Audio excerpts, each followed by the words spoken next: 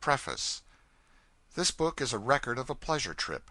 If it were a record of a solemn scientific expedition, it would have about it that gravity, that profundity, and that impressive incomprehensibility which are so proper to works of that kind, and withal so attractive. Yet, notwithstanding it is only a record of a picnic, it has a purpose, which is to suggest to the reader how he would be likely to see Europe and the East if he looked at them with his own eyes instead of the eyes of those who traveled in those countries before him. I make small pretense of showing anyone how he ought to look at objects of interest beyond the sea. Other books do that, and therefore, even if I were competent to do it, there is no need. I offer no apologies for any departures from the usual style of travel writing that may be charged against me, for I think I have seen with impartial eyes, and I am sure I have written at least honestly, whether wisely or not. In this volume I have used portions of letters which I wrote for the Daily Alta California of San Francisco, the proprietors of that journal having waived their rights and given me the necessary permission. I have also inserted portions of several letters written for the New York Tribune and the New York Herald. The author, San Francisco. Chapter 1. Popular talk of the excursion. Program of the trip. Duly ticketed for the excursion. Defection of the celebrities. For months the great pleasure excursion to Europe and the Holy Land was chatted about in the newspapers everywhere in America, and discussed at countless firesides. It was a novelty in the way of excursions; its like had not been thought of before, and it compelled that interest which attractive novelties always command. It was to be a picnic on a gigantic scale. The participants in it, instead of freighting an ungainly steam ferry boat with youth and beauty and pies and doughnuts, and paddling up some obscure creek to disembark upon a grassy lawn and wear themselves out with a long summer day's laborious frolicking under the impression that it was fun, were all to sail away in a great steamboat with flags flying and cannon pealing, and take a royal holiday beyond the broad ocean, in many a strange clime, and in many a land renowned in history. They were to sail for months over the breezy Atlantic and the sunny Mediterranean. They were to scamper about the decks by day, filling the ship with shouts and laughter, or read novels and poetry in the shade of the smokestacks, or watch for the jellyfish and the nautilus over the side, and the shark, the whale, and other strange monsters of the deep. And at night they were to dance in the open air on the upper deck, in the midst of a ballroom that stretched from horizon to horizon, and was domed by the bending heavens and lighted by no meaner lamps than the stars and the magnificent moon, dance and promenade, and smoke and sing and make love, and search the skies for constellations that never associate with the Big Dipper they were so tired of; and they were to see the ships of 20 navies, the customs and costumes of 20 curious peoples, the great cities of half a world; they were to hobnob with nobility and hold friendly converse with kings and princes, grand moguls, and the anointed lords of mighty empires. It was a brave conception. It was the offspring of a most ingenious brain. It was well advertised, but it hardly needed it. The bold originality, the extraordinary character, the seductive nature, and the vastness of the enterprise provoked comments everywhere, and advertised it in every household in the land. Who could read the program of the excursion without longing to make one of the party? I will insert it here. It is almost as good as a map. As a text for this book, nothing could be better. Excursion to the Holy Land, Egypt, the Crimea, Greece, and intermediate points of interest. Brooklyn, February 1st, 1867. The undersigned will make an excursion, as above, during the coming season, and begs to submit to you the following program: a first-class steamer, to be under his own command and capable of accommodating at least 150 cabin passengers, will be selected, in which will be taken a select company, numbering not more than 3/4 of the ship's capacity. There is good reason to believe that this company can be easily made up in this immediate vicinity of mutual friends and acquaintances. The steamer will be provided with every necessary comfort, including library and musical instruments. An experienced physician will be on board. Leaving New York about June 1st, a middle and pleasant route will be taken across the Atlantic, and passing through the group of Azores, St. Michael will be reached in about 10 days. A day or two will be spent there enjoying the fruit and wild scenery of these islands, and the voyage continued and Gibraltar reached in 3 or 4 days. A day or two will be spent here, looking over the wonderful subterraneous fortifications, permission to visit these galleries being readily obtained. From Gibraltar, running along the coasts of Spain and France, Marseilles will be reached in 3 days. Here ample time will be given not only to look over the city, which was founded 600 years before the Christian era, and its artificial port, the finest of the kind in the Mediterranean, but to visit Paris during the Great Exhibition, and the beautiful city of Lyons, lying intermediate, from the heights of which on a clear day Mont Blanc and the Alps can be distinctly seen. Passengers who may wish to extend the time at Paris can do so, and, passing down through Switzerland, rejoin the steamer at Genoa. From Marseilles to Genoa is a run of 1 night. The excursionists will have an opportunity to look over this, the magnificent city of palaces, and visit the birthplace of Columbus, 12 miles off, over a beautiful road built by Napoleon I. From this point, excursions may be made to Milan, Lakes Como and Maggiore, or to Milan, Verona, famous for its extraordinary fortifications, Padua, and Venice. Or, if passengers desire to visit Parma, famous for Correggio's frescoes, and Bologna, they can by rail go on to Florence and rejoin the steamer at Leghorn, thus spending about 3 weeks amid the cities most famous for art in Italy. From Genoa, the run to Leghorn will be made along the coast in 1 night, and time appropriated to this point in which to visit Florence, its palaces and galleries, Pisa, its cathedral and leaning tower, and Lucca and its baths and Roman amphitheater. Florence, the most remote, being distant by rail about 60 miles. From Leghorn to Naples, calling at Civita Vecchia to land any who may prefer to go to Rome from that point. The distance will be made in about 36 hours. The route will lay along the coast of Italy, close by Caprera, Elba, and Corsica. Arrangements have been made to take on board at Leghorn a pilot for Caprera, and, if practicable, a call will be made there to visit the home of Garibaldi. Rome, by rail, Herculaneum, Pompeii, Vesuvius, Virgil's tomb, and possibly the ruins of Paestum can be visited, as well as the beautiful surroundings of Naples and its charming bay. The next point of interest will be Palermo, the most beautiful city of Sicily, which will be reached in 1 night from Naples. A day will be spent there, and, leaving in the evening, the course will be taken towards Athens.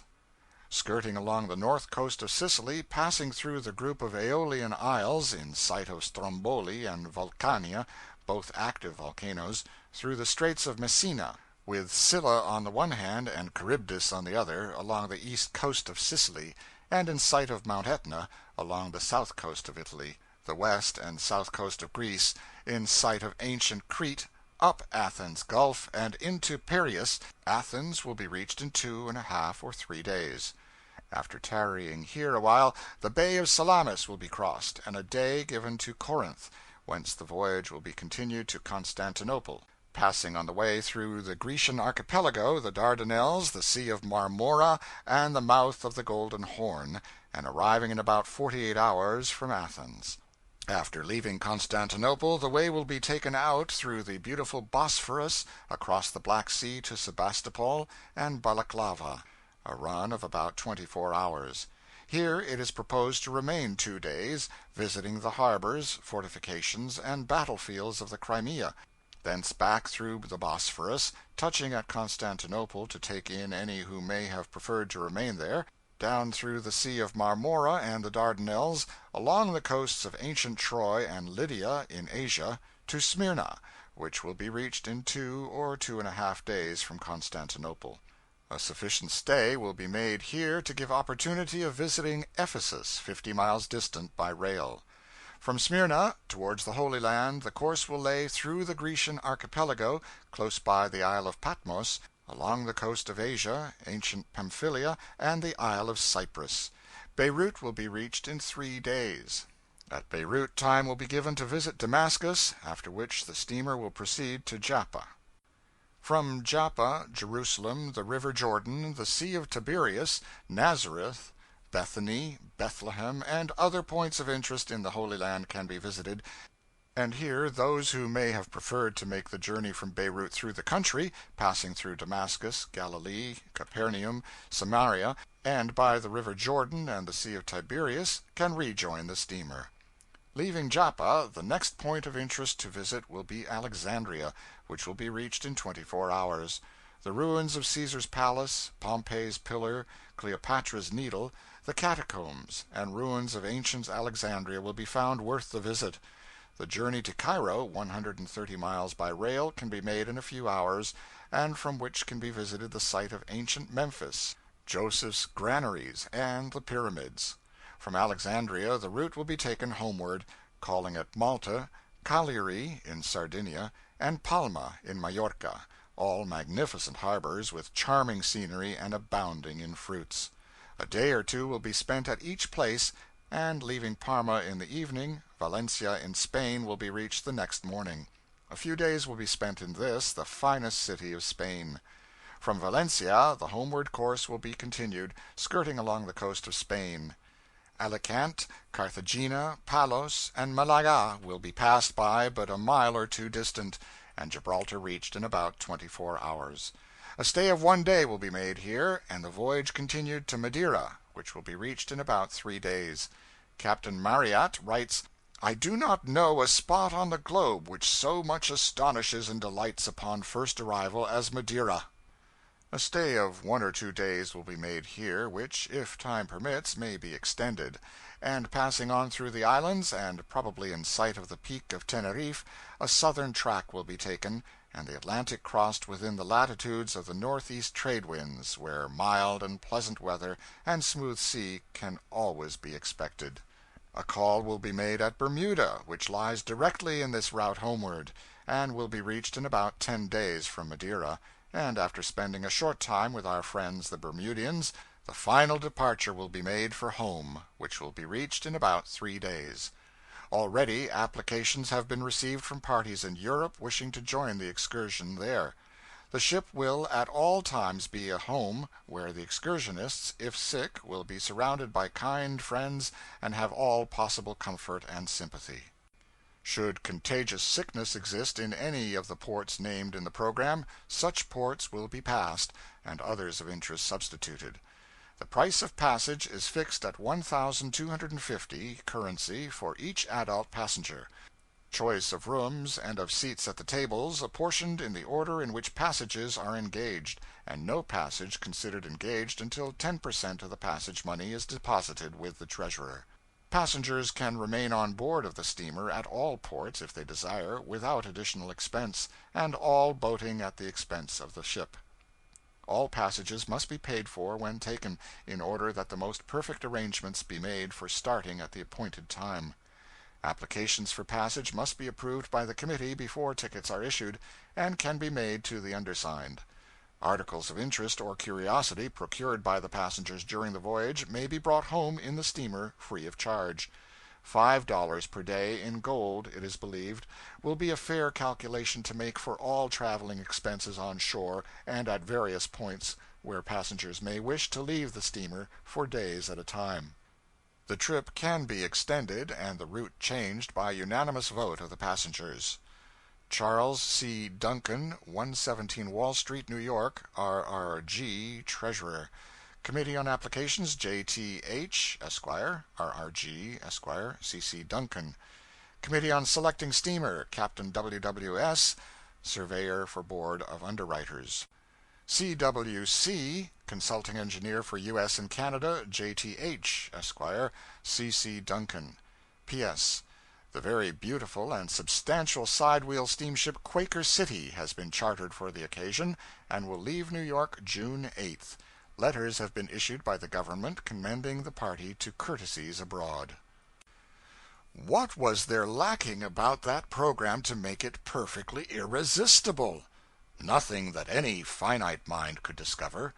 Paris, England, Scotland, Switzerland, Italy, Garibaldi, the Grecian archipelago, Vesuvius, Constantinople, Smyrna, the Holy Land, Egypt, and our friends the Bermudians, people in Europe desiring to join the excursion, contagious sickness to be avoided, boating at the expense of the ship, physician on board, the circuit of the globe to be made if the passengers unanimously desired it, the committee to be rigidly selected by a pitiless Committee on Applications, the vessel to be as rigidly selected by as pitiless a Committee on Selecting Steamer.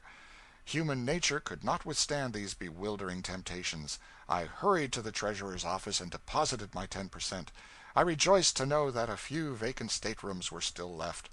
I did avoid a critical personal examination into my character by that bowelless committee, but I referred to all the people of high standing I could think of in the community who would be least likely to know anything about me. Shortly, a supplementary program was issued which set forth that the Plymouth collection of hymns would be used on board the ship. I then paid the balance of my passage money. I was provided with a receipt and duly and officially accepted as an excursionist. There was happiness in that, but it was tame compared to the novelty of being select. This supplementary program also instructed the excursionists to provide themselves with light musical instruments for amusement in the ship, with saddles for Syrian travel, green spectacles and umbrellas, veils for Egypt, and substantial clothing to use in rough pilgrimizing in the Holy Land. Furthermore, it was suggested that although the ship's library would afford a fair amount of reading matter, it would still be well if each passenger would provide himself with a few guidebooks, a Bible, and some standard works of travel. A list was appended, which consisted chiefly of books relating to the Holy Land, since the Holy Land was part of the excursion and seemed to be its main feature. Reverend Henry Ward Beecher was to have accompanied the expedition, but urgent duties obliged him to give up the idea. There were other passengers who could have been spared better, and would have been spared more willingly. The Lieutenant General Sherman was to have been of the party also, but the Indian War compelled his presence on the plains. A popular actress had entered her name on the ship's books, but something interfered, and she couldn't go. The drummer boy of the Potomac deserted, and lo, we had never a celebrity left. However, we were to have a battery of guns from the Navy Department, as per advertisement, to be used in answering royal salutes, and the document furnished by the Secretary of the Navy, which was to make General Sherman and party welcome guests in the courts and camps of the Old World, was still left to us, though both document and battery, I think, were shorn of somewhat of their original august proportions. However, had not we the seductive program still, with its Paris, its Constantinople, Smyrna, Jerusalem, Jericho, and our friends the Bermudians? What did we care? End of Chapter 1. Chapter 2. Grand Preparations. An Imposing Dignitary. The European Exodus. Mr. Blucher's Opinion. Stateroom number 10. The Assembling of the Clans. At sea at last. Occasionally during the following month I dropped in at 117 Wall Street to inquire how the repairing and refurbishing of the vessel was coming on, how additions to the passenger list were averaging, how many people the committee were decreeing not select every day, and banishing in sorrow and tribulation. I was glad to know that we were to have a little printing press on board, and issue a daily newspaper of our own. I was glad to learn that our piano, our parlor organ, and our melodeon were to be the best instruments of the kind that could be had in the market. I was proud to observe that among our excursionists were 3 ministers of the gospel, 8 doctors, 16 or 18 ladies, several military and naval chieftains with sounding titles, an ample crop of professors of various kinds, and a gentleman who had Commissioner of the United States of America to Europe, Asia, and Africa, thundering after his name in one awful blast. I had carefully prepared myself to take rather a back seat in that ship because of the uncommonly select material that would alone be permitted to pass through the camel's eye of that Committee on Credentials. I had schooled myself to expect an imposing array of military and naval heroes, and to have to set that back seat still further back in consequence of it, maybe. but I state frankly that I was all unprepared for this crusher. I fell under that titular avalanche, a torn and blighted thing. I said that if that potentate must go over in our ship, why, I supposed he must; but that to my thinking, when the United States considered it necessary to send a dignitary of that tonnage across the ocean, it would be in better taste, and safer, to take him apart and carry him over in sections in several ships. If I had only known then that he was only a common mortal, and that his mission had nothing more overpowering about it than the collecting of seeds, and uncommon yams, and extraordinary cabbages, and peculiar bullfrogs for that poor, useless, innocent, mildewed old fossil, the Smithsonian Institute, I would have felt so much relieved. During that memorable month I basked in the happiness of being for once in my life drifting with the tide of a great popular movement. Everybody was going to Europe. I, too, was going to Europe. Everybody was going to the famous Paris Exposition. I, too, was going to the Paris Exposition. The steamship lines were carrying Americans out of the various ports of the country at the rate of 4,000 or 5,000 a week in the aggregate. If I met a dozen individuals during that month who were not going to Europe shortly, I have no distinct remembrance of it now. I walked about the city a good deal with a young Mr. Blucher, who was booked for the excursion. He was confiding, good-natured, unsophisticated, companionable; but he was not a man to set the river on fire. He had the most extraordinary notions about this European exodus, and came at last to consider the whole nation as packing up for emigration to France. We stepped into a store on Broadway one day, where he bought a handkerchief; and when the man could not make change, Mr. B. said, "Never mind, I'll hand it to you in Paris." "But I am not going to Paris." What did I understand you to say?" "I said I am not going to Paris." "Not going to Paris! Well, then, where in the nation are you going to?" "Nowhere at all." "Not anywhere whatsoever? Not any place on earth but this?" "Not any place at all but just this. Stay here all summer." My comrade took his purchases, and walked out of the store without a word walked out with an injured look upon his countenance. Up the street a piece he broke silence and said impressively, "It was a lie. That is my opinion of it." In the fullness of time the ship was ready to receive her passengers. I was introduced to the young gentleman who was to be my roommate, and found him to be intelligent, cheerful of spirit, unselfish, full of generous impulses, patient, considerate, and wonderfully good-natured. Not any passenger that sailed in the Quaker City will withhold his endorsement of what I have just said. We selected a stateroom forward of the wheel, on the starboard side, below decks. It had 2 berths in it, a dismal dead light, a sink with a wash bowl in it, and a long, sumptuously cushioned locker, which was to do service as a sofa, partly, and partly as a hiding place for other things. Notwithstanding all this furniture, there was still room to turn around in, but not to swing a cat in, at least with entire security to the cat. However, the room was large, for a ship's stateroom, and was in every way satisfactory. The vessel was appointed to sail on a certain Saturday early in June. A little after noon on that distinguished Saturday I reached the ship and went on board. All was bustle and confusion. I have seen that remark before somewhere. The pier was crowded with carriages and men. Passengers were arriving and hurrying on board. The vessel's decks were encumbered with trunks and valises. Groups of excursionists, arrayed in unattractive traveling costumes, were moping about in a drizzling rain and looking as droopy and woebegone as so many molting chickens. The gallant flag was up, but it was under the spell, too, and hung limp and disheartened by the mast. Altogether it was the bluest spectacle. It was a pleasure excursion. There was no gainsaying that, because the program said so. It was so nominated in the bond, but it surely hadn't the general aspect of one. Finally, above the banging and rumbling and shouting and hissing of steam rang the order to "Cast off!" A sudden rush to the gangways, a scampering ashore of visitors, a revolution of the wheels, and we were off. The picnic was begun. Two very mild cheers went up from the dripping crowd on the pier. We answered them gently from the slippery decks. The flag made an effort to wave, and failed. The battery of guns spake not. The ammunition was out. We steamed down to the foot of the harbor and came to anchor. It was still raining, and not only raining but storming.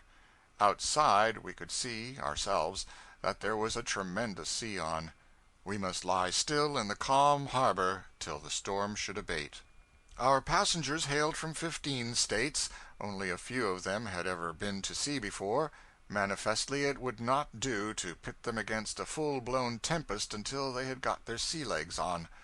Toward evening the two steam tugs that had accompanied us, with a rollicking champagne party of young New Yorkers on board who wished to bid farewell to one of our number in due and ancient form, departed, and we were alone on the deep, on deep 5 fathoms, and anchored fast to the bottom, and out in the solemn rain at that. This was pleasuring with a vengeance. It was an appropriate relief when the gong sounded for prayer meeting. The first Saturday night of any other pleasure excursion might have been devoted to whist and dancing, but I submitted to the unprejudiced mind if it would have been in good taste for us to engage in such frivolities. Considering what we had gone through, and the frame of mind we were in, we would have shone at a wake, but not at anything more festive. However, there is always a cheering influence about the sea, and in my berth that night, rocked by the measured swell of the waves and lulled by the murmur of the distant surf, I soon passed tranquilly out of all consciousness of the dreary experiences of the day and damaging premonitions of the future. End of Chapter 2. Chapter 3. Averaging the passengers, far, far at sea, tribulation among the patriarchs, seeking amusement under difficulties, 5 captains in the ship. All day Sunday at anchor. The storm had gone down a great deal, but the sea had not. It was still piling its frothy hills high in air outside, as we could plainly see with the glasses. We could not properly begin a pleasure excursion on Sunday. We could not offer untried stomachs to so pitiless a sea as that.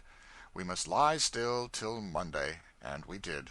But we had repetitions of church and prayer meetings, and so of course we were just as eligibly situated as we could have been anywhere. I was up early that Sabbath morning, and was early to breakfast. I felt a perfectly natural desire to have a good, long, unprejudiced look at the passengers at a time when they should be free from self-consciousness, which is at breakfast, when such a moment occurs in the lives of human beings at all. I was greatly surprised to see so many elderly people, I might almost say so many venerable people. A glance at the long lines of heads was apt to make one think it was all gray. But it was not. There was a tolerably fair sprinkling of young folks, and another fair sprinkling of gentlemen and ladies who were non-committal as to age, being neither actually old or absolutely young. The next morning we weighed anchor and went to sea. It was a great happiness to get away from this dragging, dispiriting delay. I thought there never was such gladness in the air before, such brightness in the sun, such beauty in the sea. I was satisfied with the picnic then, and with all its belongings. All my malicious instincts were dead within me, and as America faded out of sight, I think a spirit of charity rose up in their place that was as boundless, for the time being, as the broad ocean that was heaving its billows about us. I wished to express my feelings, I wished to lift up my voice and sing, but I did not know anything to sing, and so I was obliged to give up the idea. It was no loss to the ship, though, perhaps. It was breezy and pleasant, but the sea was still very rough. One could not promenade without risking his neck. At one point the bowsprit was taking a deadly aim at the sun in mid-heaven, and at the next it was trying to harpoon a shark in the bottom of the ocean. What a weird sensation it is to feel the stem of a ship sinking swiftly from under you, and see the bow climbing high away among the clouds. One's safest course that day was to clasp a railing and hang on. Walking was too precarious a pastime. By some happy fortune I was not seasick. That was a thing to be proud of. I had not always escaped before. If there is one thing in the world that will make a man peculiarly and insufferably self-conceited, it is to have his stomach behave itself, the first day at sea, when nearly all his comrades are seasick.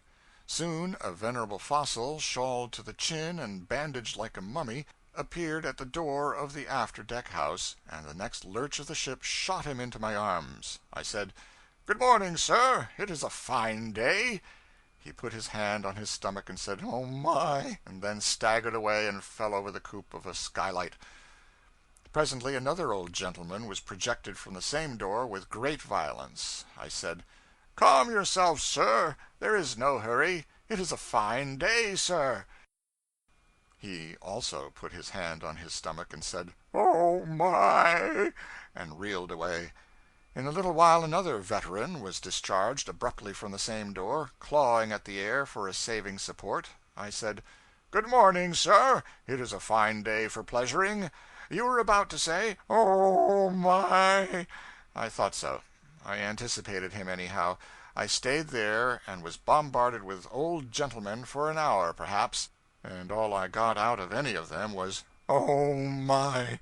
I went away then in a thoughtful mood. I said, "This is a good pleasure excursion. I like it. The passengers are not garrulous, but still they are sociable. I like those old people, but somehow they all seem to have the 'oh, my' rather bad." I knew what was the matter with them. They were seasick, and I was glad of it. We all like to see people seasick when we are not ourselves. Playing whist by the cabin lamps when it is storming outside is pleasant. Walking the quarterdeck in the moonlight is pleasant. Smoking in the breezy foretop is pleasant when one is not afraid to go up there. But these are all feeble and commonplace compared with the joy of seeing people suffering the miseries of seasickness. I picked up a good deal of information during the afternoon. At one time I was climbing up the quarterdeck when the vessel's stem was in the sky. I was smoking a cigar and feeling passably comfortable. Somebody ejaculated, "Come, now, that won't answer. Read the sign up there. No smoking abaft the wheel." It was Captain Duncan, chief of the expedition. I went forward, of course. I saw a long spyglass lying on a desk in one of the upper deck staterooms, back of the pilot house, and reached after it. There was a ship in the distance. Hands off! Come out of that!" I came out of that. I said to a deck sweep, but in a low voice, "Who is that overgrown pirate with the whiskers and the discordant voice?" "It's Captain Bursley, executive officer, sailing master." I loitered about a while, and then, for want of something better to do, fell to carving a railing with my knife. Somebody said in an insinuating, admonitory voice, "Now, say, my friend, don't you know any better than to be whittling the ship all to pieces that way? You ought to know better than that." I went back and found the deck sweep. "Who is that smooth-faced, animated outrage yonder in the fine clothes?" "That's Captain L., the owner of the ship. He's one of the main bosses." In the course of time I brought up on the starboard side of the pilot house and found a sextant lying on a bench. "Now," I said, "they 'take the sun' through this thing. I should think I might see that vessel through it." I had hardly got it to my eye when someone touched me on the shoulder and said deprecatingly, "I'll have to get you to give that to me, sir. If there's anything you'd like to know about taking the sun, I'd as soon tell you as not, but I don't like to trust anybody with that instrument. If you want any figuring done—" "Aye, aye, sir!" He was gone to answer a call from the other side. I sought the deck sweep. "Who is that spider-legged gorilla yonder, with a sanctimonious countenance?" "It's Captain Jones, sir, the chief mate." "Well, this goes clear away ahead of anything I ever heard of before. Now I ask you as a man and a brother, do you think I could venture to throw a rock here in any given direction without hitting a captain of this ship?" "Well, sir, I don't know. I think likely you'd fetch the captain of the watch, maybe, because he's a standing right yonder in the way." I went below, meditating and a little downhearted. I thought, if 5 cooks can spoil a broth, What may not 5 captains do with a pleasure excursion? End of chapter 3. Chapter 4. The Pilgrims becoming domesticated. Pilgrim life at sea. Horse billiards. The synagogue. The writing school. Jack's journal. The Q.C. Club. The magic lantern. State ball on deck. Mock trials. Charades. Pilgrim solemnity. Slow music. The executive officer delivers an opinion. We plowed along bravely for a week or more, and without any conflict of jurisdiction among the captains worth mentioning. The passengers soon learned to accommodate themselves to their new circumstances, and life in the ship became nearly as systematically monotonous as the routine of a barrack. I do not mean that it was dull, for it was not entirely so by any means, but there was a good deal of sameness about it. As is always the fashion at sea, the passengers shortly began to pick up sailor terms, a sign that they were beginning to feel at home. 6:30 was no longer 6:30 to these pilgrims from New England, the South, and the Mississippi Valley. It was 7 bells. 8, 12, and 4 o'clock were 8 bells. The captain did not take the longitude at 9 o'clock, but at 2 bells. They spoke glibly of the after cabin, the forward cabin, port and starboard, and the forecastle. At 7 bells the first gong rang. At 8 there was breakfast, for such as were not too seasick to eat it.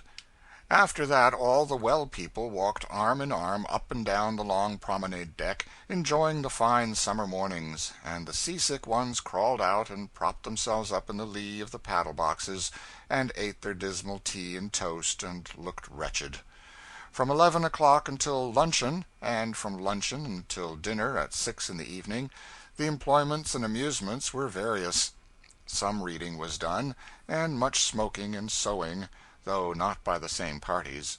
There were the monsters of the deep to be looked after and wondered at. Strange ships had to be scrutinized through opera glasses, and sage decisions arrived at concerning them.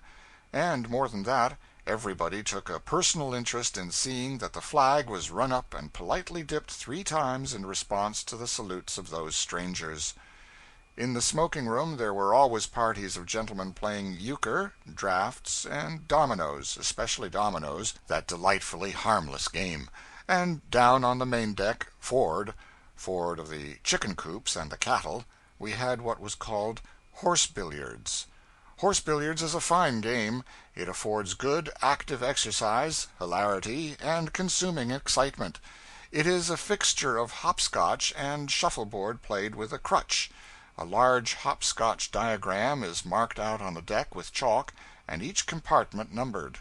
You stand off 3 or 4 steps, with some broad wooden discs before you on the deck, and these you send forward with a vigorous thrust of a long crutch. If a disc stops on a chalk line, it does not count anything.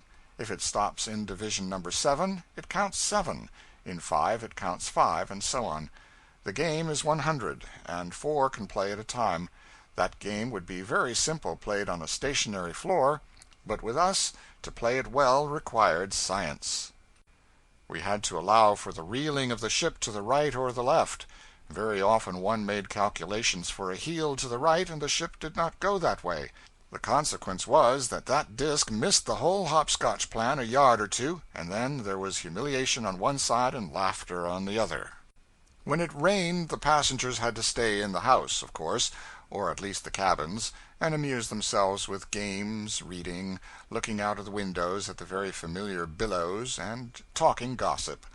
By 7 o'clock in the evening dinner was about over, an hour's promenade on the upper deck followed, then the gong sounded, and a large majority of the party repaired to the after cabin, upper, a handsome saloon 50 or 60 feet long, for prayers.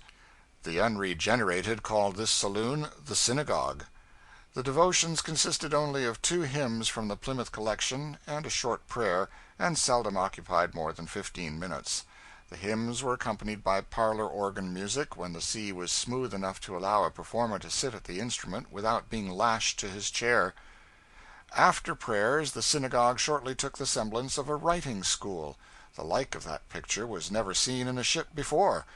Behind the long dining tables on either side of the saloon, and scattered from one end to the other of the latter, some 20 or 30 gentlemen and ladies sat them down under the swaying lamps, and for 2 or 3 hours wrote diligently in their journals. Alas, that journals so voluminously begun should come to so lame and impotent a conclusion as most of them did. I doubt if there is a single pilgrim of all that host but can show 100 fair pages of journal concerning the first 20 days' voyaging in the Quaker City, and I am morally certain that not 10 of the party can show 20 pages of journal for the succeeding 20,000 miles of voyaging. At certain periods it becomes the dearest ambition of a man to keep a faithful record of his performances in a book, and he dashes at this work with an enthusiasm that imposes on him the notion that keeping a journal is the veriest pastime in the world, and the pleasantest. But if he only lives 21 days, he will find out that only those rare natures that are made up of pluck, endurance, devotion to duty for duty's sake, and invincible determination may hope to venture upon so tremendous an enterprise as the keeping of a journal and not sustain a shameful defeat. One of our favorite youths, Jack, a splendid young fellow with a head full of good sense, and a pair of legs that were a wonder to look upon in the way of length and straightness and slimness, used to report progress every morning in the most glowing and spirited way, and say, "Oh, I'm coming along bully." He was a little given to slang in his happier moods. "I wrote 10 pages in my journal last night, and you know I wrote 9 the night before, and 12 the night before that. Why, it's only fun." "What do you find to put in it, Jack?" "Oh, everything. Latitude and longitude, noon every day, and how many miles we made last 24 hours, and all the domino games I beat, and horse billiards, and whales and sharks and porpoises, and the text of the sermon Sundays, because that'll tell at home, you know, and the ships we saluted, and what nation they were, and which way the wind was, and whether there was a heavy sea, and what sail we carried, though we don't ever carry any, principally, going against a head wind always. Wonder what is the reason of that. And how many lies Moult has told. Oh, everything. I've got everything down. My father told me to keep that journal. Father wouldn't take $1,000 for it when I get it done." "No, Jack, it will be worth more than $1,000 when you get it done." "Do you? No. But do you think it will, though?" "Yes, it will be worth at least as much as $1,000 when you get it done, maybe more." "Well, I about half think so myself. It ain't no slouch of a journal." But it shortly became a most lamentable slouch of a journal. One night in Paris, after a hard day's toil in sightseeing, I said, "Now I'll go and stroll around the cafes a while, Jack, and give you a chance to write up your journal, old fellow." His countenance lost its fire. He said, "Well, no, you needn't mind. I think I won't run that journal any more. It is awful tedious. Do you know, I reckon I'm as much as 4,000 pages behindhand. I haven't got any France in it at all.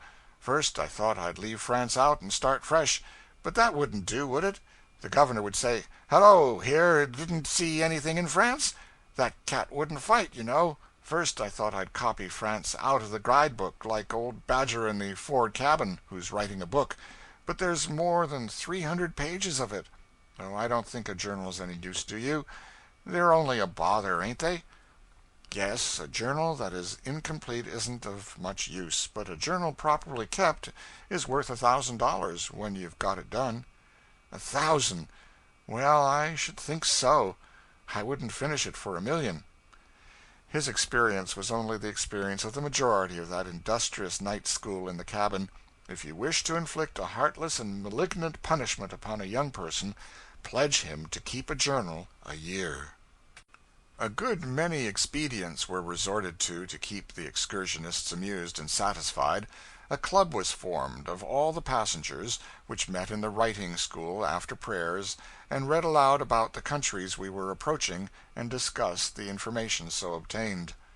Several times the photographer of the expedition brought out his transparent pictures and gave us a handsome magic lantern exhibition. His views were nearly all of foreign scenes, but there were one or two home pictures among them. He advertised that he would open his performance in the after cabin at 2 bells (9 p.m.), and show the passengers where they shall eventually arrive, which was all very well, but by a funny accident the first picture that flamed out upon the canvas was a view of Greenwood Cemetery. On several starlight nights we danced on the upper deck, under the awnings, and made something of a ballroom display of brilliancy by hanging a number of ship's lanterns to the stanchions.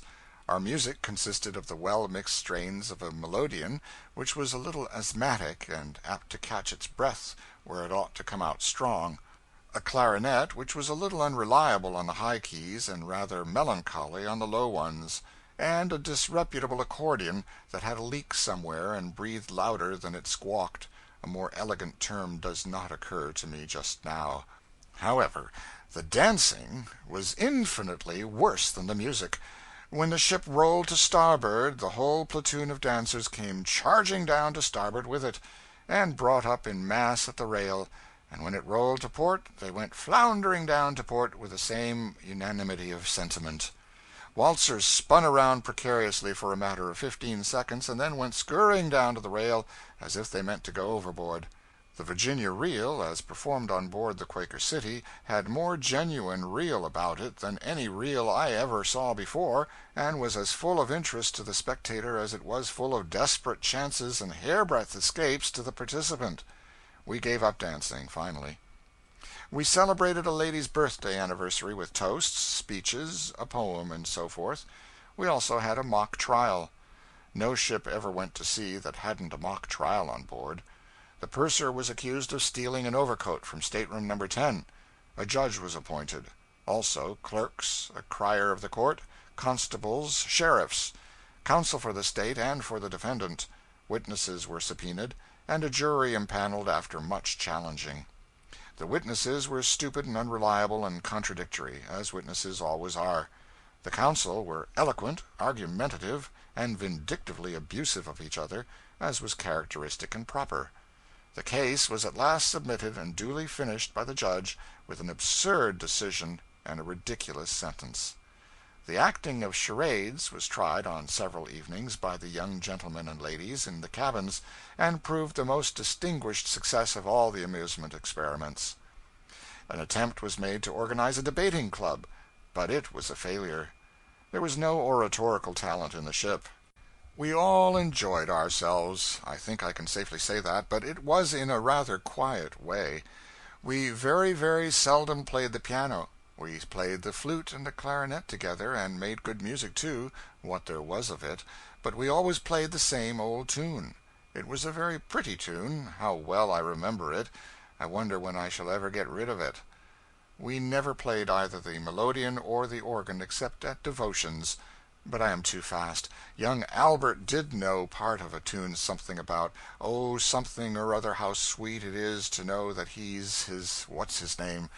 I do not remember the exact title of it, but it was very plaintive and full of sentiment. Albert played that pretty much all the time, until we contracted with him to restrain himself.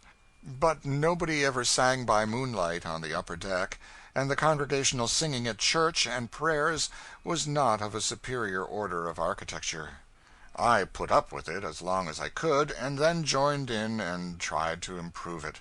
But this encouraged young George to join in too, and that made a failure of it, because George's voice was just turning, and when he was singing a dismal sort of bass it was apt to fly off the handle and startle everybody with a most discordant cackle on the upper notes. George didn't know the tunes either, which was also a drawback to his performances. I said, "Come now, George, don't improvise. It looks too egotistical. It will provoke remark. Just stick to Coronation, like the others. It is a good tune. You can't improve it any, just offhand in this way." "Why, I'm not trying to improve it, and I am singing like the others, just as it is in the notes." And he honestly thought he was, too. And so he had no one to blame but himself when his voice caught on the center, occasionally, and gave him the lockjaw. There were those among the unregenerated who attributed the unceasing headwinds to our distressing choir music. There were those who said openly that it was taking chances enough to have such ghastly music going on, even when it was at its best, and that to exaggerate the crime by letting George help was simply flying in the face of Providence. These said that the choir would keep up their lacerating attempts at melody until they would bring down a storm some day that would sink the ship. There were even grumblers at the prayers. The executive officers said the pilgrims had no charity.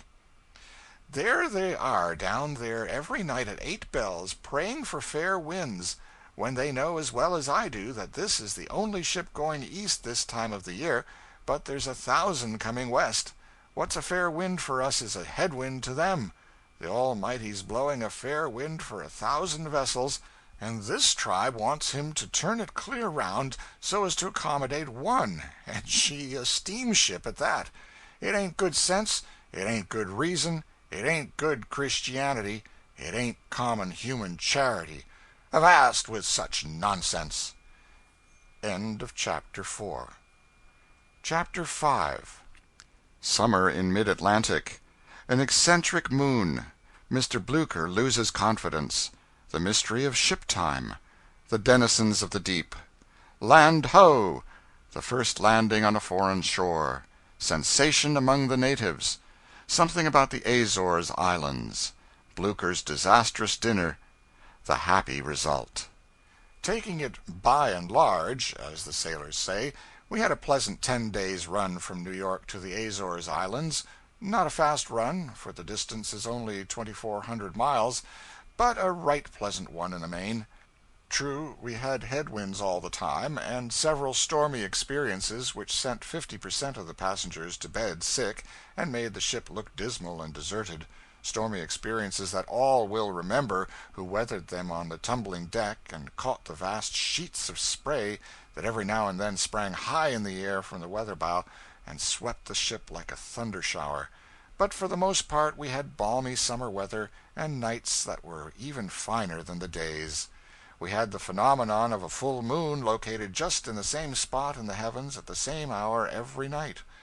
The reason of this singular conduct on the part of the moon did not occur to us at first, but it did afterward when we reflected that we were gaining about 20 minutes every day because we were going east so fast. We gained just about enough every day to keep along with the moon. It was becoming an old moon to the friends we had left behind us, but to us Joshuas it stood still in the same place and remained always the same. Young Mr. Blucher, who is from the far west and is on his first voyage, was a good deal worried by the constantly changing ship time. He was proud of his new watch at first, and used to drag it out promptly when 8 bells struck at noon, but he came to look after a while as if he were losing confidence in it. 7 days out from New York he came on deck and said with great decision, "This thing's a swindle." "What's a swindle?" "Why, this watch. I bought her out in Illinois, gave $150 for her, and I thought she was good. And by George she is good on shore, but somehow she don't keep up her lick here on the water. Gets seasick, maybe. She skips. She runs along regular enough till 11:30, and then all of a sudden she lets down. I've set that old regulator up faster and faster till I've showed it clear around, but it don't do any good. She just distances every watch in the ship, and clatters along in a way that's astonishing till it is noon, and them 8 bells always get in about 10 minutes ahead of her anyway. I don't know what to do with her now. She's doing all she can. She's going her best gait, but it won't save her. Now, don't you know there ain't a watch in the ship that's making better time than she is, but what does it signify? When you hear them 8 bells, you'll find her just about 10 minutes short of her score, sure." The ship was gaining a full hour every 3 days, and this fellow was trying to make his watch go fast enough to keep up to her. But, as he had said, he had pushed the regulator up as far as it would go, and the watch was on its best gait, and so nothing was left him but to fold his hands and see the ship beat the race. We sent him to the captain, and he explained to him the mystery of ship time and set his troubled mind at rest. This young man asked a great many questions about seasickness before we left, and wanted to know what its characteristics were and how he was to tell when he had it. He found out. We saw the usual sharks, blackfish, porpoises, etc., of course, and by large schools of Portuguese men of war were added to the regular list of sea wonders. Some of them were white and some of a brilliant carmine color. The Nautilus is nothing but a transparent web of jelly that spreads itself to catch the wind, and has fleshy looking strings a foot or two long dangling from it to keep it steady in the water. It is an accomplished sailor and has good sailor judgment. It reefs its sail when a storm threatens or the wind blows pretty hard, and furls it entirely and goes down when a gale blows.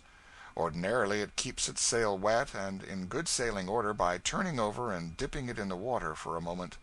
Seamen say the Nautilus is only found in these waters between the 35th and 45th parallels of latitude. At 3 o'clock on the morning of the 21st of June, we were awakened and notified that the Azore Islands were in sight. I said I did not take any interest in islands at 3 o'clock in the morning. But another persecutor came, and then another, and finally, believing that the general enthusiasm would permit no one to slumber in peace, I got up and went sleepily on deck. It was 5:30 o'clock now, and a raw, blustering morning. The passengers were huddled about the smoke stacks and fortified behind ventilators, and all were wrapped in wintry costumes and looking sleepy and unhappy in the pitiless gale and the drenching spray. The island in sight was Flores. It seemed only a mountain of mud standing up out of the dull mists of the sea, but as we bore down upon it the sun came out and made it a beautiful picture, a mass of green farms and meadows that swelled up to a height of 1,500 feet and mingled its upper outlines with the clouds. It was ribbed with sharp, steep ridges and cloven with narrow canyons, and here and there on the heights rocky upheavals shaped themselves into mimic battlements and castles, and out of rifted clouds came broad shafts of sunlight that painted summit and slope and glen with bands of fire, and left belts of somber shade between. It was the aurora borealis of the frozen pole exiled to a summer land.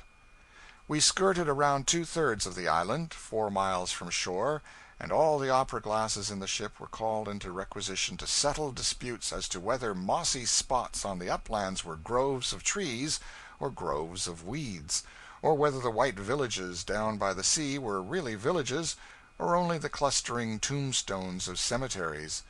Finally we stood to sea and bore away for San Miguel, and Flores shortly became a dome of mud again, and sank down among the mists and disappeared. But to many a seasick passenger it was good to see the green hills again, and all were more cheerful after this episode than anybody could have expected them to be, considering how sinfully early they had gotten up. But we had to change our purpose about San Miguel, for a storm came up about noon that so tossed and pitched the vessel that common sense dictated a run for shelter. Therefore we steered for the nearest island of the group, Fayal. The people there pronounce it Fayal, and put the accent on the first syllable. We anchored in the open roadstead of Horta, half a mile from the shore. The town has 8,000 to 10,000 inhabitants. Its snow-white houses nestle cozily in a sea of fresh green vegetation, and no village could look prettier or more attractive. It sits in the lap of an amphitheater of hills which are 300 to 700 feet high, and carefully cultivated clear to their summits, not a foot of soil left idle. Every farm and every acre is cut up into little square enclosures by stone walls, whose duty it is to protect the growing products from the destructive gales that blow there. These hundreds of green squares, marked by their black lava walls, make the hills look like vast checkerboards. The islands belong to Portugal, and everything in Fayal has Portuguese characteristics about it, but more of that anon. A swarm of swarthy, noisy, lying, shoulder-shrugging, gesticulating Portuguese boatmen, with brass rings in their ears and fraud in their hearts, climbed the ship's sides, and various parties of us contracted with them to take us ashore at so much a head, silver coin of any country.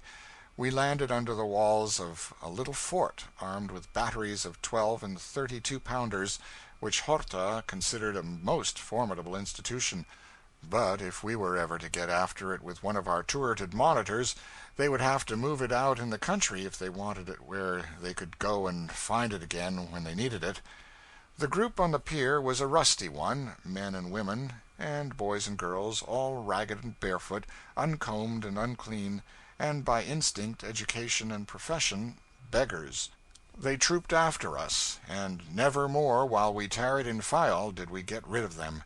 We walked up the middle of the principal street, and these vermin surrounded us on all sides and glared upon us. And every moment excited couples shot ahead of the procession to get a good look back, just as village boys do when they accompany the elephant on his advertising trip from street to street. It was very flattering to me to be part of the material for such a sensation. Here and there in the doorways we saw women with fashionable Portuguese hoods on. This hood is of thick blue cloth attached to a cloak of the same stuff, and is a marvel of ugliness.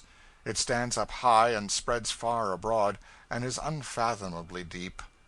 It fits like a circus tent, and a woman's head is hidden away in it like the man's who prompts the singers from his tin shed in the stage of an opera. There is no particle of trimming about this monstrous capote, as they call it. It is just a plain, ugly, dead blue mass of sail, and a woman can't go within 8 points of the wind with one of them on. She has to go before the wind or not at all. The general style of the capote is the same in all the islands, and will remain so for the next 10,000 years, but each island shapes its capotes just enough differently from the others to enable an observer to tell at a glance what particular island a lady hails from. The Portuguese pennies, or reis, pronounced rays, are prodigious.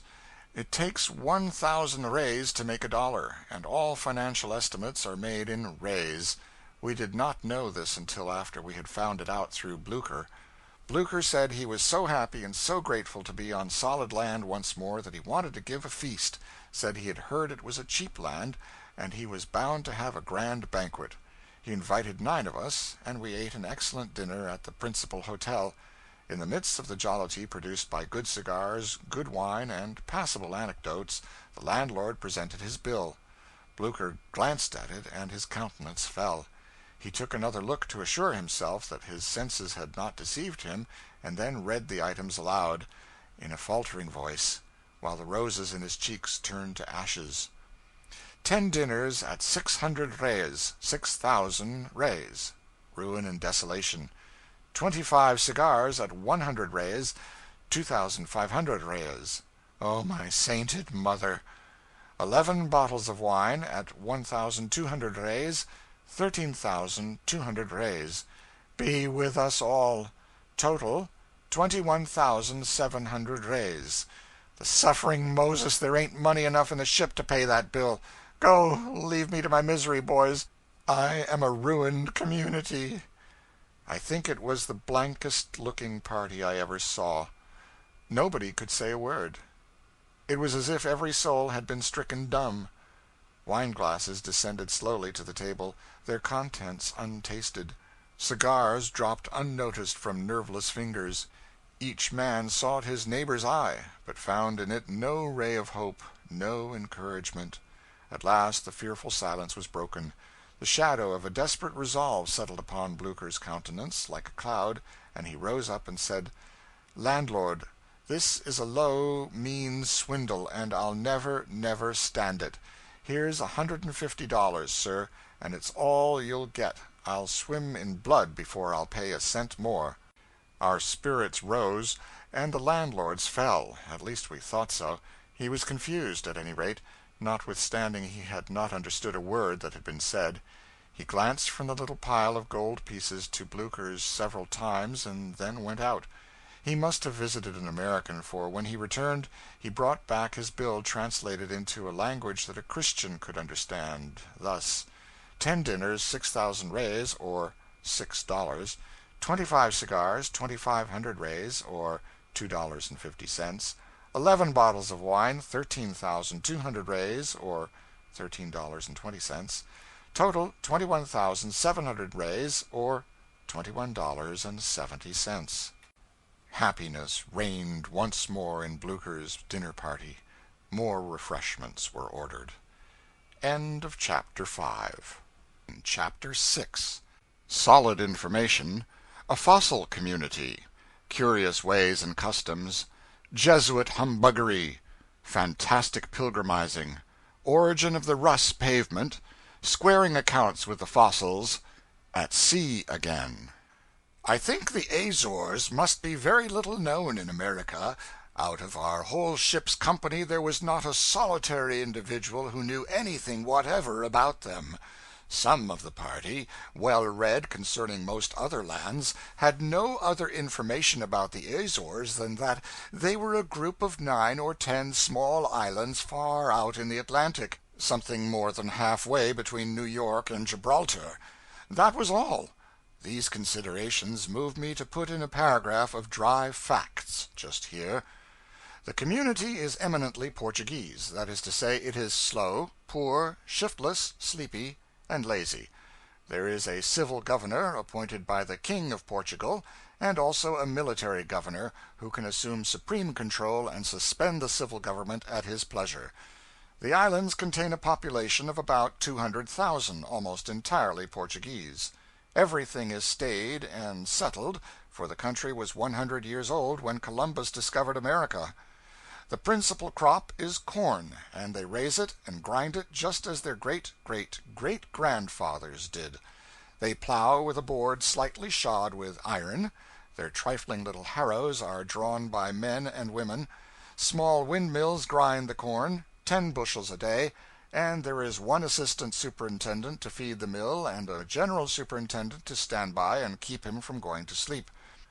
When the wind changes, they hitch on some donkeys and actually turn the whole upper half of the mill around until the sails are in proper position, instead of fixing the concern so that the sails could be moved instead of the mill.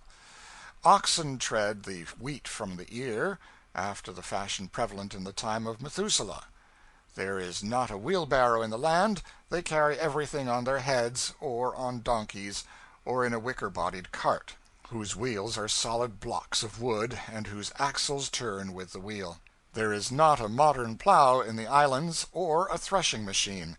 All attempts to introduce them have failed. The good Catholic Portuguese crossed himself, and prayed God to shield him from all blasphemous desire to know more than his father did before him. The climate is mild. They never have snow or ice, and I saw no chimneys in the town. The donkeys and the men, women, and children of a family all eat and sleep in the same room, and are unclean, are ravaged by vermin, and are truly happy. The people lie and cheat the stranger, and are desperately ignorant, and have hardly any reverence for their dead. The latter trait shows how little better they are than the donkeys they eat and sleep with. The only well-dressed Portuguese in the camp are the half a dozen well-to-do families, the Jesuit priests, and the soldiers of the little garrison. The wages of a laborer are 20 to 24 cents a day, and those of a good mechanic about twice as much. They count it in reis at 1,000 to the dollar, and this makes them rich and contented. Fine grapes used to grow in the islands, and an excellent wine was made and exported. But a disease killed all the vines 15 years ago, and since that time no wine has been made. The islands being wholly of volcanic origin, the soil is necessarily very rich. Nearly every foot of ground is under cultivation, and 2 or 3 crops a year of each article are produced, but nothing is exported save a few oranges, chiefly to England. Nobody comes here, and nobody goes away. News is a thing unknown in Fayal. A thirst for it is a passion equally unknown. A Portuguese of average intelligence inquired if our Civil War was over. Because, he said, somebody had told him it was, or at least it ran in his mind that somebody had told him something like that.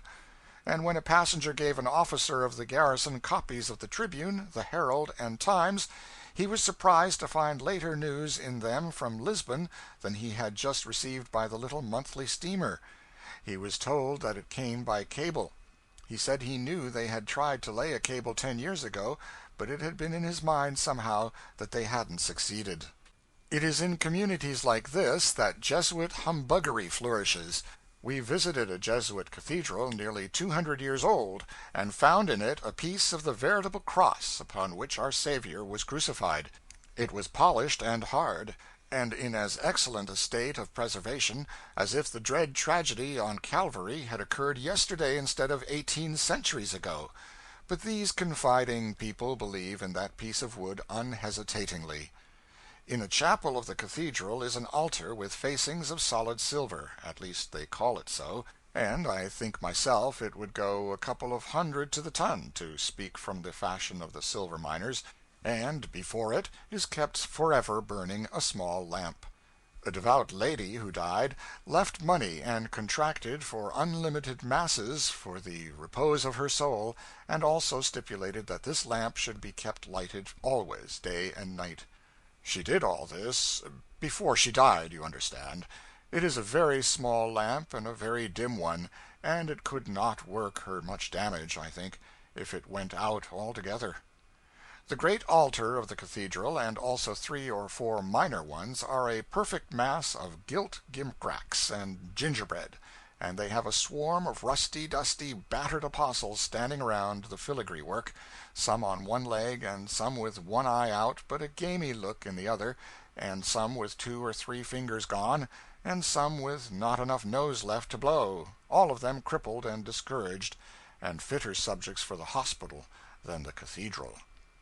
The walls of the chancel are of porcelain, all pictured over with figures of almost life size, very elegantly wrought and dressed in the fanciful costumes of 2 centuries ago. The design was a history of something or somebody, but none of us were learned enough to read the story. The old father, reposing under a stone close by, dated 1686, might have told us if he could have risen, but he didn't. As we came down through the town we encountered a squad of little donkeys ready saddled for use. The saddles were peculiar, to say the least.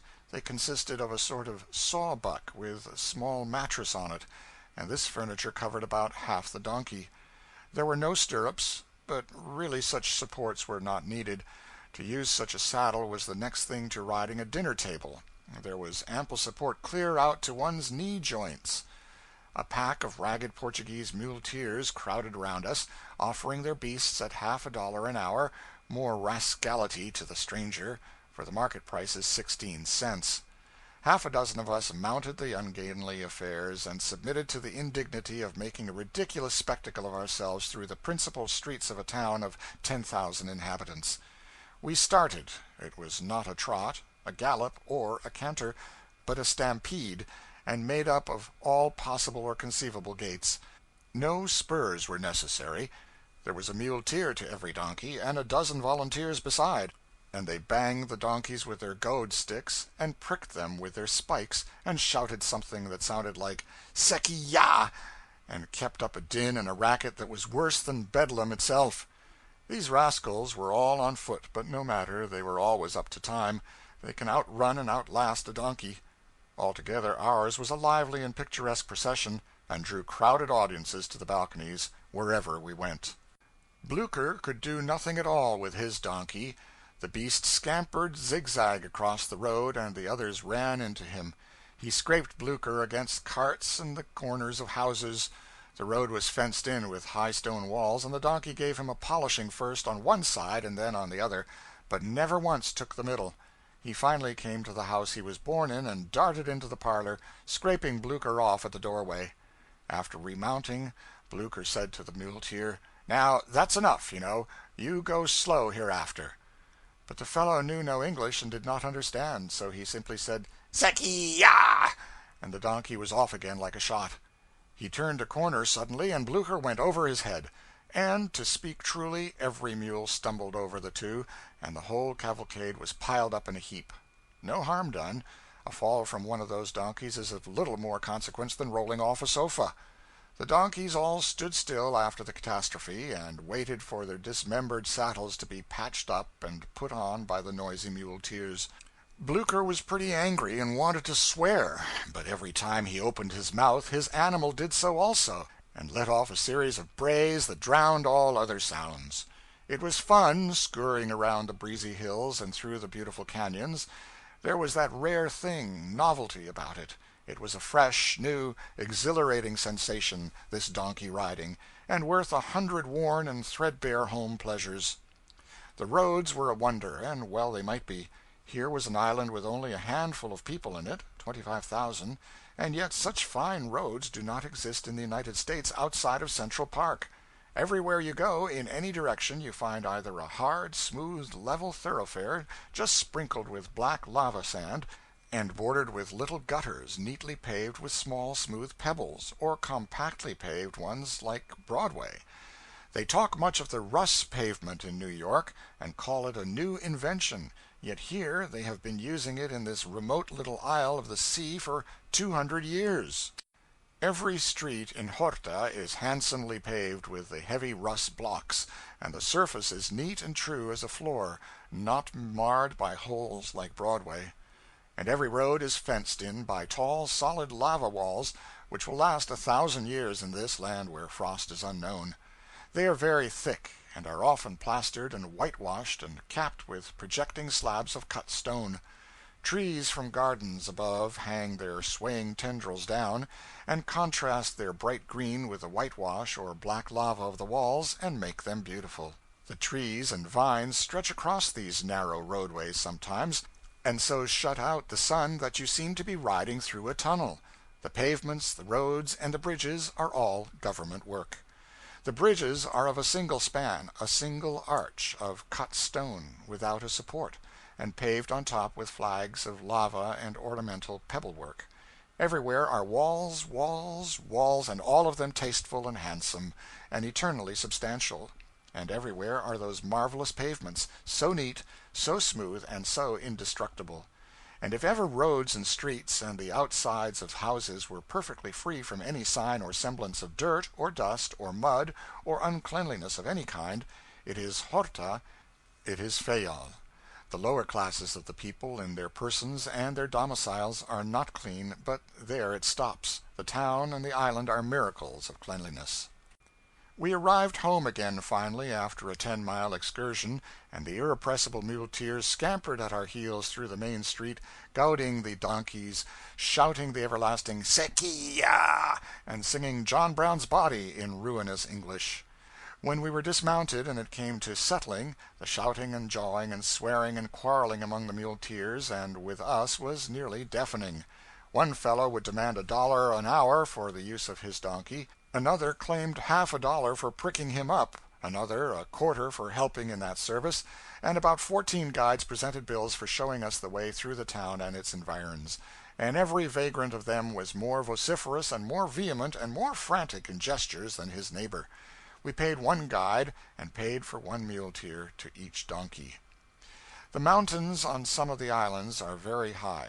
We sailed along the shore of the island of Pico, under a stately green pyramid that rose up with one unbroken sweep from our very feet to an altitude of 7,613 feet, and thrust its summit above the white clouds like an island adrift in a fog.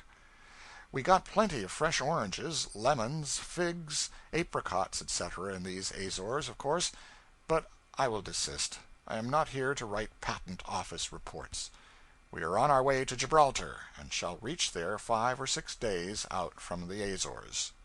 End of Chapter 6. Chapter 7. A Tempest at Night. Spain and Africa on Exhibition. Greeting a Majestic Stranger. The Pillars of Hercules. The Rock of Gibraltar. Tiresome Repetition. The Queen's Chair. Serenity Conquered. Curiosities of the Secret Caverns. Personnel of Gibraltar. Some Odd Characters. A Private Frolic in Africa. Bearding a Moorish Garrison without Loss of Life. Vanity Rebuked. Disembarking in the Empire of Morocco. A week of buffeting a tempestuous and relentless sea. A week of seasickness and deserted cabins, of lonely quarter-decks drenched with spray so ambitious that it even coated the smokestacks thick with a white crust of salt to their very tops. A week of shivering in the shelter of the lifeboats and deck-houses by day, and blowing suffocating clouds and boisterously performing at dominoes in the smoking-room at night. And the last night of the 7 was the stormiest of all. There was no thunder, no noise but the pounding bows of the ship, the keen whistling of the gale through the cordage, and the rush of the seething waters. But the vessel climbed aloft as if she would climb to heaven, then paused an instant that seemed a century, and plunged headlong down again, as from a precipice. The sheeted sprays drenched the decks like rain. The blackness of darkness was everywhere. At long intervals a flash of lightning clove it with a quivering line of fire that revealed a heaving world of water where was nothing before, kindled the dusky cordage to glittering silver, and lit up the faces of the men with a ghastly luster. Fear drove many on deck that were used to avoiding the night winds and the spray. Some thought the vessel could not live through the night, and it seemed less dreadful to stand out in the midst of the wild tempest and see the peril that threatened than to be shut up in the sepulchral cabins under the dim lamps and imagine the horrors that were abroad on the ocean. And once out, once where they could see the ship struggling in the strong grasp of the storm, once where they could hear the shriek of the winds, and face the driving spray, and look out upon the majestic picture the lightnings disclosed, they were prisoners to a fierce fascination they could not resist, and so remained. It was a wild night, and a very, very long one. Everybody was sent scampering to the deck at 7 o'clock this lovely morning of the 13th of June, with the glad news that land was in sight. It was a rare thing and a joyful to see all the ship's family abroad once more, albeit the happiness that sat upon every countenance could only partly conceal the ravages which that long siege of storms had wrought there. But dull eyes soon sparkled with pleasure, pallid cheeks flushed again, and frames weakened by sickness gathered new life from the quickening influences of the bright fresh morning. Yea, and from still more potent influence, the worn castaways were to see the blessed land again, and to see it was to bring back that motherland that was in all their thoughts. Within the hour we were fairly within the Straits of Gibraltar, the tall yellow-splotched hills of Africa on our right, with their bases veiled in the blue haze and their summits swathed in clouds, the same being according to Scripture, which says that clouds and darkness are over the land. The words were spoken of this particular portion of Africa, I believe. On our left were the granite-ribbed domes of Old Spain. The strait is only 13 miles wide in its narrowest part. At short intervals along the Spanish shore were quaint-looking old stone towers, Moorish, we thought, but learned better afterwards. In former times the Morocco rascals used to coast along the Spanish Main in their boats till a safe opportunity seemed to present itself, and then dart in and capture a Spanish village and carry off all the pretty women they could find. It was a pleasant business, and was very popular. The Spaniards built these watchtowers on the hills to enable them to keep a sharper lookout on the Moroccan speculators. The picture, on the other hand, was very beautiful to eyes weary of the changeless sea, and by the ship's company grew wonderfully cheerful. But while we stood admiring the cloud-capped peaks and lowlands robed in misty gloom, a finer picture burst upon us and chained every eye like a magnet. A stately ship, with canvas piled on canvas till she was one towering mass of bellying sail. She came speeding over the sea like a great bird. Africa and Spain were forgotten. All homage was for the beautiful stranger. While everybody gazed, she swept superbly by and flung the stars and stripes to the breeze. Quicker than thought, hats and handkerchiefs flashed in the air, and a cheer went up. She was beautiful before, she was radiant now. Many a one on our decks knew then for the first time how tame a sight his country's flag is at home compared to what it is in a foreign land. To see it is to see a vision of home itself and all its idols, and feel a thrill that would stir a very river of sluggish blood.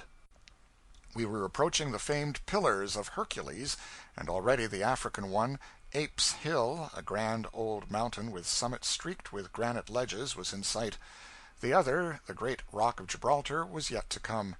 The ancients considered the Pillars of Hercules the head of navigation and the end of the world. The information the ancients didn't have was very voluminous. Even the prophets wrote book after book and epistle after epistle, yet never once hinted at the existence of a great continent on our side of the water, yet they must have known it was there, I should think. In a few moments a lonely and enormous mass of rock, standing seemingly in the center of the wide strait and apparently washed on all sides by the sea, swung magnificently into view, and we needed no tedious traveled parrot to tell us it was Gibraltar. There could not be two rocks like that in one kingdom. The Rock of Gibraltar is about a mile and a half long, I should say, by 1,400 to 1,500 feet high, and a quarter of a mile wide at its base. One side and one end of it come about as straight up out of the sea as the side of a house. The other end is irregular, and the other side is a steep slant which an army would find very difficult to climb. At the foot of this slant is the walled town of Gibraltar, or rather the town occupies part of the slant. Everywhere, on hillside, in the precipice, by the sea, on the heights, everywhere you choose to look, Gibraltar is clad with masonry and bristling with guns. It makes a striking and lively picture from whatsoever point you contemplate it. It is pushed out into the sea on the end of a flat, narrow strip of land, and is suggestive of a gob of mud on the end of a shingle. A few hundred yards of this flat ground at its base belongs to the English, and then, extending across the strip from the Atlantic to the Mediterranean, a distance of a quarter of a mile, comes the neutral ground, a space 200 or 300 yards wide, which is free to both parties. "Are you going through Spain to Paris?" That question was bandied about the ship day and night from Fayal to Gibraltar, and I thought I never could get so tired of hearing any one combination of words again, or more tired of answering, "I don't know." At the last moment 6 or 7 had sufficient decision of character to make up their minds to go, and did go, and I felt a sense of relief at once. It was forever too late now, and I could make up my mind at my leisure not to go. I must have a prodigious quantity of mind. It takes me as much as a week sometimes to make it up. But behold how annoyances repeat themselves. We had no sooner gotten rid of the Spain distress than the Gibraltar guide started another, a tiresome repetition of a legend that had nothing very astonishing about it, even in the first place. That high hill yonder is called the Queen's Chair. It is because one of the queens of Spain placed her chair there when the French and the Spanish troops were besieging Gibraltar, and said she would never move from the spot till the English flag was lowered from the fortresses.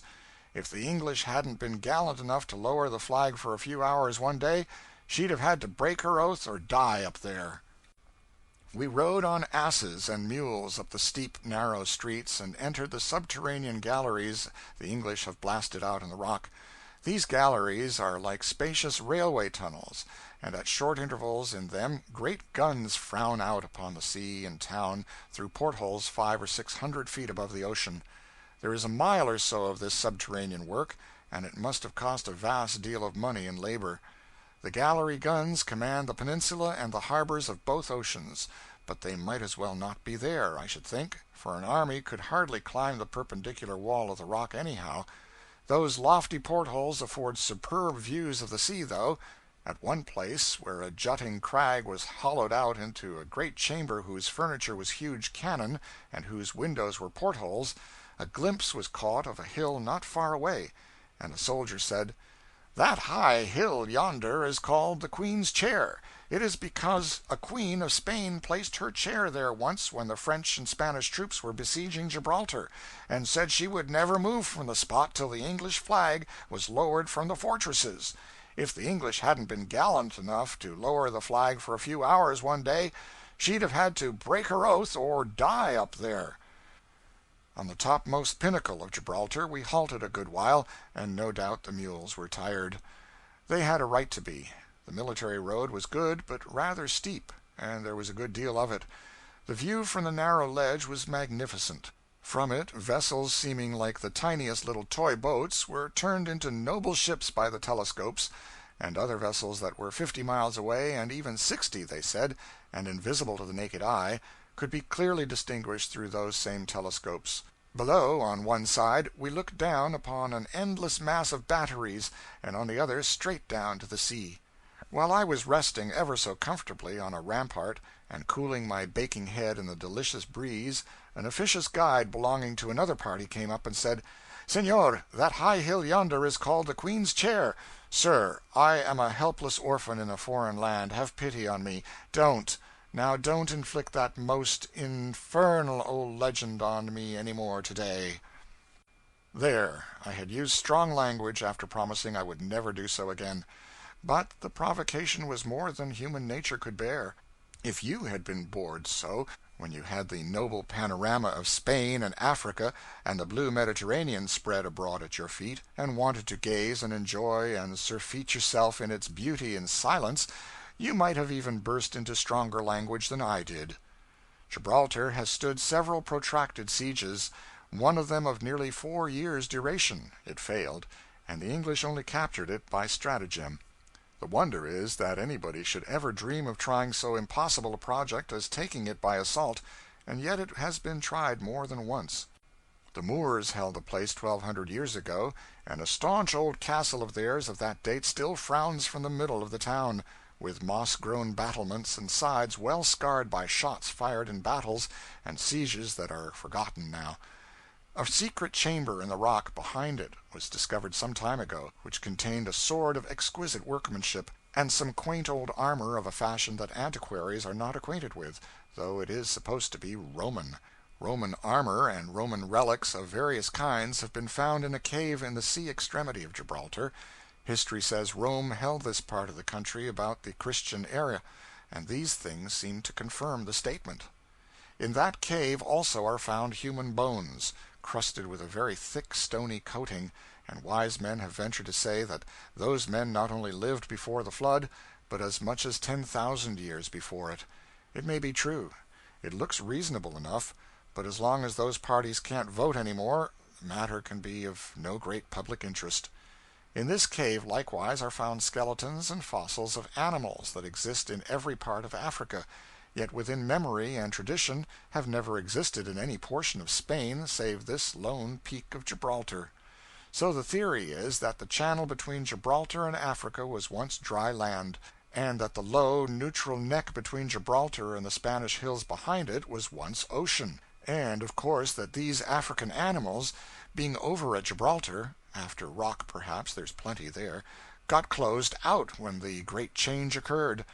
The hills in Africa across the channel are full of apes, and there are now and always have been apes on the rock of Gibraltar, but not elsewhere in Spain. The subject is an interesting one.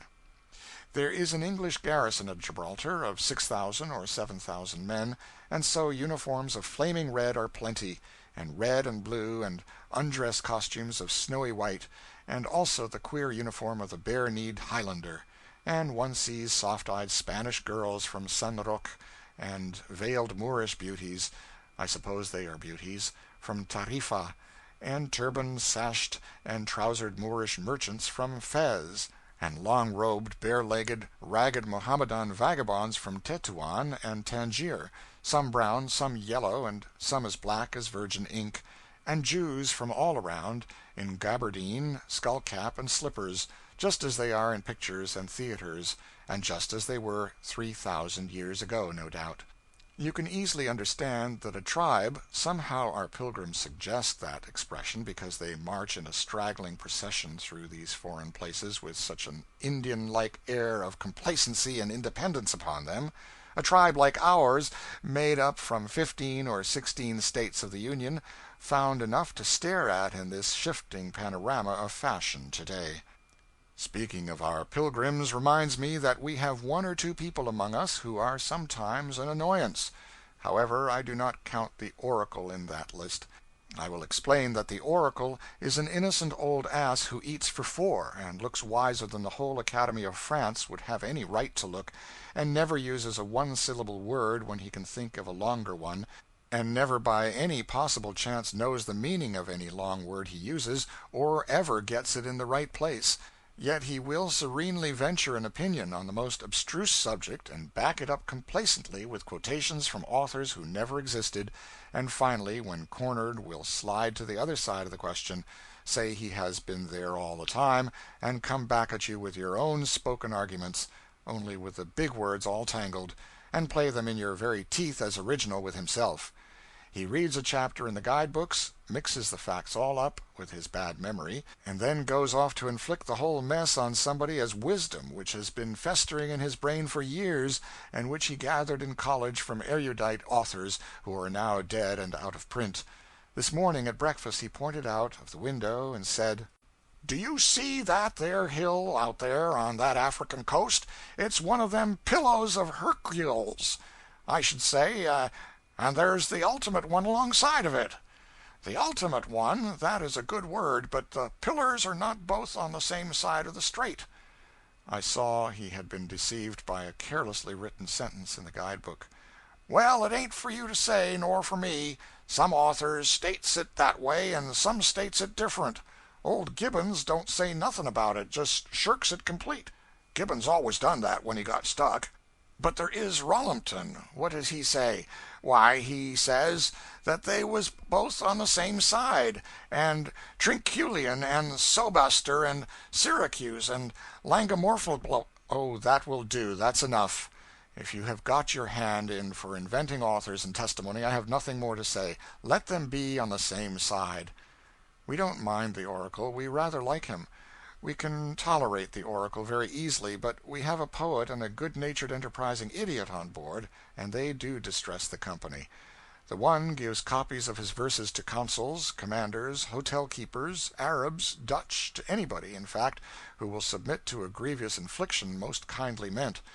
His poetry is all very well on shipboard, notwithstanding when he wrote an Ode to the Ocean in a Storm in 1/2 hour, and an Apostrophe to the Rooster in the Waist of the Ship in the next, the transition was considered to be rather abrupt, but when he sends an invoice of rhymes to the governor of Fayal, and another to the commander-in-chief and other dignitaries in Gibraltar, with the compliments of the laureate of the ship, it is not popular with the passengers.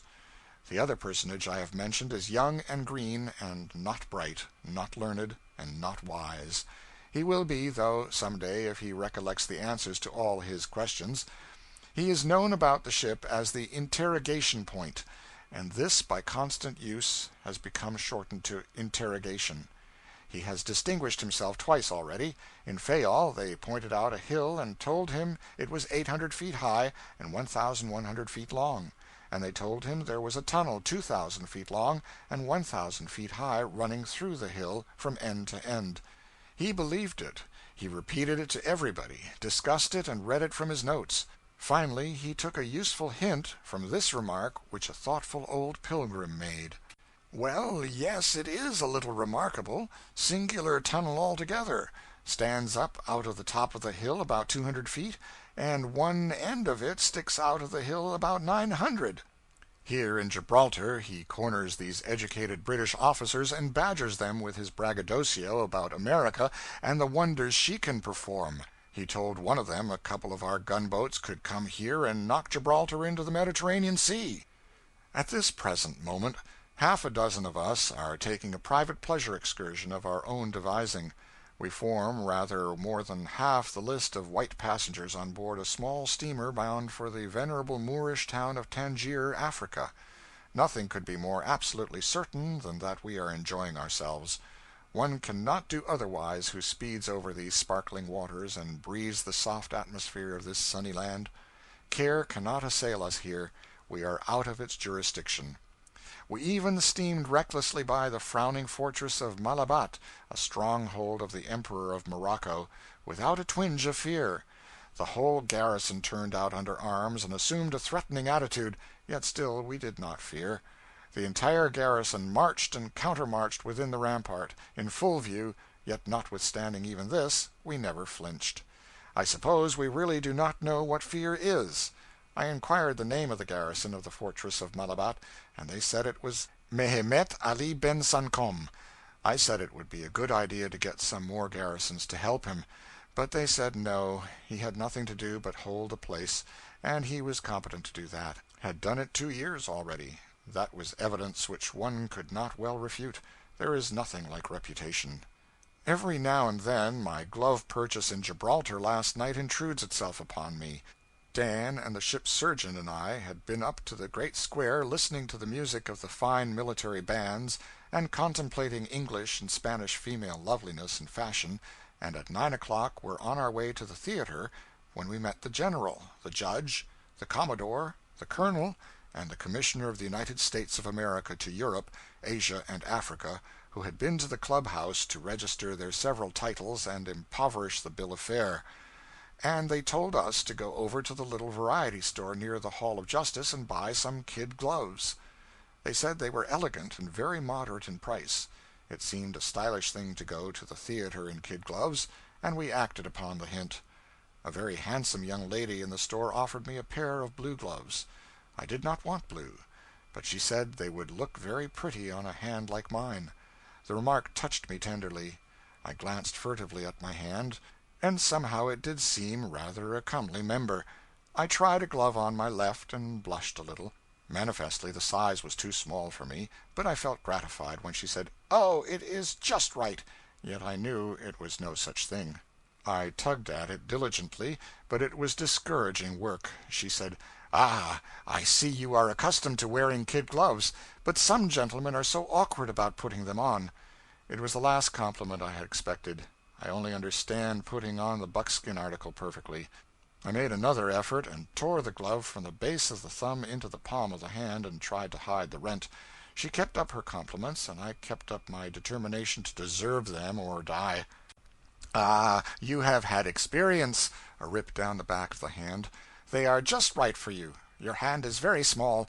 If they tear you need not pay for them," a rent across the middle.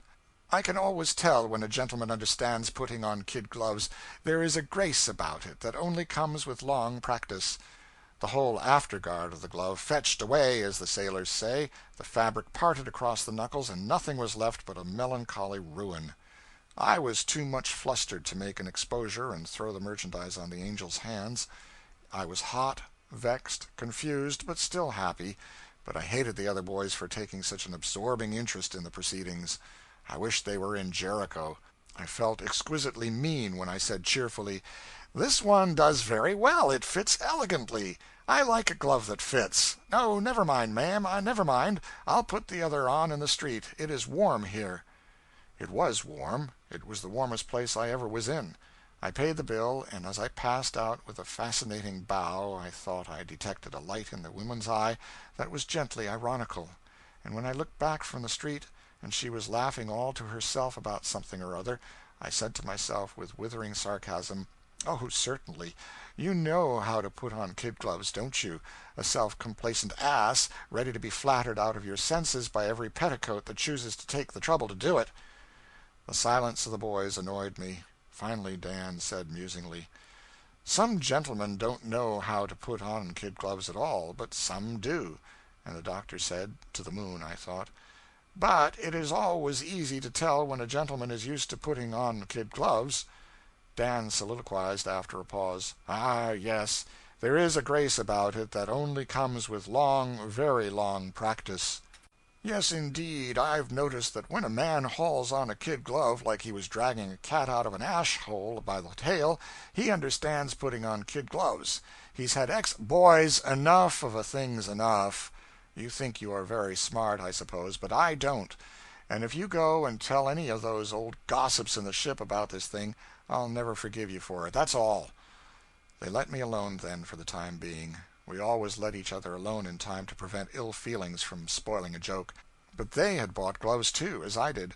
We threw all the purchases away together this morning. They were coarse, unsubstantial, freckled all over with broad yellow splotches, and could neither stand wear nor public exhibition. We had entertained an angel unawares, but we did not take her in. She did that for us.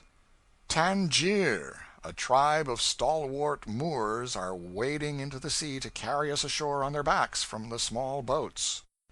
End of chapter 7. Chapter 8. The ancient city of Tangier, Morocco. Strange sights. A cradle of antiquity. We become wealthy. How they rob the mail in Africa. The danger of being opulent in Morocco. This is royal.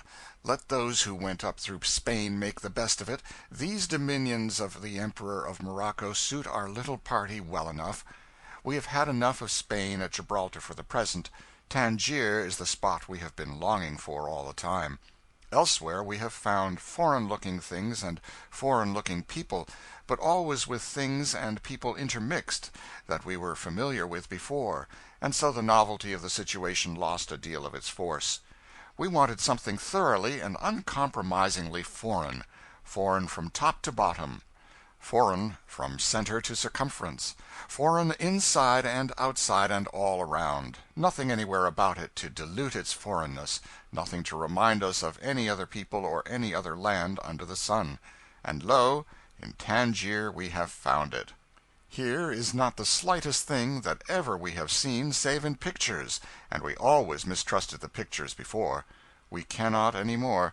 The pictures used to seem exaggerations. They seemed too weird and fanciful for reality. But, behold, they were not wild enough. They were not fanciful enough. They were not half the story. Tangier is a foreign land if ever there was one, and the true spirit of it can never be found in any book save the Arabian Nights. Here are no white men visible, yet swarms of humanity are all about us. Here is a packed and jammed city, enclosed in a massive stone wall which is more than 1,000 years old. All the houses nearly are 1 and 2 story, made of thick walls of stone, plastered outside, square as a dry goods box, flat as a floor on top, no cornices, whitewashed all over, a crowded city of snowy tombs. And the doors are arched with the peculiar arch we see in Moorish pictures. The floors are laid in vari-colored diamond flags. In tessellated, many-colored porcelain squares wrought in the furnaces of Fez, in red tiles and broad bricks that time cannot wear, there is no furniture in the rooms, of Jewish dwellings, save divans. What there is in Moorish ones no man may know. Within their sacred walls no Christian dog can enter. And the streets are oriental, some of them 3 feet wide, some 6, but only 2 that are over a dozen. A man can blockade the most of them by extending his body across them. Isn't it an oriental picture? There are stalwart Bedouins of the desert here, and stately Moors proud of a history that goes back to the night of time, and Jews whose fathers fled hither centuries upon centuries ago, and swarthy Riffians from the mountains, born cutthroats, and original genuine Negroes as black as Moses, and howling dervishes, and 100 breeds of Arabs, all sorts and descriptions of people that are foreign and curious to look upon. And their dresses are strange beyond all description. Here is a bronzed Moor in a prodigious white turban, curiously embroidered jacket, gold and crimson sash of many folds, wrapped round and round his waist, trousers that only come a little below his knee and yet have 20 yards of stuff in them, ornamented scimitar, bare shins, stockingless feet, yellow slippers, and gun of prosperous length, a mere soldier. I thought he was the emperor at least. And here are aged Moors with flowing white beards and long white robes with vast cowls, and Bedouins with long cowled striped cloaks, and Negroes and Riffians with heads clean shaven, except a kinky scalp lock back of the ear, or, rather, upon the after corner of the skull, and all sorts of barbarians in all sorts of weird costumes, and all more or less ragged. And here are Moorish women, who are enveloped from head to foot in coarse white robes, and whose sex can only be determined by the fact that they only leave one eye visible, and never look at men of their own race, or are looked at by them in public. Here are 5,000 Jews in blue gabardines, sashes about their waists, slippers upon their feet, little skull-caps upon the backs of their heads, hair combed down on the forehead, and cut straight across the middle of it, from side to side, the self-same fashion their Tangier ancestors have worn for I don't know how many bewildering centuries. Their feet and ankles are bare. Their noses are all hooked, and hooked alike. They all resemble each other so much that one could almost believe they were of one family. Their women are plump and pretty, and do smile upon a Christian in a way which is in the last degree comforting. What a funny old town it is! It seems like profanation to laugh and jest and bandy the frivolous chat of our day amid its hoary relics.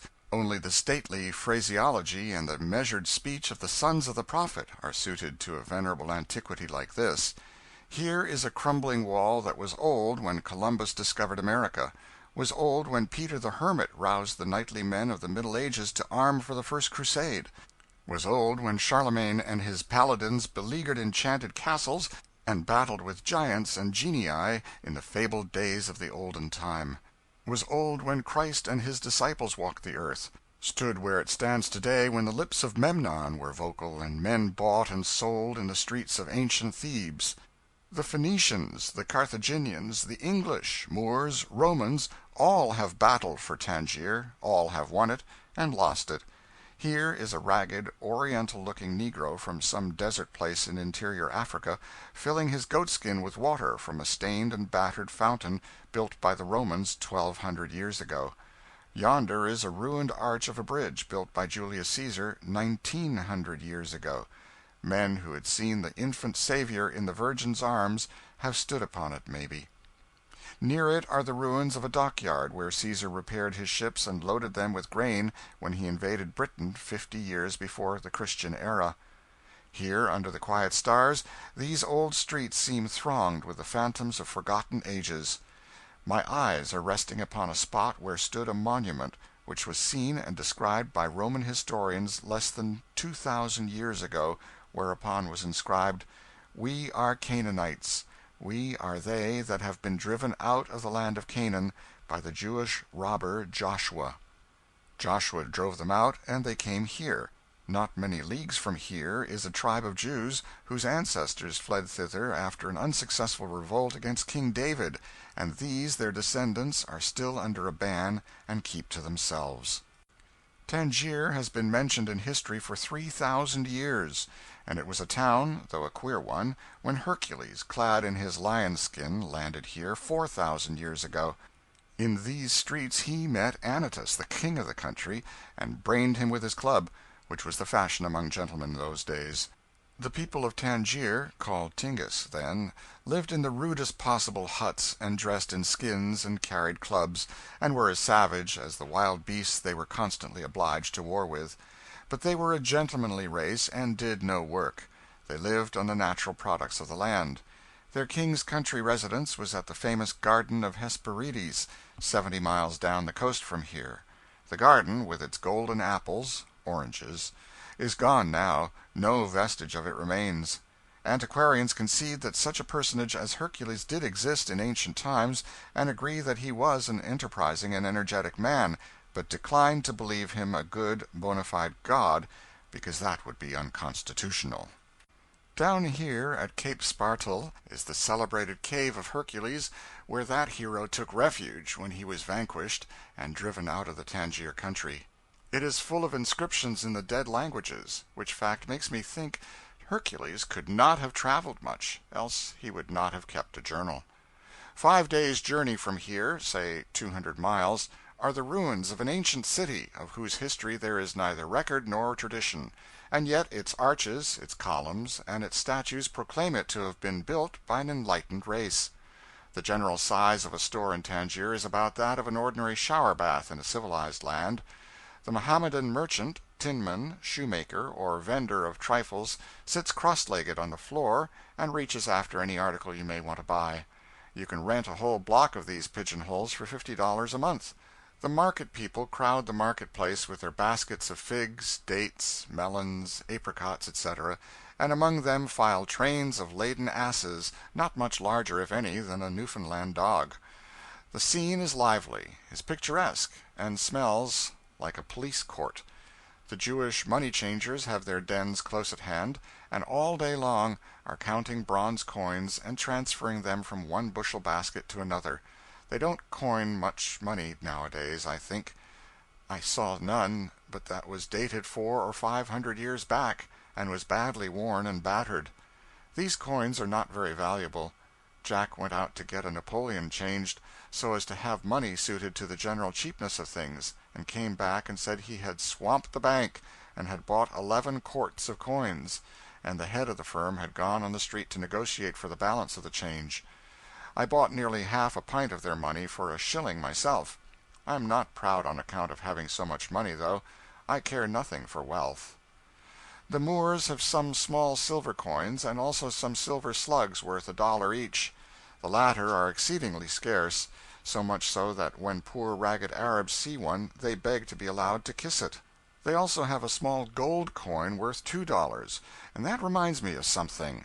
When Morocco is in a state of war, Arab couriers carry letters through the country and charge a liberal postage, Every now and then they fall into the hands of marauding bands and get robbed. Therefore, warned by experience, as soon as they have collected $2 worth of money, they exchange it for one of those little gold pieces, and when robbers come upon them, swallow it. The stratagem was good while it was unsuspected, but after that the marauders simply gave the sagacious United States mail an anemic and sat down to wait. The Emperor of Morocco is a soulless despot, and the great officers under him are despots on a smaller scale. There is no regular system of taxation, but when the Emperor or the Bashaw want money, they levy on some rich man, and he has to furnish the cash or go to prison. Therefore, few men in Morocco dare to be rich. It is too dangerous a luxury. Vanity occasionally leads a man to display wealth, but sooner or later the Emperor trumps up a charge against him, any sort of one will do, and confiscates his property. Of course, there are many rich men in the empire, but their money is buried, and they dress in rags and counterfeit poverty. Every now and then the Emperor imprisons a man who is suspected of the crime of being rich, and makes things so uncomfortable for him that he is forced to discover where he has hidden his money. Moors and Jews sometimes place themselves under the protection of the foreign consuls, and then they can flout their riches in the Emperor's face with impunity. End of Chapter 8. Chapter 9. A Pilgrim in Deadly Peril. How they mended the clock. Moorish punishments for crime. Marriage customs. Looking several ways for Sunday. Shrewd practice of Mohammedan pilgrims. Reverence for cats. Bliss of being a consul general. About the first adventure we had yesterday afternoon after landing here came near finishing that heedless Blucher. He had just mounted some mules and asses and started out under the guardianship of the stately, the princely, the magnificent Haji Muhammad Lamarti, may his tribe increase, when we came upon a fine Moorish mosque, with tall tower, rich with checker-work of many-colored porcelain, and every part and portion of the edifice adorned with the quaint architecture of the Alhambra, and Blucher started to ride into the open doorway. A startling "Hey! Hi!" from our camp followers and a loud "Halt!" from an English gentleman in the party checked the adventurer, and then we were informed that so dire a profanation is it for a Christian dog to set foot upon the sacred threshold of a Moorish mosque that no amount of purification can ever make it fit for the faithful to pray in again. Had Blucher succeeded in entering the place, he would no doubt have been chased through the town and stoned. And the time has been, and not many years ago either, when a Christian would have been most ruthlessly slaughtered if captured in a mosque. We caught a glimpse of the handsome tessellated pavements within, and of the devotees performing their ablutions at the fountains. But even that we took that glimpse was a thing not relished by the Moorish bystanders. Some years ago the clock in the tower of the mosque got out of order. The Moors of Tangier have so degenerated that it has been long since there was an artificer among them capable of curing so delicate a patient as a debilitated clock. The great men of the city met in solemn conclave to consider how the difficulty was to be met. They discussed the matter thoroughly, but arrived at no solution.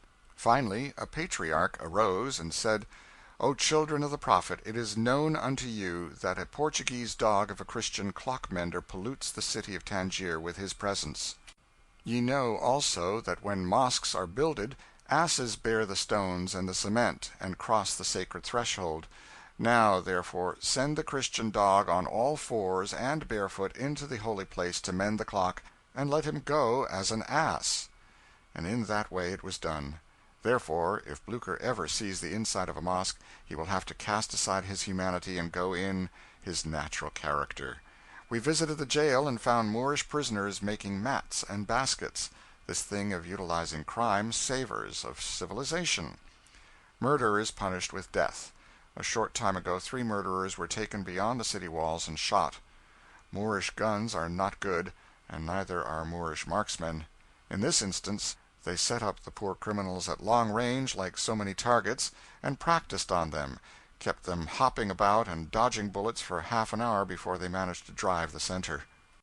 When a man steals cattle, they cut off his right hand and left leg and nail them up in the marketplace as a warning to everybody. Their surgery is not artistic. They slice around the bone a little, then break off the limb. Sometimes the patient gets well, but as a general thing he don't. However, the Moorish heart is stout.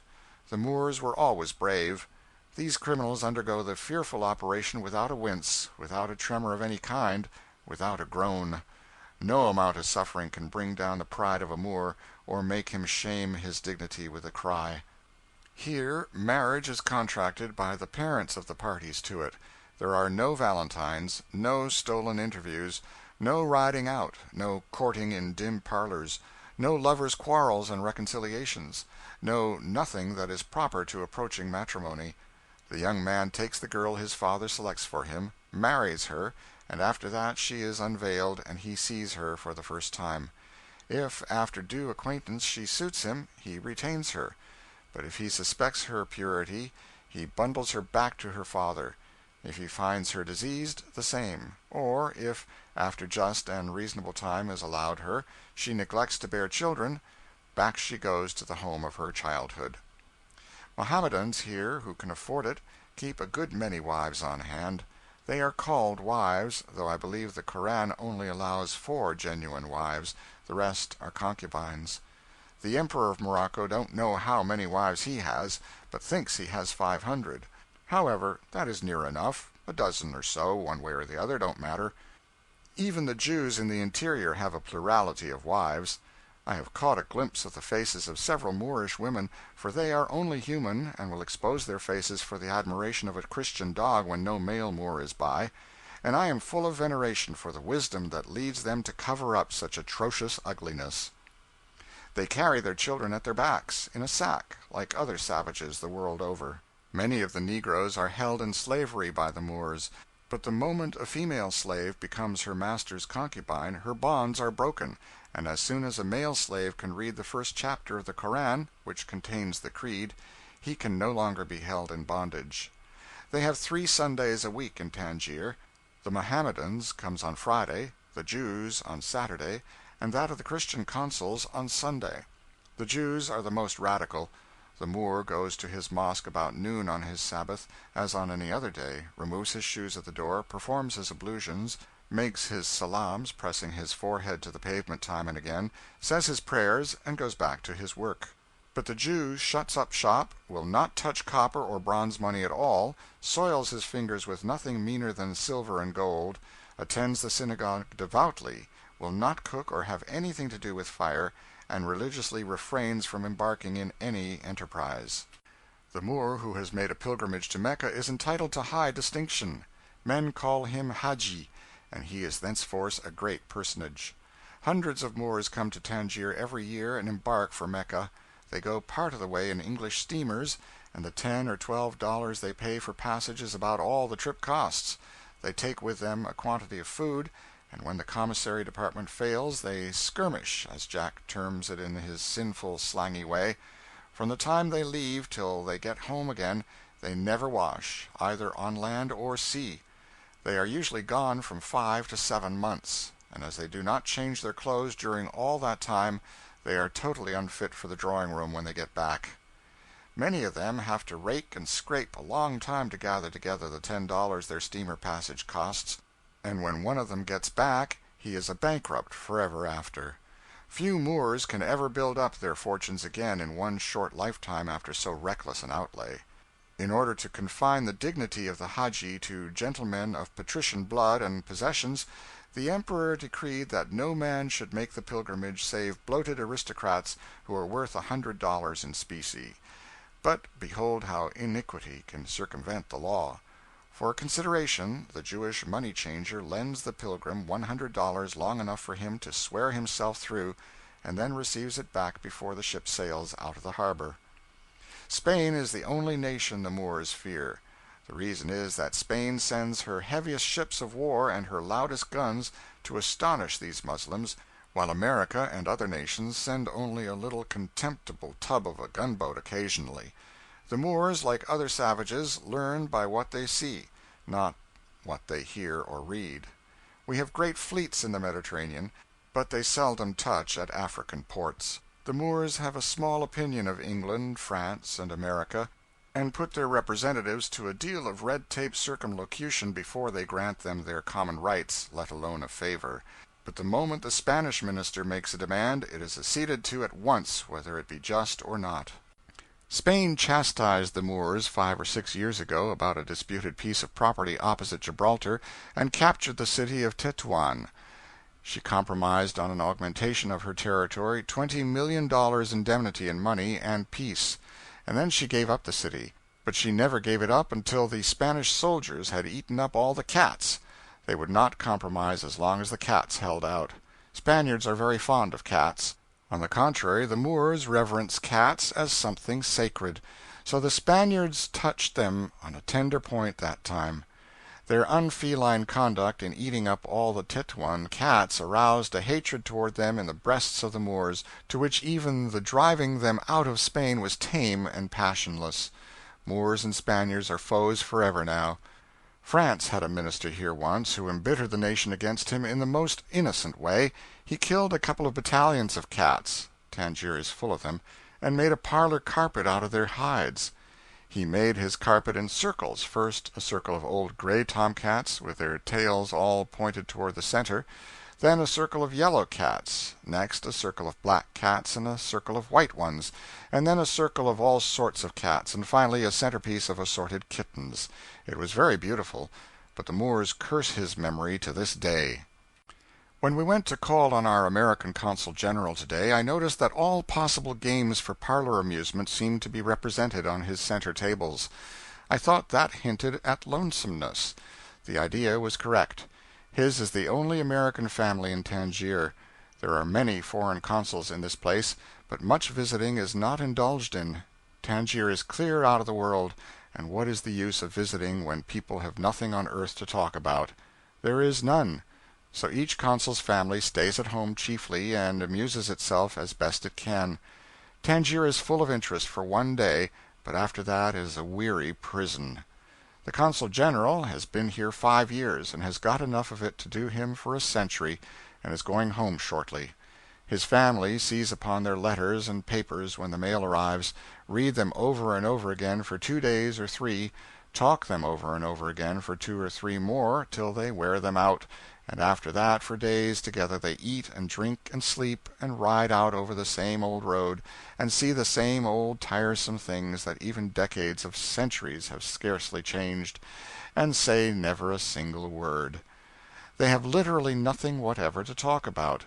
The arrival of an American man-of-war is a godsend to them. O solitude, where are the charms which sages have seen in thy face? It is the completest exile that I can conceive of. I would seriously recommend to the government of the United States that when a man commits a crime so heinous that the law provides no adequate punishment for it, they make him Consul General to Tangier. I am glad to have seen Tangier, the second oldest town in the world, but I am ready to bid it good-bye, I believe. We shall go hence to Gibraltar this evening or in the morning, and doubtless the Quaker City will sail from that port within the next 48 hours. End of Chapter 9. Chapter 10. 4th of July at sea. Mediterranean sunset. The oracle is delivered of an opinion. Celebration ceremonies. The captain's speech. France in sight. The ignorant native. In Marseille. Another blunder. Lost in the great city. Found again. A Frenchy scene. We passed the 4th of July on board the Quaker City in mid-ocean. It was in all respects a characteristic Mediterranean day, faultlessly beautiful. A cloudless sky, a refreshing summer wind, a radiant sunshine that glinted cheerily from dancing wavelets instead of crested mountains of water, a sea beneath us that was so wonderfully blue, so richly, brilliantly blue, that it overcame the dullest sensibilities with the spell of its fascination. They even have fine sunsets on the Mediterranean, a thing that is certainly rare in most quarters of the globe. The evening was sailed away from Gibraltar. That hard-featured rock was swimming in a creamy mist so rich, so soft, so enchantingly vague and dreamy, that even the oracle, that serene, that inspired, that overpowering humbug, scorned the dinner gong and tarried to worship. He said, "Well, that's gorgeous, ain't it?" They don't have none of them things in our parts, do they? I consider that them effects is on account of the superior refrangibility, as you may say, of the sun's dynamic combination with the lymphatic forces of the perihelion of Jupiter. What should you think?" "Oh, go to bed." Dan said that, and went away. "Oh, yes, it's all very well to say go to bed when a man makes an argument which another man can't answer. Dan don't never stand any chance in an argument with me, and he knows it, too. What should you say, Jack?" "Now, doctor, don't you come bothering round me with that dictionary bosh. I don't do you any harm, do I? Then you let me alone." "He's gone, too. Well, them fellows have all tracked the old oracle, as they say, but the old man's most too many for 'em. Maybe the poet Lariat ain't satisfied with them deductions." The poet replied with a barbarous rhyme, and went below. "'Pears that he can't qualify neither. Well, I didn't expect nothing out of him. I never see one of them poets yet that knowed anything. He'll go down now and grind out about 4 reams of the awfulest slush about that old rock and give it to a consul or a pilot or a nigger, or anybody he comes across first which he can impose on. Pity but somebody'd take that poor old lunatic and dig all that poetry rubbish out of him. Why can't a man put his intellect onto things that's some value? Gibbons and Hippocrates and Sarcophagus and all of them ancient philosophers was down on poets."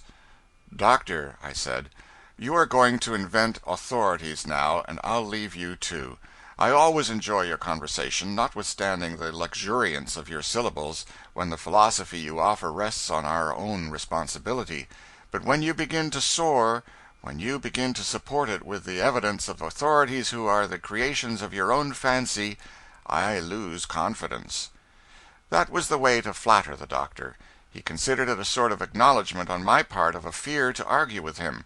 He was always persecuting the passengers with abstruse propositions framed in language that no man could understand, and they endured the exquisite torture a minute or two and then abandoned the field. A triumph like this, over half a dozen antagonists, was sufficient for one day. From that time forward he would patrol the decks beaming blandly upon all comers, and so tranquilly, blissfully happy. But I digress.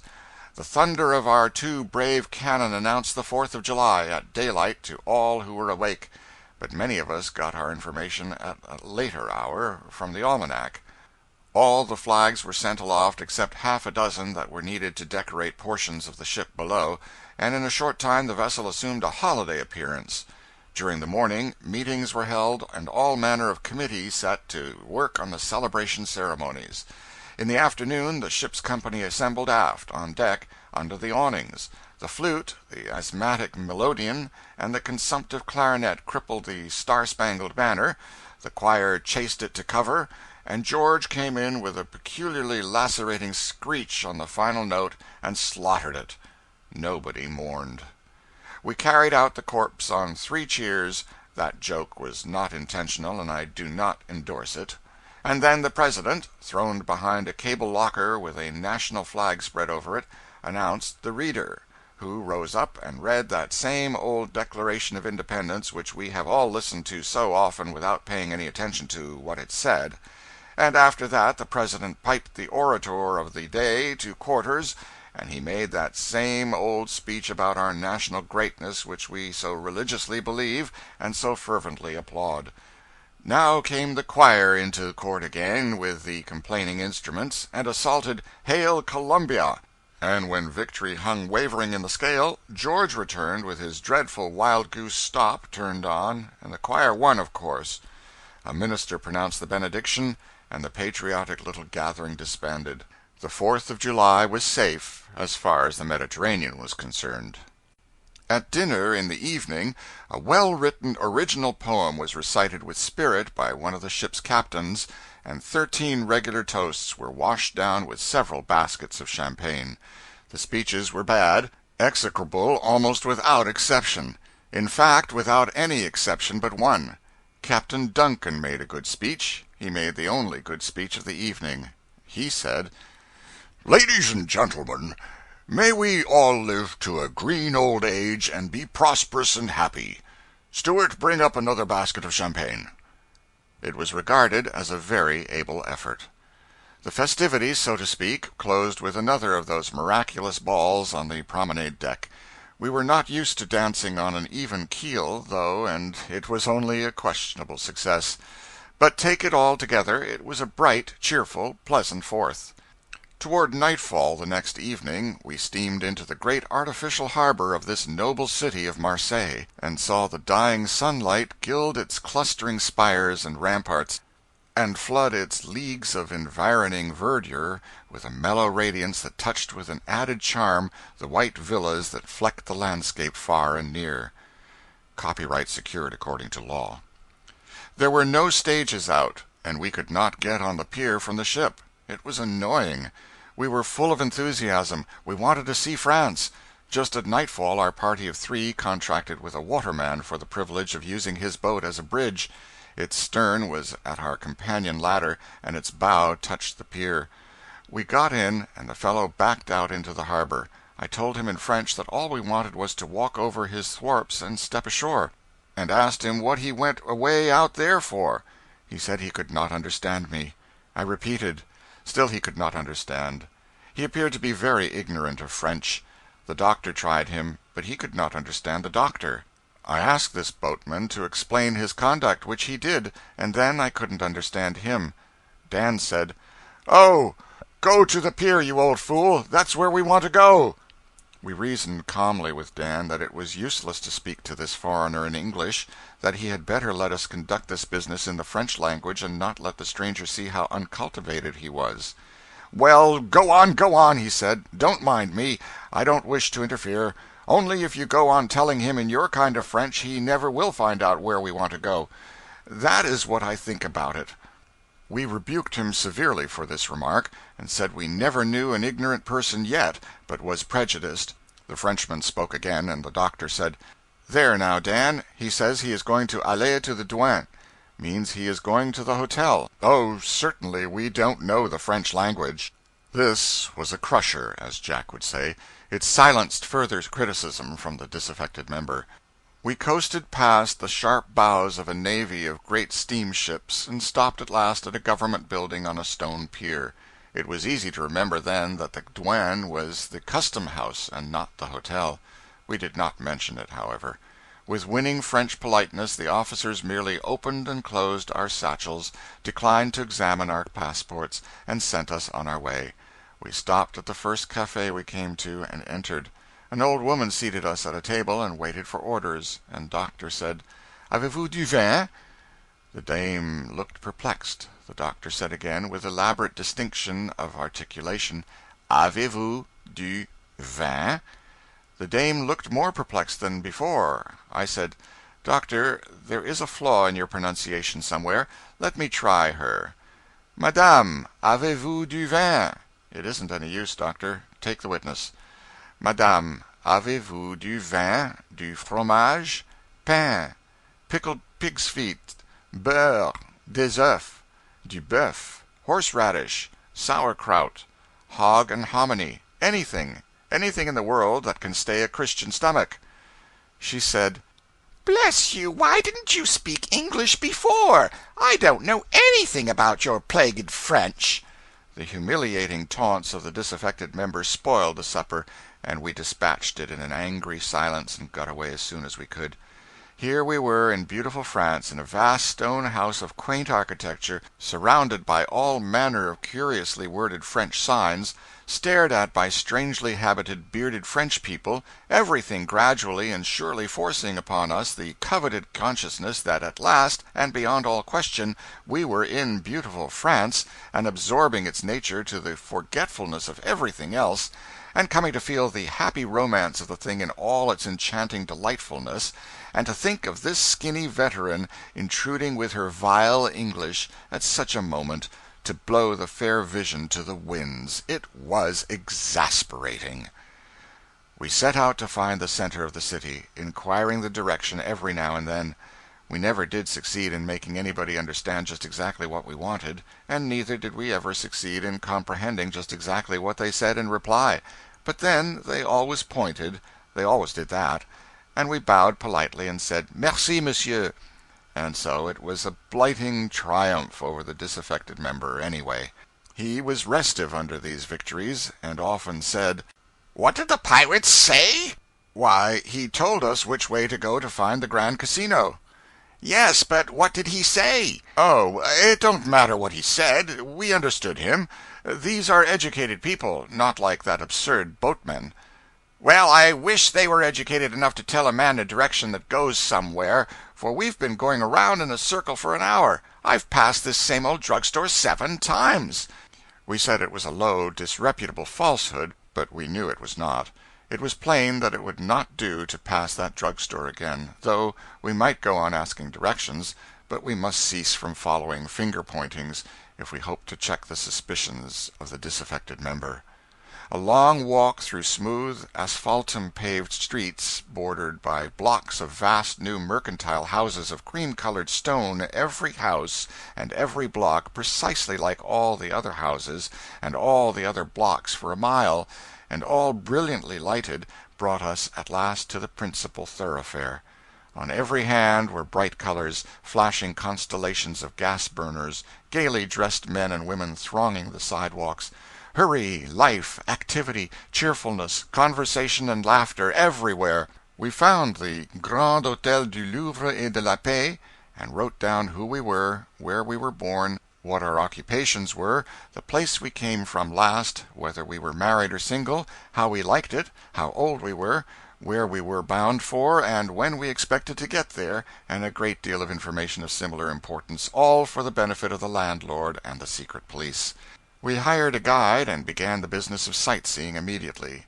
That first night on French soil was a stirring one. I cannot think of half the places we went to, or what we particularly saw. We had no disposition to examine carefully into anything at all. We only wanted to glance and go, to move and keep moving.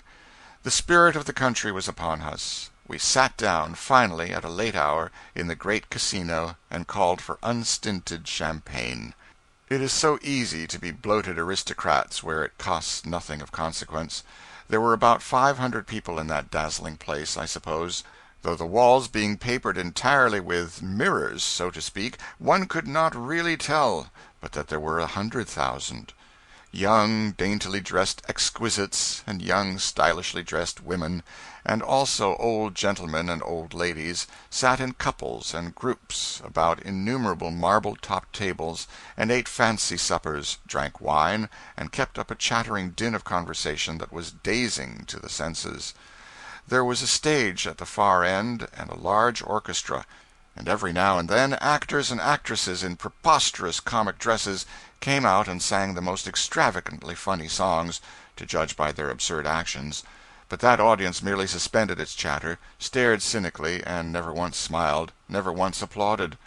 I had always thought that Frenchmen were ready to laugh at anything.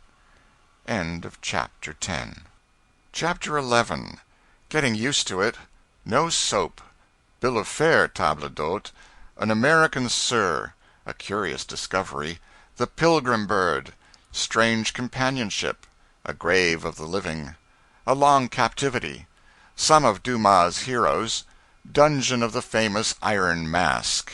We were getting foreignized rapidly, and with facility. We were getting reconciled to halls and bedchambers, with unhomelike stone floors and no carpets, floors that ring to the tread of one's heels with a sharpness that is death to sentimental musing. We are getting used to tidy, noiseless waiters who glide hither and thither, and hover about your back and your elbows like butterflies, quick to comprehend orders, quick to fill them, thankful for a gratuity without regard to the amount, and always polite, never otherwise than polite. That is the strangest curiosity yet, a really polite hotel waiter who isn't an idiot. We are getting used to driving right into the central court of the hotel, in the midst of a fragrant circle of vines and flowers, and in the midst also of parties of gentlemen sitting quietly reading the paper and smoking. We are getting used to ice frozen by artificial process in ordinary bottles, the only kind of ice they have here. We are getting used to all these things, but we are not getting used to carrying our own soap. We are sufficiently civilized to carry our own combs and toothbrushes, but this thing of having to ring for soap every time we wash is new to us and not pleasant at all. We think of it just after we get our heads and faces thoroughly wet, or just when we think we have been in the bathtub long enough, and then, of course, an annoying delay follows. These Marseillaise make Marseillaise hymns, and Marseillaise vests, and Marseillaise soap for all the world, but they never sing their hymns or wear their vests or wash with their soap themselves. We have learned to go through the lingering routine of the table d'hôte with patience, with serenity, with satisfaction.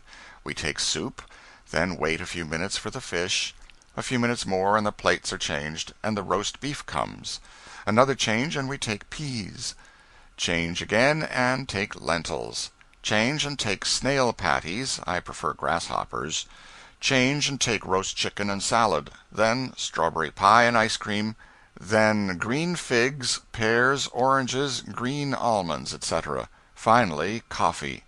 Wine with every course, of course, being in France.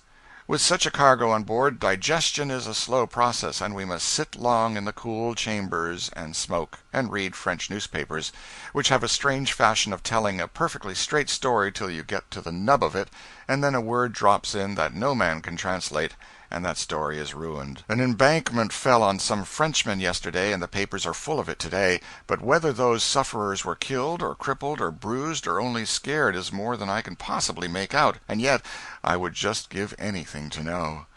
We were troubled a little at dinner today by the conduct of an American, who talked very loudly and coarsely and laughed boisterously where all others were so quiet and well behaved. He ordered wine with a royal flourish and said, "I never dine without wine, sir," which was a pitiful falsehood, and looked around upon the company to bask in the admiration he expected to find in their faces. All these airs in a land where they would as soon expect to leave the soup out of the bill of fare as the wine, in a land where wine is nearly as common among all ranks as water. This fellow said, "I am a free-born sovereign, sir, an American, sir, and I want everybody to know it." He did not mention that he was a lineal descendant of Balaam's ass, but everybody knew that without his telling it. We have driven in the Prado, that superb avenue bordered with patrician mansions and noble shade trees, and have visited the Chateau Borly and its curious museum. They showed us a miniature cemetery there, a copy of the first graveyard that was ever in Marseilles, no doubt. The delicate little skeletons were lying in broken vaults and had their household gods and kitchen utensils with them. The original of this cemetery was dug up in the principal street of the city a few years ago. It had remained there, only 12 feet underground, for a matter of 2,500 years or thereabouts. Romulus was here before he built Rome, and thought something of founding a city on this spot, and gave up the idea. He may have been personally acquainted with some of these Phoenicians, whose skeletons we have been examining. In the great zoological gardens we found specimens of all the animals the world produces, I think, including a dromedary, a monkey ornamented with tufts of brilliant blue and carmine hair, a very gorgeous monkey he was, a hippopotamus from the Nile, and a sort of tall long-legged bird with a beak like a powder horn and close-fitting wings like the tails of a dress coat. This fellow stood up with his eyes shut and his shoulders stooped forward a little, and looked as if he had his hands under his coat-tails. Such tranquil stupidity, such supernatural gravity, such self-righteousness, and such ineffable self-complacency as were in the countenance and attitude of that gray-bodied, dark-winged, bald-headed, and preposterously uncomely bird. He was so ungainly, so pimply about the head, so scaly about the legs, yet so serene, so unspeakably satisfied. He was the most comical-looking creature that can be imagined. It was good to hear Dan and the doctor laugh. Such natural and such enjoyable laughter had not been heard among our excursionists since our ship sailed away from America. This bird was a godsend to us, and I should be an ingrate if I forgot to make honorable mention of him in these pages. Ours was a pleasure excursion, therefore we stayed with that bird an hour and made the most of him. We stirred him up occasionally, but he only unclosed an eye and slowly closed it again, abating no jot of his stately piety of demeanor or his tremendous seriousness. He only seemed to say, "Defile not heaven's anointed with unsanctified hands." We did not know his name, and so we called him the Pilgrim. Dan said, "All he wants now is a Plymouth collection." The boon companion of the colossal elephant was a common cat. This cat had a fashion of climbing up the elephant's hind legs and roosting on his back. She would sit up there, with her paws curved under her breast, and sleep in the sun half the afternoon. It used to annoy the elephant at first, and he would reach up and take her down, but she would go aft and climb up again. She persisted until she finally conquered the elephant's prejudices, and now they were inseparable friends. The cat plays about her comrade's forefeet or his trunk often, until dogs approach, and then she goes aloft out of danger. The elephant has annihilated several dogs lately that pressed his companion too closely. We hired a sailboat and a guide, and made an excursion to one of the small islands in the harbor to visit the Castle Dief. This ancient fortress has a melancholy history. It has been used as a prison for political offenders for 200 or 300 years, and its dungeon walls are scarred with the rudely carved names of many and many a captive who fretted his life away here and left no record of himself but these sad epitaphs wrought with his own hands.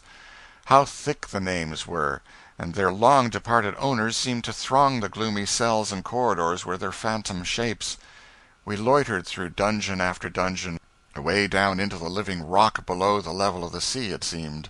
Names everywhere, some plebeian, some noble, some even princely. Plebeian, prince, and noble had one solicitude in common: they would not be forgotten. They could suffer solitude, inactivity, and the horrors of a silence that no sound ever disturbed, but they could not bear the thought of being utterly forgotten by the world. Hence the carved names. In one cell, where a little light penetrated, a man had lived 27 years without seeing the face of a human being, lived in filth and wretchedness, with no companionship but his own thoughts, and they were sorrowful enough and hopeless enough, no doubt. Whatever his jailers considered that he needed was conveyed to his cell by night, through a wicket. This man carved the walls of his prison house from floor to roof with all manner of figures of men and animals grouped in intricate designs. He had toiled there year after year at his self-appointed task, while infants grew to boyhood, to vigorous youth, idled through school and college, acquired a profession, claimed man's mature estate, married, and looked back to infancy as to a thing of some vague ancient time almost. But who shall tell how many ages it seemed to this prisoner? With the one, time flew sometimes; with the other, never. It crawled always. To the one, nights spent in dancing had seemed made of minutes instead of hours. To the other, those self-same nights had been like all other nights of dungeon life, and seemed made of slow, dragging weeks instead of hours and minutes. One prisoner of 15 years had scratched verses upon his walls, and brief prose sentences, brief but full of pathos. These spoke not of himself and his hard estate, but only of the shrine where his spirit fled the prison to worship, of home and the idols that were templed there. He never lived to see them. The walls of these dungeons are as thick as some bedchambers at home, and are wide 15 feet. We saw the damp, dismal cells in which two of Dumas's heroes passed their confinement, heroes of Monte Cristo.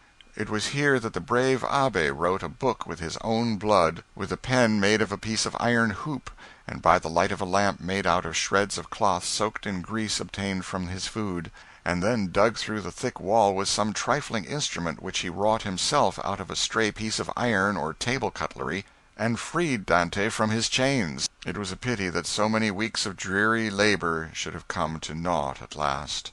They showed us the noisome cell where the celebrated Iron Mask, that ill-starred brother of a hard-hearted king of France, was confined for a season, before he was sent to hide the strange mystery of his life from the curious in the dungeon of Sainte Marguerite.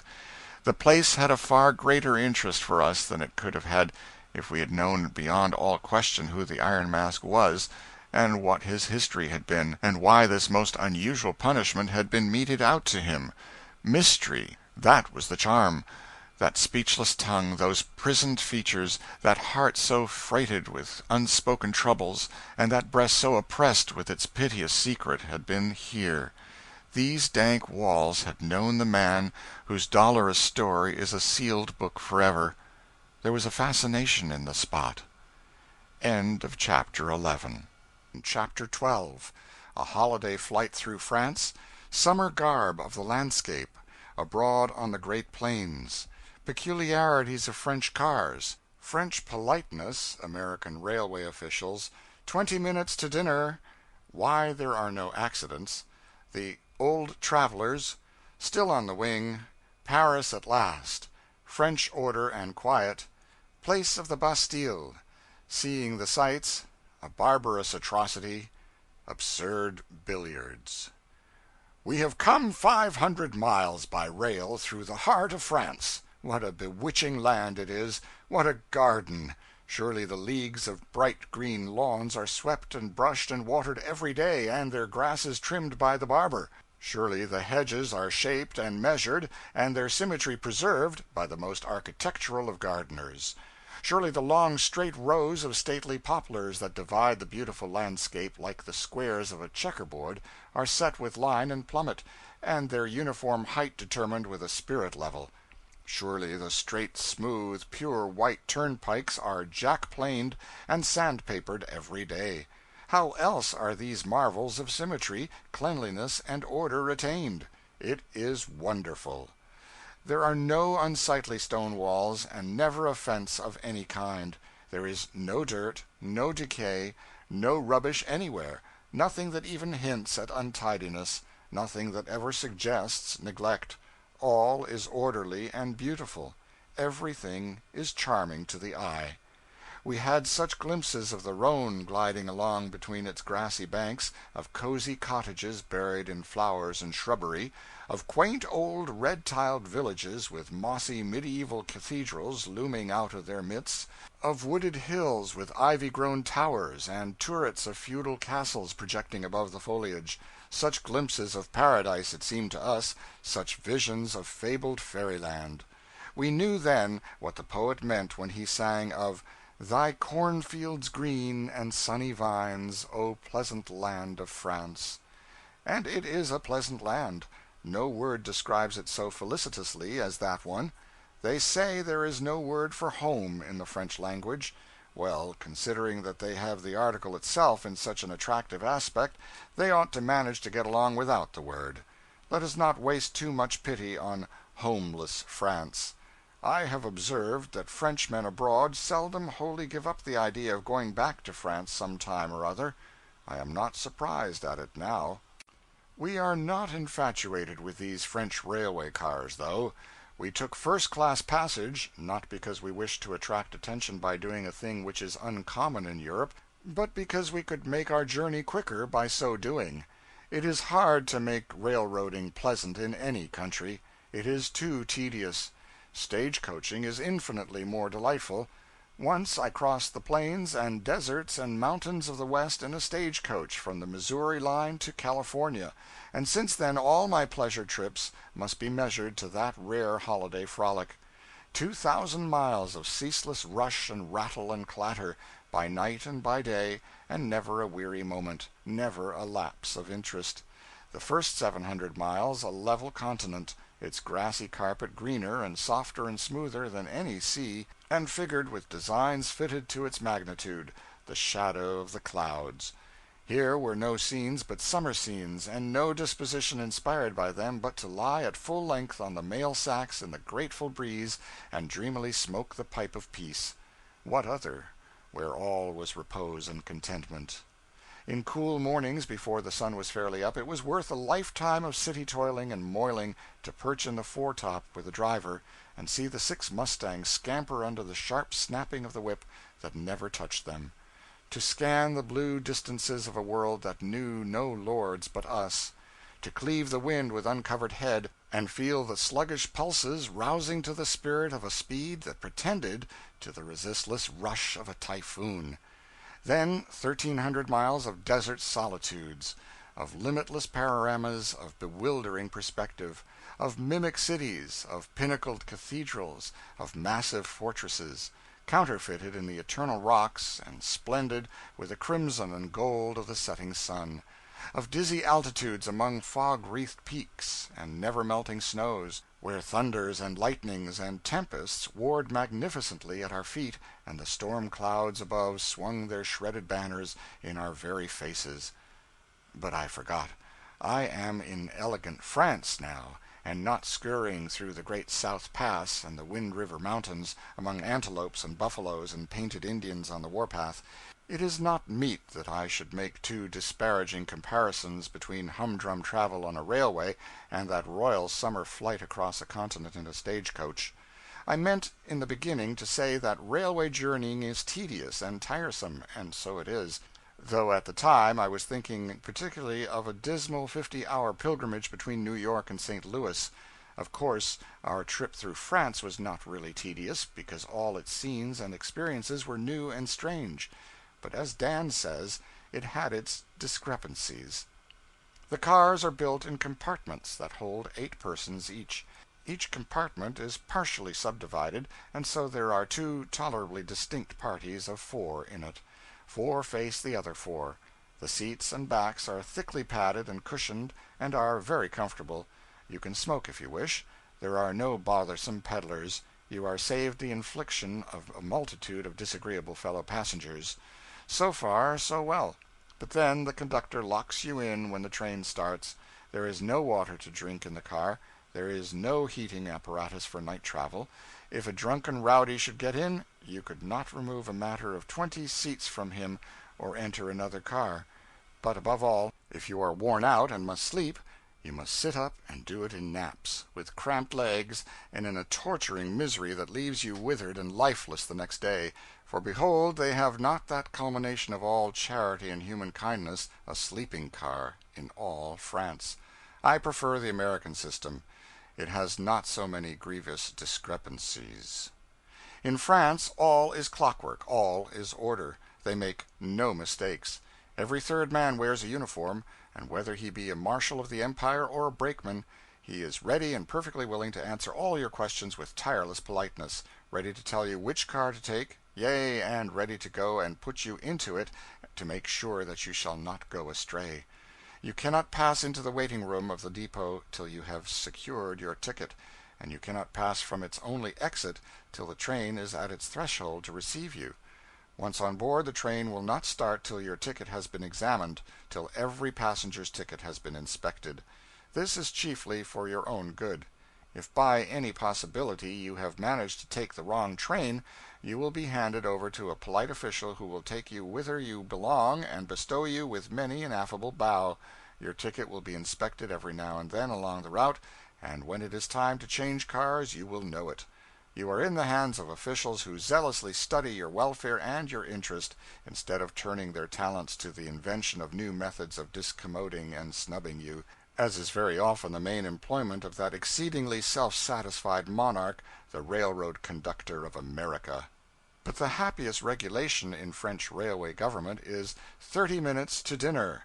No 5-minute boltings of flabby rolls, muddy coffee, questionable eggs, gutta percha beef, and pies whose conception and execution are a dark and bloody mystery to all save the cook that created them. No, we sat calmly down (it was in Old Dijon, which is so easy to spell and so impossible to pronounce except when you civilize it and call it demijohn), and poured out rich Burgundian wines and munched calmly through a long table d'hote bill of fare, snail patties, delicious fruits, and all, then paid the trifle it cost and stepped happily aboard the train again, without once cursing the railroad company. A rare experience, and one to be treasured forever. They say they do not have accidents on these French roads, and I think it must be true. If I remember rightly, we passed high above wagon roads or through tunnels under them, but never crossed them on their own level. About every quarter of a mile, it seemed to me, a man came out and held up a club till the train went by, to signify that everything was safe ahead. Switches were changed a mile in advance by pulling a wire rope that passed along the ground by the rail, from station to station. Signals for the day and signals for the night gave constant and timely notice of the position of switches. No, they have no railroad accidents to speak of in France. But why? Because when one occurs somebody has to hang for it. Not hang, maybe, but be punished at least with such vigor of emphasis as to make negligence a thing to be shuddered at by railroad officials for many a day thereafter. No blame attached to the officers. That lying and disaster breeding verdict, so common to our soft hearted juries, is seldom rendered in France. If the trouble occurred in the conductor's department, that officer must suffer if his subordinate cannot be proven guilty. If in the engineer's department, and the case be similar, the engineer must answer. The old travelers, those delightful parrots who have been here before, and know more about the country than Louis Napoleon knows now or ever will know, tell us these things, and we believe them because they are pleasant things to believe, and because they are plausible and savor of the rigid subjection to law and order which we behold about us everywhere. But we love the old travelers. We love to hear them prate and drivel and lie. We can tell them the moment we see them.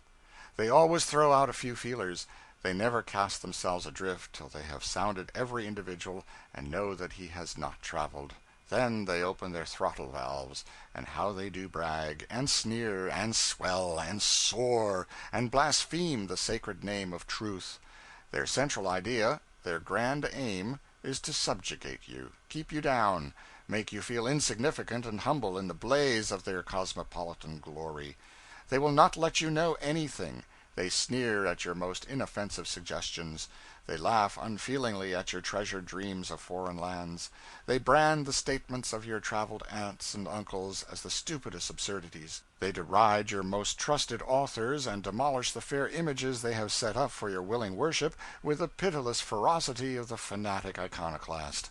But still I love the old travelers. I love them for their witless platitudes, for their supernatural ability to bore, for their delightful asinine vanity, for their luxuriant fertility of imagination, for their startling, their brilliant, their overwhelming mendacity. By Lyons and the Saône, where we saw the Lady of Lyons and thought little of her comeliness; by Villafranca, Tonnerre, venerable Sens, Melun, Fontainebleau, and scores of other beautiful cities, we swept, always noting the absence of hog wallows, broken fences, cow lots, unpainted houses, and mud, and always noting, as well, the presence of cleanliness, grace, taste in adoring and beautifying, even to the disposition of a tree or the turning of a hedge, the marvel of roads in perfect repair, void of ruts and guiltless of even an inequality of surface. We bowled along, hour after hour, that brilliant summer day, and as nightfall approached we entered a wilderness of odorous flowers and shrubbery, sped through it, and then, excited and delighted, and half persuaded that we were only the sport of a beautiful dream, lo, we stood in magnificent Paris. What excellent order they kept about that vast depot! There was no frantic crowding and jostling, no shouting and swearing, and no swaggering intrusion of services by rowdy hackmen. These latter gentry stood outside, stood quietly by their long line of vehicles, and said never a word. A kind of hackman general seemed to have the whole matter of transportation in his hands. He politely received the passengers and ushered them to the kind of conveyance they wanted, and told the driver where to deliver them. There was no talking back, no dissatisfaction about overcharging, no grumbling about anything. In a little while we were speeding through the streets of Paris and delightfully recognizing certain names and places with which books had long ago made us familiar. It was like meeting an old friend when we read Rue de Rivoli on the street corner. We knew the genuine vast palace of the Louvre as well as we knew its picture. When we passed by the Column of July, we needed no one to tell us what it was, or to remind us that on its site once stood the grim Bastille, that grave of human hopes and happiness, that dismal prison house within whose dungeons so many young faces put on the wrinkles of age, so many proud spirits grew humble, so many brave hearts broke. We secured rooms at the hotel, or rather we had 3 beds put into one room so that we might be together, and then we went out to a restaurant just after lamplighting, and ate a comfortable, satisfactory, lingering dinner. It was a pleasure to eat where everything was so tidy, the food so well cooked, the waiters so polite, and the coming and departing company so mustached, so frisky, so affable, so fearfully and wonderfully Frenchy. All the surroundings were gay and enlivening. 200 people sat at little tables on the sidewalk, sipping wine and coffee. The streets were thronged with light vehicles and with joyous pleasure seekers. There was music in the air, life and action all about us, and a conflagration of gaslight everywhere. After dinner we felt like seeing such Parisian specialties as we might see without distressing exertion, and so we sauntered through the brilliant streets and looked at the dainty trifles in variety stores and jewelry shops. Occasionally, merely for the pleasure of being cruel, we put unoffending Frenchmen on the rack with questions framed in the incomprehensible jargon of their native language, and while they writhed we impaled them, we peppered them, we sacrificed them with their own vile verbs and participles. We noticed that in the jewelry stores they had some of the articles marked gold, and some labeled imitation. We wondered at this extravagance of honesty, and inquired into the matter. We were informed that inasmuch as most people are not able to tell false gold from the genuine article, the government compels jewelers to have their gold work assayed, and stamped officially according to its fineness, and their imitation work duly labeled with the sign of its falsity. They told us the jewelers would not dare to violate this law, and that whatever a stranger bought in one of their stores might be depended upon as being strictly what it was represented to be. Verily, a wonderful land is France. Then we hunted for a barber shop. From earliest infancy it had been a cherished ambition of mine to be shaved some day in a palatial barber shop in Paris. I wished to recline at full length in a cushioned invalid chair, with pictures about me and sumptuous furniture, with frescoed walls and gilded arches above me, and vistas of Corinthian columns stretching far before me, with perfumes of Araby to intoxicate my senses, and the slumbrous drone of distant noises to soothe me to sleep.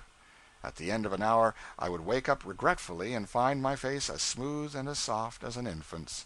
Departing, I would lift my hands above that barber's head and say, "Heaven bless you, my son." So we searched high and low, for a matter of 2 hours, but never a barber shop could we see. We saw only wig-making establishments, with shocks of dead and repulsive hair bound upon the heads of painted waxen brigands, who stared out from glass boxes upon the passer-by with their stony eyes, and scared him with the ghostly white of their countenances. We shunned these signs for a time, but finally we concluded that the wig-makers must of necessity be the barbers as well, since we could find no single legitimate representative of the fraternity. We entered and asked, and found that it was even so. I said I wanted to be shaved. The barber inquired where my room was. I said never mind where my room was, I wanted to be shaved, there on the spot. The doctor said he would be shaved also. Then there was an excitement among those two barbers. There was a wild consultation, and afterwards a hurrying to and fro, and a feverish gathering up of razors from obscure places, and a ransacking for soap. Next they took us into a little mean shabby back room. They got 2 ordinary sitting-room chairs, and placed us in them with our coats on. My old dream of bliss vanished into thin air. I sat bolt upright, silent, sad, and solemn. One of the wig-making villains lathered my face for 10 terrible minutes, and finished by plastering a mass of suds into my mouth. I expelled the nasty stuff with a strong English expletive, and said, "Foreigner, beware!" Then this outlaw strapped his razor on his boot, hovered over me ominously for 6 fearful seconds, and then swooped down upon me like the genius of destruction. The first rake of his razor loosened the very hide from my face and lifted me out of the chair. I stormed and raved, and the other boys enjoyed it. Their beards are not strong and thick. Let us draw the curtain over this harrowing scene. Suffice it that I submitted and went through with the cruel infliction of a shave by a French barber. Tears of exquisite agony coursed down my cheeks now and then, but I survived. Then the incipient assassin held a basin of water under my chin and slopped its contents over my face, and into my bosom, and down the back of my neck, with a mean pretense of washing away the soap and blood. He dried my features with a towel, and was going to comb my hair, but I asked to be excused. I said with withering irony that it was sufficient to be skinned, I declined to be scalped. I went away from there with my handkerchief about my face, and never, never, never desired to dream of palatial Parisian barber shops any more. The truth is, as I believe I have since found out, that they have no barber shops worthy of the name in Paris, and no barbers either, for that matter. The impostor who does duty as a barber brings his pans and napkins and implements of torture to your residence and deliberately skins you in your private apartments. Ah, I have suffered here in Paris, but never mind, the time is coming when I shall have a dark and bloody revenge. Some day a Parisian barber will come to my room to skin me, and from that day forth that barber will never be heard of more. At 11 o'clock we alighted upon a sign which manifestly referred to billiards. Joy! We had played billiards in the Azores with balls that were not round, and on an ancient table that was very little smoother than a brick pavement, one of those wretched old things with dead cushions, and with patches in the faded cloth and invisible obstructions that made the balls describe the most astonishing and unsuspected angles and perform feats in the way of unlooked for and almost impossible scratches that were perfectly bewildering. We had played at Gibraltar with balls the size of a walnut, on a table like a public square, and in both instances we achieved far more aggravation than amusement. We expected to fare better here, but we were mistaken.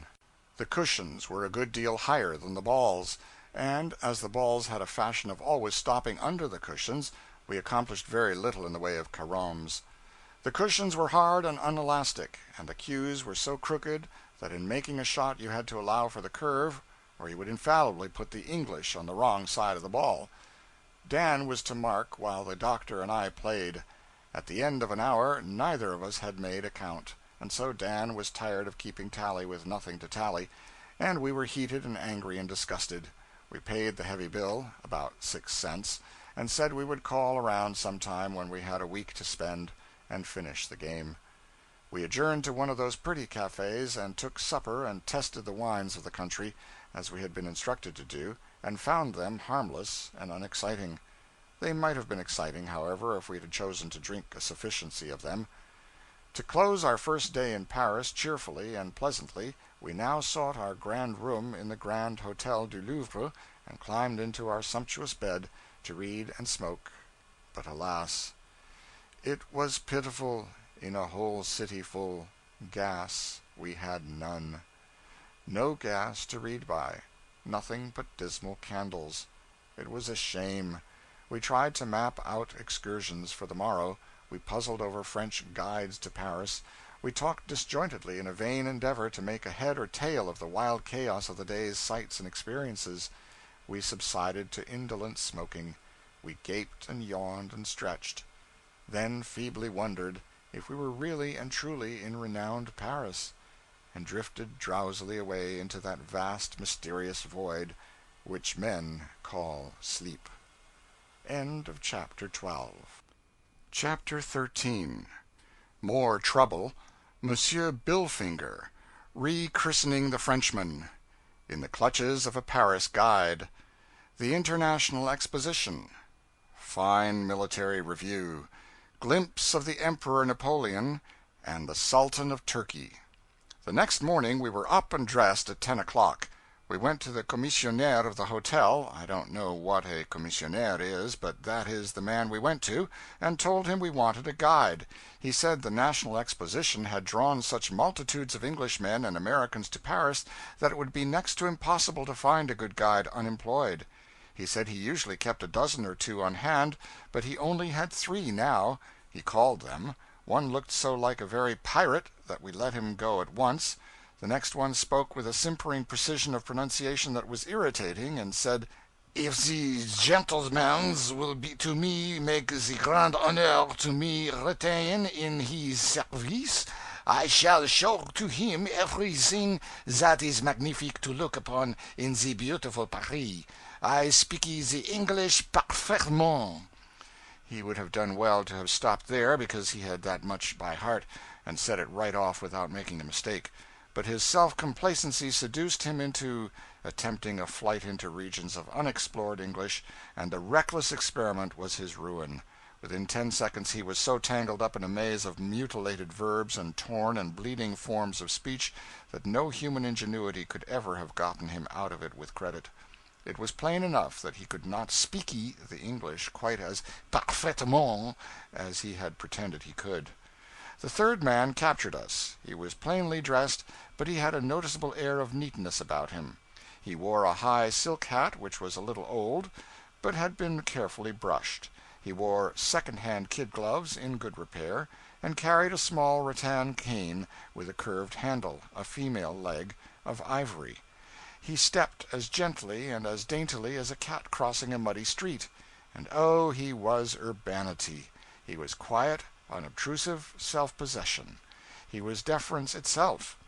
He spoke softly and guardedly, and when he was about to make a statement on his sole responsibility or offer a suggestion, he weighed it by drams and scruples first, with the crook of his little stick placed meditatively to his teeth. His opening speech was perfect. It was perfect in construction, in phraseology, in grammar, in emphasis, in pronunciation, everything. He spoke little and guardedly after that. We were charmed. We were more than charmed, we were overjoyed. We hired him at once. We never even asked him his price.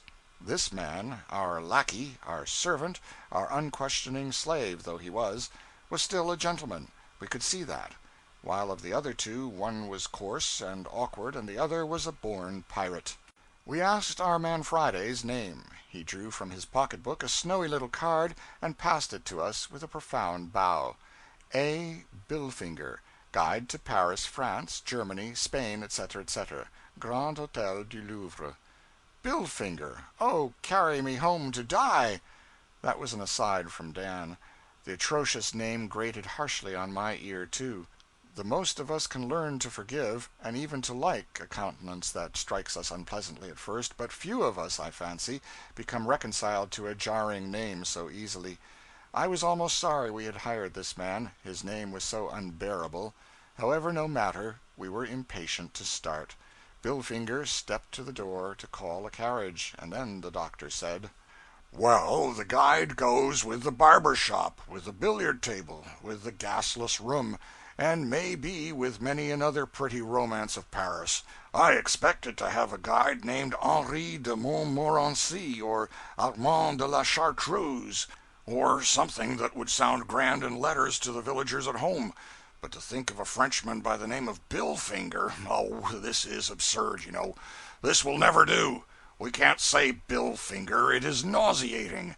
Name him over again. What had we better call him? Alexis du Colincourt? Alphonse Henri Gustave de Hauteville, I suggested. Call him Ferguson, said Dan. That was practical, unromantic good sense. Without debate we expunged Billfinger as Billfinger and called him Ferguson. The carriage, an open barouche, was ready.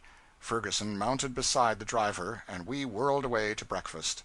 As was proper, Mr. Ferguson stood by to transmit our orders and answer questions. By and by he mentioned casually, the artful adventurer, that he would go and get his breakfast as soon as we had finished ours. He knew we could not get along without him, and that we would not want to loiter about and wait for him. We asked him to sit down and eat with us. He begged, with many a bow, to be excused. It was not proper, he said. He would sit at another table. We ordered him peremptorily to sit down with us. Here endeth the first lesson. It was a mistake. As long as we had that fellow after that, he was always hungry. He was always thirsty. He came early, he stayed late. He could not pass a restaurant. He looked with a lecherous eye upon every wine shop. Suggestions to stop, excuses to eat and to drink, were forever on his lips. We tried all we could to fill him so full that he would have no room to spare for a fortnight, but it was a failure. He did not hold enough to smother the cravings of his superhuman appetite. He had another discrepancy about him. He was always wanting us to buy things. On the shallowest pretenses he would inveigle us into shirt stores, boot stores, tailor shops, glove shops, anywhere under the broad sweep of the heavens that there seemed a chance of our buying anything.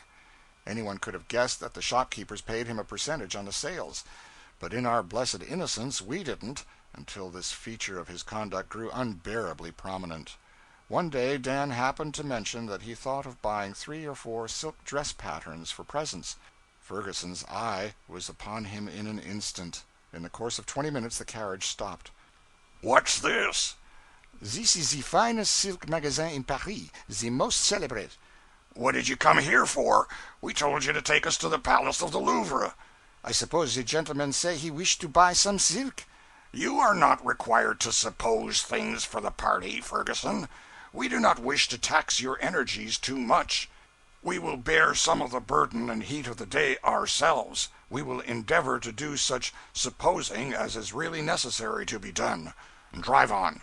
So spake the doctor. Within 15 minutes the carriage halted again, and before another silk store. The doctor said, "Ah, the Palace of the Louvre. Beautiful, beautiful edifice. Does the Emperor Napoleon live here now, Ferguson?" "Ah, doctor, you do jest. This is not the palace. We come there directly. But since we pass right by the store, where is such beautiful silk—" "Ah, I see, I see. I meant to have told you that we did not wish to purchase any silks today, but in my absent-mindedness I forgot. I also meant to tell you we wished to go directly to the Louvre, but I forgot that also. However, we will go there now. Pardon my seeming carelessness, Ferguson. Drive on." Within the half hour we stopped again, in front of another silk store. We were angry, but the doctor was always serene, always smooth-voiced, and he said, "At last! How imposing the Louvre is, and yet how small! How exquisitely fashioned! How charmingly situated! Venerable, venerable pile—" "Pardon, doctor. This is not the Louvre. It is—" "What is it?" "I have the idea. It come to me in a moment, that the silk in this magasin—" "Ferguson, how heedless I am! I fully intended to tell you that we did not wish to buy any silks today, and I also intended to tell you that we yearned to go immediately to the Palace of the Louvre. But enjoying the happiness of seeing you devour 4 breakfasts this morning has so filled me with pleasurable emotions that I neglect the commonest interests of the time. However, we will proceed now to the Louvre, Ferguson." "But, doctor," excitedly, "it will take not a minute, not but one small minute. The gentleman need not to buy if he does not wish to, but only to look at the silk, look at the beautiful fabric." Then pleadingly, "Sir, just only one little moment." Dan said, "Confound the idiot, I don't want to see any silks today, and I won't look at them. Drive on." And the doctor, "We need no silks now, Ferguson. Our hearts yearn for the Louvre. Let us journey on. Let us journey on." "But, doctor, it is only one moment, one little moment, and the time will be save, entirely save. Because there is nothing to see now. It is too late. It want 10 minutes to 4, and the Louvre close at 4. Only one little moment, doctor." The treacherous miscreant, after 4 breakfasts and a gallon of champagne, to serve us such a scurvy trick! We got no sight of the countless treasures of art in the Louvre galleries that day, and our only poor little satisfaction was in the reflection that Ferguson sold not a solitary silk dress pattern. I am writing this chapter partly for the satisfaction of abusing that accomplished knave Billfinger, and partly to show whosoever shall read this how Americans fare at the hands of the Paris guides, and what sort of people Paris guides are. It need not be supposed that we were a stupider or an easier prey than our countrymen generally are, for we were not. The guides deceive and defraud every American who goes to Paris for the first time, and sees its sights alone, or in company with others as little experienced as himself. I shall visit Paris again some day, and then let the guides beware. I shall go in my war paint. I shall carry my tomahawk along. I think we have lost but little time in Paris. We have gone to bed every night tired out. Of course we visited the renowned International Exposition. All the world did that. We went there on our 3rd day in Paris, and we stayed there nearly 2 hours. That was our first and last visit. To tell the truth, we saw at a glance that one would have to spend weeks, yea, even months, in that monstrous establishment to get an intelligible idea of it. It was a wonderful show, but the moving masses of people of all nations we saw there were a still more wonderful show. I discovered that if I were to stay there a month, I should still find myself looking at the people instead of the inanimate objects on exhibition. I got a little interested in some curious old tapestries of the 13th century, but a party of Arabs came by, and their dusky faces and quaint costumes called my attention away at once. I watched a silver swan, which had a living grace about his movements and a living intelligence in his eyes, watched him swimming about as comfortably and as unconcernedly as if he had been born in a morass instead of a jeweler's shop, watched him seize a silver fish from under the water and hold up his head and go through all the customary and elaborate motions of swallowing it. But the moment it disappeared down his throat some tattooed South Sea Islanders approached me, and I yielded to their attractions. Presently I found a revolving pistol several hundred years old which looked strangely like a modern Colt, but just then I heard that the Empress of the French was in another part of the building, and hastened away to see what she might look like. We heard martial music. We saw an unusual number of soldiers walking hurriedly about. There was a general movement among the people. We inquired what it was all about, and learned that the Emperor of the French and the Sultan of Turkey were about to review 25,000 troops at the Arc de l'Étoile. We immediately departed. I had a greater anxiety to see these men than I could have had to see 20 expositions. We drove away and took up a position in an open space opposite the American minister's house. A speculator bridged a couple of barrels with a board, and we hired standing places on it. Presently there was a sound of distant music. In another minute a pillar of dust came moving slowly toward us. A moment more, and then, with colors flying and a grand crash of military music, a gallant array of cavalrymen emerged from the dust and came down the street on a gentle trot. After them came a long line of artillery, then more cavalry in splendid uniforms, and then their Imperial Majesties Napoleon III and Abdul Aziz. The vast concourse of people swung their hats and shouted. The windows and housetops in the wide vicinity burst into a snowstorm of waving handkerchiefs, and the wavers of the same mingled their cheers with those of the masses below. It was a stirring spectacle. But the two central figures claimed all my attention. Was ever such a contrast set up before a multitude till then? Napoleon in military uniform, a long-bodied, short-legged man, fiercely mustached, old, wrinkled, with eyes half closed, and such a deep, crafty, scheming expression about them. Napoleon bowing ever so gently to the loud plaudits, and watching everything and everybody with his cat eyes from under his depressed hat brim, as if to discover any sign that those cheers were not heartfelt and cordial.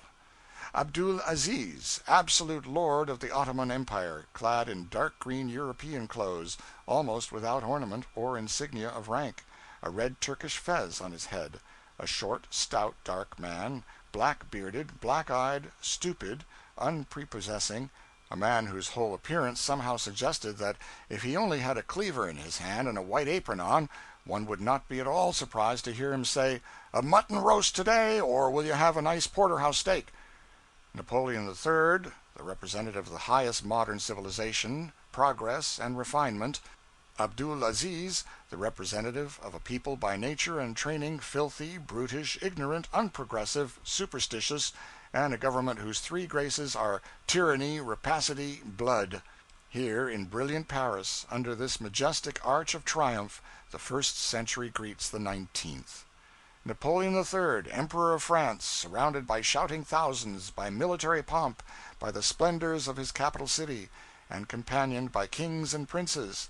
This is the man who was sneered at and reviled and called bastard, yet who was dreaming of a crown and an empire all the while; who was driven into exile, but carried his dreams with him; who associated with the common herd in America and ran foot races for a wager, but still sat upon a throne in fancy; who braved every danger to go to his dying mother, and grieved that she could not be spared to see him cast aside his plebeian vestments for the purple of royalty; who kept his faithful watch and walked his weary beat, a common policeman of London, but dreamed the while of a coming night when he should tread the long-drawn corridors of the Tuileries; who made the miserable fiasco of Strasburg, saw his poor shabby eagle, forgetful of its lesson, refuse to perch upon his shoulder, delivered his carefully prepared, sententious burst of eloquence upon unsympathetic ears, found himself a prisoner, the butt of small wits, a mark for the pitiless ridicule of all the world, yet went on dreaming of coronations and splendid pageants as before; who lay a forgotten captive in the dungeons of Ham, and still schemed and planned and pondered over future glory and future power. President of France at last, a coup d'etat, and surrounded by applauding armies, welcomed by the thunders of cannon, he mounts a throne and waves before an astounded world the scepter of a mighty empire. Who talks of the marvels of fiction? Who speaks of the wonders of romance? Who prates of the tame achievements of Aladdin and the Magi of Arabia? Abdul Aziz, Sultan of Turkey, lord of the Ottoman Empire, born to a throne, weak, stupid, ignorant almost as his meanest slave, chief of a vast royalty, yet the puppet of his premier and the obedient child of a tyrannical mother, a man who sits upon a throne, the beck of whose finger moves navies and armies, who holds in his hands the power of life and death over millions, yet who sleeps, eats, idles with his 800 concubines, and when he is surfeited with eating and sleeping and idling, and would rouse up and take the reins of government and threaten to be a sultan, is charmed from his purpose by wary Faoud Pacha with a pretty plan for a new palace or a new ship, charmed away with a new toy, like any other restless child; a man who sees his people robbed and oppressed by soulless tax-gatherers, but speaks no word to save them; who believes in gnomes and genii and the wild fables of the Arabian Nights, but has small regard for the mighty magicians of today, and is nervous in the presence of their mysterious railroads and steamboats and telegraphs; who would see undone in Egypt all that great Mehemet Ali achieved, and would prefer rather to forget than emulate him; a man who found his great empire a blot upon the earth, a degraded, poverty-stricken, miserable, infamous agglomeration of ignorance, crime, and brutality, and will idle away the allotted days of his trivial life, and then pass to the dust and the worms and leave it so. Napoleon has augmented the commercial prosperity of France in 10 years to such a degree that figures can hardly compute it. He has rebuilt Paris and has partly rebuilt every city in the State. He condemns a whole street at a time, assesses the damage, pays them, and rebuilds superbly.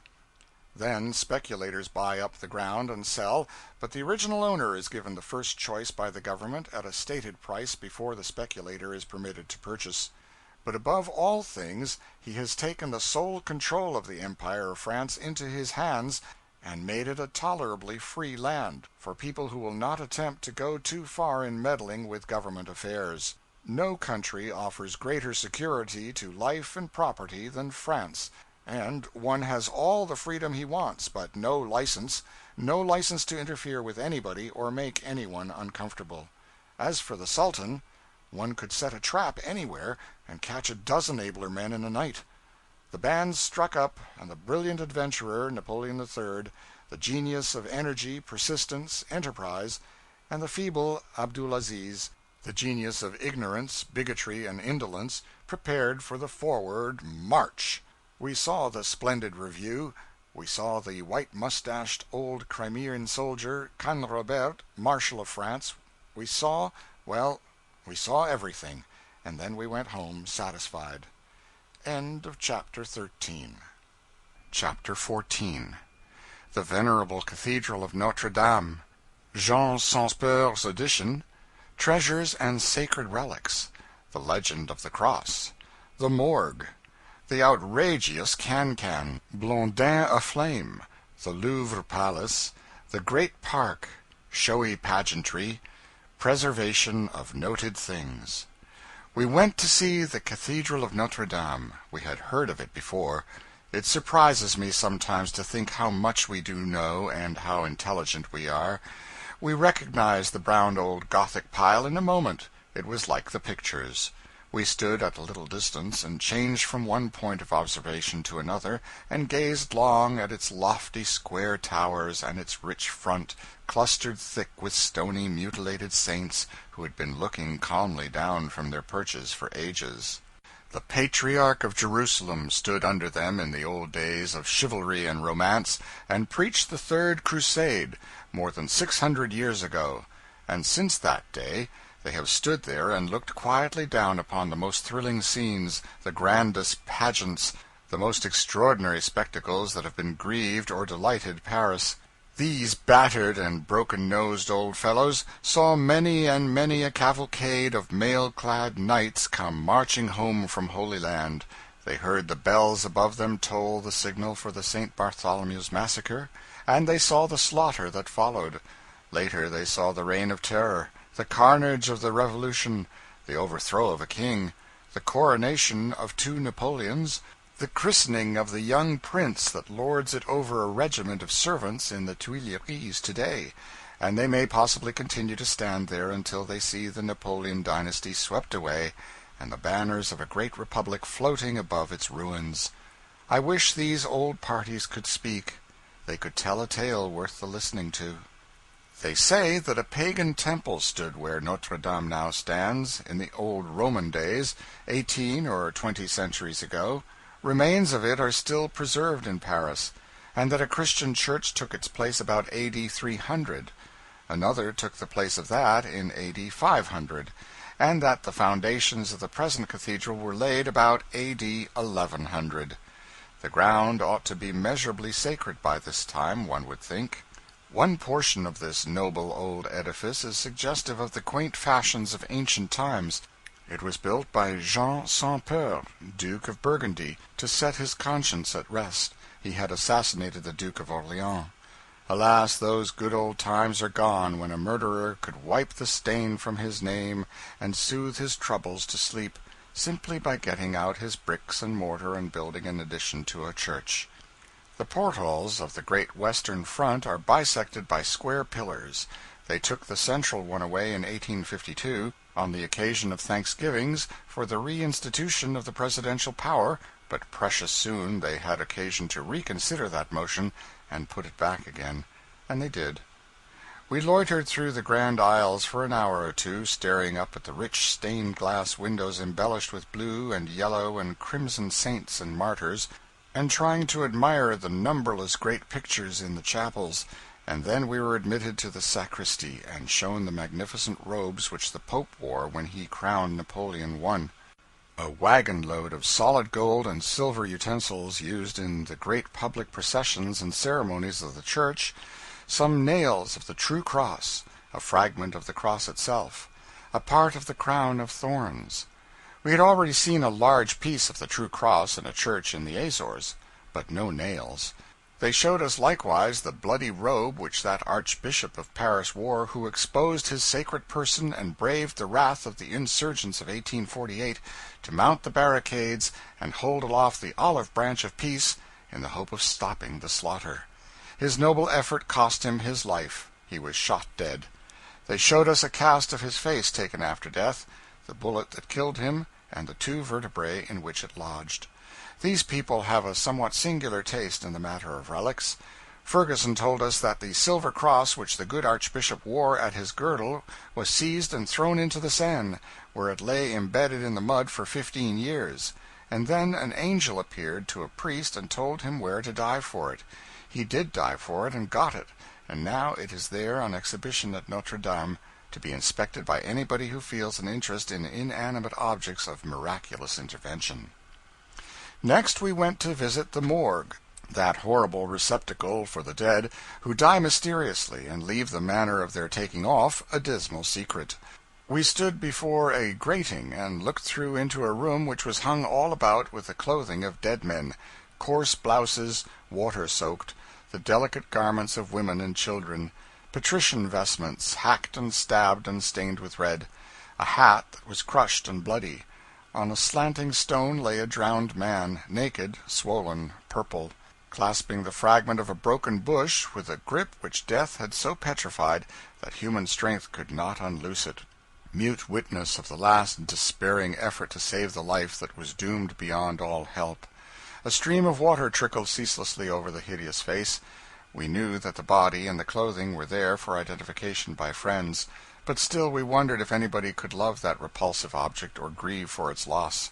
We grew meditative, and wondered if, some 40 years ago, when the mother of that ghastly thing was dandling it upon her knee, and kissing it, and petting it, and displaying it with satisfied pride to the passer-by, a prophetic vision of this dread ending ever flitted through her brain. I half feared that the mother, or the wife, or a brother of the dead man might come while we stood there, but nothing of the kind occurred.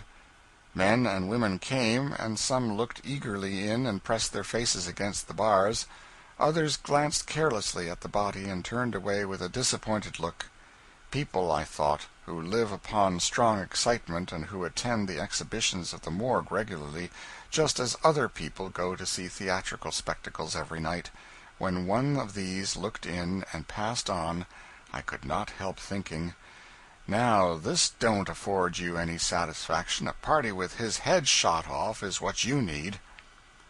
One night we went to the celebrated Jardin Mabille, but only stayed a little while. We wanted to see some of this kind of Paris life, however, and therefore the next night we went to a similar place of entertainment in a great garden in the suburb of Asnières. We went to the railroad depot toward evening, and Ferguson got tickets for a second-class carriage. Such a perfect jam of people I have not often seen, but there was no noise, no disorder, no rowdyism. Some of the women and young girls that entered the train we knew to be of the demi-monde, but others we were not at all sure about. The girls and women in our carriage behaved themselves modestly and becomingly all the way out, except that they smoked. When we arrived at the garden in Asnières, we paid a franc or two admission, and entered a place which had flower beds in it, and grass plots, and long curving rows of ornamental shrubbery, with here and there a secluded bower convenient for eating ice cream in. We moved along the sinuous gravel walks with the great concourse of girls and young men, and suddenly a domed and filigreed white temple, starred over and over and over again with brilliant gas jets, burst upon us like a fallen sun. Near by was a large, handsome house with its ample front illuminated in the same way, and above its roof floated the star-spangled banner of America. "Well," I said, "how is this?" It nearly took my breath away. Ferguson said an American, a New Yorker, kept the place, and was carrying on quite a stirring opposition to the Jardin Mabille.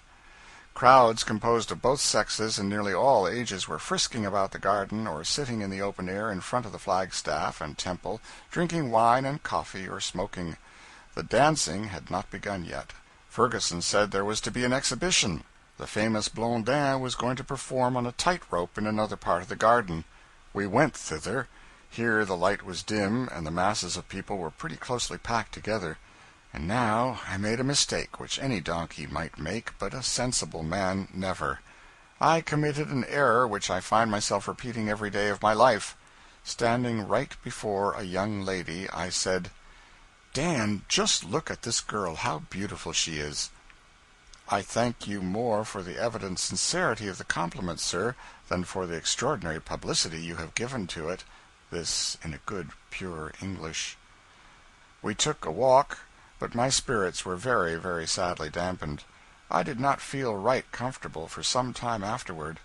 Why will people be so stupid as to suppose themselves the only foreigners among a crowd of 10,000 persons?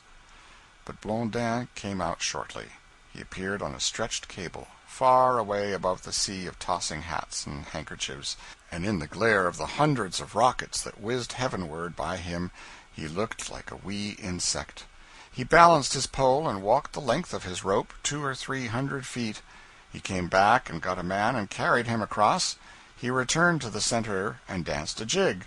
Next he performed some gymnastic and balancing feats too perilous to afford a pleasant spectacle, and he finished by fastening to his person 1,000 Roman candles, Catherine wheels, serpents and rockets of all manner of brilliant colors, setting them on fire all at once and walking and waltzing across his rope again in a blinding blaze of glory that lit up the garden and the people's faces like a great conflagration at midnight. The dance had begun, and we adjourned to the temple. Within it was a drinking saloon, and all around it was a broad circular platform for the dancers. I backed up against the wall of the temple and waited. 20 sets formed. The music struck up, and then I placed my hands before my face for very shame. But I looked through my fingers. They were dancing the renowned can-can. A handsome girl in the set before me tripped forward lightly to meet the opposite gentleman, tripped back again, grasped her dresses vigorously on both sides with her hands, raised them pretty high, danced an extraordinary jig that had more activity and exposure about it than any jig I ever saw before, and then, drawing her clothes still higher, she advanced gaily to the center and launched a vicious kick full at her vis-a-vis. Must have infallibly have removed his nose if he had been 7 feet high. It was a mercy he was only 6. That is the can-can. The idea of it is to dance as wildly, as noisily, as furiously as you can, expose yourself as much as possible if you are a woman, and kick as high as you can, no matter which sex you belong to. There is no word of exaggeration in this. Any of the staid, respectable, aged people who were there that night can testify to the truth of that statement. There were a good many such people present. I suppose French morality is not of that straight-laced description which is shocked at trifles. I moved aside and took a general view of the can-can. Shouts, laughter, furious music, a bewildering chaos of darting and intermingling forms, stormy jerking and snatching of gay dresses, bobbing beads, flying arms, lightning flashes of white-stockinged calves and dainty slippers in the air, and then a grand final rush, riot, a terrific hubbub, and a wild stampede. Heavens! Nothing like it has been seen on earth since trembling Tam O'Shanter saw the devil and the witches at their orgies that stormy night in Alloway's old haunted kirk. We visited the Louvre at a time when we had no silk purchases in view, and looked at its miles of paintings by the old masters. Some of them were beautiful, but at the same time they carried such evidences about them of the cringing spirit of those great men that we found small pleasure in examining them. Their nauseous adulation of princely patrons was more prominent to me and chained my attention more surely than the charms of color and expression which are claimed to be in the pictures. Gratitude for kindnesses is well, but it seems to me that some of those artists carried it so far that it ceased to be gratitude and became worship. If there is a plausible excuse for the worship of men, then by all means let us forgive Rubens and his brethren. But I will drop the subject, lest I say something about the old masters that might as well be left unsaid. Of course we drove in the Bois de Boulogne, that limitless park with its forests, its lakes, its cascades, and its broad avenues. There were thousands upon thousands of vehicles abroad, and the scene was full of life and gaiety. There were very common hacks, with father and mother and all the children in them, conspicuous little open carriages with celebrated ladies of questionable reputation in them. There were dukes and duchesses abroad, with gorgeous footmen perched behind, and equally gorgeous outriders perched on each of the 6 horses. There were blue and silver and green and gold and pink and black and all sorts of descriptions of stunning and startling liveries about, and I almost yearned to be a flunkey myself for the sake of the fine clothes. But presently the Emperor came along, and he outshone them all. He was preceded by a bodyguard of gentlemen on horseback in showy uniforms. His carriage horses there appeared to be somewhere in the remote neighborhood of 1,000 of them were bestridden by gallant-looking fellows also in stylish uniforms, and after the carriage followed another detachment of bodyguards. Everybody got out of the way. Everybody bowed to the Emperor and his friend the Sultan, and they went by on a swinging trot and disappeared. I will not describe the Bois de Boulogne. I can not do it. It is simply a beautiful, cultivated, endless, wonderful wilderness. It is an enchanting place. It is in Paris now, one may say, but a crumbling old cross in one portion of it reminds one that it was not always so. The cross marks the spot where a celebrated troubadour was waylaid and murdered in the 14th century. It was in this park that that fellow, with an unpronounceable name, made the attempt upon the Russian Tsar's life last spring with a pistol. The bullet struck a tree. Ferguson showed us the place. Now, in America that interesting tree would be chopped down or forgotten within the next 5 years, but it will be treasured here. The guides will point it out to visitors for the next 800 years. And when it decays and falls down, they will put up another there, and go on with the same old story just the same. End of Chapter 14. Chapter 15. French National Burying Ground. Among the Great Dead. The Shrine of Disappointed Love. The story of Abelard and Heloise. English spoken here. American drinks compounded here. Imperial honors to an American. The overestimated grisette. Departure from Paris. A deliberate opinion concerning the comeliness of American women. One of our pleasantest visits was to Père Lachaise, the national burying ground of France, the honored resting place of some of her greatest and best children, the last home of scores of illustrious men and women who were born to no titles, but achieved fame by their own energy and their own genius. It is a solemn city of winding streets, of miniature marble temples and mansions of the dead gleaming white from out a wilderness of foliage and fresh flowers. Not every city is so well peopled as this, or has so ample an area within its walls. Few palaces exist in any city that are so exquisite in design, so rich in art, so costly in material, so graceful, so beautiful. We had stood in the ancient church of Saint Denis, where the marble effigies of 30 generations of kings and queens lay stretched at length upon the tombs, and the sensations invoked were startling and novel. The curious armor, the obsolete costumes, the placid faces, the hands placed palm to palm in eloquent supplication, it was a vision of gray antiquity. It seemed curious enough to be standing face to face, as it were, with old Dagobert I, and Clovis and Charlemagne, those vague colossal heroes, those shadows, those myths of 1,000 years ago. I touched their dust-covered faces with my finger, but Dagobert was deader than 16 centuries that have passed over him. Clovis slept well after his labor for Christ, and old Charlemagne went on dreaming of his paladins, of bloody Roncesvalles, and gave no heed to me. The great names of Père Lachaise impress one, too, but differently. There the suggestion brought constantly to his mind is, that this place is sacred to a nobler royalty, the royalty of heart and brain. Every faculty of mind, every noble trait of human nature, every high occupation which men engage in, seems represented by a famous name. The effect is a curious medley. Davoust and Massena, who wrought in many a battle tragedy, are here, and so also is Rochelle, of equal renown in mimic tragedy on the stage. The Abbé Sicard sleeps here, the first great teacher of the deaf and dumb, a man whose heart went out to every unfortunate, and whose life was given to kindly offices in their service. And not far off, in a repose and peace at last, lies Marshal Ney, whose stormy spirit knew no music like the bugle call to arms. The man who originated public gas lighting, and that other benefactor who introduced the cultivation of the potato, and thus blessed millions of his starving countrymen, lie with the Prince of Macerano, and with exiled queens and princes of further India.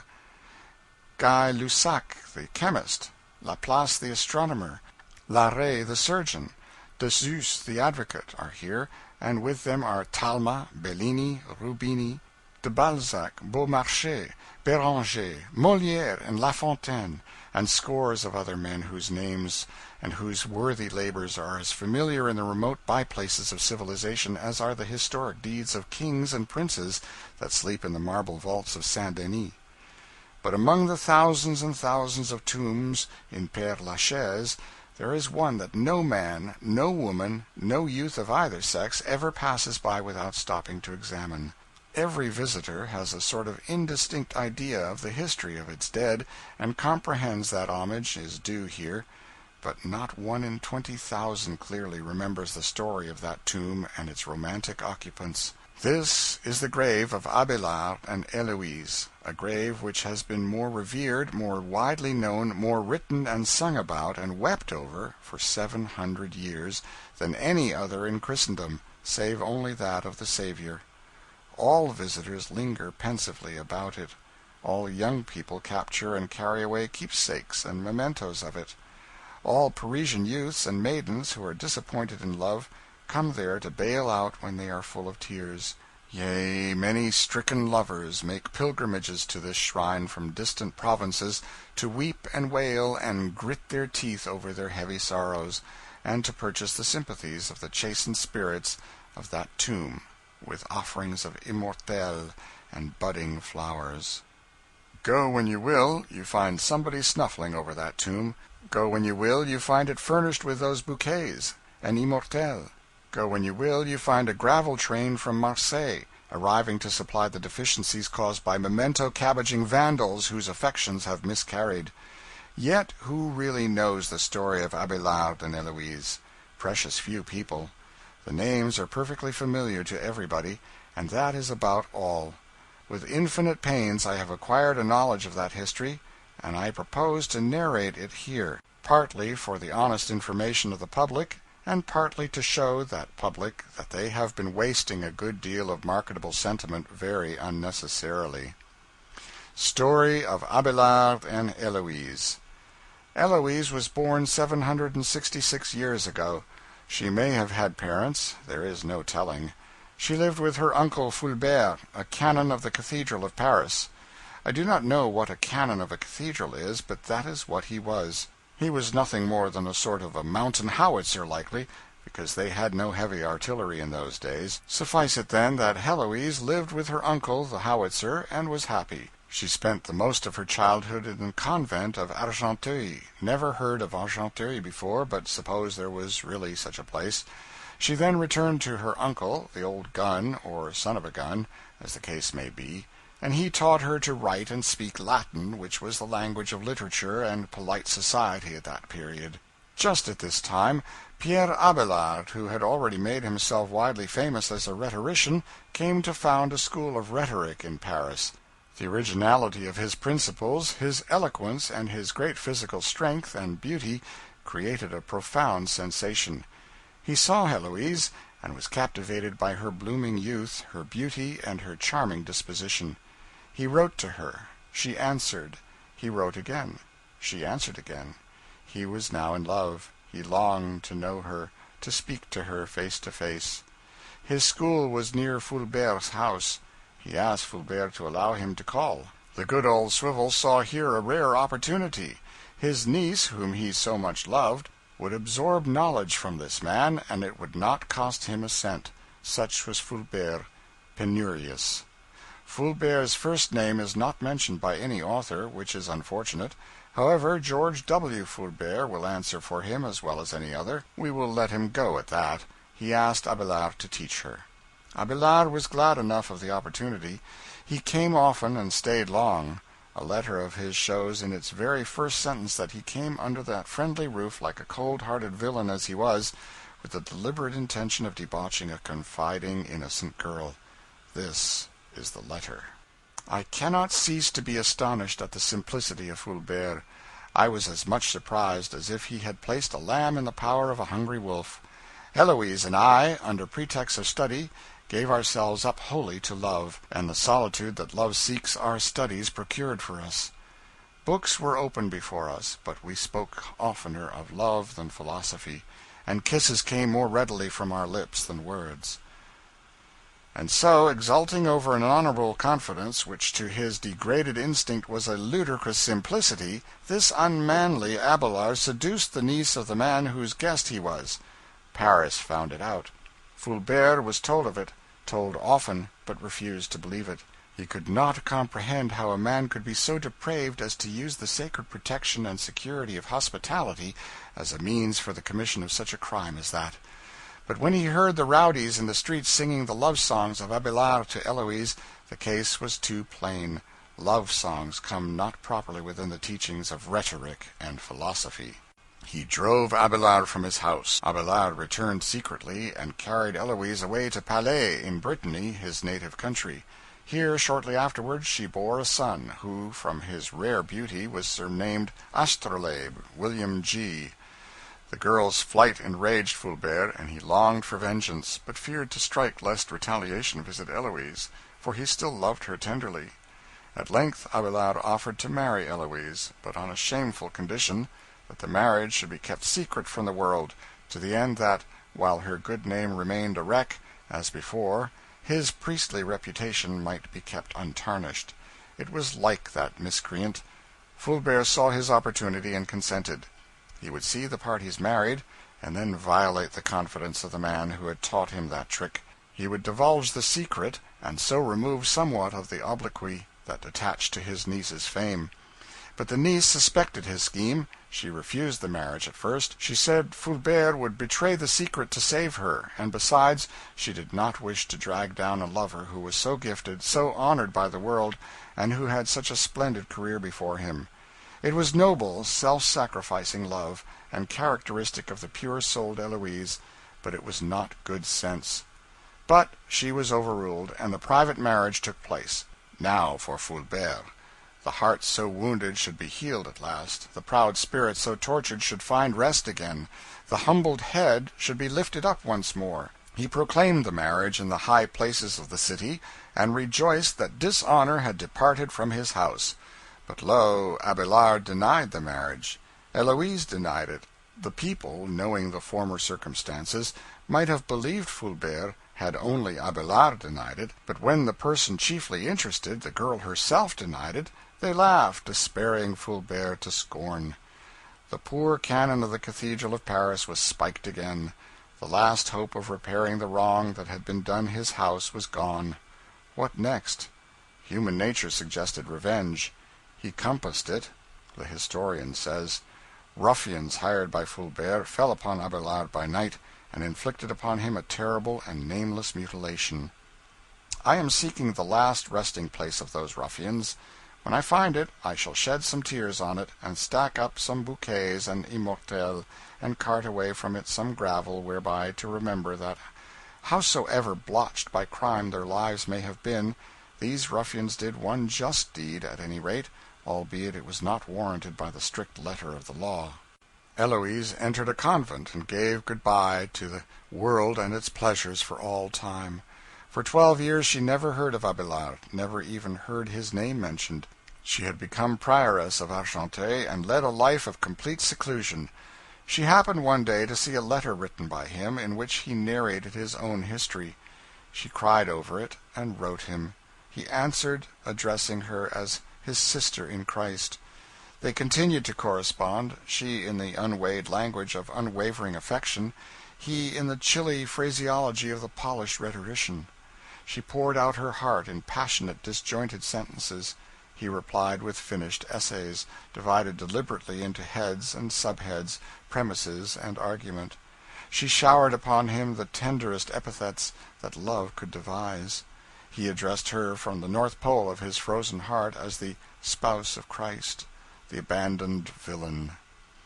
On account of her too easy government of her nuns, some disreputable irregularities were discovered among them, and the abbot of Saint Denis broke up her establishment.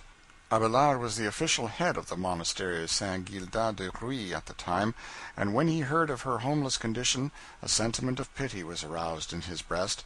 It is a wonder the unfamiliar emotion did not blow his head off.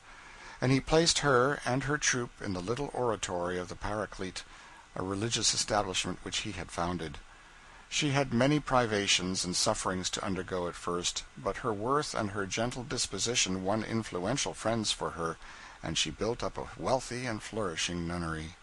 She became a great favorite with the heads of the church, and also the people, though she seldom appeared in public. She rapidly advanced in esteem, in good report, and in usefulness, and Abelard as rapidly lost ground. The Pope so honored her that he made her the head of her order. Abelard, a man of splendid talents, and ranking as the first debater of his time, became timid, irresolute, and distrustful of his powers. He only needed a great misfortune to topple him from the high position he held in the world of intellectual excellence, and it came. Urged by kings and princes to meet the subtle Saint Bernard in debate and crush him, he stood up in the presence of a royal and illustrious assemblage, and when his antagonist had finished, he looked about him and stammered a commencement. But his courage failed him. The cunning of his tongue was gone.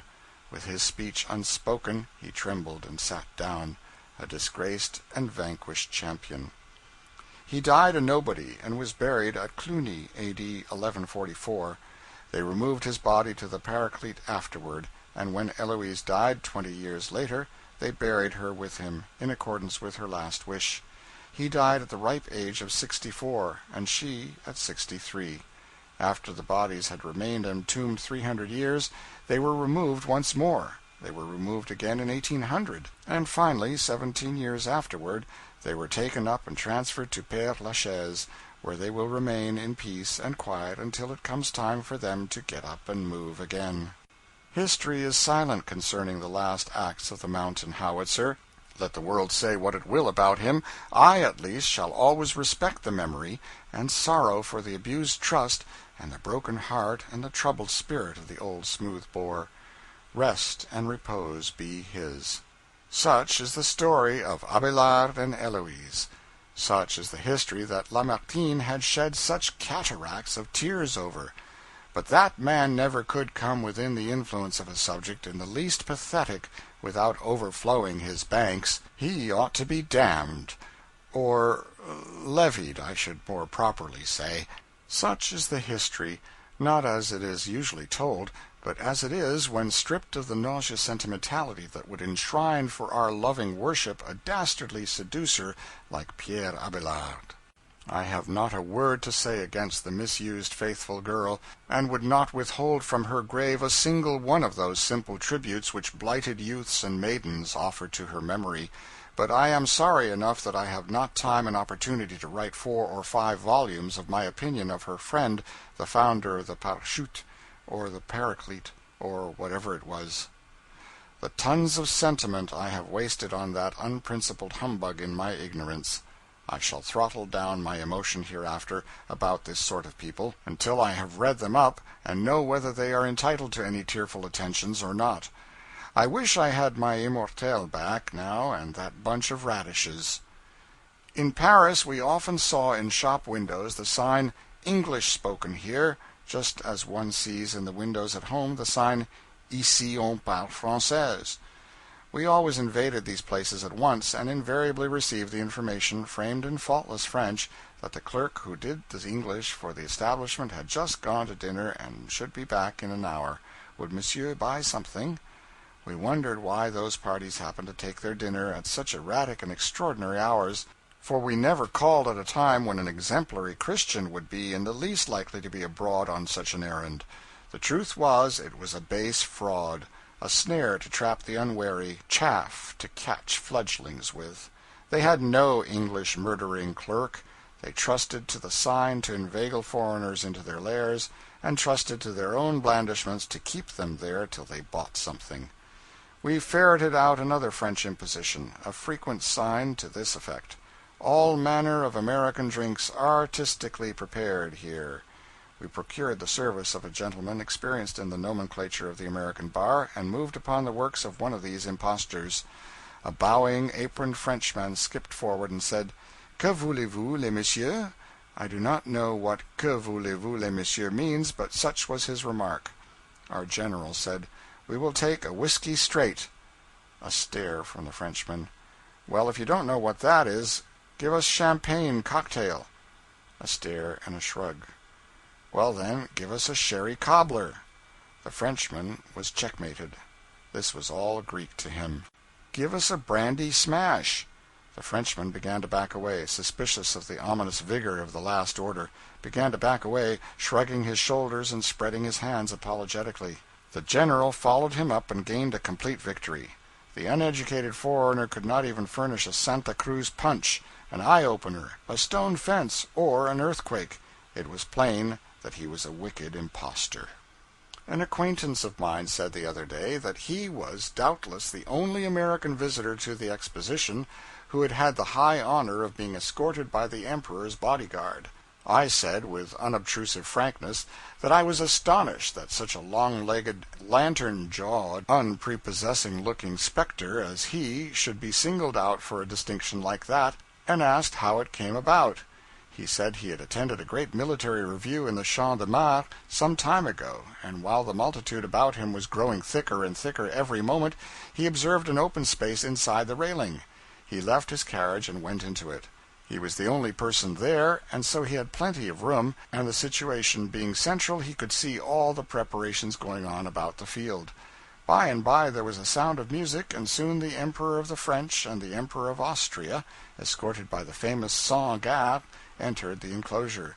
They seemed not to observe him, but directly, in response to a sign from the commander of the guard, a young lieutenant came toward him with a file of his men following, halted, raised his hand, and gave the military salute. and then said in a low voice that he was sorry to have to disturb a stranger and a gentleman, but the place was sacred to royalty. Then this New Jersey phantom rose up and bowed and begged pardon. Then, with the officer beside him, the file of men marching behind him, and with every mark of respect, he was escorted to his carriage by the Imperial Sans Garde. The officer saluted again and fell back. The New Jersey sprite bowed in return, and had presence of mind enough to pretend that he had simply called on a matter of private business with those emperors, and so waved them an adieu and drove from the field. Imagine a poor Frenchman ignorantly intruding upon a public rostrum sacred to some sixpenny dignitary in America. The police would scare him to death first with a storm of their eloquent blasphemy, and then pull him to pieces, getting him away from there. We are measurably superior to the French in some things, but they are immeasurably our betters in others. Enough of Paris for the present. We have done our whole duty by it. We have seen the Tuileries, the Napoleon Column, the Madeleine, that wonder of wonders, the tomb of Napoleon, all the great churches and museums, libraries, imperial palaces, and sculpture and picture galleries, the Pantheon, Jardin des Plantes, the opera, the circus, the legislative body, the billiard rooms, the barbers, the grisettes. Ah, the grisettes. I had almost forgotten. They are another romantic fraud. They were, if you let the books of travel tell it, always so beautiful, so neat and trim, so graceful, so naive and trusting, so gentle, so winning, so faithful to their shop duties, so irresistible to buyers in their prattling importunity, so devoted to their poverty-stricken students of the Latin Quarter, so light-hearted and happy on their Sunday picnics in the suburbs, and oh, so charmingly, so delightfully immoral. Stuff! For 3 or 4 days I was constantly saying, "Quick, Ferguson, is that a grisette?" And he always said no. He comprehended at last that I wanted to see a grisette, then showed me dozens of them. They were like nearly all the Frenchwomen I ever saw, homely. They had large hands, large feet, large mouths. They had pug noses as a general thing, and mustaches that not even good breeding could overlook. They combed their hair straight back without parting. They were ill-shaped, they were not winning, they were not graceful. I knew by their looks that they ate garlic and onions, and lastly and finally, to my thinking, it would be base flattery to call them immoral. Aroint thee, wench! I sorrow for the vagabond student of the Latin Quarter now, even more than formerly I envied him. Thus topples to earth another idol of my infancy. We have seen everything, and tomorrow we go to Versailles. We shall see Paris only for a little while as we come back to take up our line of march for the ship, and so I may as well bid the beautiful city a regretful farewell. We shall travel many thousands of miles after we leave here, and visit many great cities, but we shall find none so enchanting as this. Some of our party have gone to England, intending to take a roundabout course and rejoin the vessel at Leghorn or Naples several weeks hence. We came near going to Geneva, but have concluded to return to Marseilles and go up through Italy from Genoa. I will conclude this chapter with a remark that I am sincerely proud to be able to make, and glad as well that my comrades cordially endorse it, to wit, by far the handsomest women we have seen in France were born and reared in America. I feel now like a man who has redeemed a failing reputation and shed luster upon a dimmed escutcheon by a single just deed done at the 11th hour.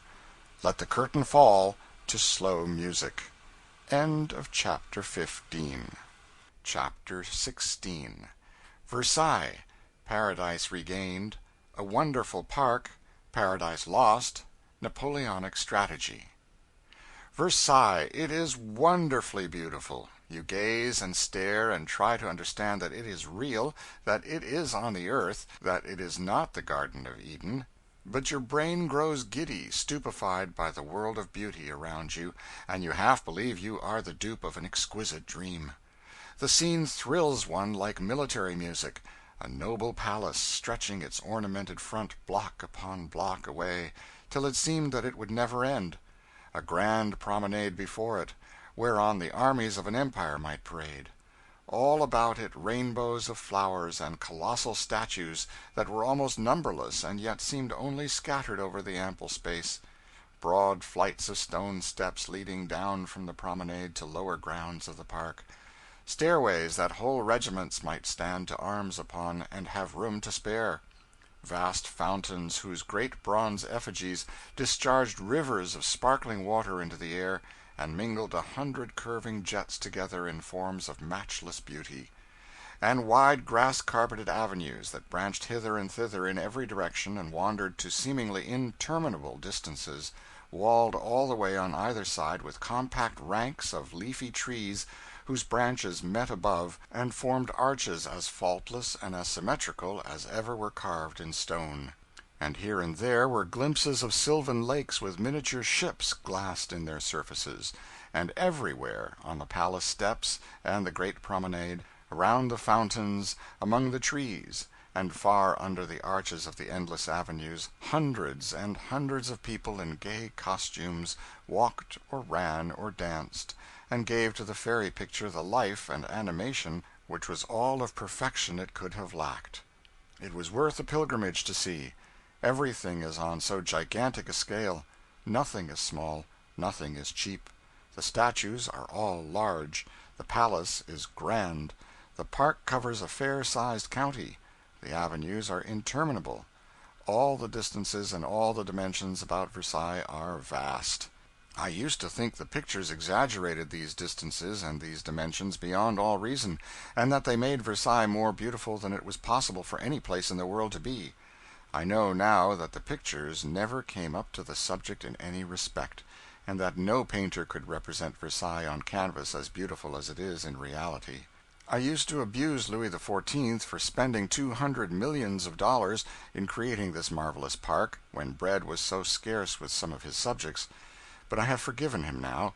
He took a tract of land 60 miles in circumference and set to work to make this park and build this palace and a road to it from Paris. He kept 36,000 men employed daily on it, and the labor was so unhealthy that they used to die and be hauled off by cartloads every night. The wife of a nobleman of the time speaks of this as an inconvenience, but naively remarks that it does not seem worthy of attention in the happy state of tranquillity we now enjoy. I always thought ill of people at home who trimmed their shrubbery into pyramids and squares and spires and all manner of unnatural shapes, and when I saw the same thing being practiced in this great park, I began to feel dissatisfied. But I soon saw the idea of the thing and the wisdom of it. They seek the general effect. We distort a dozen sickly trees into unaccustomed shapes in a little yard no bigger than a dining room, and then surely they look absurd enough. But here they take 200,000 tall forest trees and set them in a double row, allow no sign of leaf or branch to grow on the trunk lower down than 6 feet above the ground. From that point the boughs begin to project, and very gradually they extend outward further and further till they meet overhead, and a faultless tunnel of foliage is formed. The arch is mathematically precise. The effect is then very fine. They make trees take 50 different shapes, and so these quaint effects are infinitely varied and picturesque. The trees in no two avenues are shaped alike, and consequently the eye is not fatigued with anything in the nature of monotonous uniformity. I will drop this subject now, leaving it to others to determine how these people manage to make endless ranks of lofty forest trees grow to just a certain thickness of trunk, say 1 2/3, how they make them spring to precisely the same height for miles, how they make them grow so close together, how they compel one huge limb to spring from the same identical spot on each tree and form the main sweep of the arch, and how all these things are kept exactly in the same condition and in the same exquisite shapeliness and symmetry month after month and year after year, for I have tried to reason out the problem and have failed. We walked through the great hall of sculpture and the 150 galleries of paintings in the Palace of Versailles, and felt that to be in such a place was useless unless one had a whole year at his disposal. These pictures are all battle scenes, and only one solitary little canvas among them all treats of anything but great French victories. We wandered also through the Grand Trianon and the Petit Trianon, those monuments of royal prodigality, and with history so mournful, filled as it is with souvenirs of Napoleon I, and 3 dead kings and as many queens. In one sumptuous bed they had all slept in succession, but no one occupies it now. In a large dining room stood the table at which Louis XIV and his mistress Madame Maintenon, and after them Louis XV and Pompadour, had sat at their meals naked and unattended, for the table stood upon a trap-door which descended with it to regions below when it was necessary to replenish its dishes.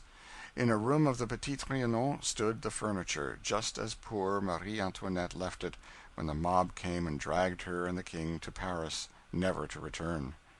Near at hand in the stables were prodigious carriages that showed no color but gold, carriages used by former kings of France on state occasions, and never used now save when a kingly head is to be crowned or an imperial infant christened. And with them were some curious sleighs, whose bodies were shaped like lions, swans, tigers, etc., vehicles that had once been handsome with pictured designs and fine workmanship, but were dusty and decaying now. They had their history. When Louis XIV had finished the Grand Trianon, he told Maintenon he had created a paradise for her, and asked if she could think of anything now to wish for. He said he wished the Trianon to be perfection, nothing less. She said she could think of but one thing. It was summer, and it was balmy France, yet she would like well to sleigh ride in the leafy avenues of Versailles. The next morning found miles and miles of grassy avenues spread thick with snowy salt and sugar, and a procession of those quaint sleighs waiting to receive the chief concubine of the gayest and most unprincipled court that France has ever seen. From sumptuous Versailles, with its palaces, its statues, its gardens, and its fountains, we journeyed back to Paris and sought its antipodes, the Faubourg Saint-Antoine. Little narrow streets, dirty children blockading them, greasy, slovenly women capturing and spanking them, filthy dens on first floors with rag stores in them. The heaviest business in the Faubourg is the chiffoniers. Other filthy dens where whole suits of second and third-hand clothing are sold at prices that would ruin any proprietor who did not steal his stock. Still other filthy dens where they sold groceries, sold them by the half-pennyworth. $5 would buy the man out, good will and all. Up these little crooked streets they will murder a man for $7 and dump the body in the Seine. And up some other of these streets, most of them, I should say, live lorettes. All through this Faubourg Saint-Antoine, misery, poverty, vice, and crime go hand in hand, and the evidences of it stare one in the face from every side. Here the people live who begin the revolutions. Whenever there is anything of that kind to be done, they are always ready. They take as much genuine pleasure in building a barricade as they do in cutting a throat or shoving a friend into the Seine. It is these savage-looking ruffians who storm the splendid halls of the Tuileries occasionally, and swarm into Versailles when a king is to be called to account. But they will build no more barricades, they will break no more soldiers' heads with paving stones. Louis Napoleon has taken care of all that. He is annihilating the crooked streets and building in their stead noble boulevards as straight as an arrow, avenues which a cannonball could traverse from end to end without meeting an obstruction more irresistible than the flesh and bones of men, boulevards whose stately edifices will never afford refuges and plotting places for starving, discontented revolution breeders. 5 of these great thoroughfares radiate from one ample center, a center which is exceedingly well adapted to the accommodation of heavy artillery. The mobs used to riot there, but they must seek another rallying place in future, and this ingenious Napoleon paves the streets of his great cities with a smooth, compact composition of asphaltum and sand. No more barricades of flagstones, no more assaulting His Majesty's troops with cobbles. I cannot feel friendly toward my quondam fellow American Napoleon III, especially at this time, July 1867, when in fancy I see his credulous victim, Maximilian, lying stark and stiff in Mexico, and his maniac widow watching eagerly from her French asylum for the form that will never come. But I do admire his nerve, his calm self-reliance, his shrewd good sense. End of chapter 16. Chapter 17. War, The American forces victorious. Home again. Italy in sight. The city of palaces. Beauty of the Genoese women. The stub hunters. Among the palaces. Gifted guide. Church magnificence. Women not admitted. How the Genoese live. Massive architecture. A scrap of ancient history. Graves for 60,000. We had a pleasant journey of it seaward again. We found that for the 3 past nights our ship had been in a state of war. The first night the sailors of a British ship, being happy with grog, came down on the pier and challenged our sailors to a free fight. They accepted with alacrity, repaired to the pier, and gained their share of a drawn battle. Several bruised and bloody members of both parties were carried off by the police and imprisoned until the following morning.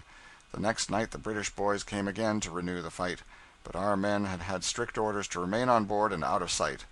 They did so, and the besieging party grew noisy and more abusive as the fact became apparent to them that our men were afraid to come out. They went away finally with a closing burst of ridicule and offensive epithets. The third night they came again, and were more obstreperous than ever. They swaggered up and down the almost deserted pier, and hurled curses, obscenity, and stinging sarcasms at our crew. It was more than human nature could bear. The executive officer ordered our men ashore with instructions not to fight. They charged the British and gained a brilliant victory. I probably would not have mentioned this war had it ended differently, but I travel to learn, and I still remember that they picture no French defeats in the battle galleries of Versailles. It was like home to us to step on board the comfortable ship again and smoke and lounge about her breezy decks, and yet it was not altogether like home either, because so many members of the family were away.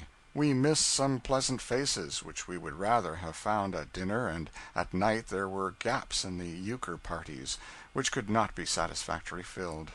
Moult was in England, Jack in Switzerland, Charlie in Spain. Blucher was gone, none could tell where. But we were at sea again, and we had the stars and the ocean to look at, and plenty of room to meditate in.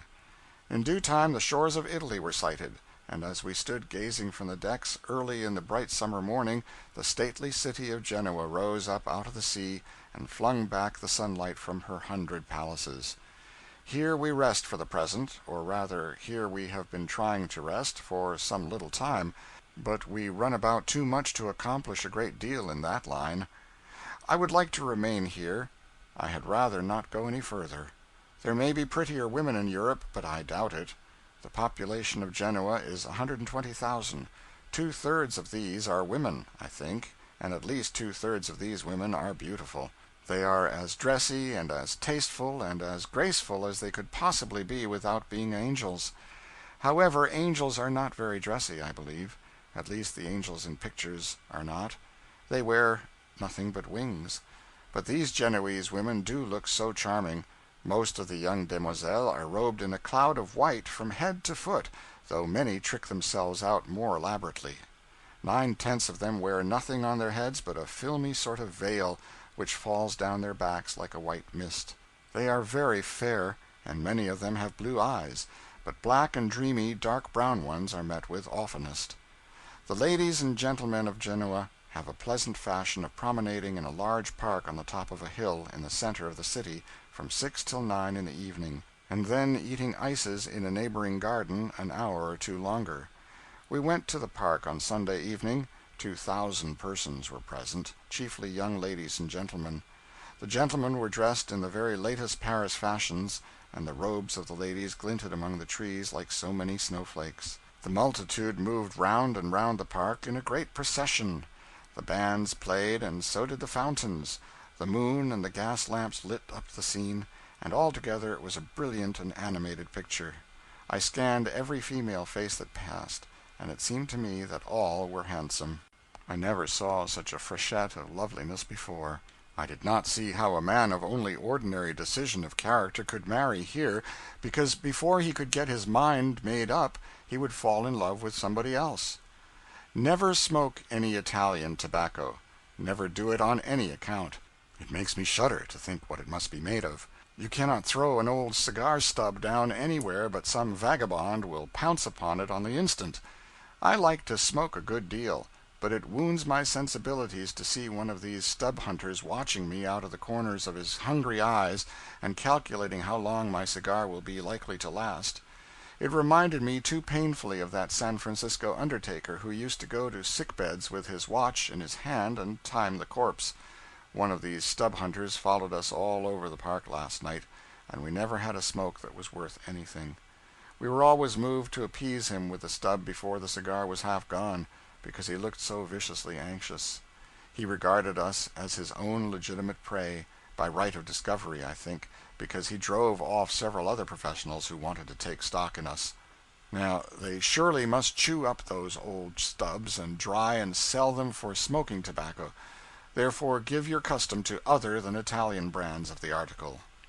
The Suburb and the City of Palaces are names which Genoa has held for centuries. She is full of palaces, certainly, and the palaces are sumptuous inside, but they are very rusty without, and make no pretensions to architectural magnificence. Genoa the Superb would be a felicitous title if it referred to the women. We have visited several of the palaces, immense thick-walled piles, with great stone staircases, tessellated marble pavements on the floors. Sometimes they make a mosaic work of intricate designs wrought in pebbles or little fragments of marble laid in cement, and grand salons hung with pictures by Rubens, Guido, Titian, Paul Veronese, and so on, and portraits of heads of the family, in plumed helmets and gallant coats of mail, and patrician ladies in stunning costumes of centuries ago. But, of course, the folks were all out in the country for the summer, and might not have known enough to ask us to dinner if they had been at home, and so all the grand empty salons, with their resounding pavements, their grim pictures of dead ancestors, and tattered banners with the dust of bygone centuries upon them, seemed to brood solemnly of death and the grave, and our spirits ebbed away, and our cheerfulness passed from us. We never went up to the 11th story. We always began to suspect ghosts. There was always an undertaker-looking servant along, too, who handed us a program, pointed to the picture that began the list of the salon he was in, and then stood stiff and stark and unsmiling in his petrified livery till we were ready to move on to the next chamber, whereupon he marched sadly ahead and took up another malignantly respectful position as before. I wasted so much time praying that the roof would fall in on these dispiriting flunkies that I had but little left to bestow upon palace and pictures. And besides, as in Paris, we had a guide. Perdition catch all the guides. This one said he was the most gifted linguist in Genoa, as far as English was concerned, and that only 2 persons in the city beside himself could talk the language at all. He showed us the birthplace of Christopher Columbus, and after we had reflected in silent awe before it for 15 minutes, he said it was not the birthplace of Columbus, but of Columbus's grandmother. When we demanded an explanation of his conduct, he only shrugged his shoulders and answered in barbarous Italian. I shall speak further of this guide in a future chapter. All the information we got out of him we shall be able to carry along with us, I think. I have not been to church so often in a long time as I have in the last few weeks. The people in these old lands seem to make churches their specialty. Especially does this seem to be the case with the citizens of Genoa. I think there is a church every 300 or 400 yards all over town. The streets are sprinkled from end to end with shovel-hatted, long-robed, well-fed priests, and the church bells by dozens are pealing all the day long nearly. Every now and then one comes across a friar of orders gray, with shaven head, long coarse robe, rope girdle and beads, and with feet cased in sandals, or entirely bare. These worthies suffer in the flesh, and do penance all their lives, I suppose, but they look like consummate famine breeders. They are all fat and serene. The old cathedral of San Lorenzo is about as notable a building as we have found in Genoa. It is vast, and has colonnades of noble pillars, and a great organ, and the customary pomp of gilded mouldings, pictures, frescoed ceilings, and so forth. I cannot describe it, of course. It would require a good many pages to do that. But it is a curious place. They said that half of it, from the front door halfway down to the altar, was a Jewish synagogue before the Savior was born, and that no alteration has been made in it since that time. We doubted the statement, but did it reluctantly. We would much rather have believed it. The place looked in too perfect repair to be so ancient. The main point of interest about the cathedral is the little chapel of St. John the Baptist. They only allow women to enter it on one day in the year, on account of the animosity they still cherish against the sex because of the murder of the saint to gratify a caprice of Herodias. In this chapel is a marble chest, in which, they told us, were the ashes of St. John, and around it was wound a chain, which, they said, had confined him when he was in prison. We did not desire to disbelieve these statements, and yet we could not feel certain that they were correct, partly because we could have broken that chain, and so could St. John, and partly because we had seen St. John's ashes before in another church. We could not bring ourselves to think St. John had two sets of ashes. They also showed us a portrait of the Madonna, which was painted by St. Luke, and it did not look half as old and smoky as some of the pictures by Rubens. We could not help admiring the Apostle's modesty in never once mentioning in his writings that he could paint. But isn't this relic matter a little overdone? We find a piece of the true cross in every old church we go into, and some of the nails that held it together. I would not like to be positive, but I think we have seen as much as a keg of these nails. Then there is the crown of thorns. They have part of one in Sainte-Chapelle in Paris, and part of one also in Notre-Dame. And as for bones of Saint Denis, I feel certain we have seen enough of them to duplicate him if necessary. I only meant to write about the churches, but I keep wandering from the subject. I could say that the Church of the Annunciation is a wilderness of beautiful columns, of statues, gilded moldings, and pictures almost countless, but that would give no one an entirely perfect idea of the thing, and so where is the use? One family built the whole edifice and have got money left. There is where the mystery lies. We had an idea at first that only a mint could have survived the expense. These people here live in the heaviest, highest, broadest, darkest, solidest houses one can imagine. Each one might laugh a siege to scorn. 100 feet front and 100 high is about the style, and you go up 3 flights of stairs before you begin to come upon signs of occupancy. Everything is stone, and stone of the heaviest, floors, stairways, mantels, benches, everything. The walls are 4 to 5 feet thick. The streets generally are 4 or 5 to 8 feet wide, and as crooked as a corkscrew. You go along one of these gloomy cracks and look up and behold the sky like a mere ribbon of light, far above your head, where the tops of the tall houses on either side of the street bend almost together. You feel as if you were at the bottom of some tremendous abyss, with all the world far above you. You wind in and out, and here and there, in the most mysterious way, and have no more idea of the points of the compass than if you were a blind man. You can never persuade yourself that these are actually streets, and the frowning, dingy, monstrous houses dwellings, till you see one of these beautiful, prettily dressed women emerge from one of them, see her emerge from a dark, dreary-looking den that looks dungeon all over, from the ground away halfway up to heaven, and then you wonder that such a charming moth could come from such a forbidding shell as that. The streets are wisely made narrow, and the houses heavy and thick and stony, in order that the people may be cool in this roasting climate. And they are cool, and stay so, and while I think of it, the men wear hats and have very dark complexions, but the women wear no headgear but a filmy veil, like a gossamer's web, and yet are exceedingly fair as a general thing. Singular, isn't it? The huge palaces of Genoa are each supposed to be occupied by one family, but they could accommodate 100, I should think.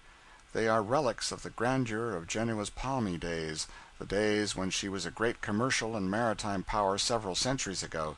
These houses, solid marble palaces though they be, are in many cases of a dull pinkish color outside, and from pavement to eaves are pictured with Genoese battle scenes, with monstrous Jupiters and Cupids, and with familiar illustrations from Grecian mythology. Where the paint has yielded to age and exposure and is peeling off in flakes and patches, the effect is not happy. A noseless Cupid, or a Jupiter with an eye out, or a Venus with a fly blister on her breast, are not attractive features in a picture.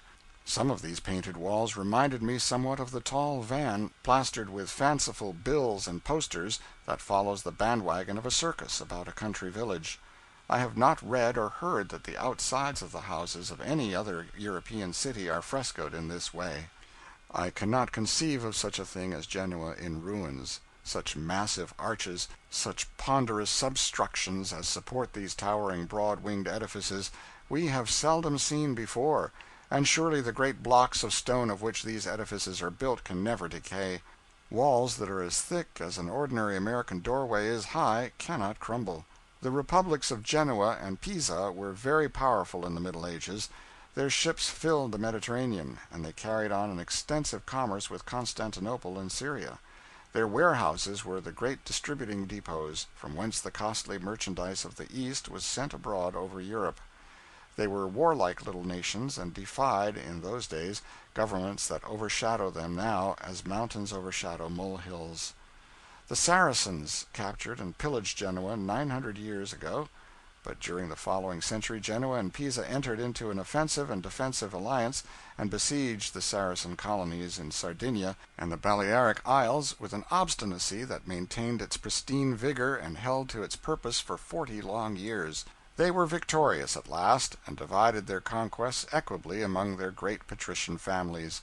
Descendants of some of those proud families still inhabit the palaces of Genoa, and trace in their own features a resemblance to the grim knights whose portraits hang in their stately halls, and to pictured beauties with pouting lips and merry eyes, whose originals have been dust and ashes for many a dead and forgotten century. The hotel we live in belonged to one of those great orders of Knights of the Cross in the times of the Crusades, and its mailed sentinels once kept watch and ward in its massive turrets, and woke the echoes of these halls and corridors with their iron heels. But Genoa's greatness has degenerated into an unostentatious commerce in velvets and silver filigree work.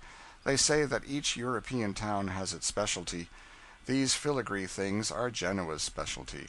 Her smiths take silver ingots and work them up into all manner of graceful and beautiful forms. They make bunches of flowers, from flakes and wires of silver, that counterfeit the delicate creations the frost weaves upon a window pane. And we were shown a miniature silver temple whose fluted columns, whose Corinthian capitals and rich entablatures, whose spire, statues, bells, and ornate lavishness of sculpture were wrought in polished silver, and with such matchless art that every detail was a fascinating study, and the finished edifice a wonder of beauty. We are ready to move again, though we are not really tired yet of the narrow passages of this old marble cave. Cave is a good word, when speaking of Genoa under the stars. When we have been prowling at midnight through the gloomy crevices they call streets, where no footfalls but ours were echoing, where only ourselves were abroad, and lights appeared only at long intervals and at a distance, and mysteriously disappeared again, and the houses at our elbows seemed to stretch upward farther than ever toward the heavens, the memory of a cave I used to know at home was always in my mind, with its lofty passages, its silence and solitude, its shrouding gloom, its sepulchral echoes, its flitting lights, and, more than all, its sudden revelations of branching crevices and corridors where we least expected them. We are not tired of the endless processions of cheerful, chattering gossipers that throng these courts and streets all day long, either, nor of the coarse-robed monks, nor of the Asti wines, which that old doctor, whom we call the Oracle, with customary felicity in the matter of getting everything wrong, misterms nasty. But we must go, nevertheless.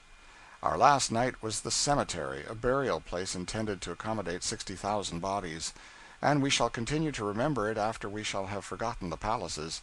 It is a vast marble colonnaded corridor extending around a great unoccupied square of ground. Its broad floor is marble, and on every slab is an inscription, for every slab covers a corpse. On either side, as one walks down the middle of the passage, are monuments, tombs, and sculptured figures that are exquisitely wrought, and are full of grace and beauty. They are new and snowy, every outline is perfect, every feature guiltless of mutilation, flaw, or blemish, and therefore to us these far-reaching ranks of bewitching forms are 100-fold more lovely than the damaged and dingy statuary they have saved from the wreck of ancient art and set up in the galleries of Paris for the worship of the world. Well provided with cigars and other necessaries of life, we are now ready to take the cars for Milan. End of chapter 17. Chapter 18 Flying Through Italy. Marengo. First glimpse of the famous cathedral. Description of some of its wonders. A horror carved in stone. An unpleasant adventure. A good man. A sermon from the tomb. Tons of gold and silver. Some more holy relics. Solomon's Temple. All day long we sped through a mountainous country whose peaks were bright with sunshine, whose hillsides were dotted with pretty villas sitting in the midst of gardens and shrubbery, and whose deep ravines were cool and shady, and looked ever so inviting from where we and the birds were winging our flight through the sultry upper air. We had plenty of chilly tunnels wherein to check our perspiration, though. We timed one of them. We were 20 minutes passing through it, going at the rate of 30 to 35 miles an hour. Beyond Alessandria we passed the battlefield of Marengo. Toward dusk we drew near Milan and caught glimpses of the city and the blue mountain peaks beyond. But we were not caring for these things. They did not interest us in the least. We were in a fever of impatience. We were dying to see the renowned cathedral. We watched, in this direction and that, all around, everywhere. We needed no one to point it out. We did not wish any one to point it out. We would recognize it even in the desert of the great Sahara. At last a forest of graceful needles, shimmering in the amber sunlight, rose slowly above the pygmy housetops, as one sometimes sees, in the far horizon, a gilded and pinnacled mass of cloud lift itself above the waste of waves, at sea. The cathedral! We knew it in a moment. Half of that night and all of the next day this architectural autocrat was our sole object of interest. What a wonder it is! So grand, so solemn, so vast, and yet so delicate, so airy, so graceful. A very world of solid weight, and yet it seems in the soft moonlight only a fairy delusion of frostwork that might vanish with a breath. How sharply its pinnacled angles and its wilderness of spires were cut against the sky, and how richly their shadows fell upon its snowy roof! It was a vision, a miracle, an anthem sung in stone, a poem wrought in marble. Howsoever you look at the great cathedral, it is noble, it is beautiful. Wherever you stand in Milan, or within 7 miles of Milan, it is visible, and when it is visible, no other object can chain your whole attention. Leave your eyes unfettered by your will but a single instant, and they will surely turn to seek it. It is the first thing you look for when you rise in the morning, and the last your lingering gaze rests upon at night. Surely it must be the princeliest creation that ever brain of man conceived. At 9 o'clock in the morning we went and stood before this marble colossus. The central one of its 5 great doors is bordered with a bas relief of birds and fruits and beasts and insects, which have been so ingeniously carved out of the marble that they seem like living creatures, and the figures are so numerous and the design so complex that one might study it a week without exhausting its interest. On the great steeple, surmounting the myriad of spires, inside of the spires, over the doors, the windows, in nooks and corners, everywhere that a niche or a perch can be found about the enormous building, from summit to base, there is a marble statue, and every statue is a study in itself. Raphael, Angelo, Canova, giants like these gave birth to the designs, and their own pupils carved them. Every face is eloquent with expression, and every attitude is full of grace. Away above, on the lofty roof, rank on rank of carved and fretted spires spring high in the air, and through their rich tracery one sees the sky beyond. In their midst the central steeple towers proudly up, like the mainmast of some great Indiaman among a fleet of coasters. We wished to go aloft. The sacristan showed us a marble stairway. Of course it was marble, and of the purest and whitest. There is no other stone, no brick, no wood among its building materials, and told us to go up 182 steps and stop till he came. It was not necessary to say stop. We should have done that anyhow. We were tired by the time we got there. This was the roof. Here, springing from its broad marble flagstones, were the long files of spires, looking very tall, close at hand, but diminishing in the distance like the pipes of an organ. We could see now that the statue on the top of each was the size of a large man, though they all looked like dolls from the street.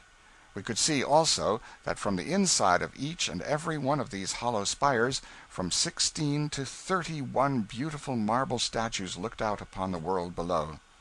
From the eaves to the comb of the roof stretched in endless succession great curved marble beams, like the fore and aft braces of a steamboat, and along each beam from end to end stood up a row of richly carved flowers and fruits, each separate and distinct in kind, and over 15,000 species represented.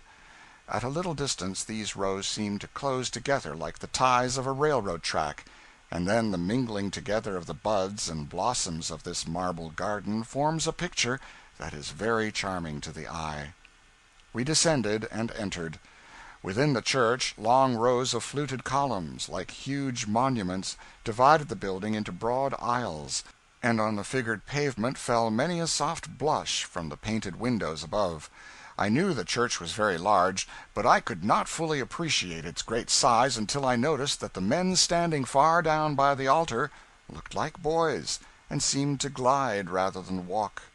We loitered about, gazing aloft at the monster windows all aglow with brilliantly colored scenes in the lives of the Saviour and his followers. Some of these pictures are mosaics, and so artistically are their 1,000 particles of tinted glass or stone put together that the work has all the smoothness and finish of a painting. We counted 60 panes of glass in one window, and each pane was adorned with one of these master achievements of genius and patience. The guide showed us a coffee-colored piece of sculpture, which he said was considered to have come from the hand of Phidias, since it was not possible that any other artist of any epoch could have copied nature with such faultless accuracy. The figure was that of a man without a skin, with every vein, artery, muscle, every fiber and tendon and tissue of the human frame represented in minute detail. It looked natural, because somehow it looked as if it were in pain. A skinned man would be likely to look that way unless his attention were occupied with some other matter. It was a hideous thing, and yet there was a fascination about it somewhere.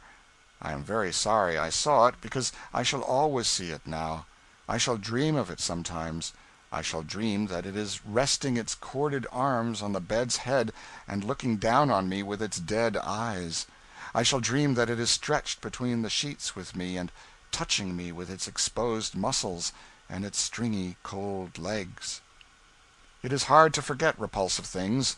I remember yet how I ran off from school once, when I was a boy, and then, pretty late at night, concluded to climb into the window of my father's office and sleep on a lounge, because I had a delicacy about going home and getting thrashed. As I lay on the lounge and my eyes grew accustomed to the darkness, I fancied I could see a long, dusky, shapeless thing stretched upon the floor. A cold shiver went through me. I turned my face to the wall. That did not answer. I was afraid that that thing would creep over and seize me in the dark. I turned back and stared at it for minutes and minutes. They seemed hours. It appeared to me that the lagging moonlight never, never would get to it. I turned to the wall and counted 20 to pass the feverish time away. I looked.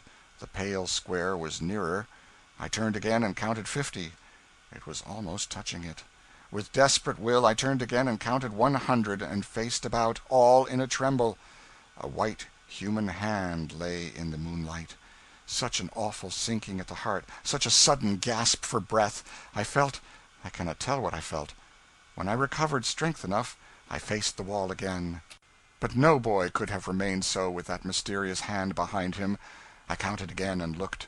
The most of a naked arm was exposed. I put my hands over my eyes and counted till I could stand it no longer, and then the pallid face of a man was there, with the corners of the mouth drawn down, and the eyes fixed and glassy in death. I raised to a sitting posture, and glowered on that corpse, till the light crept down to the bare breast line by line, inch by inch, past the nipple, and then it disclosed a ghastly stab. I went away from there. I do not say that I went away in any sort of a hurry, but I simply went. That is sufficient. I went out at the window, and carried the sash along with me. I did not need the sash, but it was handiest to take it than it was to leave it. and so I took it. I was not scared, but I was considerably agitated. When I reached home they whipped me, but I enjoyed it. It seemed perfectly delightful. That man had been stabbed near the office that afternoon, and they carried him in there to doctor him, but he only lived an hour. I have slept in the same room with him often since then, in my dreams. Now we will descend into the crypt, under the grand altar of Milan Cathedral, and receive an impressive sermon from lips that have been silent and hands that have been gestureless for 300 years. The priest stopped in a small dungeon and held up his candle. This was the last resting place of a good man, a warm-hearted, unselfish man, a man whose whole life was given to succoring the poor, encouraging the faint-hearted, visiting the sick, in relieving distress whenever and wherever he found it. His heart, his hand, and his purse were always open. With his story in one's mind, he can almost see his benignant countenance moving calmly among the haggard faces of Milan in the days when the plague swept the city, brave where all others were cowards, full of compassion where pity had been crushed out of all other breasts by the instinct of self-preservation gone mad with terror, cheering all, praying with all, helping all, with hand and brain and purse, at a time when parents forsook their children, the friend deserted the friend, and the brother turned away from the sister while her pleadings were still wailing in his ears. This was good St. Charles Borromeo, Bishop of Milan. The people idolized him. Princes lavished uncounted treasures upon him. We stood in his tomb. Near by was the sarcophagus, lighted by the dripping candles. The walls were faced with bas-reliefs, representing scenes in his life done in massive silver. The priest put on a short white lace garment over his black robe, crossed himself, bowed reverently, and began to turn a windlass slowly. The sarcophagus separated in two parts, lengthwise, and the lower part sank down and disclosed a coffin of rock crystal as clear as the atmosphere. Within lay the body, robed in costly habiliments covered with gold embroidery and starred with scintillating gems. The decaying head was black with age, the dry skin was drawn tight to the bones, the eyes were gone, there was a hole in the temple and another in the cheek, and the skinny lips were parted as in a ghastly smile. Over this dreadful face, its dust and decay and its mocking grin, hung a crown sewn thick with flashing brilliants, and upon the breast lay crosses and croziers of solid gold that were splendid with emeralds and diamonds. How poor and cheap and trivial these gewgaws seemed in presence of the solemnity, the grandeur, the awful majesty of death. Think of Milton, Shakespeare, Washington, standing before a reverent world, tricked out in the glass beads, the brass earrings, and tin trumpery of the savages of the plains. Dead Bartolomeo preached his pregnant sermon, and its burden was, "You that worship the vanities of earth, you that long for worldly honor, worldly wealth, worldly fame, behold their worth." To us it seemed that so good a man, so kind a heart, so simple a nature deserved rest and peace in a grave sacred from the intrusion of prying eyes, and believed that he himself would have preferred to have it so, but peradventure our wisdom was at fault in this regard. As we came out upon the floor of the church again, another priest volunteered to show us the treasures of the church. What more? The furniture of the narrow chamber of death we had just visited weighed 6 millions of francs in ounces and carats alone, without a penny thrown into the account for the costly workmanship bestowed upon them. But we followed into a large room filled with tall wooden presses like wardrobes. He threw them open, and behold, the cargoes of crude bullion of the assay offices of Nevada faded out of my memory. There were virgins and bishops there, above their natural size, made of solid silver, each worth by weight from 800,000 to 2 millions of francs, and bearing gemmed books in their hands worth 80,000. There were bas-reliefs that weighed 600 pounds, carved in solid silver, croziers and crosses and candlesticks 6 and 8 feet tall, all of virgin gold, and brilliant with precious stones; and besides these were all manner of cups and vases and such things, rich in proportion. It was an Aladdin's palace. The treasures here, by simple weight, without counting workmanship, were valued at 50 millions of francs. If I could get the custody of them for a while, I fear me the market price of silver bishops would advance shortly on account of their exceeding scarcity in the Cathedral of Milan. The priest showed us 2 of St. Paul's fingers, and 1 of St. Peter's, a bone of Judas Iscariot, it was black, and also bones of all the other disciples, a handkerchief in which the Savior had left the impression of his face. Among the most precious of the relics were a stone from the Holy Sepulchre, part of the crown of thorns (they have a whole one at Notre Dame), a fragment of the purple robe worn by the Savior, a nail from the cross, and a picture of the Virgin and Child painted by the veritable hand of St. Luke. This is the second of St. Luke's Virgins we have seen. Once a year all these holy relics are carried in procession through the streets of Milan. I like to revel in the driest details of the great cathedral. The building is 500 feet long by 180 wide, and the principal steeple is in the neighborhood of 400 feet high. It has 7,148 marble statues, and will have upwards of 3,000 more when it is finished. In addition, it has 1,500 bas-reliefs. It has 136 spires, 21 more are to be added. Each spire is surmounted by a statue 6½ feet high. Everything about the church is marble, and all from the same quarry. It was bequeathed to the archbishopric for this purpose centuries ago, so nothing but the mere workmanship costs. Still, that is expensive. The bill foots up 684 millions of francs thus far, considerably over 100 millions of dollars, and it is estimated that it will take 120 years yet to finish the cathedral. It looks complete, but is far from being so. We saw a new statue put in its niche yesterday, alongside of one which had been standing these 400 years, they said. There are 4 staircases leading up to the main steeple, each of which cost $100,000, with the 408 statues which adorn them. Marco Compioni was the architect who designed the wonderful structure more than 500 years ago, and it took him 46 years to work out the plan and get it ready to hand over to the builders. He is dead now. The building was begun a little less than 500 years ago, and the 3rd generation hence will not see it completed.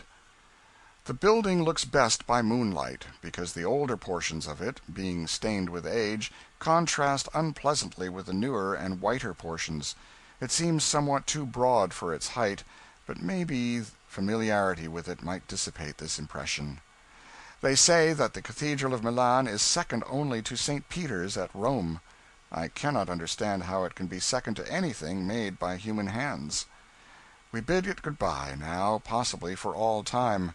How surely, in some future day, when the memory of it shall have lost its vividness, shall we half believe we have seen it in a wonderful dream, but never with waking eyes. End of chapter 18. Chapter 19. Dieu whiz zo haut can be? La Scala, Petrarch and Laura, Lucrezia Borgia, ingenious frescoes, ancient Roman amphitheater, a clever delusion, distressing billiards, the chief charm of European life, an Italian bath, wanted soap, crippled French, mutilated English, the most celebrated painting in the world, amateur raptures, uninspired critics, anecdote, a wonderful echo, a kiss for a franc. Do you whiz zo haut can be? That was what the guide asked when we were looking up at the bronze horses on the Arch of Peace. It meant, do you wish to go up there? I give it as a specimen of guide English. These are the people that make life a burden to the tourist. Their tongues are never still. They talk forever and forever, and that is the kind of Billingsgate they use. Inspiration itself could hardly comprehend them. If they would only show you a masterpiece of art, or a venerable tomb, or a prison house, or a battlefield, hallowed by touching memories or historical reminiscences, or grand traditions, and then step aside and hold still for 10 minutes and let you think, it would not be so bad. But they interrupt every dream, every pleasant train of thought, with their tiresome cackling. Sometimes, when I have been standing before some cherished old idol of mine that I remembered years and years ago in pictures in the geography at school, I have thought I would give a whole world if the human parrot at my side would suddenly perish where he stood and leave me to gaze, and ponder, and worship. No, we did not whiz so haut can be. We wished to go to La Scala, the largest theater in the world, I think they call it. We did so. It was a large place. 7 separate and distinct masses of humanity, 6 great circles, and a monster parquet. We wished to go to the Ambrosian Library, and we did that also. We saw a manuscript of Virgil, with annotations in the handwriting of Petrarch, the gentleman who loved another man's Laura, and lavished upon her all through life a love which was a clear waste of the raw material. It was sound sentiment, but bad judgment. It brought both parties fame, and created a fountain of commiseration for them in sentimental breasts that is running yet. But who says a word in behalf of poor Mr. Laura? I do not know his other name. Who glorifies him? Who bedews him with tears? Who writes poetry about him? Nobody. How do you suppose he liked the state of things that has given the world so much pleasure? How did he enjoy having another man following his wife everywhere, and making her name a familiar word in every garlic exterminating mouth in Italy, with his sonnets to her preempted eyebrows? They got fame and sympathy. He got neither. This is a peculiarly felicitous instance of what is called poetical justice. It is all very fine, but it does not chime with my notions of right. It is too one-sided, too ungenerous. Let the world go on fretting about Laura and Petrarch if it will, but as for me, my tears and my lamentations shall be lavished upon the unsung defendant. We saw only an autograph letter of Lucrezia Borgia, a lady for whom I have always entertained the highest respect, on account of her rare histrionic capabilities, her opulence in solid gold goblets made of gilded wood, her high distinction as an operatic screamer, and the facility with which she could order a sextuple funeral and get the corpses ready for it. We saw one single coarse yellow hair from Lucretia's head, likewise. It awoke emotions, but we still live. In this same library we saw some drawings by Michael Angelo, these Italians call him Michel Angelo, and Leonardo da Vinci. They spell it Vinci and pronounce it Vinci. Foreigners always spell better than they pronounce. We reserve our opinion of these sketches. In another building they showed us a fresco representing some lions and other beasts drawing chariots, and they seemed to project so far from the wall that we took them to be sculptures. The artist had shrewdly heightened the delusion by painting dust on the creatures' backs, as if it had fallen there naturally and properly. Smart fellow, if it be smart to deceive strangers. Elsewhere we saw a huge Roman amphitheater with its stone seats still in good preservation. Modernized, it is now the scene of more peaceful recreations than the exhibition of a party of wild beasts with Christians for dinner. Part of the time the Milanese use it for a race track, and at other seasons they flood it with water and have spirited yachting regattas there. The guide told us these things, and he would hardly try so hazardous an experiment as the telling of a falsehood, when it is all he can do to speak the truth in English without getting the lockjaw. In another place we were shown a sort of summer arbor with a fence before it. We said that was nothing. We looked again and saw through the arbor an endless stretch of garden and shrubbery and grassy lawn. We were perfectly willing to go in there and rest, but it could not be done. It was only another delusion, a painting by some ingenious artist with little charity in his heart for tired folk. The deception was perfect. No one could have imagined the park was not real. We even thought we smelled the flowers at first. We got a carriage at twilight and drove in the shaded avenues with the other nobility, and after dinner we took wine and ices in a fine garden with the great public.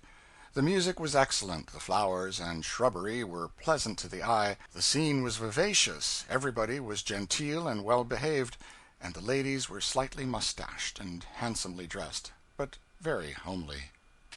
We adjourned to a cafe and played billiards an hour, and I made 6 or 7 points by the doctor pocketing his ball, and he made as many by my pocketing my ball. We came near making a carome sometimes, but not the one we were trying to make. The table was of the usual European style, cushions dead and twice as high as the balls, the cues in bad repair. The natives play only a sort of pool on them. We have never seen anybody playing the French three-ball game yet, and I doubt if there is any such game known in France, or that there lives any man mad enough to try to play it on one of these European tables. We had to stop playing finally, because Dan got to sleeping 15 minutes between the counts and paying no attention to his marking. Afterward we walked up and down one of the most popular streets for some time, enjoying other people's comfort and wishing we could export some of it to our restless, driving, vitality-consuming marts at home. Just in this one matter lies the main charm of life in Europe: comfort. In America we hurry, which is well, but when the day's work is done, we go on thinking of losses and gains, we plan for the morrow, we even carry our business cares to bed with us, and toss and worry over them when we ought to be restoring our racked bodies and brains with sleep. We burn up our energies with these excitements, and either die early or drop into a lean and mean old age at a time of life which they call a man's prime in Europe. When an acre of ground has produced long and well, we let it lie fallow and rest for a season. We take no man clear across the continent in the same coach he started in. The coach is stabled somewhere on the plains, and its heated machinery allowed to cool for a few days. When a razor has seen long service and refuses to hold an edge, the barber lays it away for a few weeks, and the edge comes back of its own accord. We bestow thoughtful care upon inanimate objects, but none upon ourselves. What a robust people, what a nation of thinkers we might be, if we would only lay ourselves on the shelf occasionally, and renew our edges.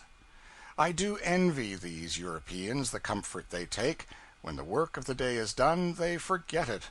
Some of them go, with wife and children, to a beer hall, and sit quietly and genteelly drinking a mug or two of ale and listening to music. Others walk the streets, others drive in the avenues. Others assemble in the great ornamental squares in the early evening to enjoy the sight and the fragrance of flowers, and to hear the military bands play, no European city being without its fine military music at eventide.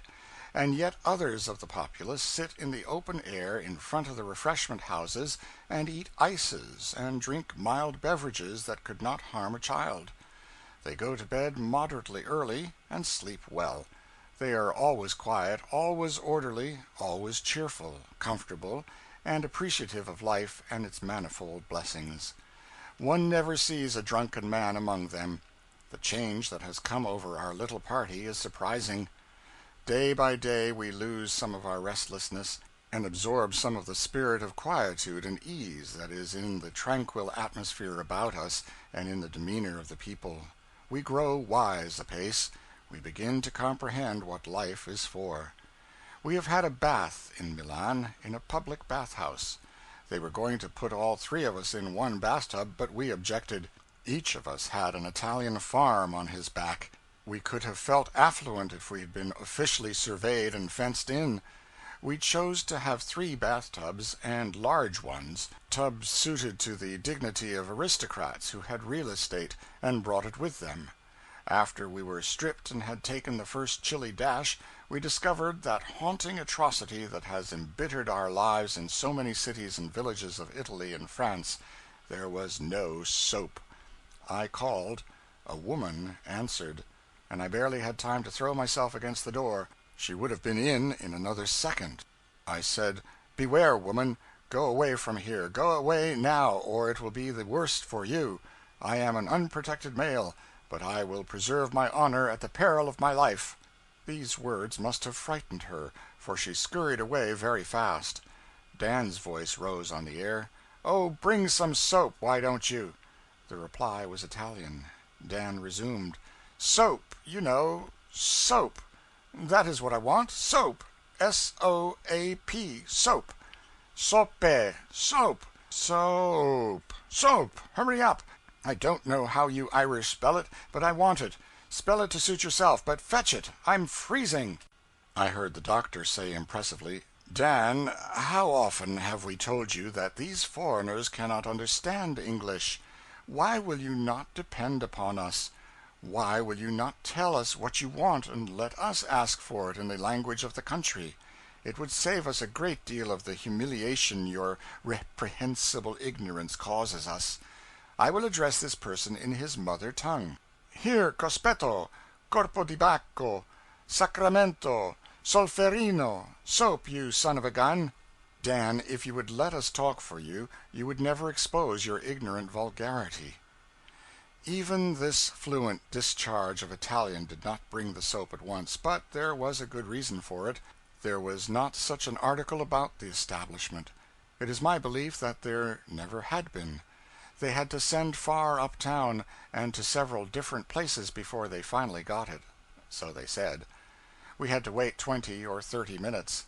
The same thing had occurred the evening before at the hotel. I think I have divined the reason for this state of things at last. The English know how to travel comfortably, and they carry soap with them. Other foreigners do not use the article. At every hotel we stop at, we always have to send out for soap at the last moment, when we are grooming ourselves for dinner, and they put it in the bill along with the candles and other nonsense. In Marseilles they make half the fancy toilet soap we consume in America, but the Marseillaise only have a vague theoretical idea of its use, which they have obtained from books of travel, just as they have acquired an uncertain notion of clean shirts and the peculiarities of the gorilla and other curious matters. This reminds me of poor Blucher's note to the landlord in Paris. Paris, le 7 juillet. Monsieur le landlord, sir, pourquoi don't you mettez some savon in your bedchambers? Est-ce que vous pensez I will steal it? La nuit passée you charged me pour 2 chandelles when I only had 1. Hier vous avez charged me avec glace when I had none at all. Tous les jours you are coming some fresh game or other on me, mais vous ne pouvez pas play this savon dodge on me twice. Savon is a necessary de la vie to anybody but a Frenchman, et je l'aurai hors de ce hôtel or make trouble. You hear me? Allons, Blucher. I remonstrated against the sending of this note because it was so mixed up that the landlord would never be able to make head or tail of it, but Blucher said he guessed the old man could read the French of it and average the rest. Blucher's French is bad enough, but it is not much worse than the English one finds in advertisements all over Italy every day. For instance, observe the printed card of the hotel we shall probably stop at on the shores of Lake Como. Notice. This hotel, which the best it is in Italy and most superb, is handsome locate on the best situation of the lake, with the most splendid view near the village Melzi to the King of Belgium and Serbelloni. This hotel have recently enlarged, do offer all commodities on moderate price at the strangers gentlemen who wish spend the seasons on the Lake Combe. How is that for a specimen? In the hotel is a handsome little chapel where an English clergyman is employed to preach to such of the guests of the house as hail from England and America, and this fact is also set forth in barbarous English in the same advertisement. Wouldn't you have supposed that the adventurous linguist who framed the card would have known enough to submit it to that clergyman before he sent it to the printer? Here in Milan, in an ancient tumble-down ruin of a church, is the mournful wreck of the most celebrated painting in the world, The Last Supper, by Leonardo da Vinci. We are not infallible judges of pictures, but of course we went there to see this wonderful painting, once so beautiful, always so worshipped by masters in art, and forever to be famous in song and story. And the first thing that occurred was the infliction on us of a placard fairly reeking with wretched English. Take a morsel of it. Bartholomew, that is the first figure on the left-hand side at the Spectator, uncertain and doubtful about what he thinks to have heard, and upon which he wants to be assured by himself at Christ and by no others. Good, isn't it? And then Peter is described as argumenting in a threatening and angrily condition at Judas Iscariot. This paragraph recalls the picture. The Last Supper is painted on the dilapidated wall of what was a little chapel attached to the main church in ancient times, I suppose.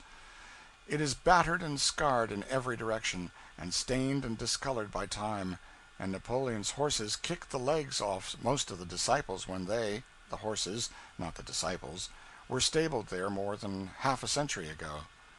I recognized the old picture in a moment, the Savior with bowed head seated at the center of a long, rough table with scattered fruits and dishes upon it, and 6 disciples on either side in their long robes, talking to each other, the picture from which all engravings and all copies have been made for 3 centuries.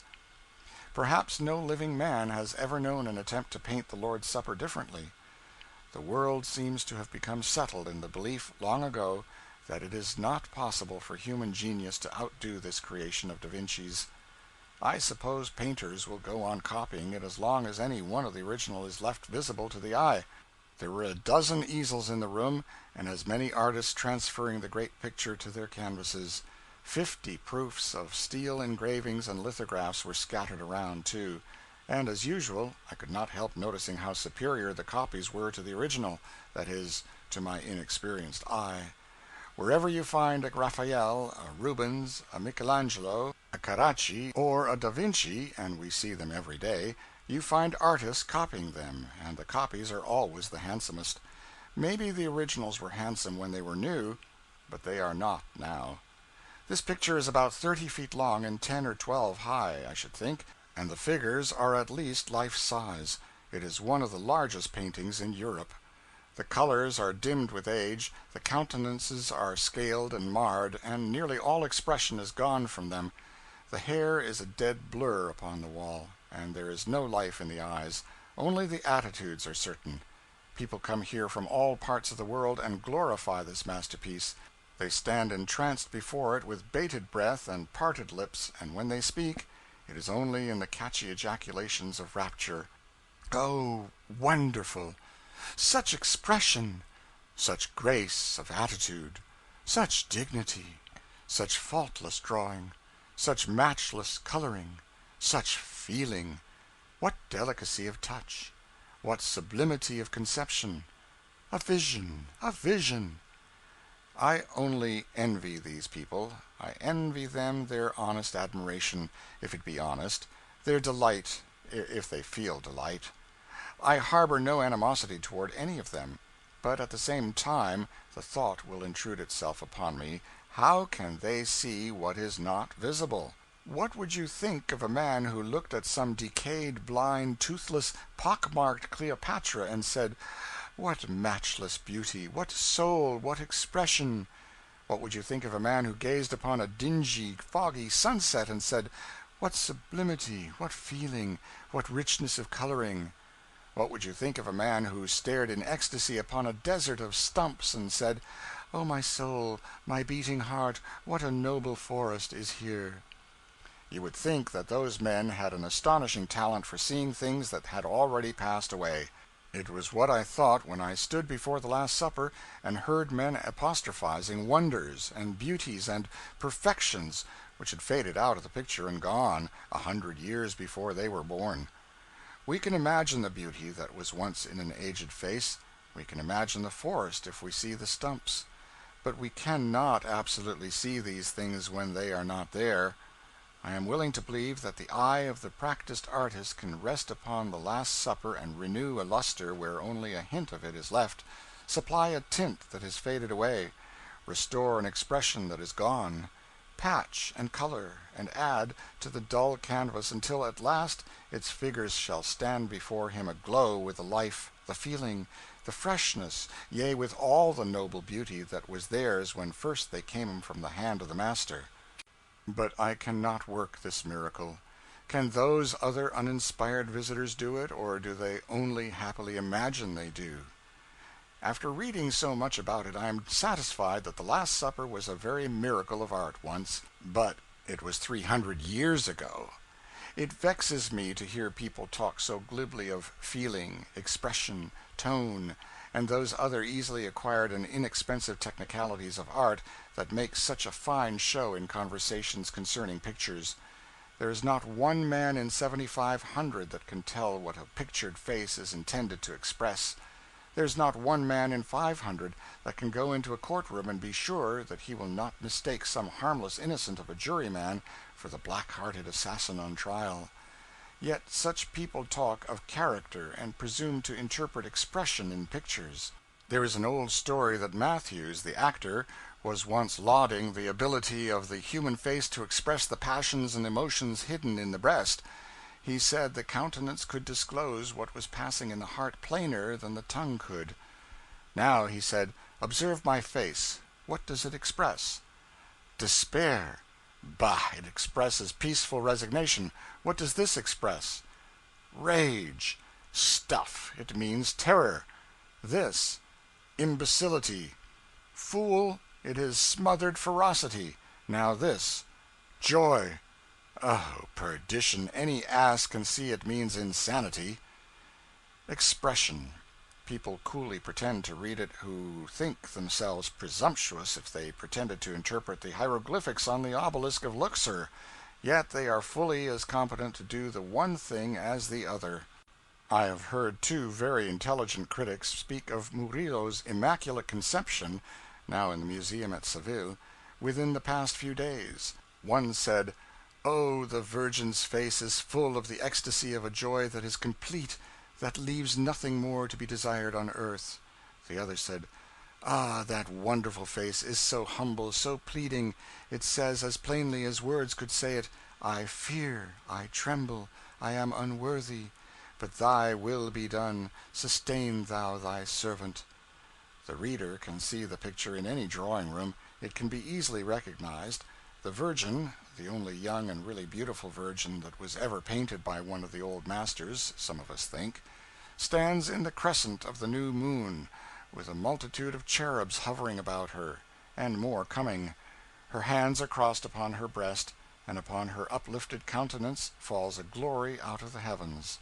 The reader may amuse himself, if he chooses, in trying to determine which of these gentlemen read the Virgin's expression aright, or if either of them did it.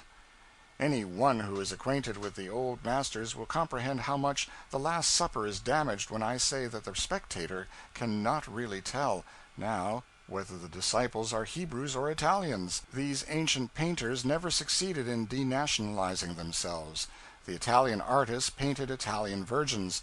The Dutch painted Dutch virgins. The virgins of the French painters were French women.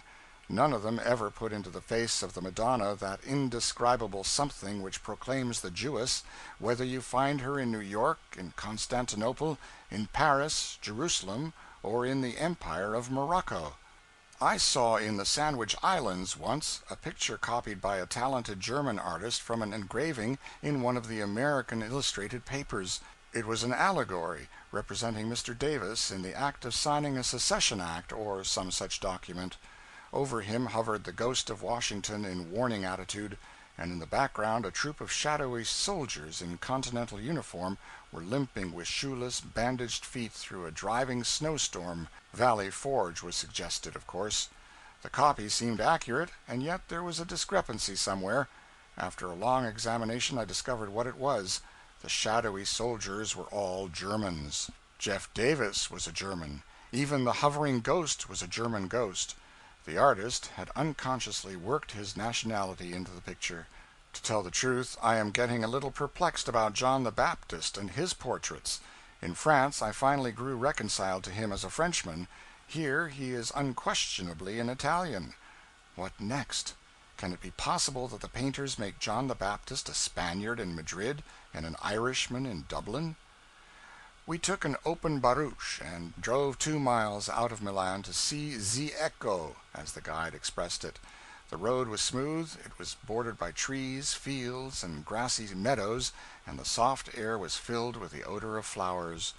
Troops of picturesque peasant girls coming from work hooted at us, shouted at us, made all manner of game of us, and entirely delighted me. My long-cherished judgment was confirmed.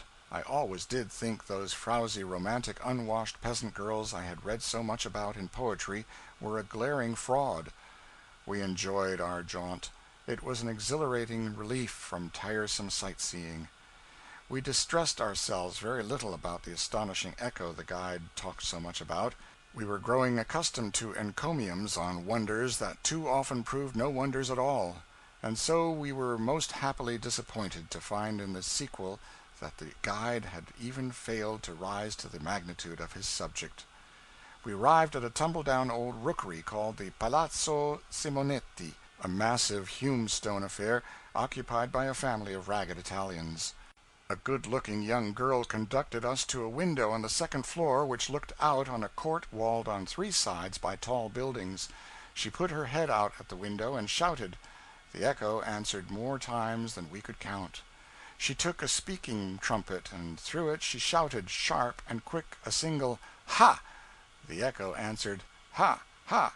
Ha! Ha! Ha! Ha! Ha! Ha!" and finally went off into a rollicking convulsion of the jolliest laughter that could be imagined. It was so joyful, so long continued, so perfectly cordial and hearty, that everybody was forced to join in. There was no resisting it. Then the girl took a gun and fired it. We stood ready to count the astonishing clatter of reverberations. We could not say 1, 2, 3 fast enough, but we could dot our notebooks with our pencil points almost rapidly enough to take down a sort of shorthand report of the result.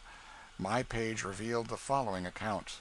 I could not keep up, but I did as well as I could. I set down 52 distinct repetitions, and then the echo got the advantage of me. The doctor set down 64, and thenceforth the echo moved too fast for him also. After the separate concussions could no longer be noted, the reverberations dwindled to a wild, long-sustained clatter of sounds such as a watchman's rattle produces. It is likely that this is the most remarkable echo in the world. The doctor, in jest, offered to kiss the young girl, and was taken a little aback when she said he might for a franc. The commonest gallantry compelled him to stand by his offer, and so he paid the franc and took the kiss. She was a philosopher. She said a franc was a good thing to have, and she did not care anything for one paltry kiss, because she had 1,000,000 left. Then our comrade, always a shrewd businessman, offered to take the whole cargo at 30 days, but that little financial scheme was a failure. End of chapter 19. Chapter 20. Rural Italy by Rail. Fumigated, according to law. The Sorrowing Englishman. Night by the Lake of Como. The famous lake. Its scenery. Como compared with Tahoe. Meeting a shipmate. We left Milan by rail, the cathedral 6 or 7 miles behind us. Vast, dreamy, bluish, snow-clad mountains 20 miles in front of us. These were the accented points in the scenery. The more immediate scenery consisted of fields and farmhouses outside the car, and a monster-headed dwarf and a mustached woman inside it. These latter were not show people. Alas, deformity and female beards are too common in Italy to attract attention. We passed through a range of wild, picturesque hills, steep, wooded, cone-shaped, with rugged crags projecting here and there, and with dwellings and ruinous castles perched away up toward the drifting clouds. We lunched at the curious old town of Como, at the foot of the lake, and then took the small steamer and had an afternoon's pleasure excursion to this place, Bellagio. When we walked ashore, a party of policemen, people whose cocked hats and showy uniforms would shame the finest uniform in the military service of the United States, put us into a little stone cell and locked us in. We had the whole passenger list for company, but their room would have been preferable, for there was no light, there were no windows, no ventilation. It was close and hot. We were much crowded. It was the Black Hole of Calcutta on a small scale. Presently a smoke rose about our feet, a smoke that smelled of all the dead things of earth, of all the putrefaction and corruption imaginable. We were there 5 minutes, and when we got out it was hard to tell which of us carried the vilest fragrance. These miserable outcasts called that fumigating us, and the term was a tame one indeed. They fumigated us to guard themselves against the cholera, though we hailed from no infected port. We had left the collars far behind us all the time. However, they must keep epidemics away somehow or other, and fumigation is cheaper than soap. They must either wash themselves or fumigate other people. Some of the lower classes had rather die than wash, but the fumigation of strangers causes them no pangs. They need no fumigation themselves, their habits make it unnecessary. They carry their preventive with them. They sweat and fumigate all the day long. I trust I am a humble and consistent Christian. I try to do what is right. I know it is my duty to pray for them that despitefully use me, and therefore, hard as it is, I shall still try to pray for these fumigating, macaroni-stuffing organ-grinders. Our hotel sits at the water's edge, at least its front garden does, and we walk among the shrubbery and smoke at twilight. We look afar off at Switzerland and the Alps, and feel an indolent willingness to look no closer. We go down the steps and swim in the lake. We take a shapely little boat and sail abroad among the reflections of the stars, lie on the thwarts and listen to the distant laughter, the singing, the soft melody of flutes and guitars that comes floating across the water from pleasuring gondolas. We close the evening with exasperating billiards on one of those same old execrable tables, a midnight luncheon in our ample bedchamber, a final smoke in its contracted veranda facing the water, the gardens and the mountains, a summing up of the day's events, then to bed, with drowsy brains harassed with a mad panorama that mixes up pictures of France, of Italy, of the ship, of the ocean, of home, in grotesque and bewildering disorder. Then a melting away of familiar faces, of cities, and of tossing waves, into a great calm of forgetfulness and peace. After which, the nightmare. Breakfast in the morning, and then the lake. I did not like it yesterday. I thought Lake Tahoe was much finer. I have to confess now, however, that my judgment erred somewhat, though not extravagantly. I always had an idea that Como was a vast basin of water, like Tahoe, shut in by great mountains. Well, the border of huge mountains is here, but the lake itself is not a basin. It is as crooked as any brook, and only from 1/4 to 2/3 as wide as the Mississippi. There is not a yard of low ground on either side of it, nothing but endless chains of mountains that spring abruptly from the water's edge and tower to altitudes varying from 1,000 to 2,000 feet. Their craggy sides are clothed with vegetation, and white specks of houses peep out from the luxuriant foliage everywhere. They are even perched upon jutting and picturesque pinnacles 1,000 feet above your head. Again, for miles along the shores, handsome country seats, surrounded by gardens and groves, sit fairly in the water, sometimes in nooks carved by nature out of the vine-hung precipices, and with no ingress or egress save by boats. Some have great broad stone staircases leading down to the water, with heavy stone balustrades ornamented with statuary, and fancifully adorned with creeping vines and bright-colored flowers, for all the world like a drop-curtain in a theater, and lacking nothing but long-waisted, high-heeled women and plumed gallants in silken tights coming down to go serenading in the splendid gondola in waiting. A great feature of Como's attractiveness is the multitude of pretty houses and gardens that cluster upon its shores and on its mountain sides. They look so snug and so homelike, and at eventide, when everything seems to slumber and the music on the vesper bells comes stealing over the water, one almost believes that nowhere else than on the Lake of Como can there be found such a paradise of tranquil repose. From my window here in Bellagio I have a view of the other side of the lake now, which is as beautiful as a picture. A scarred and wrinkled precipice rises to a height of 1,800 feet. On a tiny bench halfway up its vast wall sits a little snowflake of a church, no bigger than a martin box apparently. Skirting the base of the cliff are 100 orange groves and gardens, flecked with glimpses of the white dwellings that are buried in them. In front, 3 or 4 gondolas lie idle upon the water, and in the burnished mirror of the lake, mountain, chapel, houses, groves, and boats are counterfeited so brightly and so clearly that one scarce knows where the reality leaves off and the reflection begins. The surroundings of this picture are fine. A mile away, a grove-plumed promontory juts far into the lake and glasses its palace in the blue depths. In midstream a boat is cutting the shining surface and leaving a long track behind like a ray of light. The mountains beyond are veiled in a dreamy purple haze. Far in the opposite direction, a tumbled mass of domes and verdant slopes and valleys bars the lake, and here, indeed, does distance lend enchantment to the view, for on this broad canvas sun and clouds and the richest of atmosphere have blended 1,000 tints together, and over its surface the filmy lights and showy drift, hour after hour, and glorify it with a beauty that seems reflected out of heaven itself. Beyond all question, this is the most voluptuous scene we have yet looked upon. Last night the scenery was striking and picturesque. On the other side, crags and trees and snowy houses were reflected in the lake with a wonderful distinctness, and streams of light from many a distant window shot far abroad over the still waters. On this side, near at hand, great mansions, white with moonlight, glared out from the midst of masses of foliage that lay black and shapeless in the shadows that fell from the cliff above. And down in the margin of the lake every feature of the weird vision was faithfully repeated.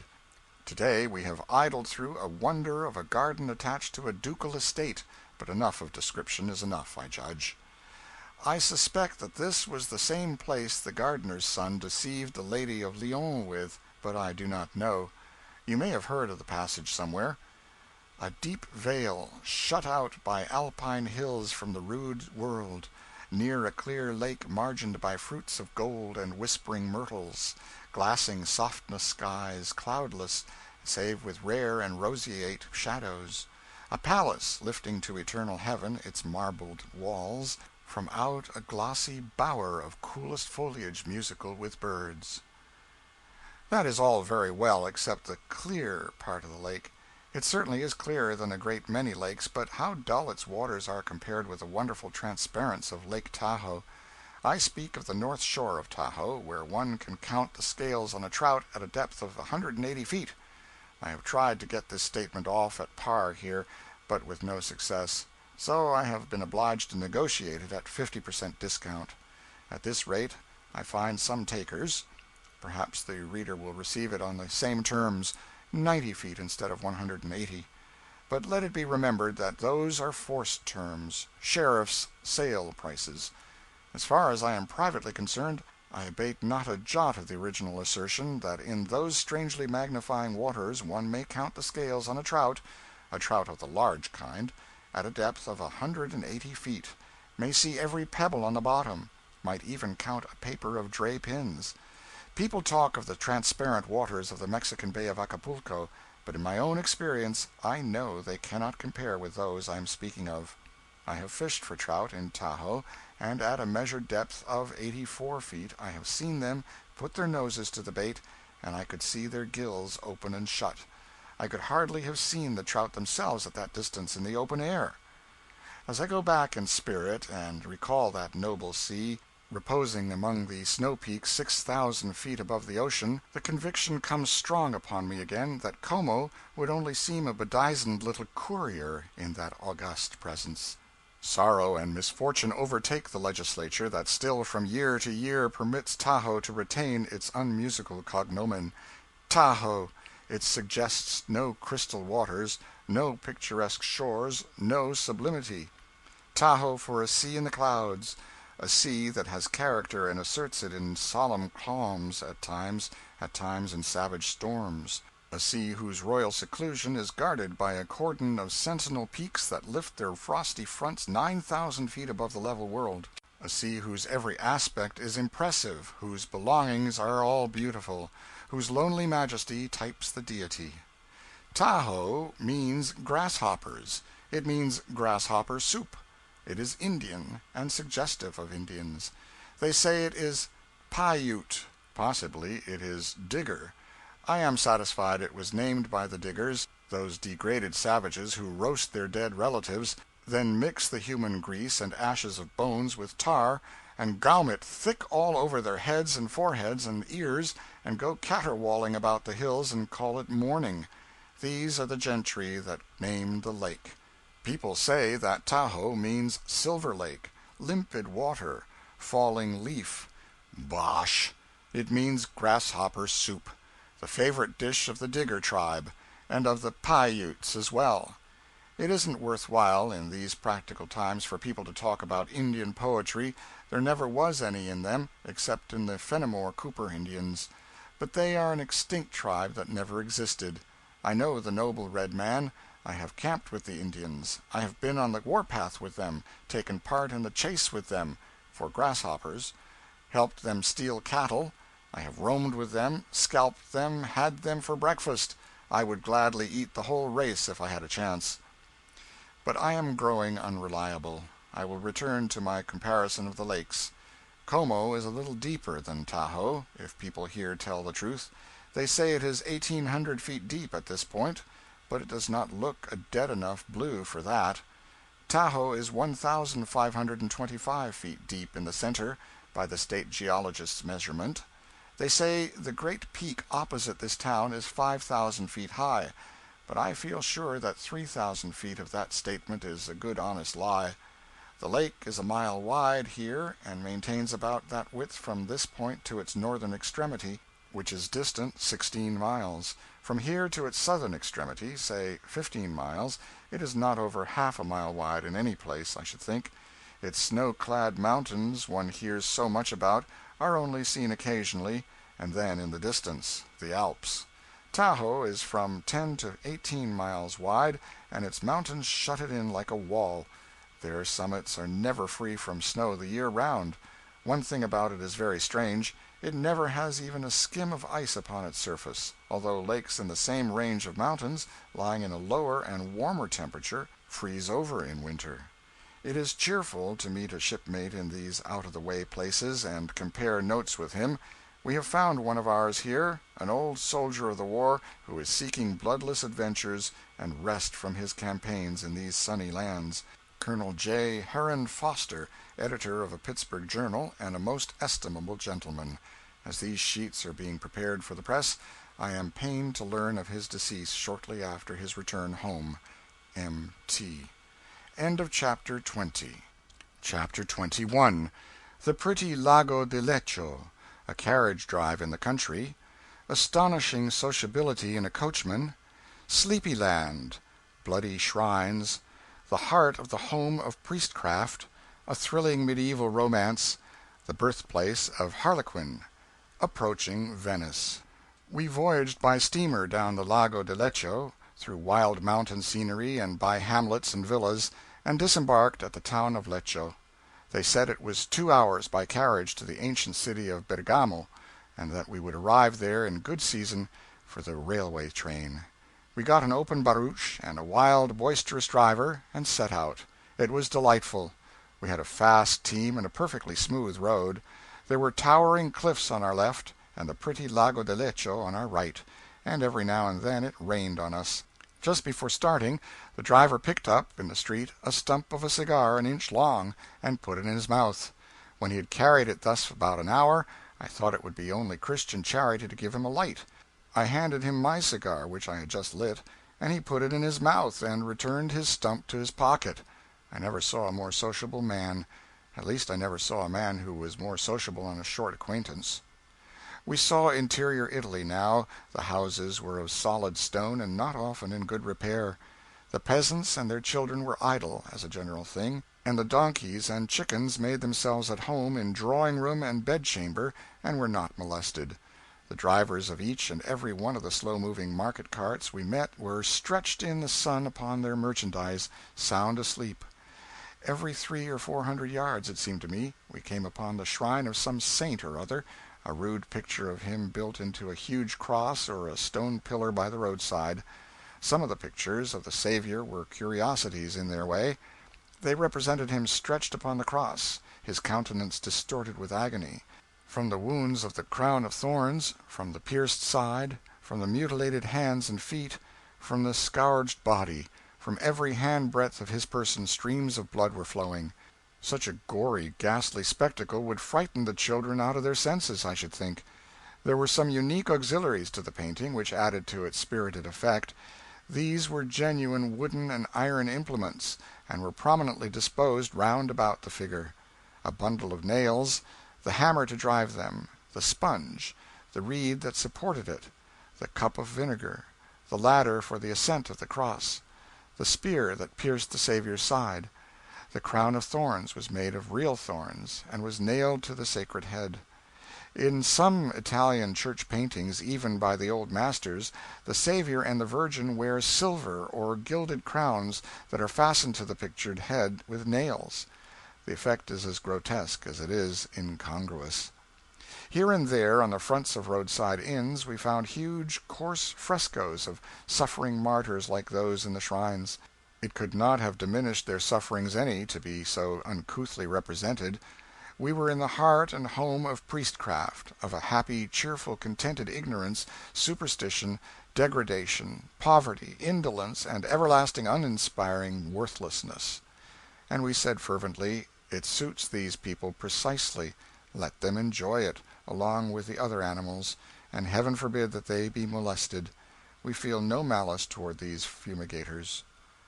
We passed through the strangest, funniest, undreamt of old towns, wedded to the customs and steeped in the dreams of the elder ages, and perfectly unaware that the world turns round, and perfectly indifferent, too, as to whether it turns around or stands still. They have nothing to do but eat and sleep and eat, and toil a little when they can get a friend to stand by and keep them awake. They are not paid for thinking.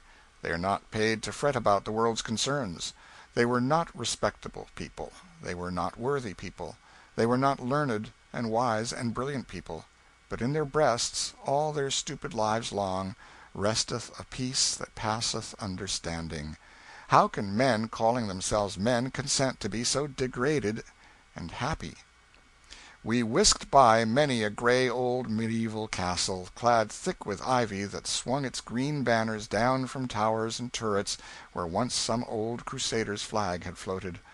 The driver pointed to one of these ancient fortresses and said, I translate, "Do you see that great iron hook that projects from the wall just under the highest window in the ruined tower?" We said we could not see it at such a distance, but had no doubt it was there. "Well," he said, "there is a legend connected with that iron hook. Nearly 700 years ago that castle was the property of the noble Count Luigi Gerano Guido Alfonso de Ginevra." "What was his other name?" said Dan. "He had no other name.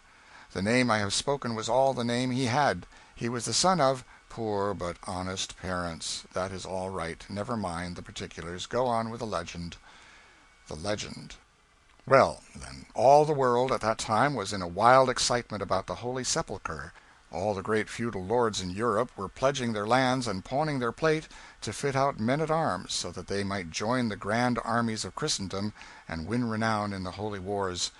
The Count Luigi raised money, like the rest, and one mild September morning, armed with battle-axe, portcullis, and thundering culverin, he rode through the greaves and bucklers of his donjon keep with as gallant a troop of Christian bandits as ever stepped in Italy. He had his sword, Excalibur, with him. His beautiful countess and her young daughter waved him a tearful adieu from the battering rams and buttresses of the fortress, and he galloped away with a happy heart. He made a raid on a neighboring baron and completed his outfit with the booty secured. He then razed the castle to the ground, massacred the family, and moved on. They were hardly fellows in the grand old days of chivalry. Alas, those days will never come again. Count Luigi grew high in fame in Holy Land. He plunged into the carnage of 100 battles, but his good Excalibur always brought him out alive, albeit often sorely wounded. His face became browned by exposure to the Syrian sun in long marches. He suffered hunger and thirst. He pined in prisons. He languished in loathsome plague hospitals. And many a time he thought of his loved ones at home, and wondered if all was well with them. But his heart said, "Peace! Is not thy brother watching over thy household?" 42 years waxed and waned. The good fight was won. Godfrey reigned in Jerusalem. The Christian hosts reared the banner of the cross above the Holy Sepulchre. Twilight was approaching. 50 harlequins in flowing robes approached this castle wearily, for they were on foot, and the dust upon their garments beckoned that they had traveled far. They overtook a peasant, and asked him if it were likely they could get food and hospital bed there, for love of Christian charity, and if perchance a moral parlor entertainment might meet with generous countenance. "For," said they, "this exhibition hath no feature that could offend the most fastidious taste." "Marry," quoth the peasant, "an it please your worships, ye had better journey many a good rood hence with your juggling circus than trust your bones in yonder castle." "How now, sirrah!" exclaimed the chief monk, "explain thy ribald speech, or by Our Lady it shall go hard with thee." "Peace, good mountebank. I did but utter the truth that was in my heart. San Paolo be my witness that did ye but find the stout Count Leonardo in his cups, sheer from the castle's topmost battlements would he hurl ye all. Alack-a-day, the good Lord Luigi reigns not here in these sad times." "The good Lord Luigi?" "Aye, none other, please your worship. In his day the poor rejoiced in plenty, and the rich he did oppress. Taxes were not known. The fathers of the church waxed fat upon his bounty. Travellers went and came with none to interfere, and whosoever would might tarry in his halls in cordial welcome, and eat his bread and drink his wine withal. But woe is me, some 42 years agone, the good Count rode hence to fight for Holy Cross, and many a year hath flown since word or token have we had of him. Men say his bones lie bleaching in the fields of Palestine." "And now?" "Now? God a mercy, the cruel Leonardo lords it in the castle. He wrings taxes from the poor. He robs all travellers that journey by his gates. He spends his days in feuds and murders, and his nights in revel and debauch. He roasts the fathers of the church upon his kitchen spits, and enjoyeth the same, calling it pastime. These 30 years Luigi's countess hath not been seen by any in all this land, and many whisper that she pines in the dungeons of the castle for that she will not wed with Leonardo, saying her dear lord still liveth, and that she will die ere she prove false to him. They whisper likewise that her daughter is a prisoner as well.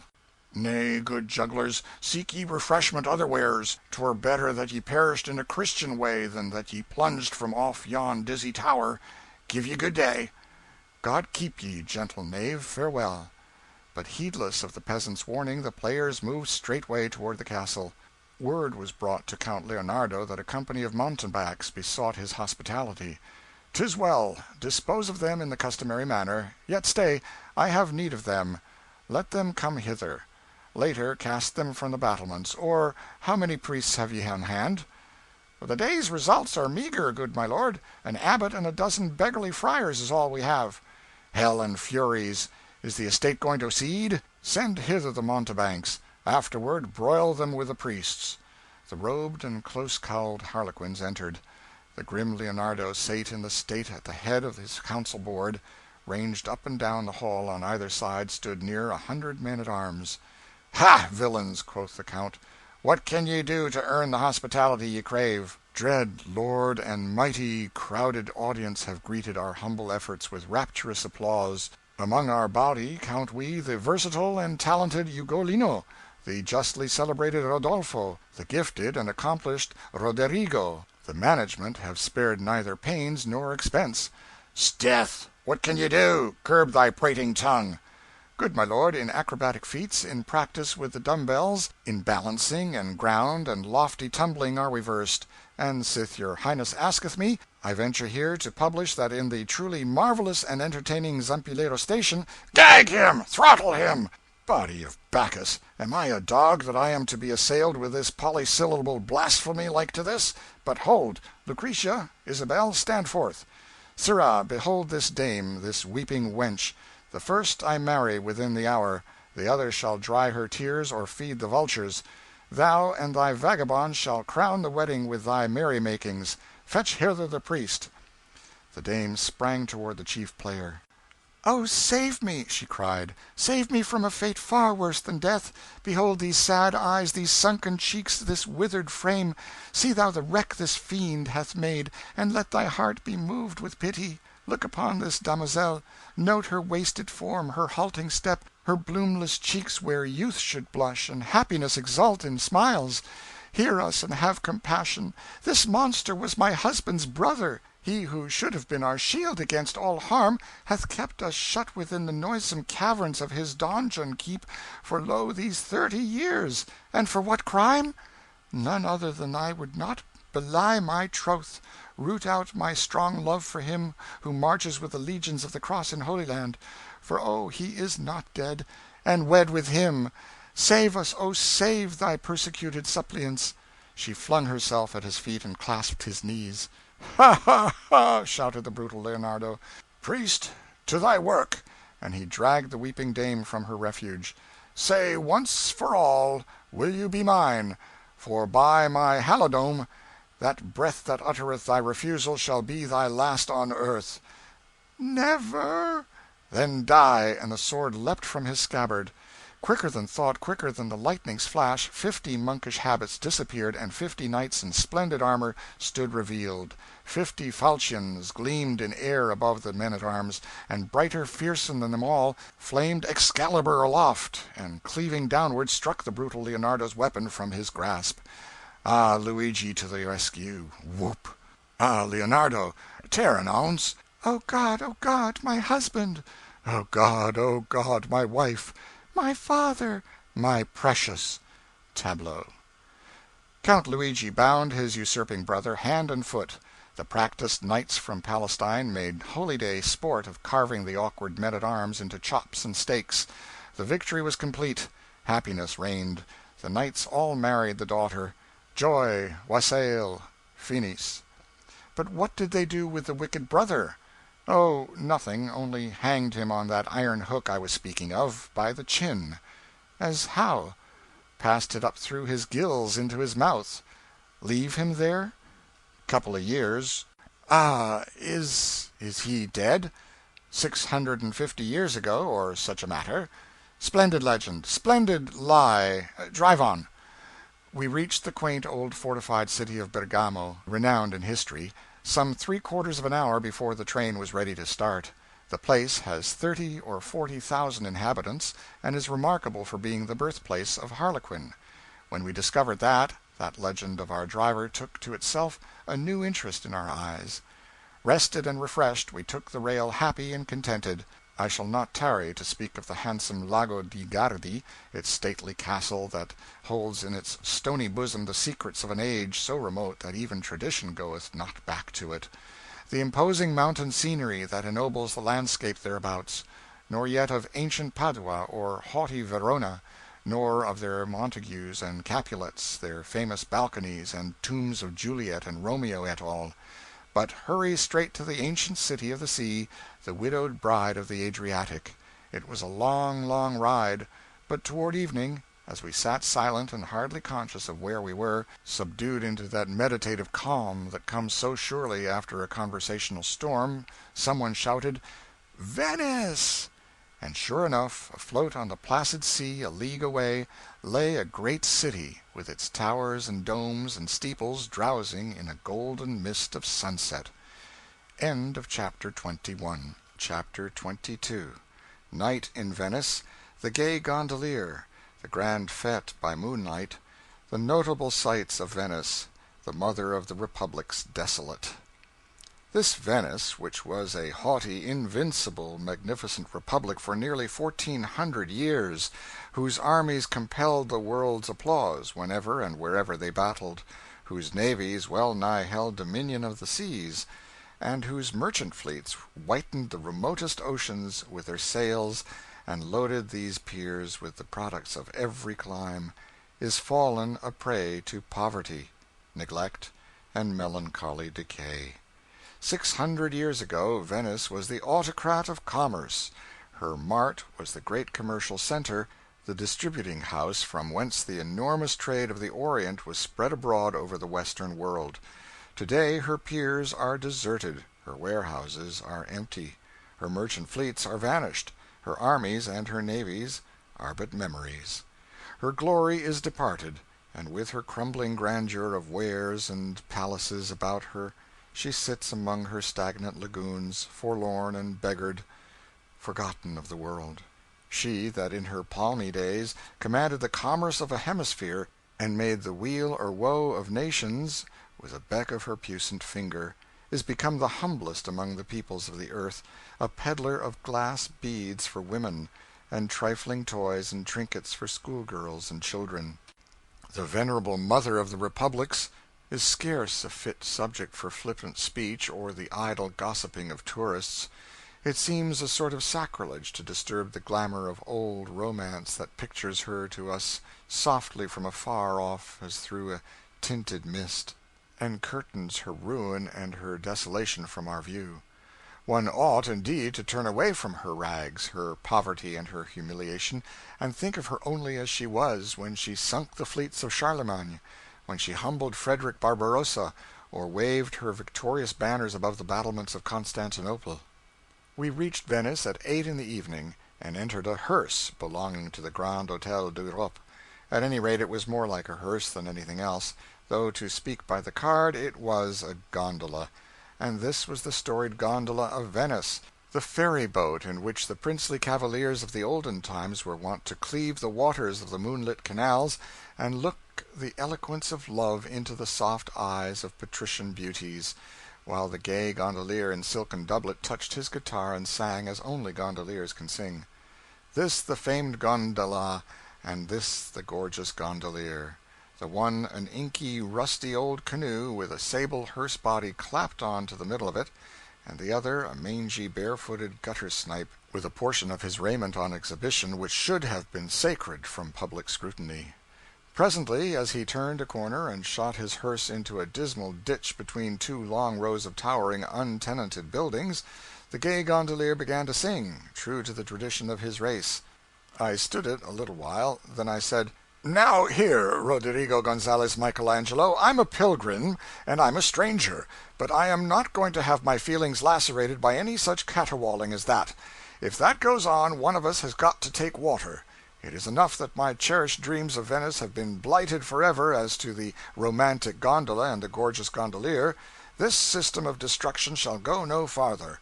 I will accept the hearse, under protest, and you may fly your flag of truce in peace, but here I register a dark and bloody oath that you shan't sing. Another yelp, and overboard you go." I began to feel that the old Venice of song and story had departed forever, but I was too hasty. In a few minutes we swept gracefully out into the Grand Canal, and under the mellow moonlight the Venice of poetry and romance stood revealed. Right from the water's edge rose long lines of stately palaces of marble. Gondolas were gliding swiftly hither and thither, and disappearing suddenly through unsuspected gates and alleys. Ponderous stone bridges threw their shadows athwart the glittering waves. There was life and motion everywhere, and yet everywhere there was a hush, a stealthy sort of stillness that was suggestive of secret enterprises of bravos and of lovers, and clad half in moonbeams and half in mysterious shadows. The grim old mansions of the Republic seemed to have an expression about them of having an eye out for just such enterprises as these at that same moment. Music came floating over the waters. Venice was complete. It was a beautiful picture, very soft and dreamy and beautiful. But what was this Venice to compare with the Venice of midnight? Nothing.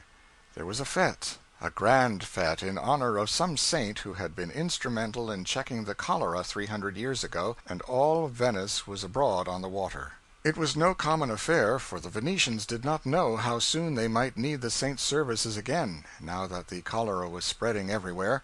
So in one vast space, say a third of a mile wide and 2 miles long, were collected 2,000 gondolas, and every one of them had from 2 to 10, 20, and even 30 colored lanterns suspended about it, and from 4 to a dozen occupants. Just as far as the eye could reach, these painted lights were massed together, like a vast garden of many-colored flowers, except that these blossoms were never still. They were ceaselessly gliding in and out, and mingling together, and seducing you into bewildering attempts to follow their mazy evolutions. Here and there a strong red, green, or blue glare from a rocket that was struggling to get away splendidly illuminated all the boats around it. Every gondola that swam by us, with its crescents and pyramids and circles of colored lamps hung aloft, and lighting up the faces of the young and the sweet-scented and lovely below, was a picture, and the reflections of those lights, so long, so slender, so numberless, so many-colored, and so distorted and wrinkled by the waves, was a picture likewise, and one that was enchantingly beautiful. Many and many a party of young ladies and gentlemen had their state gondolas handsomely decorated, and ate supper on board, bringing their swallow-tailed, white-cravatted varlets to wait upon them, and having their tables tricked out as if for a bridal supper. They had brought along the costly globe lamps from their drawing-rooms, and the lace and silken curtains from the same places, I suppose, and they had also brought pianos and guitars, and they played and sang operas, while the plebeian paper-lantern gondolas from the suburbs and the back alleys crowded around to stare and listen. There was music everywhere: choruses, string bands, brass bands, flutes, everything.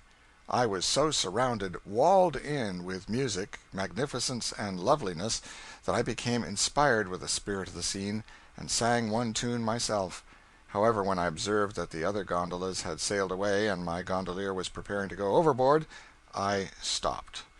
The fete was magnificent. They kept it up the whole night long, and I never enjoyed myself better than I did while it lasted. What a funny old city this Queen of the Adriatic is!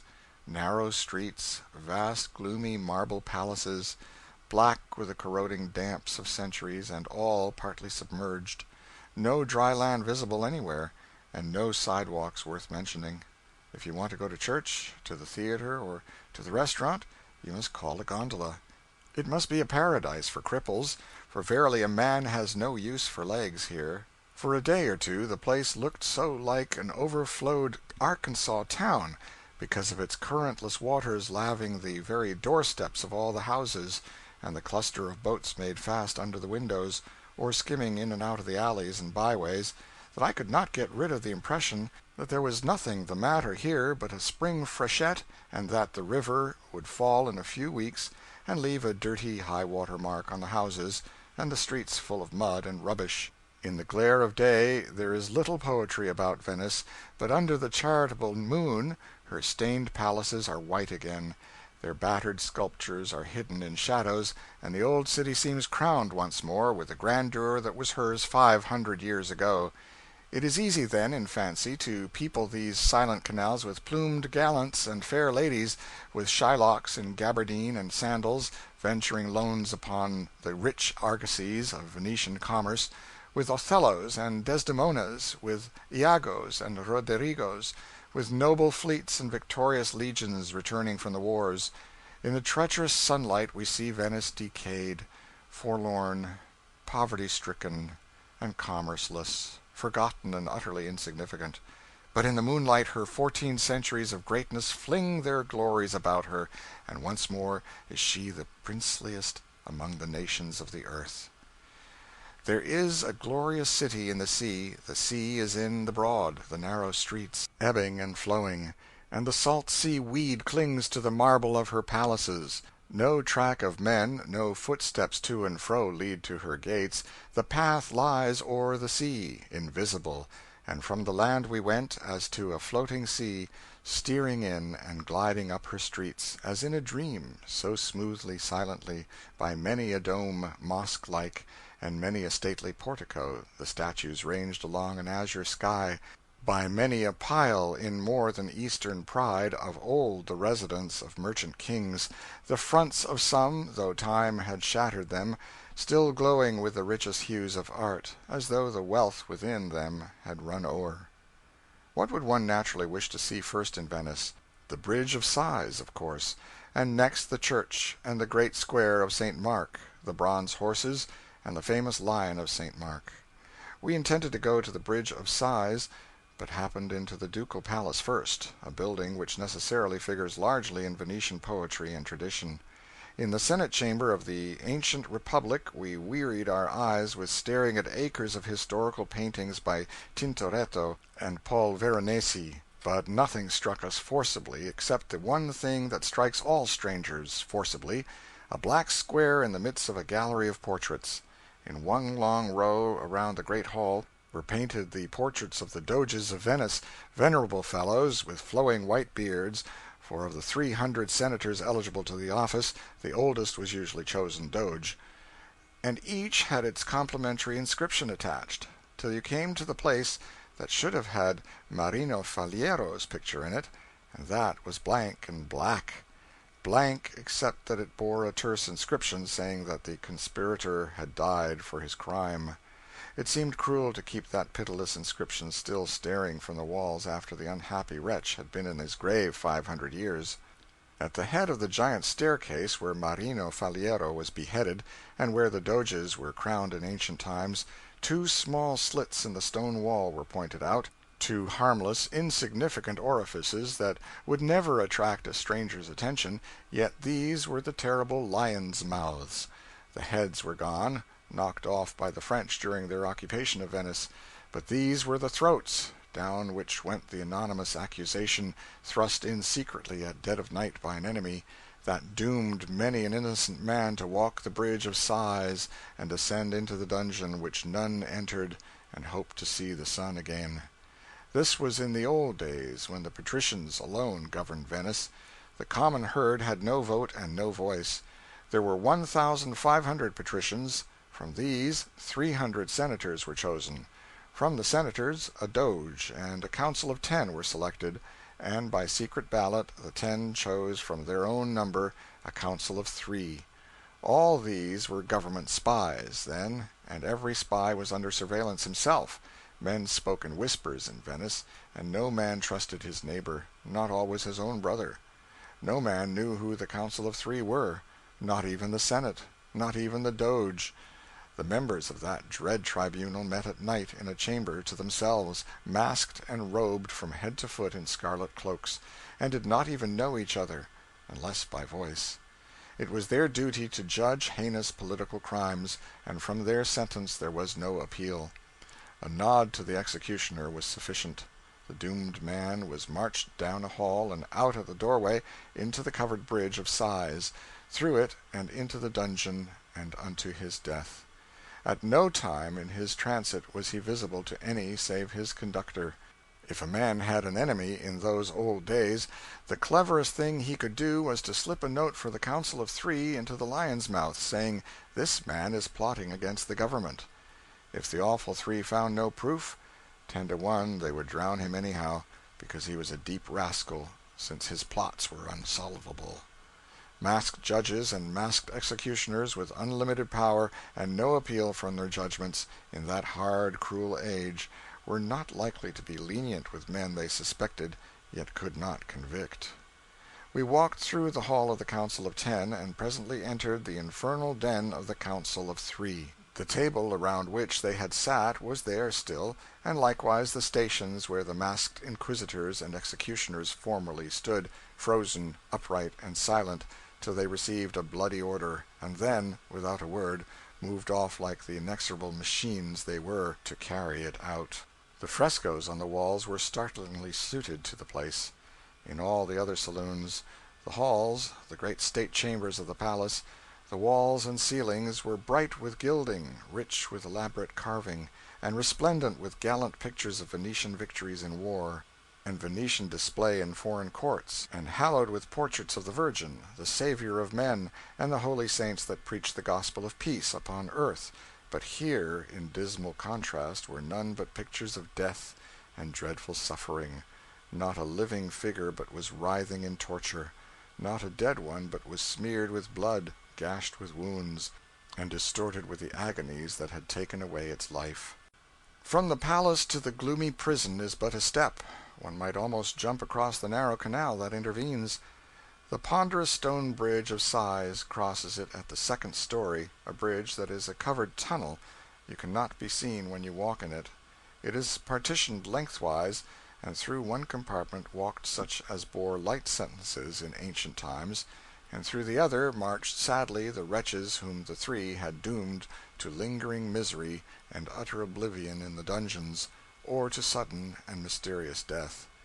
Down below the level of the water, by the light of smoking torches, we were shown the damp, thick-walled cells, where many a proud patrician's life was eaten away by the long-drawn miseries of solitary imprisonment, without light, air, books, naked, unshaven, uncombed, covered with vermin, his useless tongue forgetting its office, with none to speak to, the days and nights of his life no longer marked, but merged into one eternal eventless night, far away from all cheerful sounds, buried in the silence of a tomb, forgotten by his helpless friends, and his fate a dark mystery to them forever, losing his own memory at last, and knowing no more who he was or how he came there, devouring the loaf of bread and drinking the water that were thrust into the cell by unseen hands, and troubling his worn spirit no more with hopes and fears and doubts and longings to be free, ceasing to scratch vain prayers and complainings on walls where none, not even himself, could see them,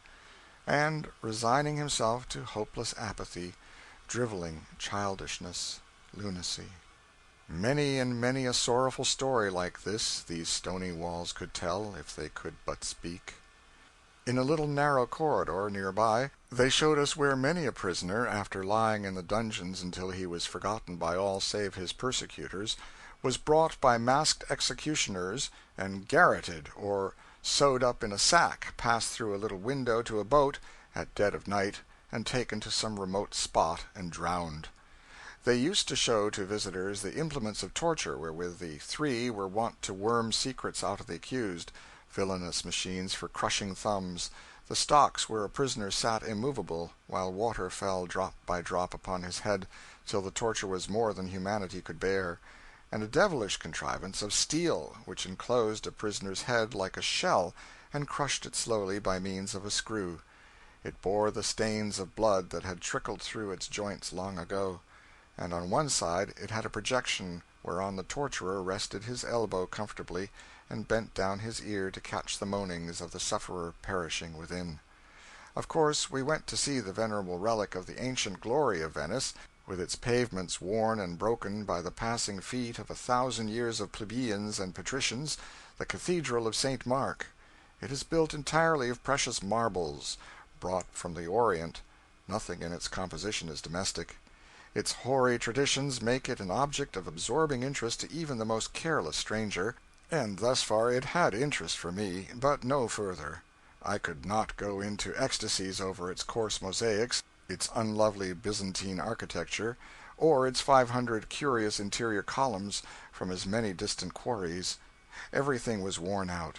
Every block of stone was smooth and almost shapeless, with the polishing hands and shoulders of loungers who devoutly idled here in bygone centuries, and have died and gone to the simply died, I mean. Under the altar repose the ashes of St. Mark, and Matthew, Luke, and John, too, for all I know. Venice reveres those relics above all things earthly. For 1,400 years St. Mark has been her patron saint. Everything about the city seems to be named after him, or so named as to refer to him in some way, so named, or some purchase rigged in some way to scrape a sort of hurrahing acquaintance with him. That seems to be the idea. To be on good terms with St. Mark seems to be the very summit of Venetian ambition. They say St. Mark had a tame lion, and used to travel with him, and everywhere that St. Mark went the lion was sure to go. It was his protector, his friend, his librarian, and so the winged lion of St. Mark, with the open Bible under his paw, is a favorite emblem in the grand old city.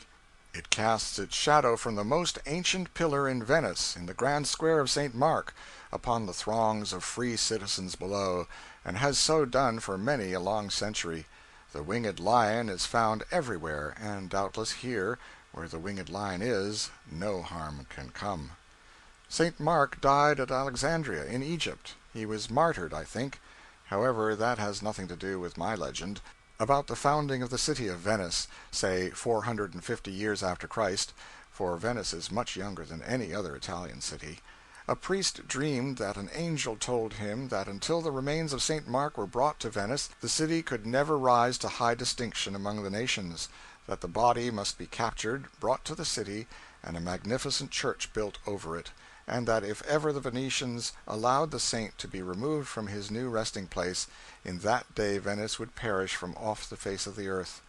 The priest proclaimed his dream, and forthwith Venice set about procuring the corpse of St. Mark's. One expedition after another tried and failed, but the project was never abandoned during 400 years. At last it was secured by stratagem, in the year 800 and something. The commander of a Venetian expedition disguised himself, stole the bones, separated them, and packed them in vessels filled with lard.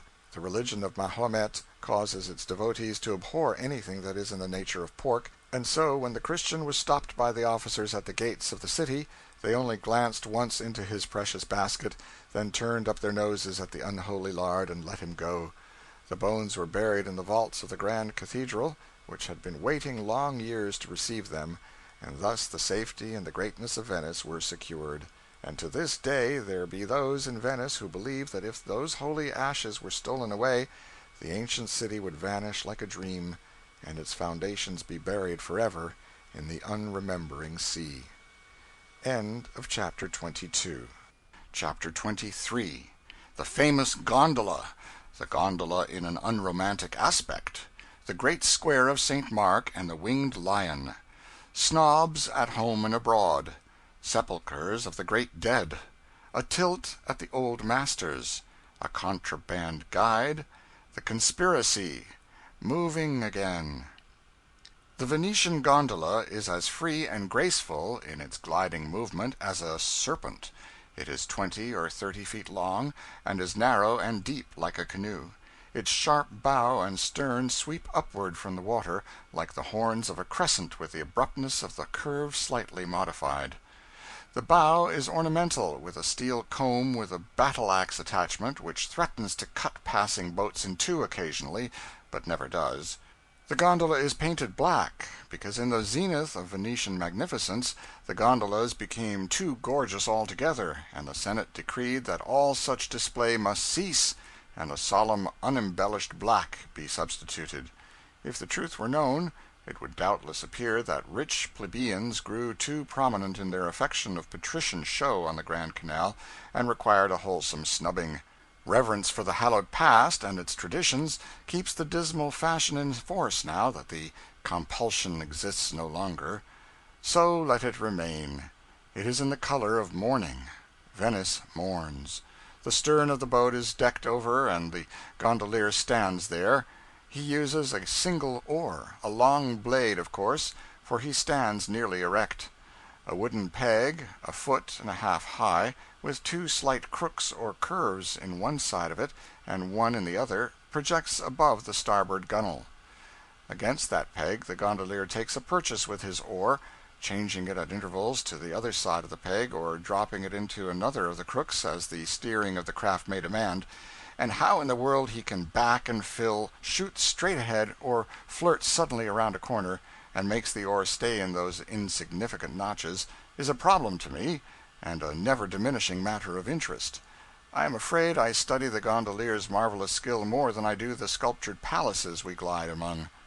He cuts a corner so closely now and then, or misses another gondola by such an imperceptible hairbreadth, that I feel myself scrooching, as the children say, just as one does when a buggy wheel grazes his elbow.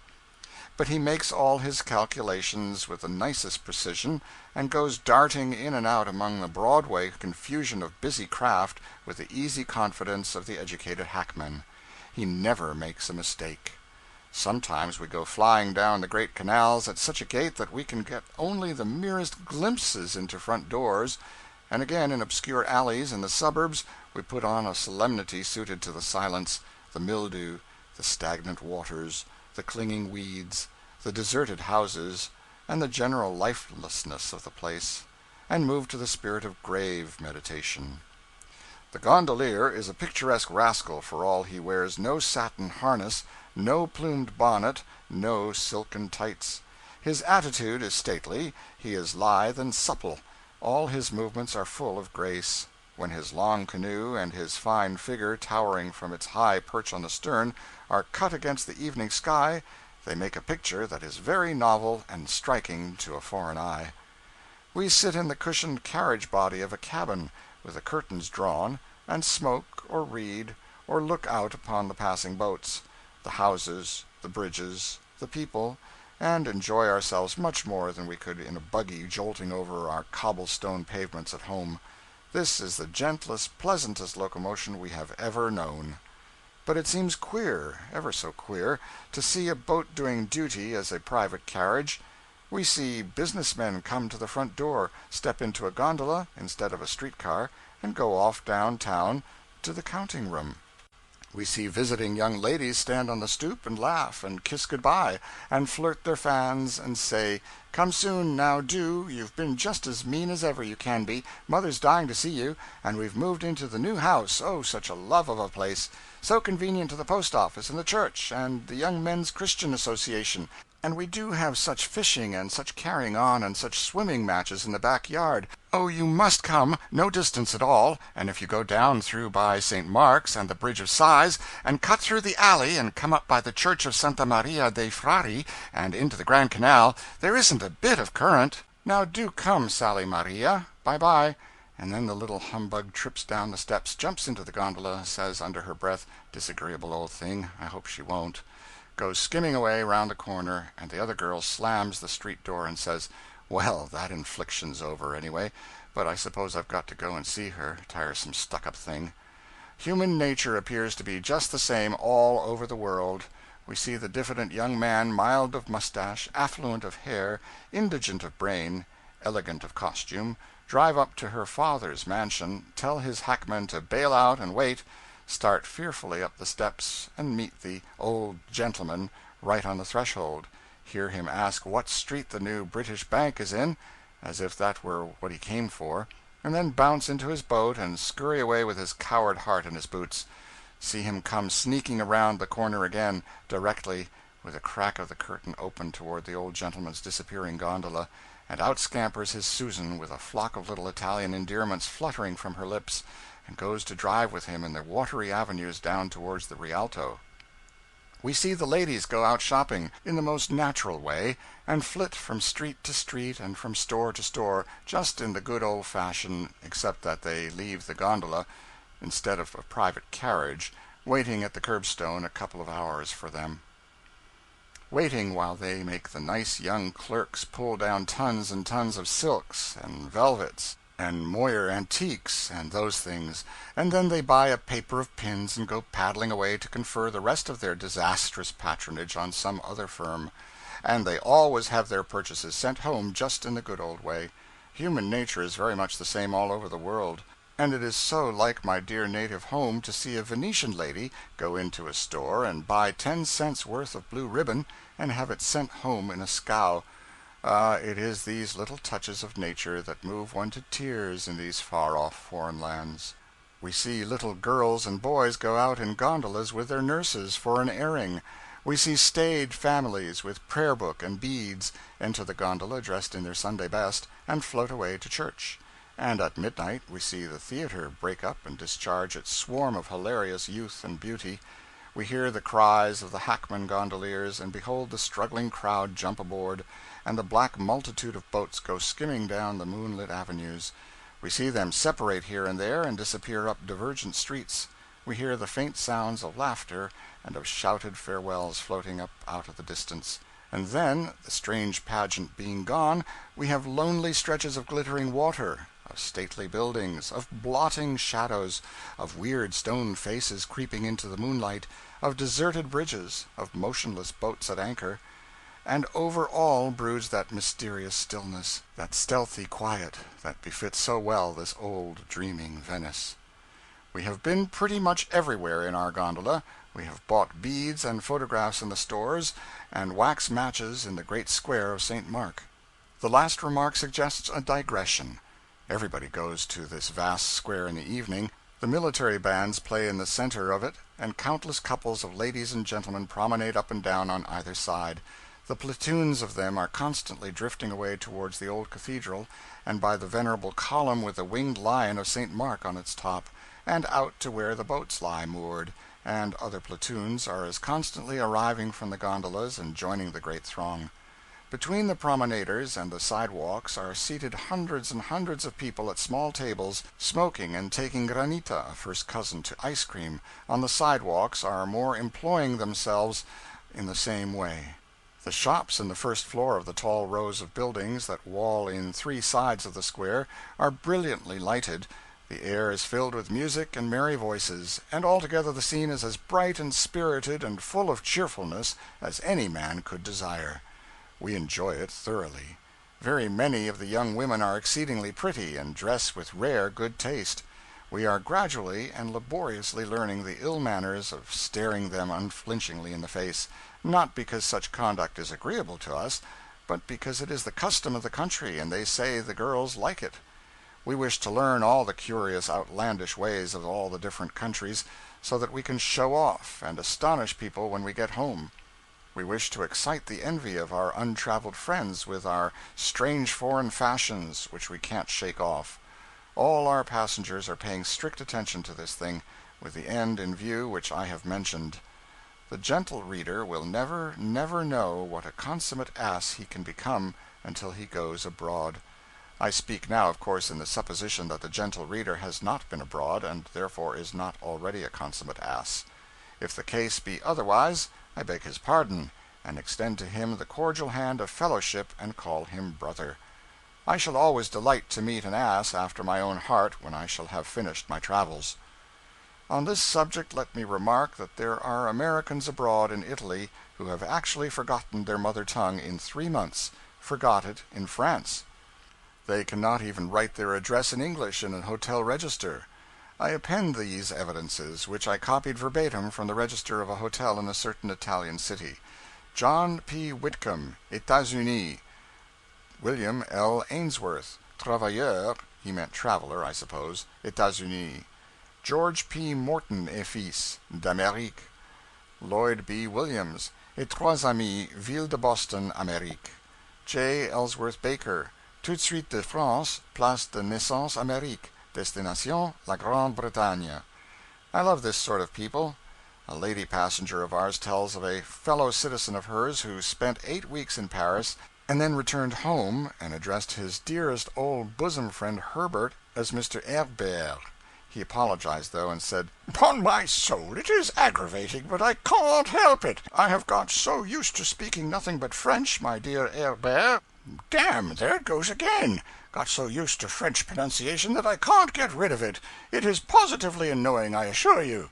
This entertaining idiot, whose name was Gordon, allowed himself to be hailed 3 times in the street before he paid any attention, and then begged 1,000 pardons and said he had grown so accustomed to hearing himself addressed as Monsieur Gordon, with a roll of the R, that he had forgotten the legitimate sound of his name. He wore a rose in his buttonhole. He gave the French salutation, 2 flips of the hand in front of the face. He called Paris Paris in ordinary English conversation. He carried envelopes bearing foreign postmarks protruding from his breast pocket. He cultivated a mustache and imperial, and did what else he could to suggest to the beholder his pet fancy that he resembled Louis Napoleon.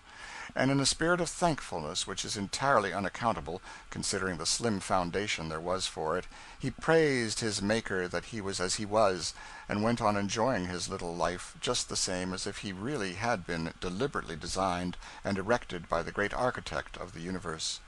Think of our Whitcombs, and our Ainsworths, and our Williamses writing themselves down in dilapidated French in foreign hotel registers.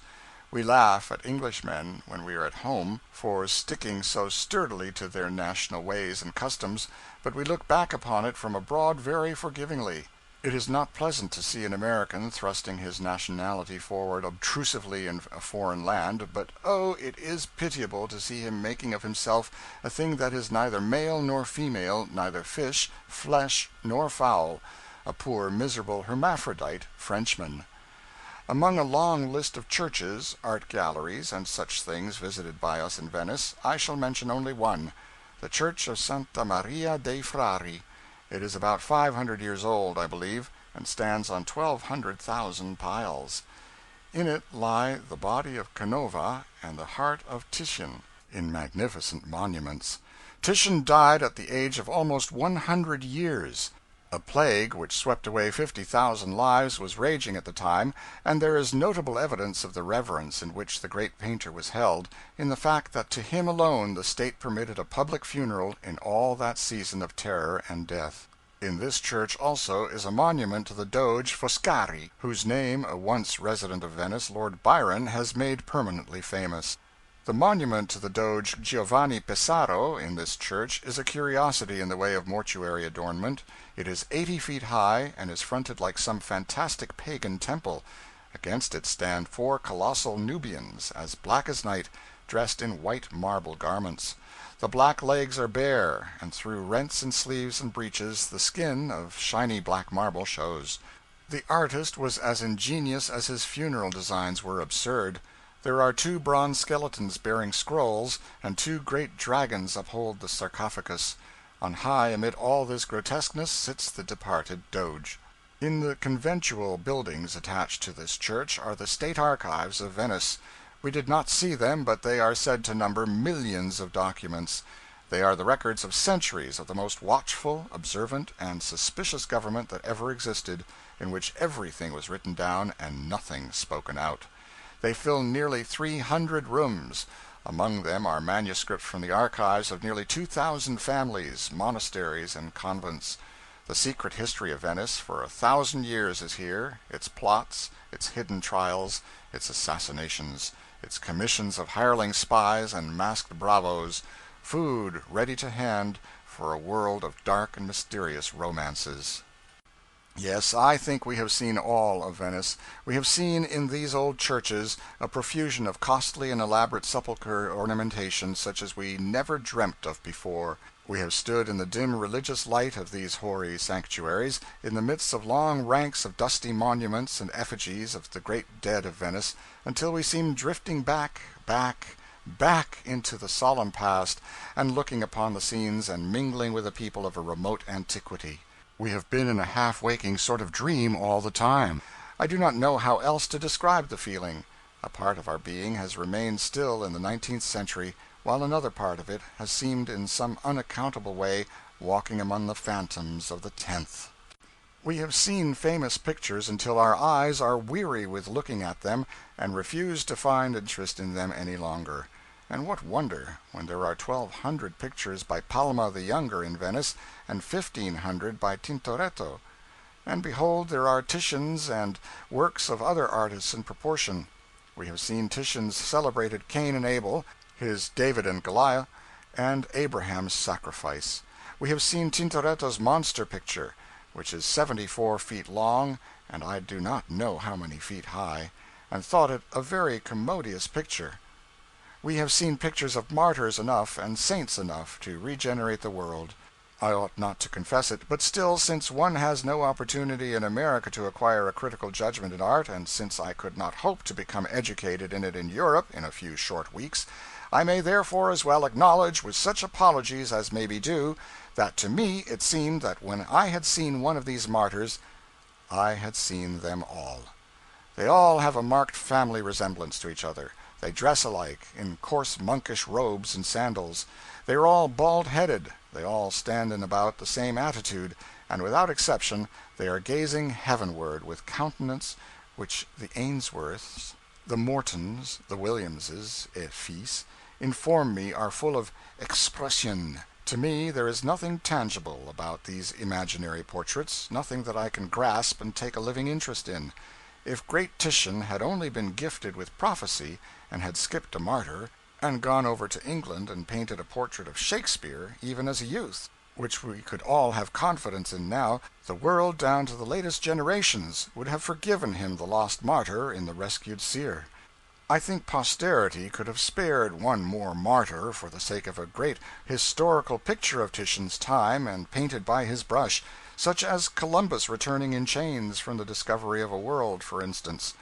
The old masters did paint some Venetian historical pictures, and these we did not tire of looking at, notwithstanding representations of the formal introduction of defunct doges to the Virgin Mary in regions beyond the clouds clashed rather harshly with the proprieties, it seemed to us. But humble as we are and unpretending in the matter of art, our researches among the painted monks and martyrs have not been wholly in vain. We have striven hard to learn. We have had some success.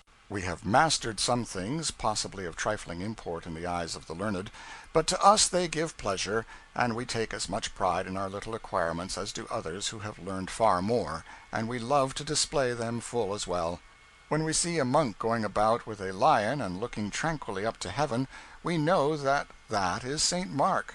When we see a monk with a book and a pen looking tranquilly up to heaven, trying to think of a word, we know that that is St. Matthew. When we see a monk sitting on a rock looking tranquilly up to heaven, with a human skull beside him, and without other baggage, we know that that is St. Jerome, because we know that he always went flying light in the matter of baggage. When we see a party looking tranquilly up to heaven, unconscious that his body is shot through and through with arrows, we know that that is St. Sebastian. When we see other monks looking tranquilly up to heaven, but having no trademark, we always ask who those parties are. We do this because we humbly wish to learn. We have seen 13,000 St. Jeromes, and 22,000 St. Marks, and 16,000 St. Matthews, and 60,000 St. Sebastians, and 4 millions of assorted monks undesignated, and we feel encouraged to believe that when we have seen some more of these various pictures and had a larger experience, we shall begin to take an absorbing interest in them like our cultivated countrymen from Amérique. Now it does give me real pain to speak in this almost unappreciative way of the old masters and their martyrs, because good friends of mine in the ship, friends who do thoroughly and conscientiously appreciate them and are in every way competent to discriminate between good pictures and inferior ones, have urged me for my own sake not to make public the fact that I lack this appreciation and this critical discrimination myself. I believe that what I have written, and may still write about pictures, will give them pain, and I am honestly sorry for it. I even promised that I would hide my uncouth sentiments in my own breast, but alas, I never could keep a promise. I do not blame myself for this weakness, because the fault must lie in my physical organization. It is likely that such a very liberal amount of space was given to the organ which enables me to make promises, that the organ which should enable me to keep them was crowded out. But I grieve not. I like no half-way things. I had rather have one faculty nobly developed than two faculties of mere ordinary capacity. I certainly meant to keep that promise, but I find I cannot do it. It is impossible to travel through Italy without speaking of pictures, and can I see them through other eyes? If I did not so delight in the grand pictures that are spread before me every day of my life by that monarch of all the masters, Nature, I should come to believe sometimes that I had in me no appreciation of the beautiful whatsoever. It seems to me that whenever I glory to think that for once I have discovered an ancient painting that is beautiful and worthy of all praise, the pleasure it gives me is an infallible proof that it is not a beautiful picture, and not in any wise worthy of commendation. This very thing has occurred more times than I can mention in Venice. In every single instance the guide has crushed out my swelling enthusiasm with the remark, "It is nothing, it is of the Renaissance." I did not know what in the mischief the Renaissance was, and so always had to simply say, "Ah, so it is, I had not observed it before." I could not bear to be ignorant before a cultivated negro, the offspring of a South Carolina slave, but it occurred too often for even my self-complacency did that exasperating, "It is nothing, it is of the Renaissance." I said at last, "Who is this Renaissance? Where did he come from? Who gave him permission to cram the Republic with his execrable daubs?" We learned then that Renaissance was not a man, that Renaissance was a term used to signify what was at best but an imperfect rejuvenation of art. The guide said that after Titian's time and the time of the other great names we had grown so familiar with, high art declined. Then it partially rose again, an inferior sort of painters sprang up, and these shabby pictures were the work of their hands. Then I said in my heat that I wished to goodness high art had declined 500 years sooner. The Renaissance pictures suit me very well, though sooth to say its school were too much given to painting real men, and did not indulge enough in martyrs. The guide I have spoken of is the only one we have had yet who knew anything. He was born in South Carolina, of slave parents. They came to Venice while he was an infant. He has grown up here. He is well educated. He reads, writes, and speaks English, Italian, Spanish, and French with perfect facility, is a worshipper of art and thoroughly conversant with it, knows the history of Venice by heart, and never tires of talking of her illustrious career. He dresses better than any of us, I think, and is daintily polite. Negroes are deemed as good as white people in Venice, and so this man feels no desire to go back to his native land. His judgment is correct. I have had another shave. I was writing in our front room this afternoon, and trying hard to keep my attention on my work and refrain from looking out upon the canal. I was resisting the soft influence of the climate as well as I could, and endeavoring to overcome the desire to be indolent and happy. The boys sent for a barber. They asked me if I would be shaved. I reminded them of my tortures in Genoa, Milan, Como, of my declaration that I would suffer no more on Italian soil. I said, "Not any for me, if you please." I wrote on. The barber began on the doctor. I heard him say, "Dan, this is the easiest shave I've had since we left the ship." He said again presently, "Why, Dan, a man could go to sleep with this man shaving him." Dan took the chair, and then he said, Why, this is Titian. This is one of the old masters. I wrote on. Directly Dan said, "Doctor, it is perfect luxury. The ship's barber isn't anything to him." My rough beard was distressing me beyond measure. The barber was rolling up his apparatus. The temptation was too strong. I said, "Hold on, please. Shave me also." I sat down in the chair and closed my eyes. The barber soaped my face, and then took his razor and gave me a rake that well nigh threw me into convulsions. I jumped out of the chair. Dan and the doctor were wiping blood off their faces and laughing. I said it was a mean, disgraceful fraud. They said that the misery of this shave had gone so far beyond anything they had ever experienced before that they could not bear the idea of losing such a chance of hearing a cordial opinion from me on the subject. It was shameful, but there was no help for it. The skinning was begun and had to be finished. The tears flowed with every rake, and so did the fervent execrations. The barber grew confused, and brought blood every time. I think the boys enjoyed it better than anything they had seen or heard since they left home. We have seen the Campanile, and Byron's house, and Balbi's, the geographer, and the palaces of all the ancient dukes and doges of Venice, and we have seen their effeminate descendants airing their nobility in fashionable French attire in the grand square of St. Mark, and eating ices and drinking cheap wines, instead of wearing gallant coats of mail and destroying fleets and armies as their great ancestors did in the days of Venetian glory. We have seen no bravos with poisoned stilettos, no masks, no wild carnival, but we have seen the ancient pride of Venice, the grim bronze horses that figure in 1,000 legends. Venice may well cherish them, for they are the only horses she ever had. It is said there are hundreds of people in this curious city who never have seen a living horse in their lives. It is entirely true, no doubt. And so, having satisfied ourselves, we depart tomorrow, and leave the venerable Queen of the Republics to summon her vanished ships and marshal her shadowy armies, and know again, in dreams, the pride of her old renown. End of chapter 23. Chapter 24. Down through Italy by rail, idling in Florence, Dante and Galileo, an ungrateful city, dazzling generosity, wonderful mosaics, the historical Arno, lost again, found again, but no fatted calf ready, the leaning tower of Pisa, the ancient Duomo, the old original first pendulum that ever swung, an enchanting echo, a new holy sepulchre, a relic of antiquity, a fallen republic, at Leghorn, at home again and satisfied on board the ship, our vessel an object of grave suspicion, Garibaldi visited, threats of quarantine. Some of the Quaker City's passengers had arrived in Venice from Switzerland and other lands before we left there, and others were expected every day. We heard of no casualties among them, and no sickness. We were a little fatigued with sightseeing, and so we rattled through a good deal of country by rail without caring to stop. I took few notes.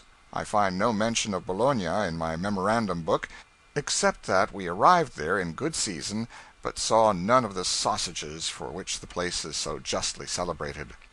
Pistoia awoke but a passing interest. Florence pleased us for a while.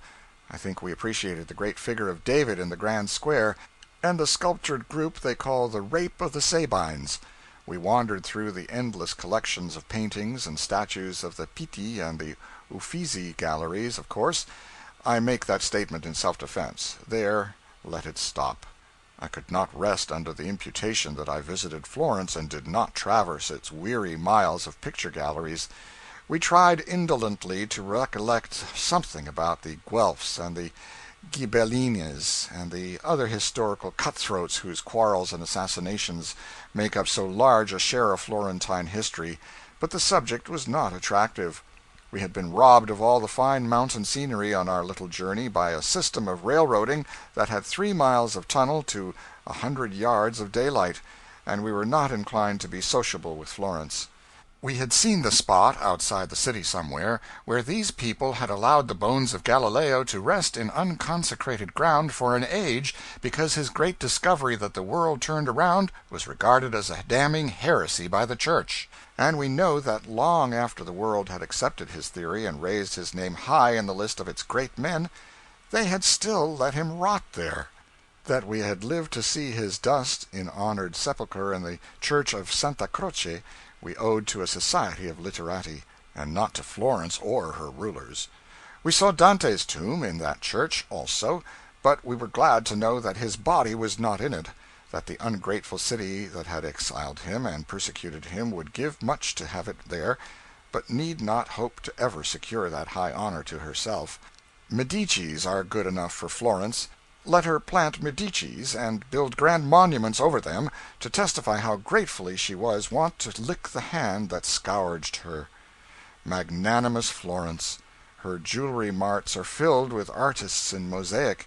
Florentine mosaics are the choicest in all the world. Florence loves to have that said.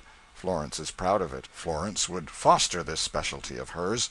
She is grateful to the artists that bring to her this high credit and fill her coffers with foreign money, and so she encourages them with pensions.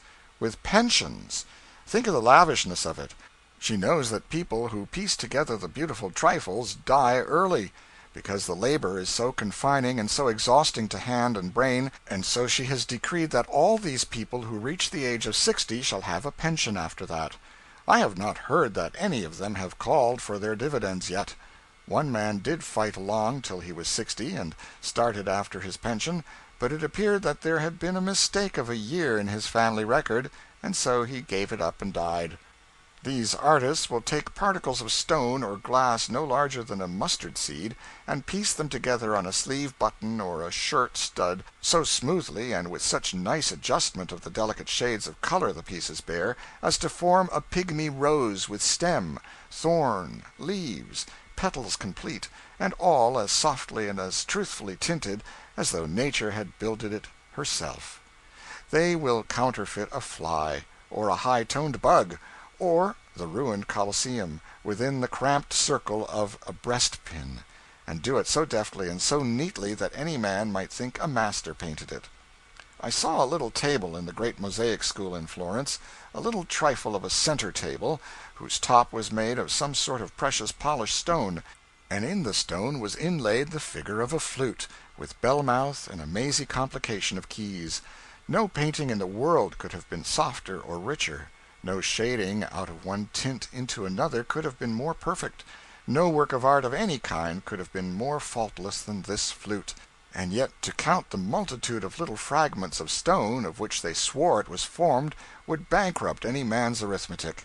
I do not think one could have seen where two particles joined each other with eyes of ordinary shrewdness. Certainly we could detect no such blemish. This table-top cost the labor of one man for 10 long years, so they said, and it was for sale for $35,000. We went to the church of Santa Croce from time to time in Florence to weep over the tombs of Michael Angelo, Raphael, and Machiavelli. I suppose they are buried there, but it may be that they reside elsewhere and rent their tombs to other parties, such being the fashion in Italy. And between times we used to go back and stand on the bridges and admire the Arno. It is popular to admire the Arno. It is a great historical creek with 4 feet in the channel and some scows floating around. It would be a very plausible river if they would pump some water into it. They all call it a river, and they honestly think it is a river, do these dark and bloody Florentines. They even help out the delusion by building bridges over it. I do not see why they are too good to wade. How the fatigues and annoyances of travel fill one with bitter prejudices sometimes. I might enter Florence under happier auspices a month hence and find it all beautiful, all attractive, but I do not care to think of it now, at all, nor of its roomy shops filled to the ceiling with snowy marble and alabaster copies of all the celebrated sculptures in Europe, copies so enchanting to the eye that I wonder how they can really be shaped like the dingy, petrified nightmares they are the portraits of. I got lost in Florence at 9 o'clock one night, and stayed lost in that labyrinth of narrow streets and long rows of vast buildings that look all alike, until toward 3 o'clock in the morning. It was a pleasant night, and at first there was a good many people abroad, and there were cheerful lights about. Later I grew accustomed to prowling about mysterious drifts and tunnels and astonishing and interesting myself with coming around corners expecting to find the hotel staring at me in the face, and not finding it doing anything of the kind. Later still, I felt tired. I soon felt remarkably tired. But there was no one abroad now, not even a policeman. I walked till I was out of all patience and very hot and thirsty. At last, somewhere after 1 o'clock, I came unexpectedly to one of the city gates. I knew then that I was very far from the hotel. The soldiers thought I wanted to leave the city, and they sprang up and barred the way with their muskets. I said, "Hotel d'Europe." It was all the Italian I knew, and I was not certain whether that was Italian or French.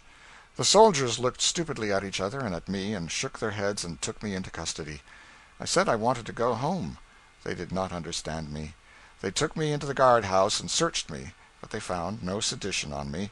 They found a small piece of soap (we carry soap with us now), and I made them a present of it, seeing that they regarded it as a curiosity. I continued to say "Hotel d'Europe," and they continued to shake their heads, until at last a young soldier nodding in the corner roused up and said something. He said he knew where the hotel was, I suppose, for the officer of the guard sent him away with me. We walked 100 or 150 miles, it appeared to me, and then he got lost. He turned this way and that, and finally gave it up and signified that he was going to spend the remainder of the morning trying to find the city gate again. At that moment it struck me that there was something familiar about the house over the way. It was the hotel. It was a happy thing for me that there happened to be a soldier there that knew even as much as he did, for they say that the policy of the government is to change the soldiery from one place to another constantly and from country to city, so that they can not become acquainted with the people and grow lax in their duties and enter into plots and conspiracies with friends. My experiences of Florence were chiefly unpleasant. I will change the subject. At Pisa we climbed up to the top of the strangest structure the world has any knowledge of, the Leaning Tower. As everyone knows, it is in the neighborhood of 180 feet high, and I beg to observe that 180 feet reach to about the height of 4 ordinary 3-story buildings piled one on top of the other, and is a very considerable altitude for a tower of uniform thickness to aspire to, even when it stands upright. Yet this one leans more than 13 feet out of the perpendicular. It is 700 years old, but neither history or tradition say whether it was built as it is purposely, or whether one of its sides has settled. There is no record that it ever stood straight up. It is built of marble. It is an airy and a beautiful structure, and each of its 8 stories is encircled by fluted columns, some of marble and some of granite, with Corinthian capitals that were handsome when they were new. It is a bell tower, and in its top hangs a chime of ancient bells. The winding staircase within is dark, but one always knows which side of the tower he is on, because of his naturally gravitating from one side to the other of the staircase with the rise or dip of the tower. Some of the stone steps are foot-worn only on one end, others only on the other end, others only in the middle. The look down into the tower from the top is like looking down into a tilted well. A rope that hangs from the center of the top touches the wall before it reaches the bottom. Standing on the summit, one does not feel altogether comfortable when he looks down from the high side, but to crawl on your breast to the verge on the lower side and try to stretch your neck out far enough to see the base of the tower makes your flesh creep, and convinces you for a single moment, in spite of all your philosophy, that the building is falling. You handle yourself very carefully all the time, under the silly impression that if it is not falling, your trifling weight will start it unless you are particular not to bear down on it. The Duomo, close at hand, is one of the finest cathedrals in Europe. It is 800 years old. Its grandeur has outlived the high commercial prosperity and the political importance that made it a necessity, or rather a possibility. Surrounded by poverty, decay, and ruin, it conveys to us a more tangible impression of the former greatness of Pisa than books could give us. The baptistery, which is a few years older than the Leaning Tower, is a stately rotunda of huge dimensions, and was a costly structure. In it hangs the lamp whose measured swing suggested to Galileo the pendulum. It looked an insignificant thing to have conferred upon the world of science and mechanics such a mighty extension of their dominions as it has. Pondering, in its suggestive presence, I seemed to see a crazy universe of swinging disks, the toiling children of this sedate parent. He appeared to have an intelligent expression about him of knowing that he was not a lamp at all, that he was a pendulum disguised for prodigious and inscrutable purposes of his own deep devising, and not a common pendulum either, but the old original patriarchal pendulum, the Abraham pendulum of the world. This baptistery is endowed with the most pleasing echo of all the echoes we have read of. The guide sounded two sonorous notes, about a half octave apart. The echo answered with the most enchanting, the most melodious, the richest blending of sweet sounds that one can imagine. It was like a long-drawn chord of a church organ, infinitely softened by distance. I may be extravagant in this matter, but if this be the case my ear is to blame, not my pen. I am describing a memory, and one that will remain long with me.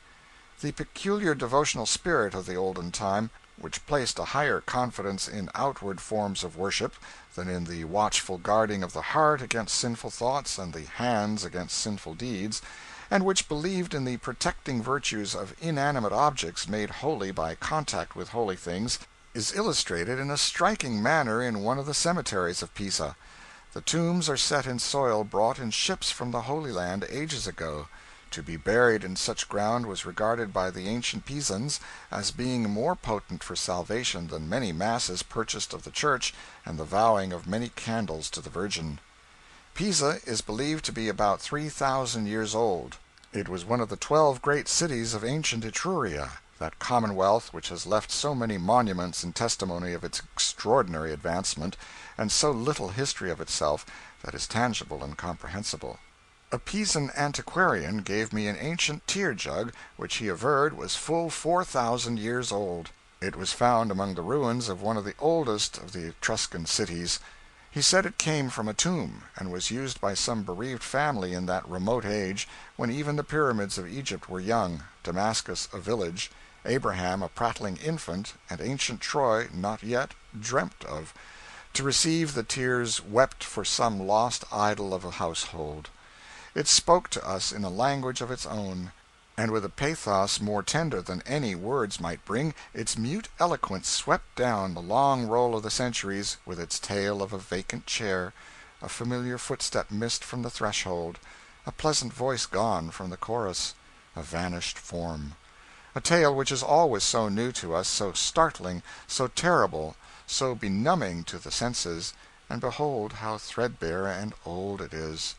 No shrewdly worded history could have brought the myths and shadows of that old dreamy age before us clothed with human flesh and warmed with human sympathies so vividly as did this poor little unsentient vessel of pottery.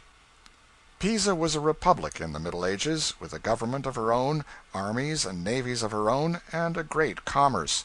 She was a warlike power, and inscribed upon her banners many a brilliant fight with Genoese and Turks.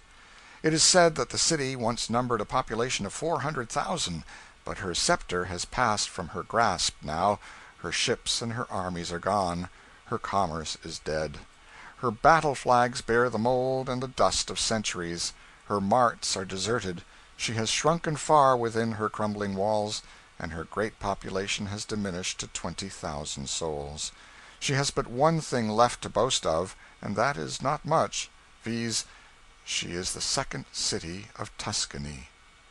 We reached Leghorn in time to see all we wished to see of it long before the city gates were closed for the evening, and then came on board the ship. We felt as though we had been away from home an age. We never entirely appreciated before what a very pleasant den our stateroom is, nor how jolly it is to sit at dinner in one's own seat in one's own cabin, and hold familiar conversation with friends in one's own language. Oh, the rare happiness of comprehending every single word that is said, and knowing that every word one says in return will be understood as well. We would talk ourselves to death, now, only there are only about 10 passengers out of the 65 to talk to. The others are wandering, we hardly know where. We shall not go ashore in Leghorn. We are surfeited with Italian cities for the present, and much prefer to walk the familiar quarter-deck and view this one. from a distance. The stupid magnates of this Leghorn government cannot understand that so large a steamer as ours could cross the broad Atlantic with no other purpose than to indulge a party of ladies and gentlemen in a pleasure excursion. It looks too improbable. It is suspicious, they think. Something more important must be hidden behind it all. They cannot understand it, and they scorn the evidence of the ship's papers. They have decided at last that we are a battalion of incendiary, bloodthirsty Garibaldians in disguise, and in all seriousness they have set a gunboat to watch the vessel night and day, with orders to close down on any revolutionary movement in a twinkling. Police boats are on patrol duty about us all the time, and it is as much as a sailor's liberty is worth to show himself in a red shirt. These policemen follow the executive officer's boat from shore to ship and from ship to shore, and watch his dark maneuvers with a vigilant eye. They will arrest him yet, unless he assumes an expression of countenance that shall have less of carnage, insurrection, and sedition in it. A visit paid in a friendly way to General Garibaldi yesterday, by cordial invitation, by some of our passengers, has gone far to confirm the dread suspicions the government harbors toward us. It is thought the friendly visit was only the cloak of a bloody conspiracy. These people draw near and watch us when we bathe in the sea from the ship's side. Do they think we are communing with a reserve force of rascals at the bottom? It is said that we shall probably be quarantined at Naples. 2 or 3 of us prefer not to run the risk. Therefore, when we are rested, we propose to go in a French steamer to Civita, and from thence to Rome, and by rail to Naples. They do not quarantine the cars, no matter where they got their passengers from. End of chapter 24. Chapter 25. The Works of Bankruptcy, Railway Grandeur, How to Fill an Empty Treasury, The Sumptuousness of Mother Church, Ecclesiastical Splendor, Magnificence and Misery, General Execration, More Magnificence, A Good Word for the Priests, Civita Vecchia the Dismal, Off for Rome. There are a good many things about this Italy which I do not understand, and more especially I cannot understand how a bankrupt government can have such palatial railroad depots and such marvels of turnpikes. Why, these latter are as hard as adamant, as straight as a line, as smooth as a floor, and as white as snow. When it is too dark to see any other object, one can still see the white turnpikes of France and Italy, and they are clean enough to eat from without a tablecloth, and yet no tolls are charged. As for the railways, we have none like them. The cars slide as smoothly along as if they were on runners.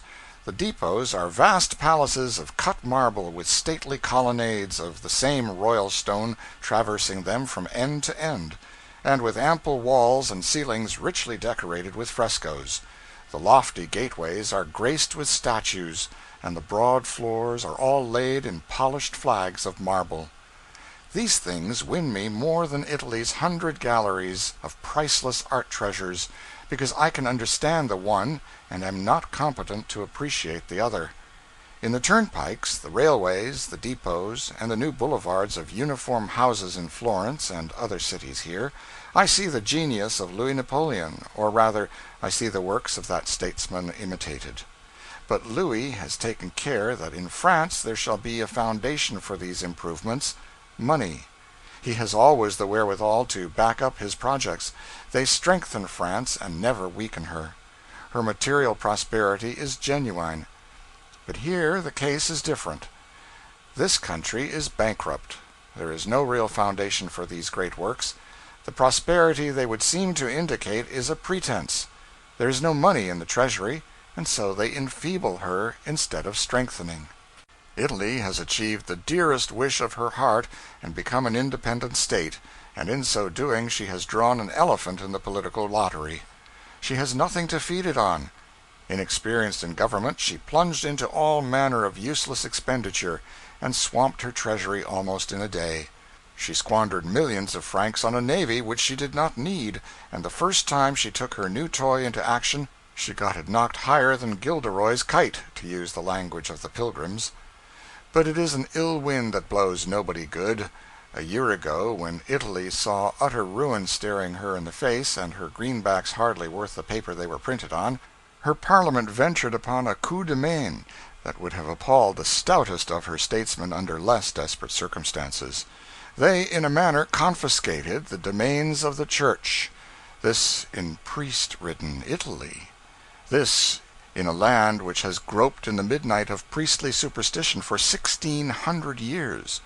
It was a rare good fortune for Italy, the stress of weather that drove her to break from this prison house. They do not call it confiscating the church property. That would sound too harshly yet. But it amounts to that. There are thousands of churches in Italy, each with untold millions of treasures stored away in its closets, and each with its battalion of priests to be supported. And then there are the estates of the church, league on league of the richest lands and the noblest forests in all Italy, all yielding immense revenues to the church, and none paying a cent in taxes to the state. In some great districts the church owns all the property, lands, watercourses, woods, mills, and factories. They buy, they sell, they manufacture, and since they pay no taxes, who can hope to compete with them? Well, the government has seized all this in effect, and will yet seize it in rigid and unpoetical reality, no doubt. Something must be done to feed a starving treasury, and there is no other resource in all Italy, none but the riches of the church. So the government intends to take to itself a great portion of the revenues arising from priestly farms, factories, etc., and also intends to take possession of the churches and carry them on after its own fashion and upon its own responsibility. In a few instances it will leave the establishments of great pet churches undisturbed, but in all others only a handful of priests will be retained to preach and pray, a few will be pensioned, and the balance turned adrift. Pray glance at some of these churches and their embellishments, and see whether the government is doing a righteous thing or not. In Venice, today, a city of 100,000 inhabitants, there are 1,200 priests. Heaven only knows how many there were before the Parliament reduced their numbers. There was the great Jesuit church. Under the old regime it required 60 priests to engineer it. The government does it with 5 now, and the others are discharged from service. All about that church wretchedness and poverty abound. At its door a dozen hats and bonnets were doffed to us, as many heads were humbly bowed, and as many hands extended, appealing for pennies, appealing with foreign words we could not understand, but appealing mutely, with sad eyes, and sunken cheeks, and ragged raiment, that no words were needed to translate. Then we passed within the great doors, and it seemed that the riches of the world were before us. Huge columns carved out of single masses of marble, and inlaid from top to bottom with 100 intricate figures wrought in costly verde antique. Pulpits of the same rich materials, whose draperies hung down in many a pictured fold, the stony fabric counterfeiting the delicate work of the loom. The grand altar brilliant with polished facings and balustrades of oriental agate, jasper, verde antique, and other precious stones, whose names even we seldom hear, and slabs of priceless lapis lazuli, lavished everywhere as recklessly as if the church had owned a quarry of it. In the midst of all this magnificence, the solid gold and silver furniture of the altar seemed cheap and trivial. Even the floors and ceilings cost a princely fortune. Now, where is the use of allowing all those riches to lie idle, while half of that community hardly know from day to day how they are going to keep body and soul together? And where is the wisdom in permitting hundreds upon hundreds of millions of francs to be locked up in useless trumpery of churches all over Italy, and the people ground to death with taxation to uphold a perishing government?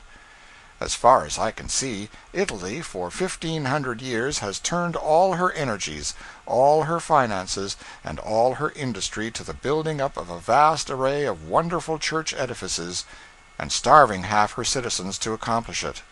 She is today one vast museum of magnificence and misery. All the churches in an ordinary American city, put together, could hardly buy the jeweled frippery in one of her 100 cathedrals. And for every beggar in America, Italy can show 100, and rags and vermin to match. It is the wretchedest, princeliest land on earth. Look at the Grand Duomo of Florence, a vast pile that has been sapping the purses of her citizens for 500 years, and is not nearly finished yet.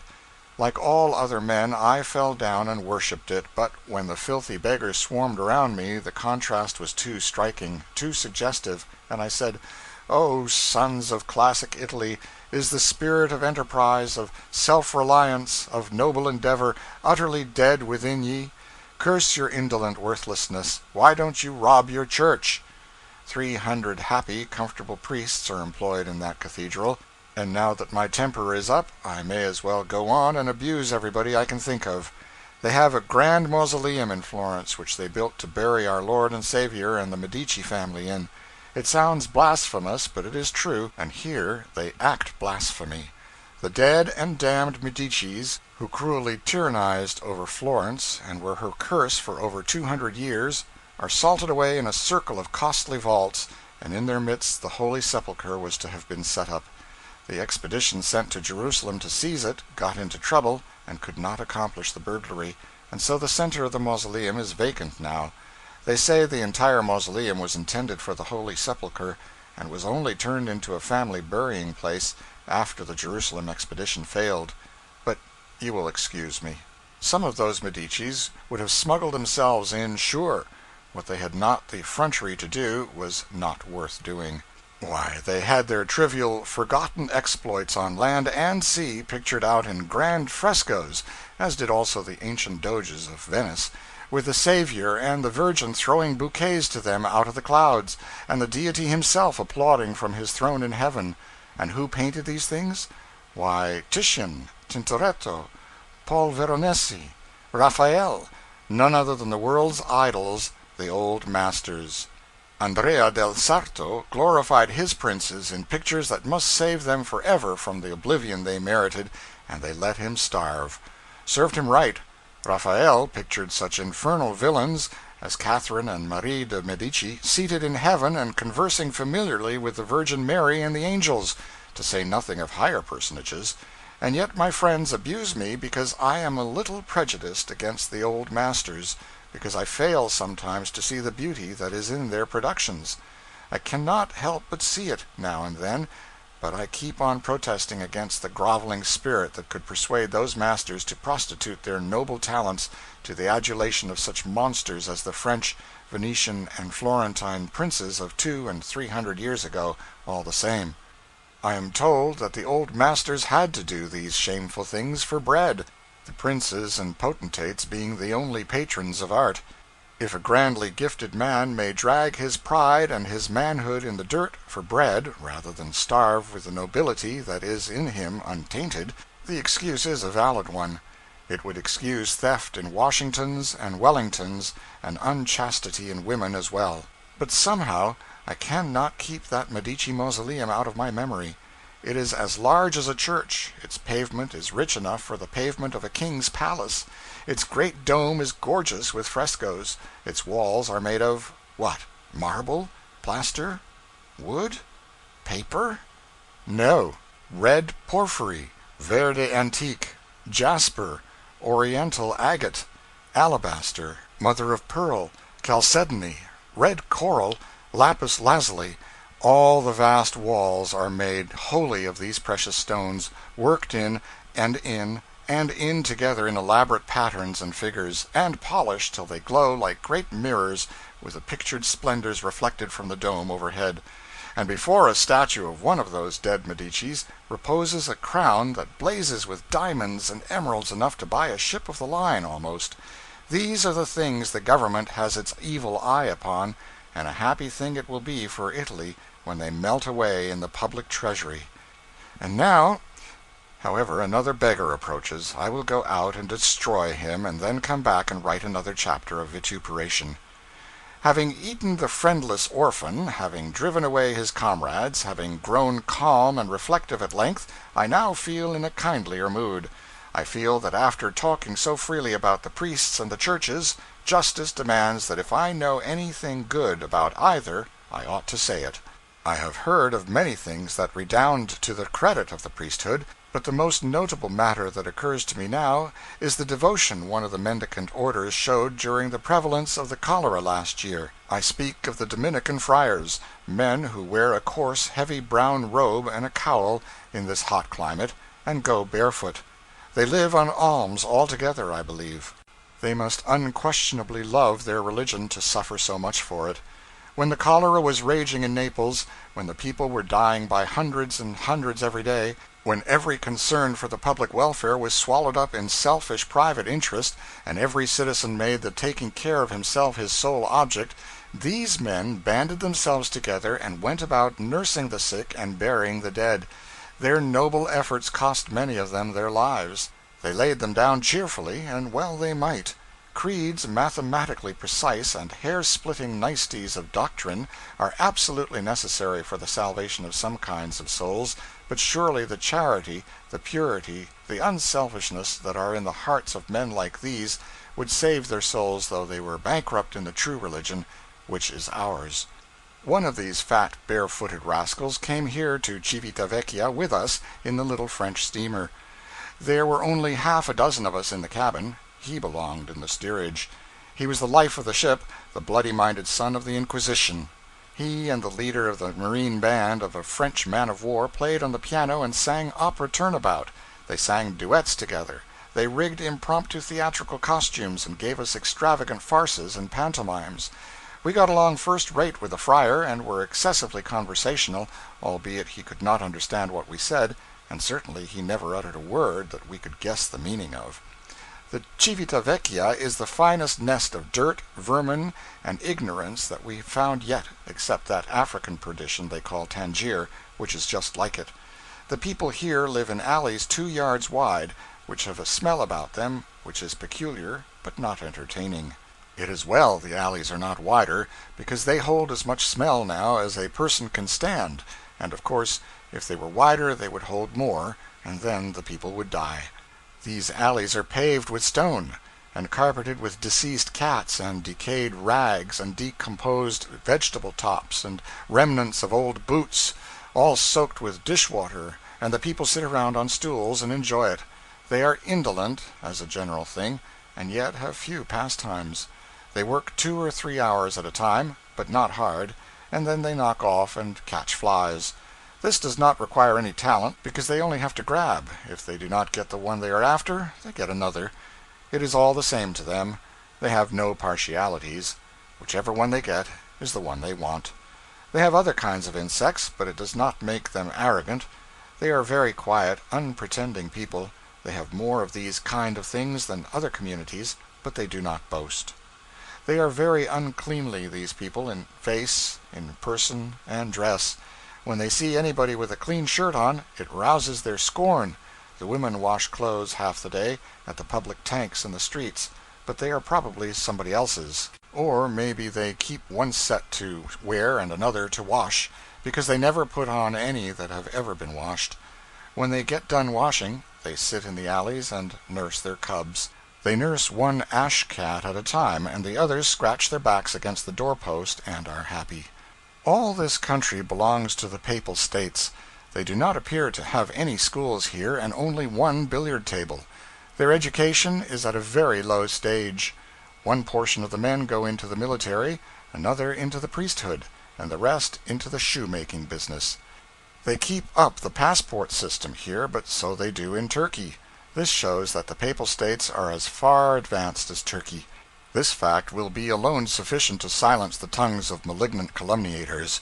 I had to get my passport vised for Rome in Florence, and then they would not let me come ashore here until a policeman had examined it on the wharf and sent me a permit. They did not even dare to let me take my passport in my hands for 12 hours, I looked so formidable. They judged it best to let me cool down. They thought I wanted to take the town, likely. Little did they know me. I wouldn't have it. They examined my baggage at the depot. They took one of my ablest jokes and read it over carefully twice, and then read it backwards, but it was too deep for them. They passed it around, and everybody speculated on it a while, but it mastered them all. It was no common joke. At length a veteran officer spelled it over deliberately, and shook his head 3 or 4 times, and said that in his opinion it was seditious. That was the first time I felt alarmed. I immediately said I would explain the document, and they crowded around, and so I explained and explained and explained, and they took notes of all I said, but the more I explained the more they could not understand it, and when they desisted at last I could not even understand it myself. They said they believed it was an incendiary document, leveled at the government. I declared solemnly that it was not, but they only shook their heads and would not be satisfied. Then they consulted a good while, and finally they confiscated it. I was very sorry for this, because I had worked a long time on that joke, and took a good deal of pride in it, and now I suppose I shall never see it any more. I suppose it will be sent up and filed away among the criminal archives of Rome, and will always be regarded as a mysterious infernal machine which would have blown up like a mine and scattered the good Pope all around, but for a miraculous providential interference. And I suppose that all the time I am in Rome the police will dog me about from place to place because they think I am a dangerous character. It is fearfully hot in Civitavecchia. The streets are made very narrow, and the houses built very solid and heavy and high as a protection against the heat. This is the first Italian town I have seen which does not appear to have a patron saint. I suppose no saint but the one that went up in the chariot of fire could stand the climate. There is nothing here to see. They have not even a cathedral, with 11 tons of solid silver archbishops in the back room, and they do not show you any moldy buildings that are 7,000 years old, nor any smoke-dried old fire-screens which are chef-d'oeuvre of the Rubens, or Simpson, or Titian, or Ferguson, or any of those parties. And they haven't any bottled fragments of saints, and not even a nail from the true cross. We are going to Rome. There is nothing to see here. End of chapter 25. Chapter 26. The modern Roman on his travels. The grandeur of St. Peter's. Holy relics. Grand view from the dome. The Holy Inquisition. Interesting old monkish frauds. The ruined Colosseum. The Colosseum in the days of its prime. Ancient playbill of a Colosseum performance. A Roman newspaper criticism 1,700 years old. What is it that confers the noblest delight? What is that which swells a man's breast with pride above that which any other experience can bring to him? Discovery.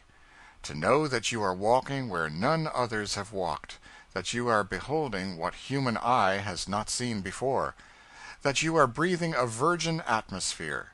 To give birth to an idea, to discover a great thought, an intellectual nugget right under the dust of a field that many a brain plow had gone over before, to find a new planet, to invent a new hinge, to find the way to make the lightnings carry your messages, to be the first, that is the idea.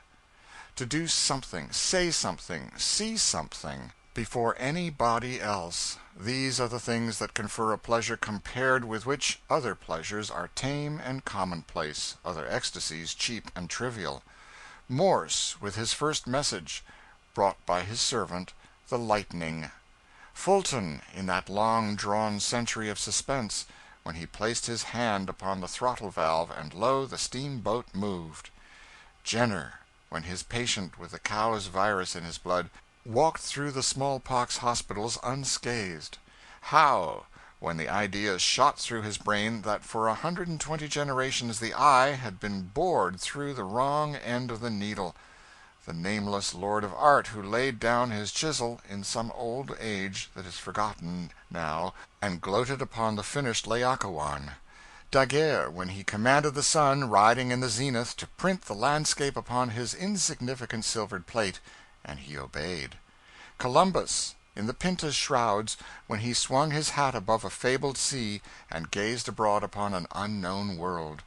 These are the men who have really lived, who have actually comprehended what pleasure is, who have crowded long lifetimes of ecstasy into a single moment. What is there in Rome for me to see that others have not seen before me? What is there for me to touch that others have not touched? What is there for me to feel, to learn, to hear, to know, that shall thrill me before it pass to others? What can I discover? Nothing. Nothing whatsoever. One charm of travel dies here, but if I were only a Roman, if, added to my own, I could be gifted with modern Roman sloth, modern Roman superstition, and modern Roman boundlessness of ignorance, what bewildering worlds of unsuspected wonders I would discover! Ah, if I were only a habitat of the Campagna 5, and 20 miles from Rome, then I would travel. I would go to America, and see and learn, and return to the Campagna, and stand before my countrymen an illustrious discoverer. I would say, I saw there a country which has no overshadowing Mother Church, and yet the people survive. I saw a government which never was protected by foreign soldiers at a cost greater than that required to carry on the government itself. I saw common men and common women who could read. I even saw small children of common country people reading from books. If I dared think you would believe it, I would say they could write also. In the cities I saw people drinking a delicious beverage made of chalk and water, but never once saw goats driven through their Broadway or their Pennsylvania Avenue or their Montgomery Street and milked at the door of the houses. I saw real glass windows in the houses of even the commonest people. Some of the houses are not of stone, nor yet of bricks. I solemnly swear they are made of wood. Houses there will take fire and burn sometimes. Actually, they burn entirely down, and not leave a single vestige behind. I could state that for a truth, upon my deathbed. And as a proof that the circumstance is not rare, I aver that they have a thing which they call a fire engine, which vomits forth great streams of water, and is kept always in readiness, by night and by day, to rush to houses that are burning. You would think one engine would be sufficient, but some great cities have 100. They keep men hired, and pay them by the month to do nothing but put out fires. For a certain sum of money other men will ensure that your house shall not burn down, and if it burns they will pay you for it. There are hundreds and thousands of schools, and anybody may go and learn to be wise, like a priest. In that singular country, if a rich man dies a sinner, he is damned. He can not buy salvation with money for masses. There is really not much use in being rich there. Not much use as far as the other world is concerned, but much, very much use as concerns this. Because there, if a man be rich, he is very greatly honored, and can become a legislator, a governor, a general, a senator, no matter how ignorant an ass he is. Just as in our beloved Italy the nobles hold all the great places, even though sometimes they are born noble idiots. There, if a man be rich, they give him costly presents, they ask him to feasts, they invite him to drink complicated beverages. But if he be poor and in debt, they require him to do that which they term to settle. The women put on a different dress almost every day. The dress is usually fine, but absurd in shape. The very shape and fashion of it changes twice in 100 years, and did I but covet to be called an extravagant falsifier, I would say it changed even oftener. Hair does not grow upon the American women's heads. It is made for them by cunning workmen in the shops, and is curled and frizzled into scandalous and ungodly forms. Some persons wear eyes of glass, which they see through with facility, perhaps, else they would not use them. And in the mouths of some are teeth made by the sacrilegious hand of man. The dress of the men is laughably grotesque. They carry no musket in ordinary life, nor no long pointed pole. They wear no wide green-lined cloak. They wear no peaked black felt hat, no leathern gaiters reaching to the knee, no goatskin breeches with the hair side out, no hobnailed shoes, no prodigious spurs. They wear a conical hat termed a nail-cag, a coat of saddest black, a shirt which shows dirt so easily that it has to be changed every month, and is very troublesome. Things called pantaloons, which are held up by shoulder straps, and on their feet they wear boots, which are ridiculous in pattern and can stand no wear. Yet, dressed in this fantastic garb, these people laughed at my costume. In that country, books are so common that it is really no curiosity to see one. Newspapers also. They have a great machine which prints such things by thousands every hour. I saw common men there, men who were neither priests nor princes, who yet absolutely owned the land they tilled. It was not rented from the church, nor from the nobles. I am ready to take my oath of this. In that country you might fall from a third-story window several times, and not mash either a soldier or a priest. The scarcity of such people is astonishing. In the cities you will see a dozen civilians for every soldier, and as many for every priest or preacher. Jews there are treated just like human beings instead of dogs. They can work at any business they please. They can sell brand new goods if they want to. They can keep drug stores. They can practice medicine among Christians. They can even shake hands with Christians if they choose. They can associate with them just the same as one human being does with another human being. They don't have to stay shut up in one corner of the towns. They can live in any part of the town they like best. It is said they even have the privilege of buying land and houses, and owning them themselves, though I doubt that myself. They never have had to run races naked through the public streets, against jackasses, to please the people in carnival time. There they never have been driven by the soldiers into a church every Sunday for hundreds of years to hear themselves and their religion especially and particularly cursed. At this very day, in that curious country, a Jew is allowed to vote, hold office, yea, get up on a rostrum in the public street and express his opinion of the government if the government don't suit him. Ah, it is wonderful. The common people there know a great deal. They even have the effrontery to complain if they are not properly governed, and to take hold and help conduct the government themselves. If they had laws like ours, which give $1 of every 3 a crop produces to the government for taxes, they would have that law altered. Instead of paying $33 in taxes out of every 100 they receive, they complain if they have to pay 7. They are curious people. They do not know when they are well off. Mendicant priests do not prowl among them with baskets begging for the church and eating up their substance. One hardly ever sees a minister of the gospel going around there in his bare feet with a basket begging for subsistence. In that country the preachers are not like our mendicant orders of friars. They have 2 or 3 suits of clothing, and they wash sometimes. In that land are mountains far higher than the Alban mountains. The vast Roman Campagna, 100 miles long and full 40 broad, is really small compared to the United States of America. The Tiber, that celebrated river of ours, which stretches its mighty course almost 200 miles, and which a lad can scarcely throw a stone across at Rome, is not so long, nor yet so wide, as the American Mississippi, nor yet the Ohio, nor even the Hudson. In America the people are absolutely wiser and know much more than their grandfathers did.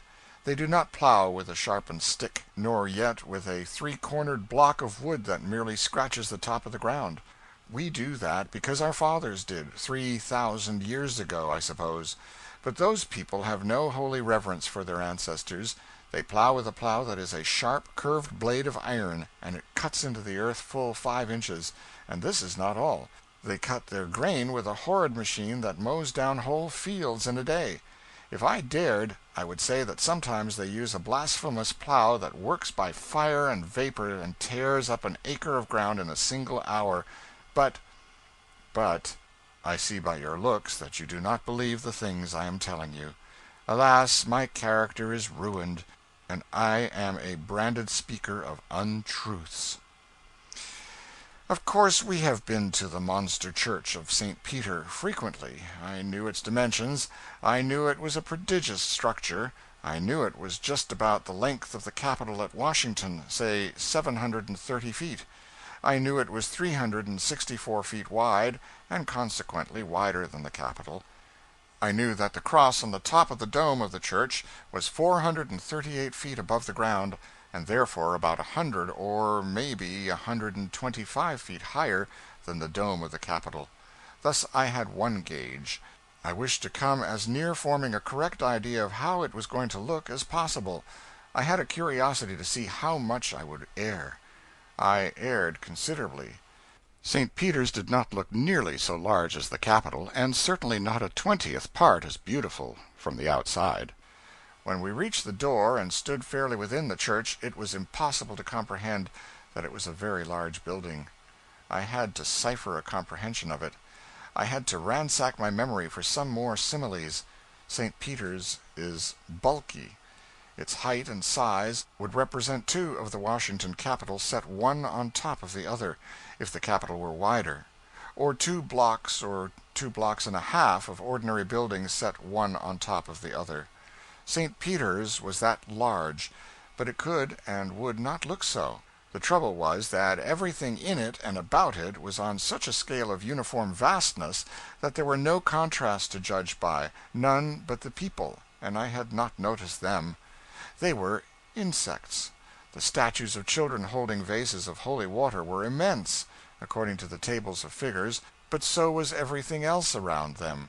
The mosaic pictures in the dome were huge, and were made of thousands and thousands of cubes of glass, as large as the end of my little finger, but those pictures looked smooth and gaudy of color, and in good proportion to the dome. Evidently they would not answer to measure by. Away down toward the far end of the church, I thought it was really clear at the far end, but discovered afterward that it was in the center, under the dome, stood the thing they call the baldacchino, a great bronze pyramidal framework like that which upholds a mosquito bar. It only looked like a considerably magnified bedstead, nothing more, yet I knew it was a good deal more than half as high as Niagara Falls. It was overshadowed by a dome so mighty that its own height was snubbed. The four great square piers or pillars that stand equidistant from each other in the church, and support the roof, I could not work up to their real dimensions by any method of comparison. I knew that the faces of each were about the width of a very large dwelling house front, 50 or 60 feet, and that they were twice as high as an ordinary 3-story dwelling, but still they looked small. I tried all the different ways I could think of to compel myself to understand how large St. Peter's was, but with small success. The mosaic portrait of an apostle who was writing with a pen 6 feet long seemed only an ordinary apostle. But the people attracted my attention after a while. To stand in the door of St. Peter's and look at men down toward its further extremity, 2 blocks away, has a diminishing effect on them. Surrounded by the prodigious pictures and statues, and lost in the vast spaces, they look very much smaller than they would if they stood 2 blocks away in the open air. I averaged a man as he passed me, and watched him as he drifted far down by the baldacchino and beyond, watched him dwindle to an insignificant schoolboy, and then, in the midst of the silent throng of human pygmies gliding about him, I lost him. The church had lately been decorated, on the occasion of a great ceremony in honor of St. Peter, and men were engaged now in removing the flowers and gilt paper from the walls and pillars. As no ladders could reach the great heights, the men swung themselves down from the balustrades and the capitals of pilasters by ropes to do this work. The upper gallery which encircles the inner sweep of the dome is 240 feet above the ground of the church. Very few steeples in America could reach up to it. Visitors always go up there to look down into the church, because one gets the best idea of some of the heights and distances from that point. While we stood on the floor, one of the workmen swung loose from that gallery at the end of a long rope. I had not supposed before that a man could look so much like a spider. He was insignificant in size, and his rope seemed only a thread. Seeing that he took up so little space, I could believe the story then that 10,000 troops went to St. Peter's once to hear a mass, and their commanding officer came afterward, and not finding them supposed they had not yet arrived. But they were in the church nevertheless. They were in one of the transepts. Nearly 50,000 persons assembled in St. Peter's to hear the publishing of the dogma of the Immaculate Conception.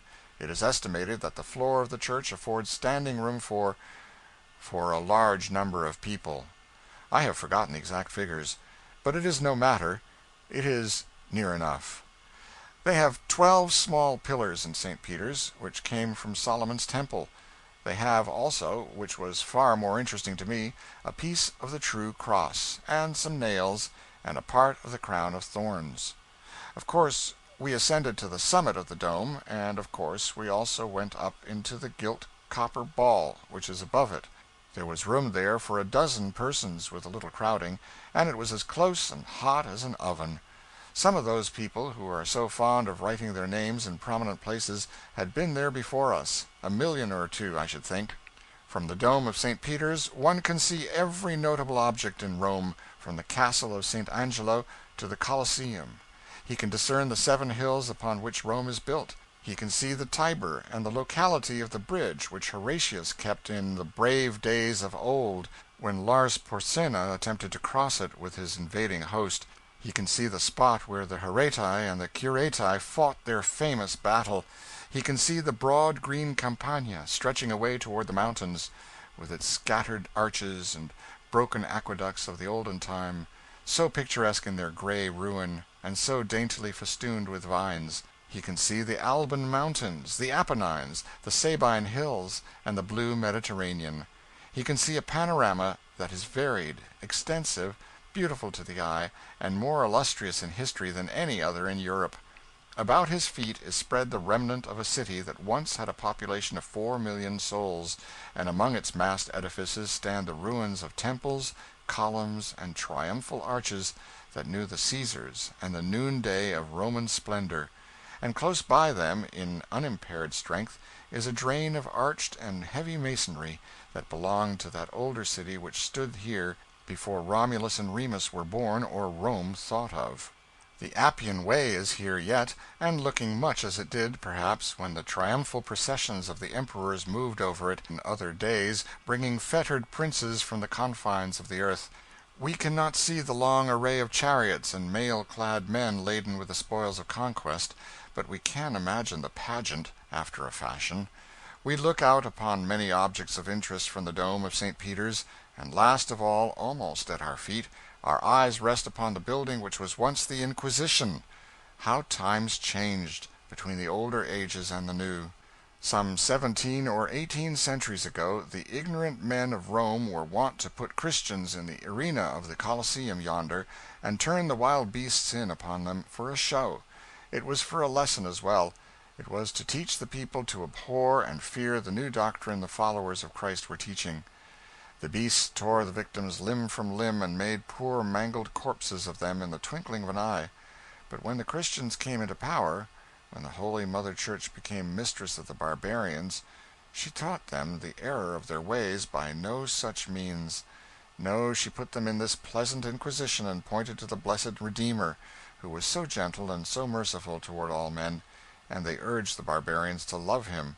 And they did all they could to persuade them to love and honor him, first by twisting their thumbs out of joint with a screw, then by snipping their flesh with pincers, red-hot ones, because they were the most comfortable in cold weather, then by skinning them alive a little, and finally by roasting them in public. They always convinced those barbarians the true religion, properly administered, as the good Mother Church used to administer it, is very, very soothing. It is wonderfully persuasive also. There is a great difference between feeding parties to wild beasts and stirring up their finer feelings in an inquisition. One is the system of degraded barbarians, the other of enlightened, civilized people. It is a great pity the playful Inquisition is no more. I prefer not to describe St. Peter's. It has been done before. The ashes of Peter, the disciple of the Savior, repose in a crypt under the baldacchino. We stood reverently in that place. So did we also in the Mamertine prison, where he was confined, where he converted the soldiers, and where tradition says he caused a spring of water to flow in order that he might baptize them.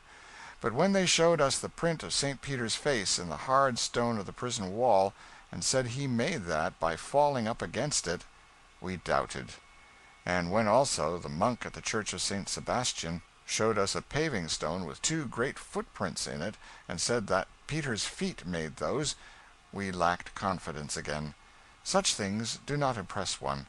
The monk said that angels came and liberated Peter from prison by night, and he started away from Rome by the Appian Way. The Savior met him and told him to go back, which he did. Peter left those footprints in the stone upon which he stood at the time. It was not stated how it was ever discovered whose footprints they were, seeing the interview occurred secretly and at night. The print of the face in the prison was that of a man of common size. The footprints were those of a man 10 or 12 feet high. The discrepancy confirmed our unbelief. We necessarily visited the Forum, where Caesar was assassinated, and also the Tarpeian Rock. We saw the dying gladiator at the Capitol, and I think that even we appreciated that wonder of art, as much, perhaps, as we did that fearful story wrought in marble in the Vatican, the Laocoon, and then the Colosseum. Everybody knows the picture of the Colosseum, Everybody recognizes at once that looped and windowed bandbox with a side bitten out. Being rather isolated, it shows to better advantage than any of the other monuments of ancient Rome. Even the beautiful Pantheon, whose pagan altars uphold the cross now, and whose Venus, tricked out in consecrated gimcracks, does reluctant duty as a Virgin Mary today, is built about with shabby houses, and its stateliness sadly marred. But the monarch of all European ruins, the Colosseum, maintains that reserve and that royal seclusion which is proper to majesty. Weeds and flowers spring from its massy arches and its circling seats, and vines hang their fringes from its lofty walls. An impressive silence broods over the monstrous structure where such multitudes of men and women were wont to assemble in other days. The butterflies have taken the places of the queens of fashion and beauty of 18 centuries ago, and the lizards sun themselves in the sacred seat of the emperor. More vividly than all the written histories, the Colosseum tells the story of Rome's grandeur and Rome's decay. It is the worthiest type of both that exists. Moving about the Rome of today, we might find it hard to believe in her old magnificence and her millions of population, but with this stubborn evidence before us that she was obliged to have a theater with sitting room for 80,000 persons and standing room for 20,000 more, to accommodate such of her citizens as required amusement, we find belief less difficult. The Colosseum is over 1,600 feet long, 750 wide, and 165 high. Its shape is oval. In America we make convicts useful at the same time that we punish them for their crimes. We farm them out and compel them to earn money for the state by making barrels and building roads. Thus we combine business with retribution, and all things are lovely. But in ancient Rome they combined religious duty with pleasure. Since it was necessary that the new sect called Christians should be exterminated, the people judged it wise to make this work profitable to the state at the same time, and entertaining to the public. In addition to the gladiatorial combats and other shows, they sometimes threw members of the hated sect into the arena of the Colosseum and turned wild beasts in upon them. It is estimated that 70,000 Christians suffered martyrdom in this place. This has made the Colosseum holy ground in the eyes of the followers of the Savior, and well it might. For if the chain that bound a saint, and the footprints a saint has left upon a stone he chanced to stand upon, be holy, surely the spot where a man gave up his life for his faith is holy. 17 or 18 centuries ago this Colosseum was the theater of Rome, and Rome was mistress of the world. Splendid pageants were exhibited here, in presence of the emperor, the great ministers of state, the nobles, and vast audiences of citizens of smaller consequence. Gladiators fought with gladiators, and at times with warrior prisoners from many a distant land. It was the theater of Rome, of the world, and the man of fashion who could not let fall in a casual and unintentional manner something about "my private box at the Colosseum" could not move in the first circles. When the clothing store merchant wished to consume the corner groceryman with envy, he bought secured seats in the front row and let the thing be known. When the irresistible dry goods clerk wished to blight and destroy according to his native instinct, he got himself up regardless of expense, and took some other fellow's young lady to the Colosseum, and then accented the affront by cramming her with ice cream between the acts, or by approaching the cage and stirring up the martyrs with his whalebone cane for her edification.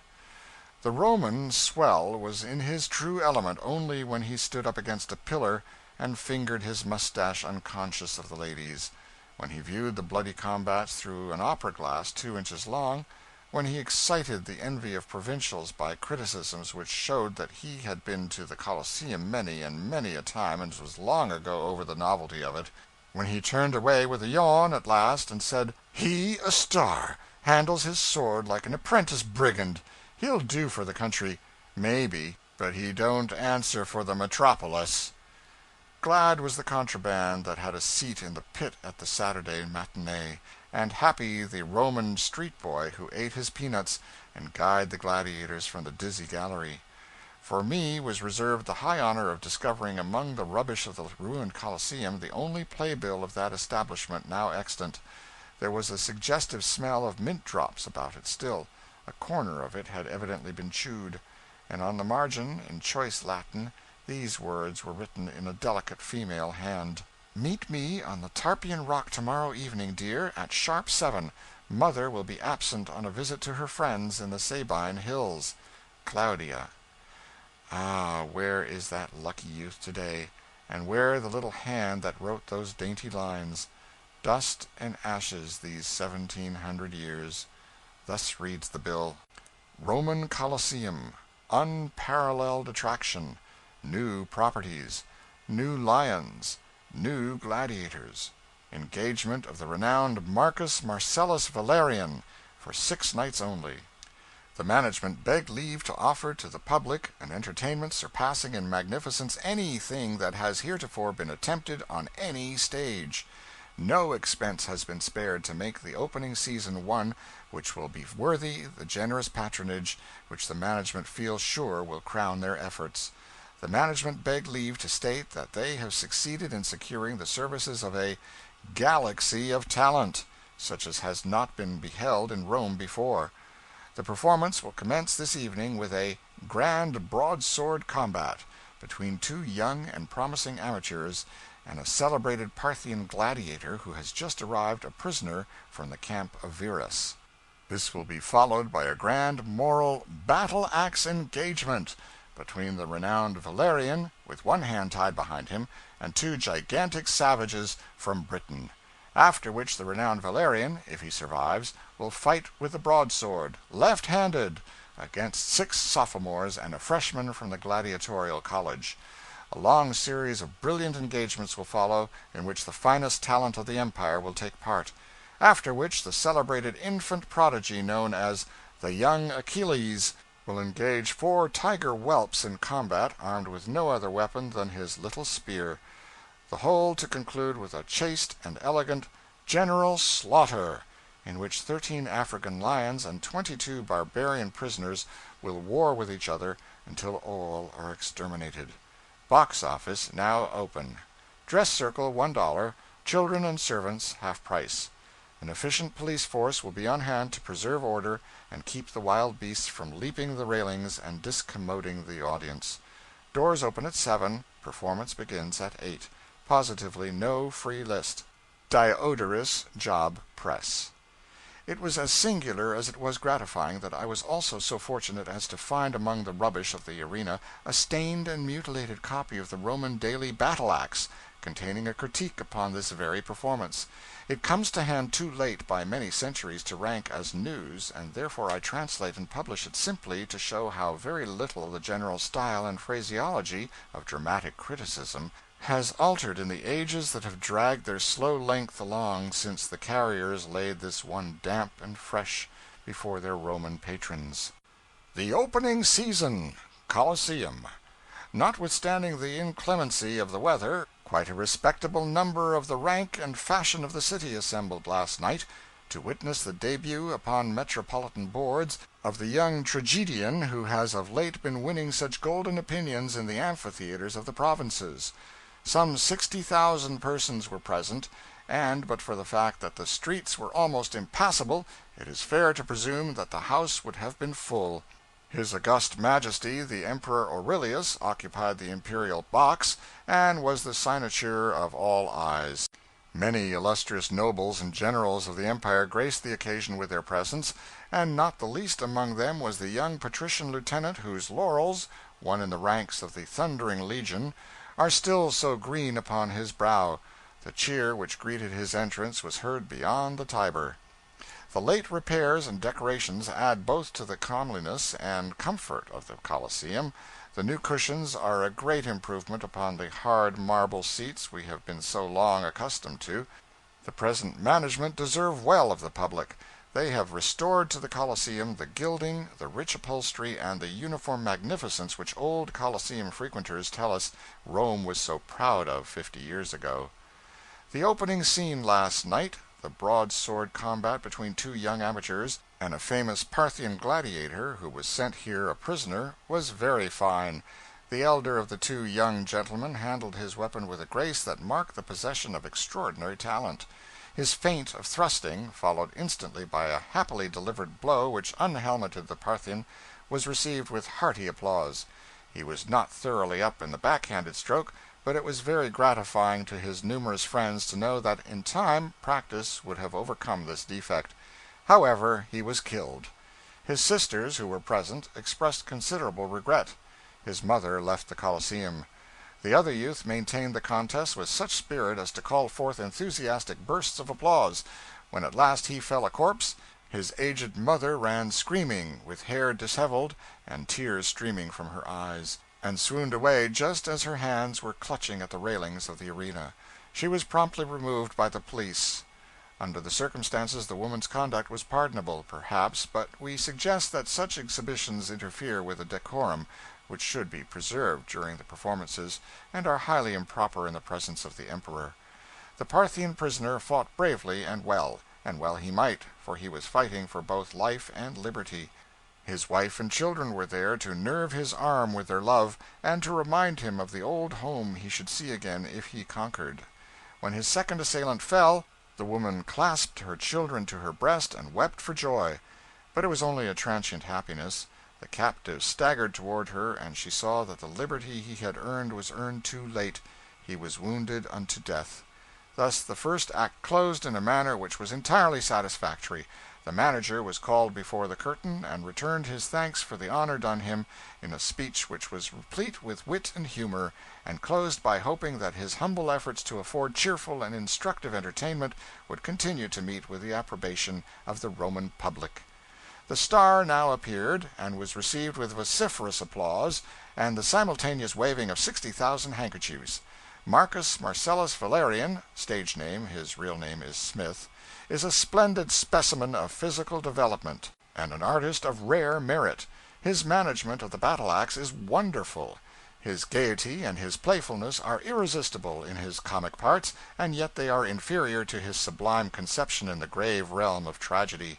When his axe was describing fiery circles about the heads of the bewildered barbarians, in exact time with his springing body and his prancing legs, the audience gave way to uncontrollable bursts of laughter. But when the back of his weapon broke the skull of one, and almost in the same instant its edge clove the other's body in twain, the howl of enthusiastic applause that shook the building was the acknowledgment of a critical assemblage that he was a master of the noblest department of his profession. He has a fault, and we are sorry to even intimate that he has. It is that of glancing at the audience, in the midst of the most exciting moments of the performance, as if seeking admiration. The pausing in a fight to bow when bouquets are thrown to him is also in bad taste. In the great left-handed combat he appeared to be looking at the audience half the time, instead of carving his adversaries; and when he had slain all the sophomores and was dallying with the freshmen, he stooped and snatched a bouquet as it fell, and offered it to his adversary at a time when a blow was descending which promised favorably to be his death warrant. Such levity is proper enough in the provinces, we make no doubt, but it ill suits the dignity of the metropolis. We trust our young friend will take these remarks in good part, for we mean them solely for his benefit. All who know us are aware that although we are at times justly severe upon tigers and martyrs, we never intentionally offend gladiators. The infant prodigy performed wonders. He overcame his 4 tiger whelps with ease, and with no other hurt than the loss of a portion of his scalp. The general slaughter was rendered with a faithfulness to details which reflects the highest credit upon the late participants in it. Upon the whole, last night's performance shed honor not only upon the management, but upon the city that encourages and sustains such wholesome and instructive entertainments. We would simply suggest that the practice of vulgar young boys in the gallery of shying peanuts and paper pellets at the tigers, and saying "Hi!" and manifesting approbation or dissatisfaction by such observations as "Bully for the lion!" and "Go it, Gladdy!" "Boots!" "Speech!" "Take a walk round the block!" and so on, are extremely reprehensible when the Emperor is present, and ought to be stopped by the police. Several times last night, when the supernumeraries entered the arena to drag out the bodies, the young ruffians in the gallery shouted, "Soup! Soup!" And also, "Oh, what a coat!" and "Why don't you pad them shanks?" and made use of various other remarks expressive of derision. These things are very annoying to the audience. A matinee for the little folks is promised for this afternoon, on which occasion several martyrs will be eaten by the tigers. The regular performance will continue every night till further notice. Material change of program every evening. Benefit of Valerian, Tuesday 29th, if he lives.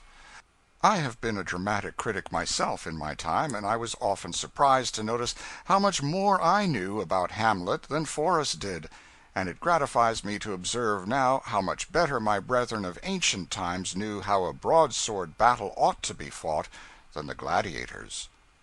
End of chapter 26. Chapter 27. Butchered to make a Roman holiday. The man who never complained. An exasperating subject. Asinine guides. The Roman catacombs. The saint whose fervor burst his ribs. The miracle of the bleeding heart. The legend of Ara Coeli. So far, so good. If any man has a right to feel proud of himself, and satisfied, surely it is I. For I have written about the Colosseum, the gladiators, the martyrs, and the lions, and yet have never once used the phrase, "butchered to make a Roman holiday." I am the only free white man of mature age who has accomplished this since Byron originated the expression. Butchered to make a Roman holiday sounds well for the first 17 or 1800,000 times one sees it in print, but after that it begins to grow tiresome. I find it in all the books concerning Rome, and here latterly it reminds me of Judge Oliver. Oliver was a young lawyer, fresh from the schools, who had gone out to the deserts of Nevada to begin life. He found that country and our ways of life there, in those early days, different from life in New England or Paris, but he put on a woolen shirt and strapped a navy revolver to his person, took to the bacon and beans of the country, and determined to do in Nevada as Nevada did. Oliver accepted the situation so completely that although he must have sorrowed over many of his trials, he never complained. That is, he never complained but once. He, 2 others, and myself started to the new silver mines in the Humboldt Mountains, he to be probate judge of Humboldt County, and we to mine. The distance was 200 miles. It was dead of winter. We bought a 2-horse wagon and put 1,800 pounds of bacon, flour, beans, blasting powder, picks and shovels in it. We bought 2 sorry-looking Mexican plugs, with the hair turned the wrong way and more corners on their bodies than there are on the Mosque of Omar. We hitched up and started. It was a dreadful trip, but Oliver did not complain. The horses dragged the wagon 2 miles from town and then gave out. Then we 3 pushed the wagon 7 miles, and Oliver moved ahead and pulled the horses after him by the bits. We complained, but Oliver did not. The ground was frozen, and it froze our backs while we slept. The wind swept across our faces and froze our noses. Oliver did not complain. 5 days of pushing the wagon by day and freezing by night brought us to the bad part of the journey, the 40-mile desert, or the Great American Desert, if you please. Still, this mildest-mannered man that ever was had not complained. We started across at 8 in the morning, pushing through sand that had no bottom, toiling all day long by the wrecks of 1,000 wagons, the skeletons of 10,000 oxen, by wagon tires enough to hoop the Washington Monument to the top, and ox chains enough to girdle Long Island, by human graves, with our throats parched always with thirst, lips bleeding from the alkali dust, hungry, perspiring, and very, very weary, so weary that when we dropped in the sand every 50 yards to rest the horses, we could hardly keep from going to sleep. No complaints from Oliver. None the next morning at 3 o'clock when we got across tired to death. Awakened 2 or 3 nights afterward at midnight, in a narrow canon, by the snow falling on our faces, and appalled at the imminent danger of being snowed in, we harnessed up and pushed on till 8 in the morning, passed the divide, and knew we were saved. No complaints. 15 days of hardship and fatigue brought us to the end of the 200 miles, and the judge had not complained. We wondered if anything could exasperate him. We built a Humboldt house. It is done in this way: you dig a square in the steep base of the mountain, and set up 2 uprights and top them with 2 joists. Then you stretch a great sheet of cotton domestic from the point where the joists join the hillside down over the joists to the ground. This makes the roof and the front of the mansion. The sides and back are the dirt walls your digging has left. A chimney is easily made by turning up one corner of the roof. Oliver was sitting alone in this dismal den one night by a sagebrush fire, writing poetry. He was very fond of digging poetry out of himself, or blasting it out when it came hard. He heard an animal's footsteps close to the roof. A stone or 2 and some dirt came through and fell by him. He grew uneasy, and said, "Hi, clear out of there, can't you?" from time to time, but by and by he fell asleep where he sat, and pretty soon a mule fell down the chimney. The fire flew in every direction, and Oliver went over backwards. About 10 nights after that he recovered confidence enough to go to writing poetry again. Again he dozed off to sleep, and again a mule fell down the chimney. This time about half of that side of the house came in with the mule. Struggling to get up, the mule kicked the candle out and smashed most of the kitchen furniture, and raised considerable dust. These violent awakenings must have been annoying to Oliver, but he never complained. He moved to a mansion on the opposite side of the canon, because he had noticed the mules did not go there. One night, about 8 o'clock, he was endeavoring to finish his poem when a stone rolled in. Then a hoof appeared below the canvas, then part of a cow, the after part. He leaned back in dread and shouted, "Hoy! Hoy! Get out of this!" And the cow struggled manfully, lost ground steadily, dirt and dust streamed down, and before Oliver could get well away, the entire cow crashed through onto the table and made a shapeless wreck of everything. Then, for the first time in his life, I think, Oliver complained. He said, "This thing is growing monotonous." Then he resigned his judgeship and left Humboldt County. Butchered to make a Roman holiday has grown monotonous to me. In this connection I wish to say one word about Michelangelo Buonarroti. I used to worship the mighty genius of Michelangelo, that man who was great in poetry, painting, sculpture, architecture, great in everything he undertook. But I do not want Michelangelo for breakfast, for luncheon, for dinner, for tea, for supper, for between meals. I like a change occasionally. In Genoa he designed everything. In Milan he or his pupils designed everything. He designed the Lake of Como. In Padua, Verona, Venice, Bologna, who did we ever hear of from guides but Michelangelo? In Florence he painted everything, designed everything, nearly, and what he did not design he used to sit on a favorite stone and look at, and then they showed us the stone.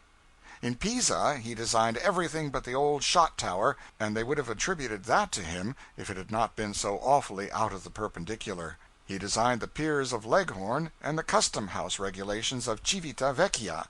But here it is frightful. He designed St. Peter's. He designed the Pope. He designed the Pantheon, the uniform of the Pope's soldiers, the Tiber, the Vatican, the Colosseum, the Capitol, the Tarpeian Rock, the Barberini Palace, St. John Lateran, the Campagna, the Appian Way, the Seven Hills, the Baths of Caracalla, the Claudian Aqueduct, the Cloaca Maxima. The Eternal Bore designed the Eternal City, and unless all men and books do lie, he painted everything in it. Dan said the other day to the guide, "Enough, enough, enough, say no more, lump the whole thing, say that the Creator made Italy from designs by Michelangelo." I never felt so fervently thankful, so soothed, so tranquil, so filled with a blessed peace as I did yesterday when I learned that Michelangelo was dead. But we have taken it out of this guide. He has marched us through miles of pictures and sculpture in the vast corridors of the Vatican, and through miles of pictures and sculpture in 20 other palaces. He has shown us the great picture in the Sistine Chapel, and frescoes enough to fresco the heavens, pretty much all done by Michelangelo. So with him we have played that game which has vanquished so many guides for us, imbecility and idiotic questions. These creatures never suspect, they have no idea of a sarcasm. He shows us a figure and says, "Statu brunzo." bronze statue. We look at it indifferently, and the doctor asks, "By Michael Angelo?" "No, not know who." Then he shows us the ancient Roman Forum. The doctor asks, "Michael Angelo?" A stare from the guide. "No, 1,000 year before he is born." Then an Egyptian obelisk. Again, "Michael Angelo?" "Oh, mon Dieu, gentleman, this is 2,000 year before he is born." He grows so tired of that unceasing question sometimes that he dreads to show us anything at all. The wretch has tried all the ways he can think of to make us comprehend that Michael Angelo is only responsible for the creation of a part of the world, but somehow he has not succeeded yet. Relief for overtasked eyes and brain from study and sightseeing is necessary, or we shall become idiotic sure enough. Therefore this guide must continue to suffer. If he does not enjoy it, so much the worse for him. We do. In this place I may as well jot down a chapter concerning those necessary nuisances, European guides. Many a man has wished in his heart he could do without his guide, but knowing he could not, has wished he could get some amusement out of him as a remuneration for the affliction of his society. We accomplish this latter matter, and if our experience can be made useful to others, they are welcome to it. Guides know about enough English to tangle everything up so that a man can make neither head or tail of it. They know their story by heart, the history of every statue, painting, cathedral, or other wonder they show you. They know it and tell it as a parrot would, and if you interrupt and throw them off the track, they have to go back and begin over again. All their lives long they are employed in showing strange things to foreigners and listening to their bursts of admiration. It is human nature to take delight in exciting admiration. It is what prompts children to say smart things and do absurd ones, and in other ways show off when company is present. It is what makes gossips turn out in rain and storm to go and be the first to tell a startling bit of news. Think, then, what a passion it becomes with a guide, whose privilege it is every day to show to strangers wonders that throw them into perfect ecstasies of admiration. He gets so that he could not by any possibility live in a soberer atmosphere. After we discovered this, we never went into ecstasies any more, we never admired anything. We never showed any but impassible faces and stupid indifference in the presence of the sublimest wonders a guide had to display. We had found their weak point. We have made good use of it ever since. We have made some of those people savage at times, but we have never lost our own serenity. The doctor asks the questions, generally, because he can keep his countenance and look more like an inspired idiot, and throw more imbecility into the tone of his voice than any man that lives. It comes natural to him. The guides in Genoa are delighted to secure an American party, because Americans so much wonder and deal so much in sentiment and emotion before any relic of Columbus. Our guide there fidgeted about as if he had swallowed a spring mattress. He was full of animation, full of impatience. He said, "Come with me, gentlemen, come. I show you the letter writing by Christopher Colombo. Write it himself. Write it with his own hand. Come." He took us to the municipal palace. After much impressive fumbling of keys and opening of locks, the stained and aged document was spread before us. The guide's eyes sparkled. He danced about us and tapped the parchment with his finger. "What I tell you, gentlemen, is it not so? See, handwriting Christopher Colombo. Write it himself." We looked indifferent, unconcerned. The doctor examined the document very deliberately during a painful pause. Then he said, without any show of interest, "Ah, Ferguson, what did you say was the name of the party who wrote this?" "Christopher Colombo, the great Christopher Colombo." Another deliberate examination. "Ah, did he write it himself, or how?" "He write it himself, Christopher Colombo, his own handwriting, write by himself." Then the doctor laid the document down and said, "Why, I have seen boys in America only 14 years old that could write better than that." "But this is the great Christopher—" "I don't care who it is. It's the worst writing I ever saw. Now you mustn't think you can impose on us because we are strangers. We are not fools, by a good deal. If you have got any specimens of penmanship of real merit, trot them out, and if you haven't, Drive on." We drove on. The guide was considerably shaken up, but he made one more venture. He had something which he thought would overcome us. He said: "Ah, gentlemen, you come with me. I show you beautiful, oh, magnificent bust, Christopher Colombo. Splendid, grand, magnificent." He brought us before the beautiful bust, for it was beautiful, and sprang back and struck an attitude. "Ah, look, gentlemen, beautiful, grand bust, Christopher Colombo. Beautiful bust, beautiful pedestal." The doctor put up his eyeglass, procured for such occasions. "Ah, what did you say this gentleman's name was?" "Christopher Colombo, the great Christopher Colombo." Christopher Colombo, the great Christopher Colombo. Well, what did he do? "Discover America! Discover America! Oh, the devil!" Discover America. No, that statement will hardly wash. We are just from America ourselves. We heard nothing about it. Christopher Colombo. Pleasant name. Is he dead? "Oh, corpo de baccio! 300 year!" What did he die of? I do not know. I cannot tell." Smallpox, think? "I do not know, gentlemen. I do not know what he die of." Measles, likely? Maybe. I do not know. I think he die of some things." Parents living? "Impossible." Ah, which is the bust and which is the pedestal? "Santa Maria, this is the bust, this the pedestal." Ah, I see. Happy combination. Very happy combination indeed. Is this the first time this gentleman was ever on a bust? That joke was lost on the foreigner. Guides cannot master the subtleties of the American joke. We have made it interesting for this Roman guide. Yesterday we spent 3 or 4 hours in the Vatican again, that wonderful world of curiosities. We came very near expressing interest, sometimes even admiration. It was very hard to keep from it. We succeeded, though. Nobody else ever did, in the Vatican museums. The guide was bewildered, nonplussed. He walked his legs off nearly, hunting up extraordinary things, and exhausted all his ingenuity on us, but it was a failure. We never showed any interest in anything.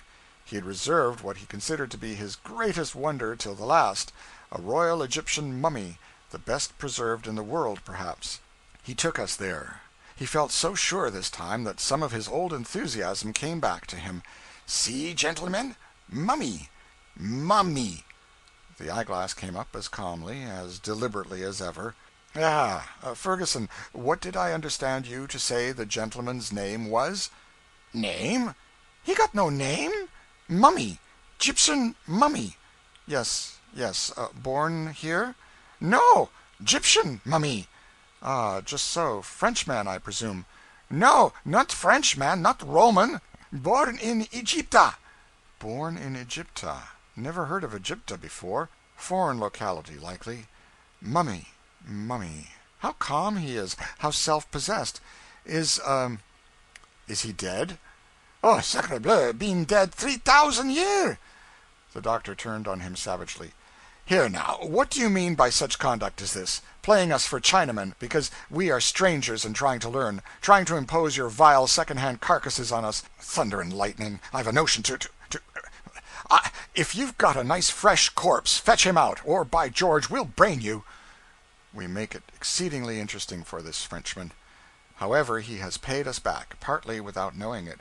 He came to the hotel this morning to ask if we were up, and he endeavored as well as he could to describe us, so that the landlord would know which persons he meant.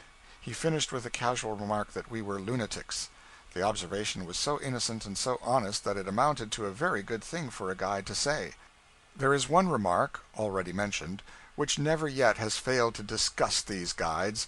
We use it always when we can think of nothing else to say. After they have exhausted their enthusiasm, pointing out to us and praising the beauties of some ancient bronze image or broken-legged statue, we look at it stupidly and in silence for 5, 10, 15 minutes, as long as we can hold out, in fact, and then ask, Is he dead? That conquers the serenest of them.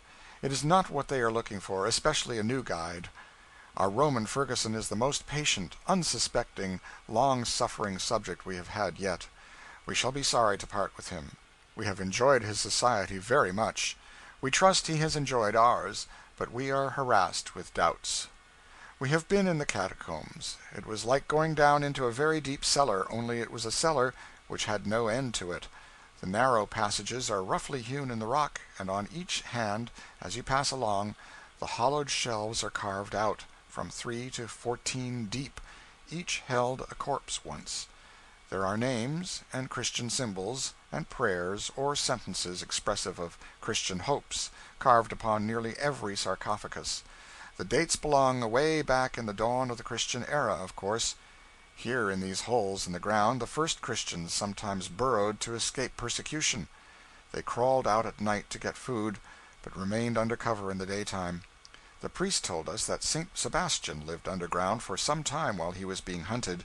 He went out one day, and the soldiery discovered and shot him to death with arrows.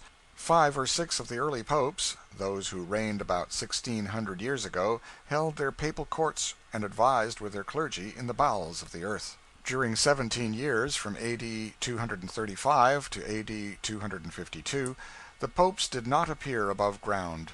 4 were raised to the great office during that period, 4 years apiece, or thereabouts. It is very suggestive of the unhealthiness of underground graveyards as places of residence. One pope afterward spent his entire pontificate in the catacombs, 8 years. Another was discovered in them and murdered in the episcopal chair. There was no satisfaction in being a pope in those days. There were too many annoyances. There are 160 catacombs under Rome, each with its maze of narrow passages crossing and recrossing each other, and each passage walled to the top with scooped graves its entire length.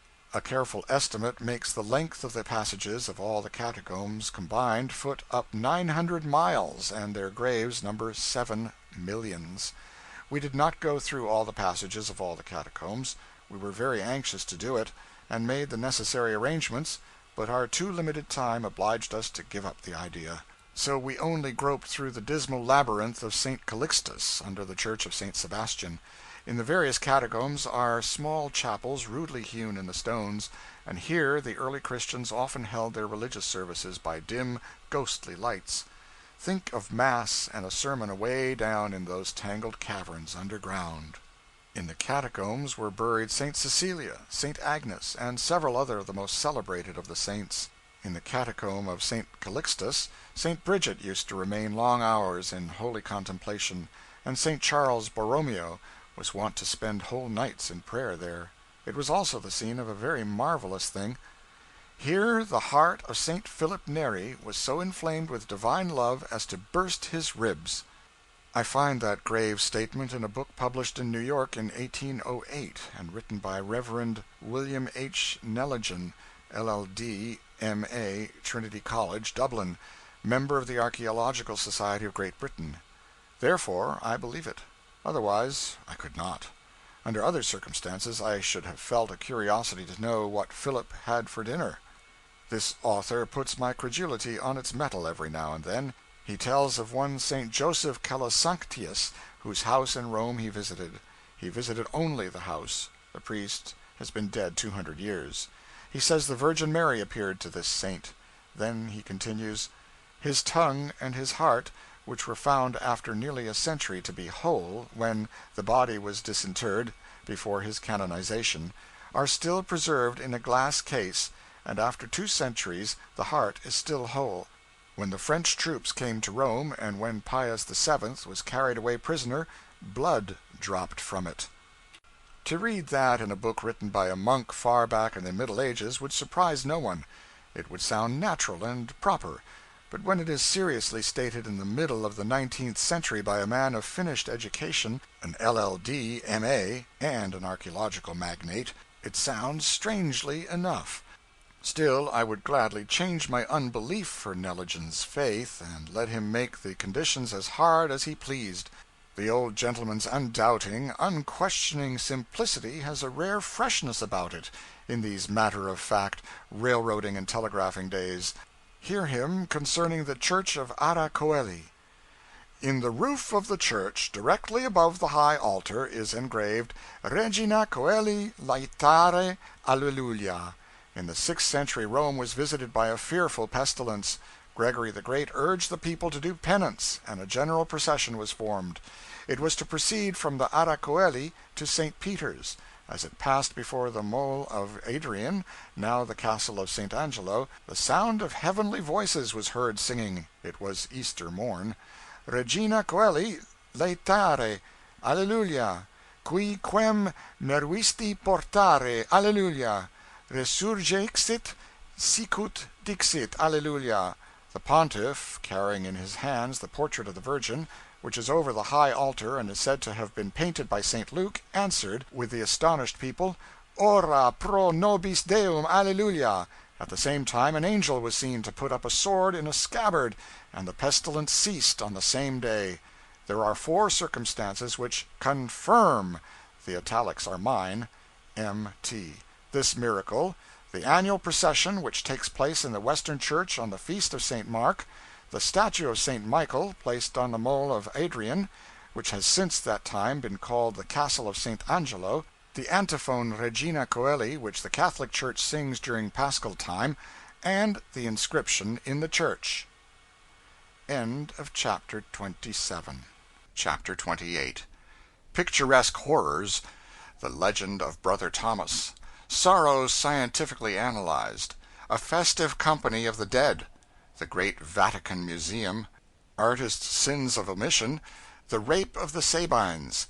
Papal Protection of Art. High Price of Old Masters. Improved Scripture.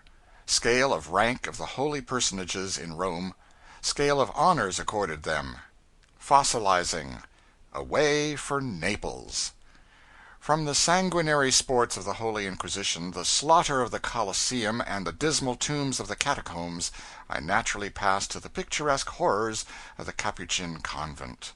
We stopped a moment in a small chapel in the church to admire a picture of St. Michael vanquishing Satan, a picture which is so beautiful that I cannot but think it belongs to the reviled Renaissance, notwithstanding I believe they told us one of the ancient old masters painted it, and then we descended into the vast vault underneath. Here was a spectacle for sensitive nerves. Evidently the old masters had been at work in this place. There were 6 divisions in the apartment, and each division was ornamented with a style of decoration peculiar to itself, and these decorations were in every instance formed of human bones. There were shapely arches, built wholly of thigh bones. There were startling pyramids, built wholly of grinning skulls. There were quaint architectural structures of various kinds, built of shin bones and the bones of the arm. On the wall were elaborate frescoes whose curving vines were made of knotted human vertebrae, whose delicate tendrils were made of sinews and tendons, whose flowers were formed of kneecaps and toenails. Every lasting portion of the human frame was represented in these intricate designs. They were by Michelangelo, I think. And there was a careful finish about the work, and an attention to details that betrayed the artist's love of his labors as well as his schooled ability. I asked the good-natured monk who accompanied us, who did this, and he said, "We did it," meaning himself and his brethren upstairs. I could see that the old friar took a high pride in his curious show. We made him talkative by exhibiting an interest we never betrayed to guides. Who were these people? We, upstairs, monks of the Capuchin order, my brethren. How many departed monks were required to upholster these 6 parlors? These are the bones of 4,000. It took a long time to get enough? Many, many centuries. Their different parts are well separated, skulls in one room, legs in another, ribs in another. There would be stirring times here for a while if the last trump should blow. Some of the brethren might get a hold of the wrong leg in the confusion, and the wrong skull, and find themselves limping and looking through eyes that were wider apart or closer together than they were used to. You cannot tell any of these parties apart, I suppose. Oh, yes, I know many of them. He put his finger on a skull. This was Brother Anselmo, dead 300 years, a good man. He touched another. This was Brother Alexander, dead 280 years. This was Brother Carlo, dead about as long. Then he took a skull and held it in his hand and looked reflectively upon it, after the manner of the grave digger when he discourses of Yorick. This, he said, was Brother Thomas. He was a young prince, the scion of a proud house that traced its lineage back to the grand old days of Rome well nigh 2,000 years ago. He loved beneath his estate. His family persecuted him, persecuted the girl as well. They drove her from Rome. He followed. He sought her far and wide. He found no trace of her. He came back and offered his broken heart at our altar and his weary life to the service of God. But look you, shortly his father died, and likewise his mother. The girl returned, rejoicing. She sought everywhere for him whose eyes had used to look tenderly into hers out of this poor skull, but she could not find him. At last, in this coarse garb we wear, she recognized him in the street. He knew her. It was too late. He fell where he stood. They took him up and brought him here. He never spoke afterward. Within the week he died. You can see the color of his hair, faded somewhat, by this thin shred that clings still to the temple. This," taking up a thigh bone, "was his. The veins of this leaf in the decorations over your head were his finger joints 150 years ago." This business-like way of illustrating a touching story of the heart by laying the several fragments of the lover before us and naming them was as grotesque a performance and as ghastly as any I ever witnessed. I hardly knew whether to smile or shudder. There are nerves and muscles in our frames whose functions and whose methods of working it seems a sort of sacrilege to describe by cold physiological names and surgical technicalities, and the monk's talk suggested to me something of this kind. Fancy a surgeon, with his nippers lifting tendons, muscles, and such things into view, out of the complex machinery of a corpse, and observing, "Now this little nerve quivers, the vibration is imparted to this muscle, from here it is passed to this fibrous substance, here its ingredients are separated by the chemical action of the blood, one part goes to the heart and thrills it with what is popularly termed emotion, another part follows this nerve to the brain and communicates intelligence of a startling character. The third part glides along this passage and touches the spring connected with the fluid receptacles that lie in the rear of the eye. Thus, by this simple and beautiful process, the party is informed that his mother is dead, and he weeps." Horrible. I asked the monk if all the brethren upstairs expected to be put in this place when they died. He answered quietly, "We must all lie here at last." See what one can accustom himself to. The reflection that he must some day be taken apart like an engine or a clock, or like a house whose owner is gone, and worked up into arches and pyramids and hideous frescoes, did not distress this monk in the least. I thought even he looked as if he were thinking, with complacent vanity, that his own skull would look well on top of the heap, and his own ribs add a charm to the frescoes which possibly they lacked at present. Here and there, in ornamental alcoves, stretched upon beds of bones, lay dead and dried up monks, with lank frames dressed in the black robes one sees ordinarily upon priests. We examined one closely. The skinny hands were clasped upon the breast. Two lusterless tufts of hair stuck to the skull. The skin was brown and sunken. It stretched tightly over the cheekbones and made them stand out sharply. The crisp, dead eyes were deep in the sockets. The nostrils were painfully prominent, the end of the nose being gone. The lips had shriveled away from the yellow teeth, and brought down to us through the circling years, and petrified there, was a weird laugh a full century old. It was the jolliest laugh, but yet the most dreadful, that one can imagine. Surely, I thought, it must have been a most extraordinary joke this veteran produced with his latest breath, that he has not gone done laughing at it yet. At this moment I saw that the old instinct was strong upon the boys, and I said we had better hurry to St. Peter's. They were trying to keep from asking, Is he dead?" It makes me dizzy to think of the Vatican, of its wilderness of statues, paintings, and curiosities of every description and every age. The old masters, especially in sculpture, fairly swarm there. I cannot write about the Vatican. I think I shall never remember anything I saw there distinctly but the mummies and the Transfiguration by Raphael, and some other things it is not necessary to mention now. I shall remember the Transfiguration partly because it was placed in a room almost by itself, partly because it is acknowledged by all to be the first oil painting in the world, and partly because it was wonderfully beautiful. The colors are fresh and rich. The expression, I am told, is fine. The feeling is lively. The tone is good. The depth is profound. And the width is about 4½ feet, I should judge. It is a picture that really holds one's attention. Its beauty is fascinating. It is fine enough to be a renaissance. A remark I made a while ago suggests a thought and a hope. Is it not possible that the reason I find such charms in this picture is because it is out of the crazy chaos of the galleries? If some of the others were set apart, might not they be beautiful? If this were set in the midst of the tempest of pictures one finds in the vast galleries of the Roman palaces, would I think it so handsome? If, up to this time, I had seen only one old master in each palace, instead of acres and acres of walls and ceilings fairly papered with them, might I not have a more civilized opinion of the old masters than I have now? I think so.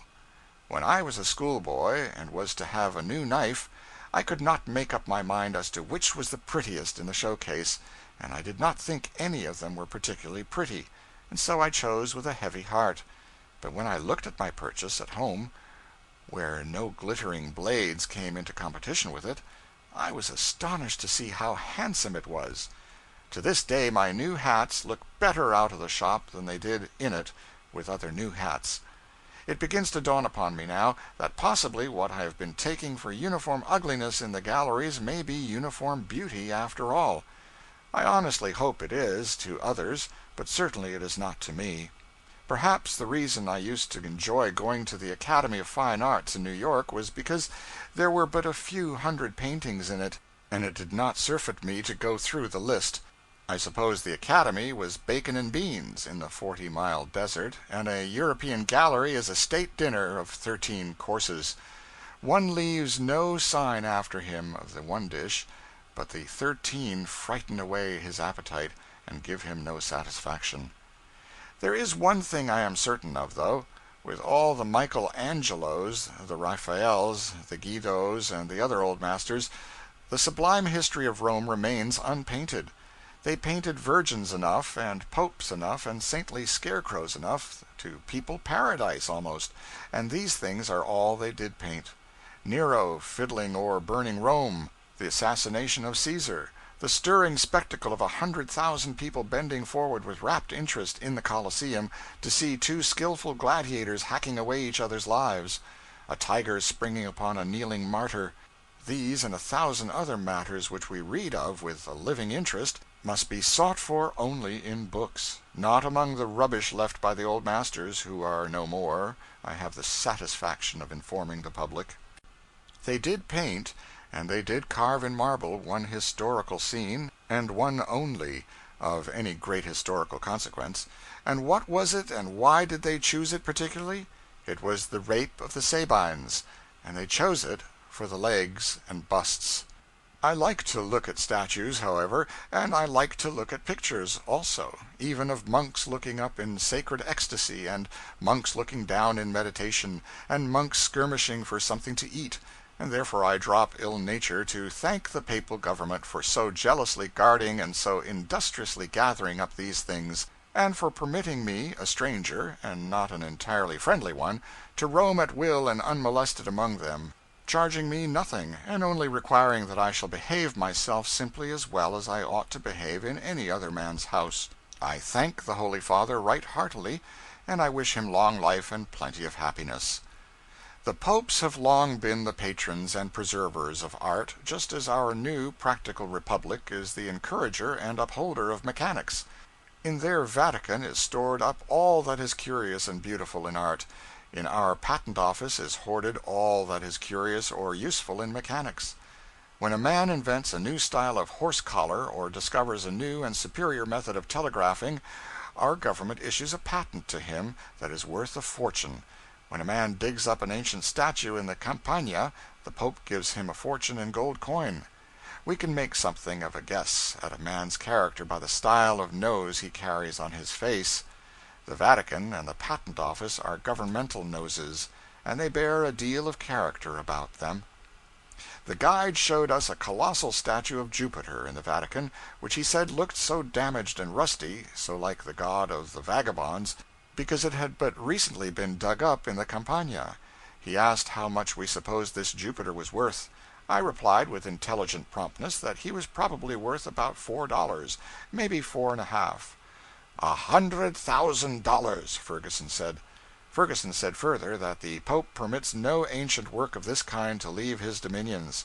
He appoints a commission to examine discoveries like this and report upon the value. Then the Pope pays the discoverer one-half of that assessed value and takes the statue.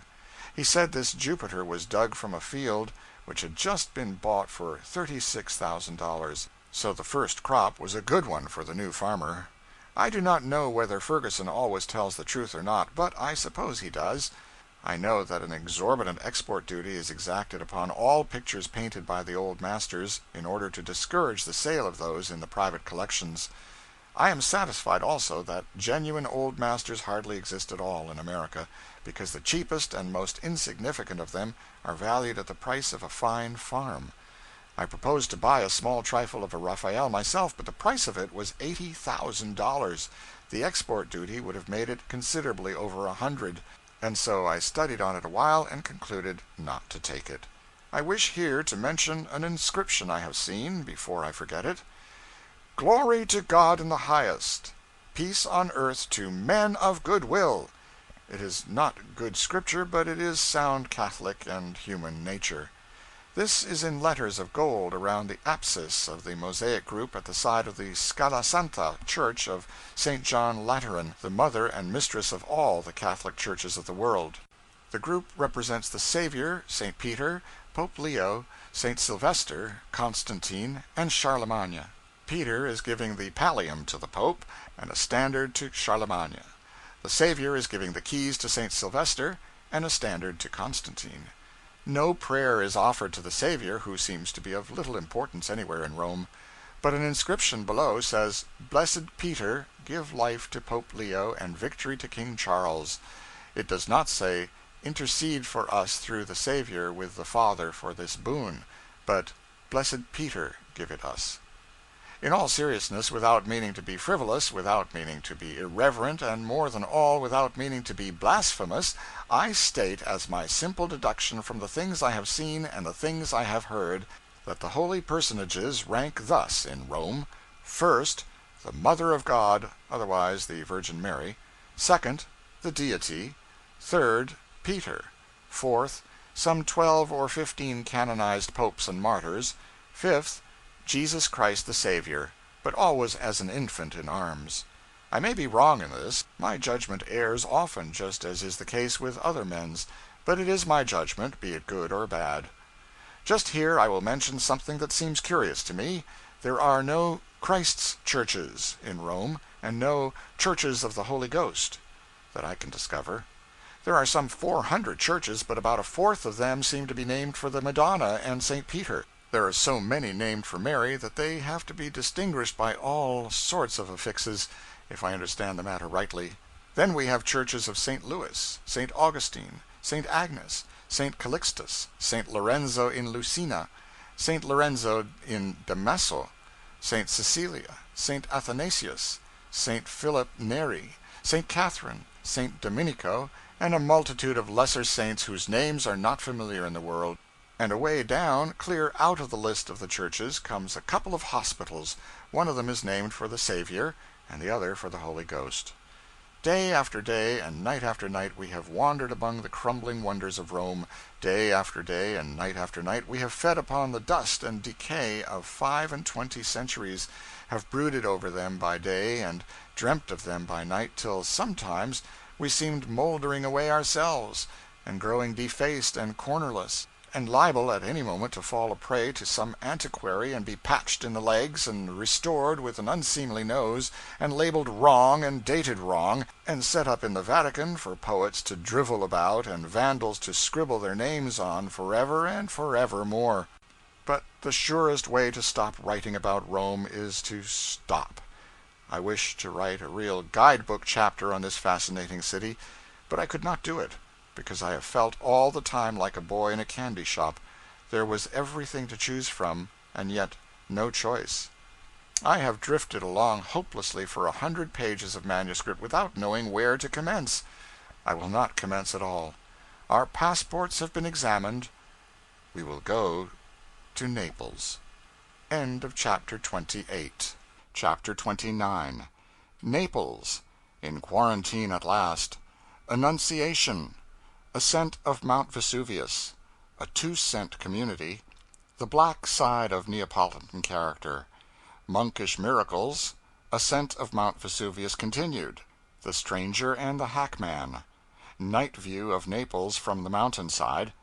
Ascent of Mount Vesuvius continued.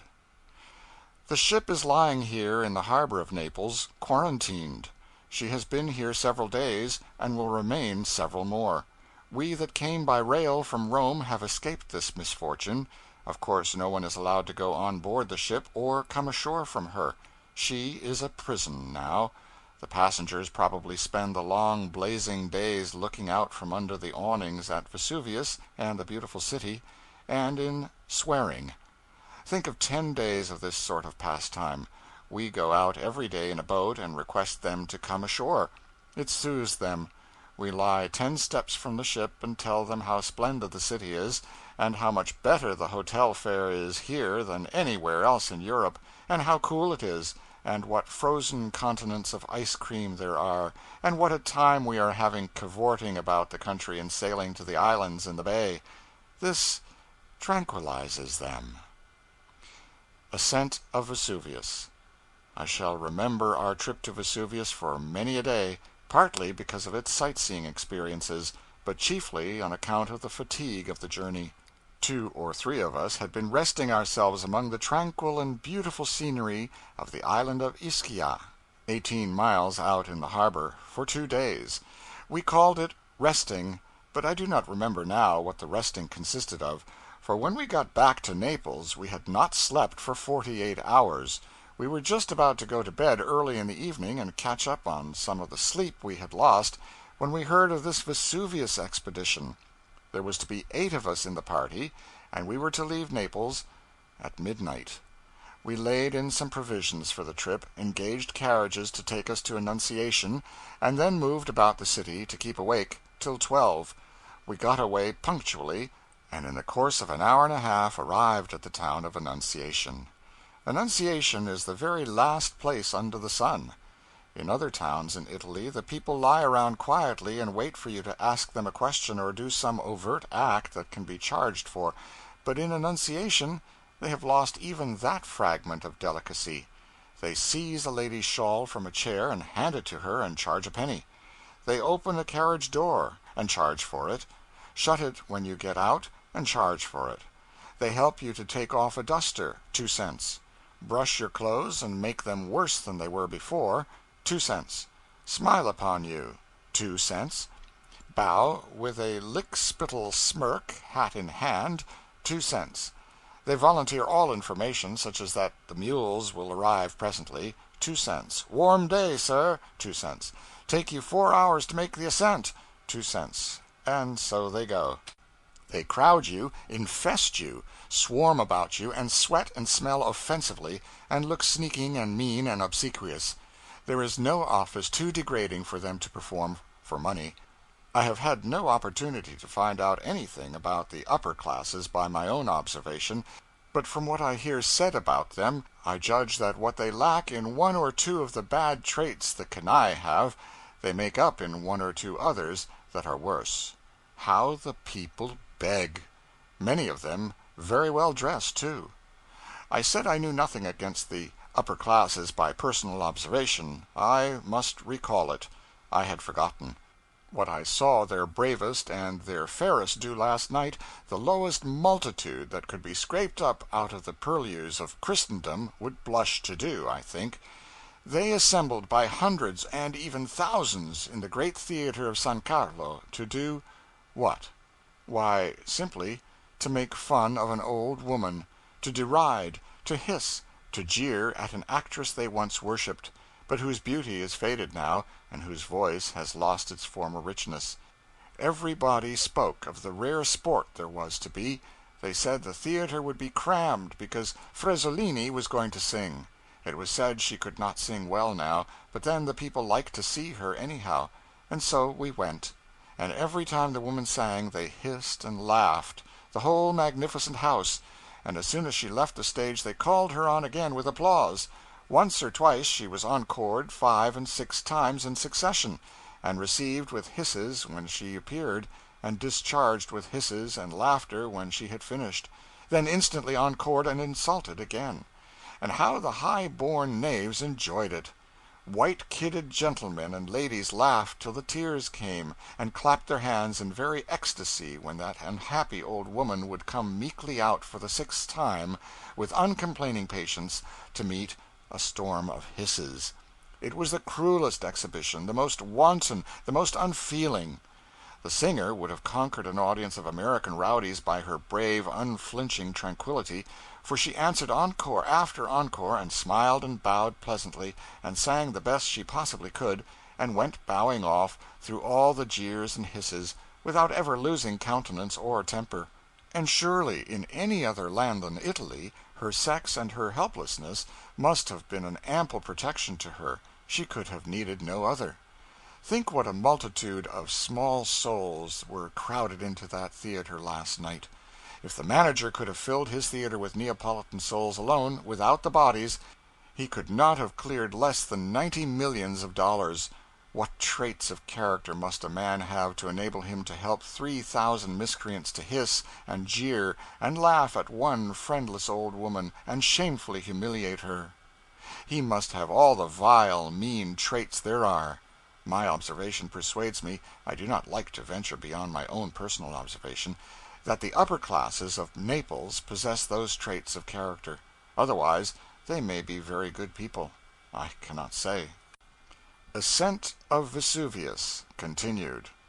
In this city of Naples, they believe in and support one of the wretchedest of all the religious impostures one can find in Italy, the miraculous liquefaction of the blood of St. Januarius.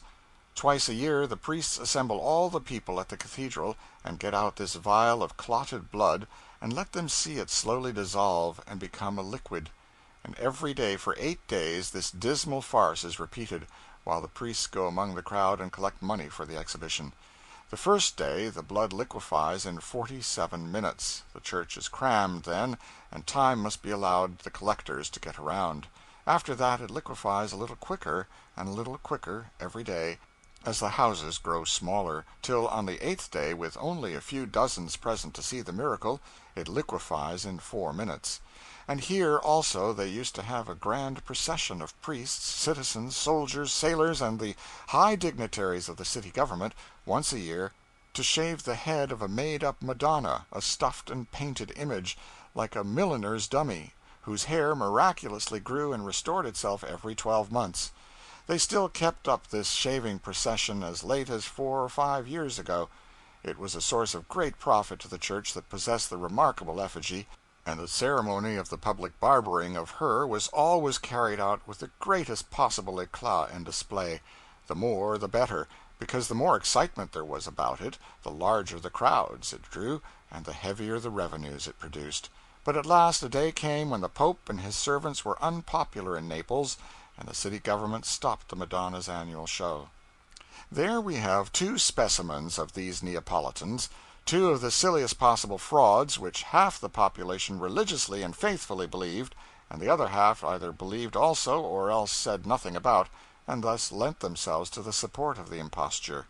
I am very well satisfied to think the whole population believed in those poor cheap miracles. A people who want 2 cents every time they bow to you, and who abuse a woman, are capable of it, I think. Ascent of Vesuvius continued. These Neapolitans always ask 4 times as much money as they intend to take, but if you give them what they first demand they feel ashamed of themselves for aiming so low, and immediately ask more. When money is to be paid and received, there is always some vehement jawing and gesticulating about it. One cannot buy and pay for 2 cents worth of clams without trouble and a quarrel. 1 course in a 2-horse carriage costs a franc, that is law. But the hackman always demands more, on some pretense or other, and if he gets it he makes a new demand. It is said that a stranger took a one-horse carriage for a course, tariff half a franc. He gave the man 5 francs by way of experiment. He demanded more, and received another franc. Again he demanded more, and got a franc. Demanded more, and it was refused. He grew vehement, was again refused, and became noisy. The stranger said, "Well, give me the 7 francs again, and I will see what I can do." And when he got them, he handed the hackman half a franc, and he immediately asked for 2 cents to buy a drink with. It may be thought that I am prejudiced. Perhaps I am. I would be ashamed of myself if I were not. Ascent of Vesuvius continued. Well, as I was saying, we got our mules and horses after an hour and a half of bargaining with the population of Annunciation, and started sleepily up the mountain, with a vagrant at each mule's tail who pretended to be driving the brute along, but was really holding on and getting himself dragged up instead. I made slow headway at first, but I began to get dissatisfied at the idea of paying my minion 5 francs to hold my mule back by the tail and keep him from going up the hill, and so I discharged him. I got along faster then. We had one magnificent picture of Naples from a high point on the mountain side.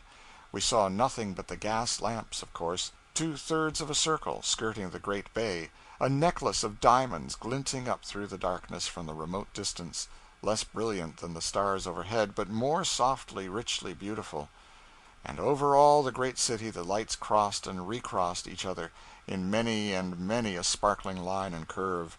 And back of the town, far around and abroad over the miles of level campagna, were scattered rows and circles and clusters of lights, all glowing like so many gems, and marking where a score of villages were sleeping. About this time the fellow who was hanging on to the tail of the horse in front of me, and practicing all sorts of unnecessary cruelty upon the animal, got kicked some 14 rods, and this incident, together with the fairy spectacle of the lights far in the distance, made me serenely happy, and I was glad I started to Vesuvius. Ascent of Mount Vesuvius continued. This subject will be excellent matter for a chapter, and tomorrow or next day I will write it. End of chapter 29. Chapter 30. Ascent of Mount Vesuvius continued. Beautiful view at dawn. Less beautiful view in the back streets. Ascent of Vesuvius continued. Dwellings 100 feet high. A motley procession. Bill of fare for a peddler's breakfast. Princely salaries. Ascent of Vesuvius continued. An average of prices. The wonderful Blue Grotto. Visit to celebrated localities in the Bay of Naples. The poisoned grotto of the dog. A petrified sea of lava. Ascent of Mount Vesuvius continued. The summit reached. Description of the crater. Descent of Vesuvius. Ascent of Vesuvius continued. See Naples and die. Well, I do not know that one would necessarily die after merely seeing it, but to attempt to live there might turn out a little differently. To see Naples as we saw it in the early dawn from far up on the side of Vesuvius is to see a picture of wonderful beauty. At that distance its dingy buildings looked white, and so, rank on rank of balconies, windows and roofs, they piled themselves up from the blue ocean, till the colossal castle of St. Elmo topped the grand white pyramid, and gave the picture symmetry, emphasis, and completeness. And when its lilies turned to roses, when it blushed under the sun's first kiss, it was beautiful beyond all description. One might well say, then, see Naples and die. The frame of the picture was charming itself. In front, the smooth sea, a vast mosaic of many colors, the lofty island swimming in a dreamy haze in the distance. At our end of the city, the stately double peak of Vesuvius, and its strong black ribs and seams of lava stretching down to the limitless level campagna, a green carpet that enchants the eye, and leads it on, past clusters of trees, and isolated houses, and snowy villages, until it shreds out in a fringe of mist and general vagueness far away. It is from the Hermitage, there on the side of Vesuvius, that one should see Naples and die. But do not go within the walls and look at it in detail. That takes away some of the romance of the thing. The people are filthy in their habits, and this makes filthy streets and breeds disagreeable sights and smells. There never was a community so prejudiced against the cholera as these Neapolitans are, but they have good reason to be. The cholera generally vanquishes a Neapolitan when it seizes him, because, you understand, before the doctor can dig through the dirt and get at the disease, the man dies. The upper classes take a sea bath every day, and are pretty decent. The streets are generally about wide enough for one wagon, and how they do swarm with people! It is Broadway repeated in every street, in every court, in every alley. Such masses, such throngs, such multitudes of hurrying, bustling, struggling humanity! We never saw the like of it; hardly even in New York, I think. There are seldom any sidewalks, and when there are, they are not often wide enough to pass a man on without caroming on him. So everybody walks in the street, and where the street is wide enough, carriages are forever dashing along. Why 1,000 people are not run over and crippled every day is a mystery that no man can solve. But if there is an eighth wonder in the world, it must be the dwelling houses of Naples. I honestly believe a good majority of them are 100 feet high, and the solid brick walls are 7 feet through. You go up 9 flights of stairs before you get to the first floor. No, not 9, but there or thereabouts. There is a little bird cage of an iron railing in front of every window clear away up, up, up, among the eternal clouds, where the roof is, and there is always somebody looking out of every window, people of ordinary size looking out from the first floor, people a shade smaller from the second, people that look a little smaller yet from the third, and from thence upward they grow smaller and smaller by a regularly graduated diminution, till the folks in the topmost windows seem more like birds in an uncommonly tall martin box than anything else. The perspective of one of these narrow cracks of the streets, with its rows of tall houses stretching away till they come together in the distance like railway tracks, its clotheslines crossing over at all altitudes and waving their bannered raggedness over the swarms of people below, and the white-dressed women perched in balcony railings all the way from the pavement up to the heavens, a perspective like that is really worth going into Neapolitan details to see. Ascent of Vesuvius continued. Naples, with its immediate suburbs, contains 625,000 inhabitants, but I am satisfied it covers no more ground than an American city of 150,000. It reaches up into the air infinitely higher than 3 American cities, though, and there is where the secret of it lies. I will observe here, in passing, that the contrast between opulence and poverty, and magnificence and misery, are more frequent and more striking in Naples than in Paris even. One must go to the Bois de Boulogne to see fashionable dressing, splendid equipages, and stunning liveries, and to the Faubourg Saint Antoine to see vice, misery, hunger, rags, dirt.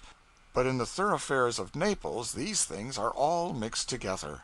Naked boys of 9 years and the fancy-dressed children of luxury, shreds and tatters and brilliant uniforms, jackass carts and state carriages, beggars, princes, and bishops jostle each other in every street. At 6 o'clock every evening, all Naples turns out to drive on the Riviere di Chiaja, whatever that may mean, and for 2 hours one may stand there and see the motliest and the worst mixed procession go by that ever eyes beheld. Princes there are more princes than policemen in Naples, the city is infested with them. Princes who live up 7 flights of stairs and don't own any principalities will keep a carriage and go hungry, and clerks, mechanics, milliners, and strumpets will go without their dinners, and squander the money on a hack ride in the Chiaja. The rag-tag and rubbish of the city stack themselves up, to the number of 20 or 30, on a rickety little go-cart hauled by a donkey not much bigger than a cat, and they drive in the Chiaja. Dukes and bankers, in sumptuous carriages and with gorgeous drivers and footmen, turn out also, and so the furious procession goes. For 2 hours rank and wealth and obscurity and poverty clatter along side by side in the wild procession, and then go home serene, happy, covered with glory.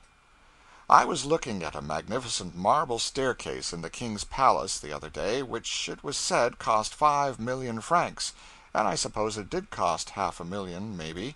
I felt as if it must be a fine thing to live in a country where there was such comfort and such luxury as this. And then I stepped out, musing, and almost walked over a vagabond who was eating his dinner on the curbstone, a piece of bread and a bunch of grapes. When I found that this mustang was clerking in a fruit establishment (he had the establishment along with him in a basket) at 2 cents a day, and that he had no palace at home where he lived, I lost some of my enthusiasm concerning the happiness of living in Italy. This naturally suggests to me a thought about wages here. Lieutenants in the army get about $1 a day, and common soldiers a couple of cents. I only know one clerk. He gets $4 a month. Printers get $6.50 a month, but I have heard of a foreman who gets 13. To be growing suddenly and violently rich, as this man is, naturally makes him a bloated aristocrat. The airs he puts on are insufferable. And, speaking of wages, reminds me of prices of merchandise. In Paris you pay $12 a dozen for Jauvin's best kid gloves. Gloves of about as good quality sell here at $3 or $4 a dozen. You pay $5 and $6 apiece for fine linen shirts in Paris. Here and in Leghorn you pay $2.50. In Marseille you pay $40 for a first-class dress coat made by a good tailor, but in Leghorn you can get a full dress suit for the same money. Here you get handsome business suits at from $10 to $20, and in Leghorn you can get an overcoat for $15 that would cost you $70 in New York. Fine kid boots are worth $8 in Marseille and $4 here. Lyon velvets rank higher in America than those of Genoa, yet the bulk of Lyon velvets you buy in the States are made in Genoa and imported into Lyon, where they receive the Lyon stamp and are then exported to America. You can buy enough velvet in Genoa for $25 to make a $500 cloak in New York, so the ladies tell me. Of course, these things bring me back by a natural and easy transition to the ascent of Vesuvius continued. And thus the wonderful Blue Grotto is suggested to me.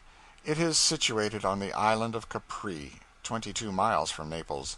We chartered a little steamer and went out there. Of course the police boarded us and put us through a health examination, and inquired into our politics before they would let us land. The airs these little insect governments put on are in the last degree ridiculous. They even put a policeman on board of our boat to keep an eye on us as long as we were in the Capri dominions. They thought we wanted to steal the grotto, I suppose. It was worth stealing. The entrance to the cave is 4 feet high and 4 feet wide, and is in the face of a lofty perpendicular cliff, the sea wall. You enter in small boats, and a tight squeeze it is, too. You cannot go in at all when the tide is up. Once within, you find yourself in an arched cavern about 160 feet long, 120 wide, and about 70 high. How deep it is no man knows. It goes down to the bottom of the ocean. The waters of this placid subterranean lake are the brightest, loveliest blue that can be imagined. They are as transparent as plate glass, and their coloring would shame the richest sky that ever bent over Italy. No tint could be more ravishing, no luster more superb. Throw a stone into the water, and the myriad of tiny bubbles that are created flash out a brilliant glare like blue theatrical fires. Dip an oar, and its blade turns to splendid frosted silver, tinted with blue. Let a man jump in, and instantly he is cased in an armor more gorgeous than ever kingly crusader wore. Then we went to Ischia, but I had already been to that island, and tired myself to death resting a couple of days and studying human villainy with the landlord of the Grande Sentinelle for a model. So we went to Procida, and from thence to Pozzuoli, where St. Paul landed after he sailed from Samos. I landed at precisely the same spot where St. Paul landed, and so did Dan and the others. It was a remarkable coincidence. St. Paul preached to these people 7 days before he started to Rome. Nero's baths, the ruins of Baiae, the temple of Serapis, Cumae, where the Cumae Sibyl interpreted the oracles, the lake Agnano, with its ancient submerged city still visible far down in its depths, these and 100 other points of interest we examined with critical imbecility, but the grotto of the dog claimed our chief attention, because we had heard and read so much about it. Everybody has written about the Grotto del Cane and its poisonous vapors, from Pliny down to Smith, and every tourist has held a dog over its floor by the legs to test the capabilities of the place. The dog dies in a minute and a half, a chicken instantly. As a general thing, strangers who crawl in there to sleep do not get up until they are called, and then they don't either. The stranger that ventures to sleep there takes a permanent contract. I longed to see this grotto. I resolved to take a dog and hold him myself, suffocate him a little, and time him, suffocate him some more, and then finish him. We reached the grotto at about 3 in the afternoon, and proceeded at once to make the experiments. But now an important difficulty presented itself. We had no dog. Ascent of Vesuvius continued. At the Hermitage we were about 15 or 1800 feet above the sea, and thus far a portion of the ascent had been pretty abrupt. For the next 2 miles the road was a mixture. Sometimes the ascent was abrupt, and sometimes it was not. But one characteristic it possessed all the time, without failure, without modification. It was all uncompromisingly and unspeakably infamous. It was a rough, narrow trail, and led over an old lava flow, a black ocean which was tumbled into 1,000 fantastic shapes, a wild chaos of ruin, desolation, and barrenness, a wilderness of billowy upheavals, of furious whirlpools, of miniature mountains rent asunder, of gnarled and knotted, wrinkled and twisted masses of blackness that mimicked branching roots, great vines, trunks of trees, all interlaced and mingled together. And all these weird shapes, all this turbulent panorama, all this stormy, far-stretching waste of blackness, with its thrilling suggestiveness of life, of action, of boiling, surging, furious motion, was petrified, all stricken dead and cold in the instant of its maddest rioting, fettered, paralyzed, and left to glower at heaven in impotent rage for evermore. Finally, we stood in a level, narrow valley, a valley that had been created by the terrific march of some old-time eruption, and on either hand towered the 2 steep peaks of Vesuvius. The one we had to climb, the one that contains the active volcano, seemed about 800 or 1,000 feet high, and looked almost too straight up and down for any man to climb, and certainly no mule could climb it with a man on his back. 4 of these native pirates will carry you to the top in a sedan chair if you wish it, but suppose they were to slip and let you fall. Is it likely that you would ever stop rolling? Not this side of eternity, perhaps. We left the mules, sharpened our fingernails, and began the ascent I have been writing about so long, at 20 minutes to 6 in the morning. The path led straight up a rugged sweep of loose chunks of pumice stone, and for about every 2 steps forward we took, we slid back 1.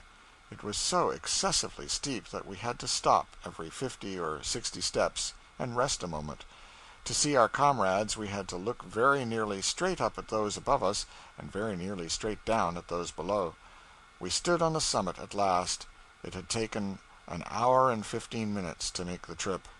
What we saw there was simply a circular crater, a circular ditch, if you please, about 200 feet deep, and 400 or 500 feet wide, whose inner wall was about a half-mile in circumference. In the center of the great circus ring thus formed was a torn and ragged upheaval 100 feet high, all snowed over with a sulphur crust of many and many a brilliant and beautiful color, and the ditch enclosed this like the moat of a castle, or surrounded it as a little river does a little island, if the simile is better.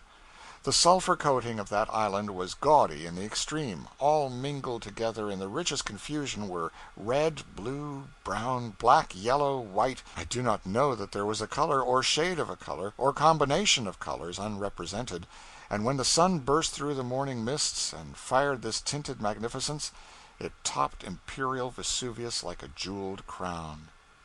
The crater itself, the ditch, was not so variegated in coloring, but yet in its softness, richness, and unpretentious elegance it was more charming, more fascinating to the eye.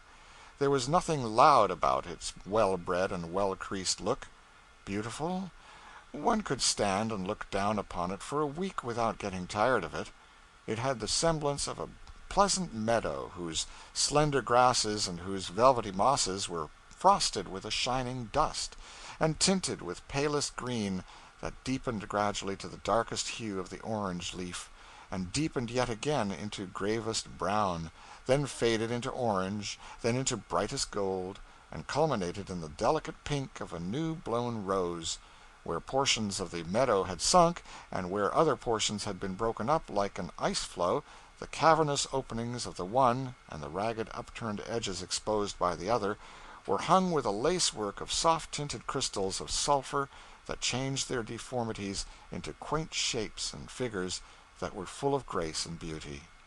The walls of the ditch were brilliant with yellow banks of sulphur and with lava and pumice stone of many colors. No fire was visible anywhere, but gusts of sulphurous steam issued silently and invisibly from 1,000 little cracks and fissures in the crater, and were wafted to our noses with every breeze. But so long as we kept our nostrils buried in our handkerchiefs, there was small danger of suffocation. Some of the boys thrust long slips of paper down into holes and set them on fire, and so achieved the glory of lighting their cigars by the flames of Vesuvius, and others cooked eggs over fissures in the rocks and were happy.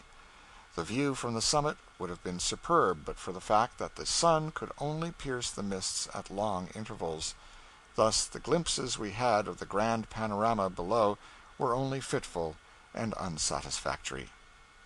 The descent. The descent of the mountain was a labor of only 4 minutes.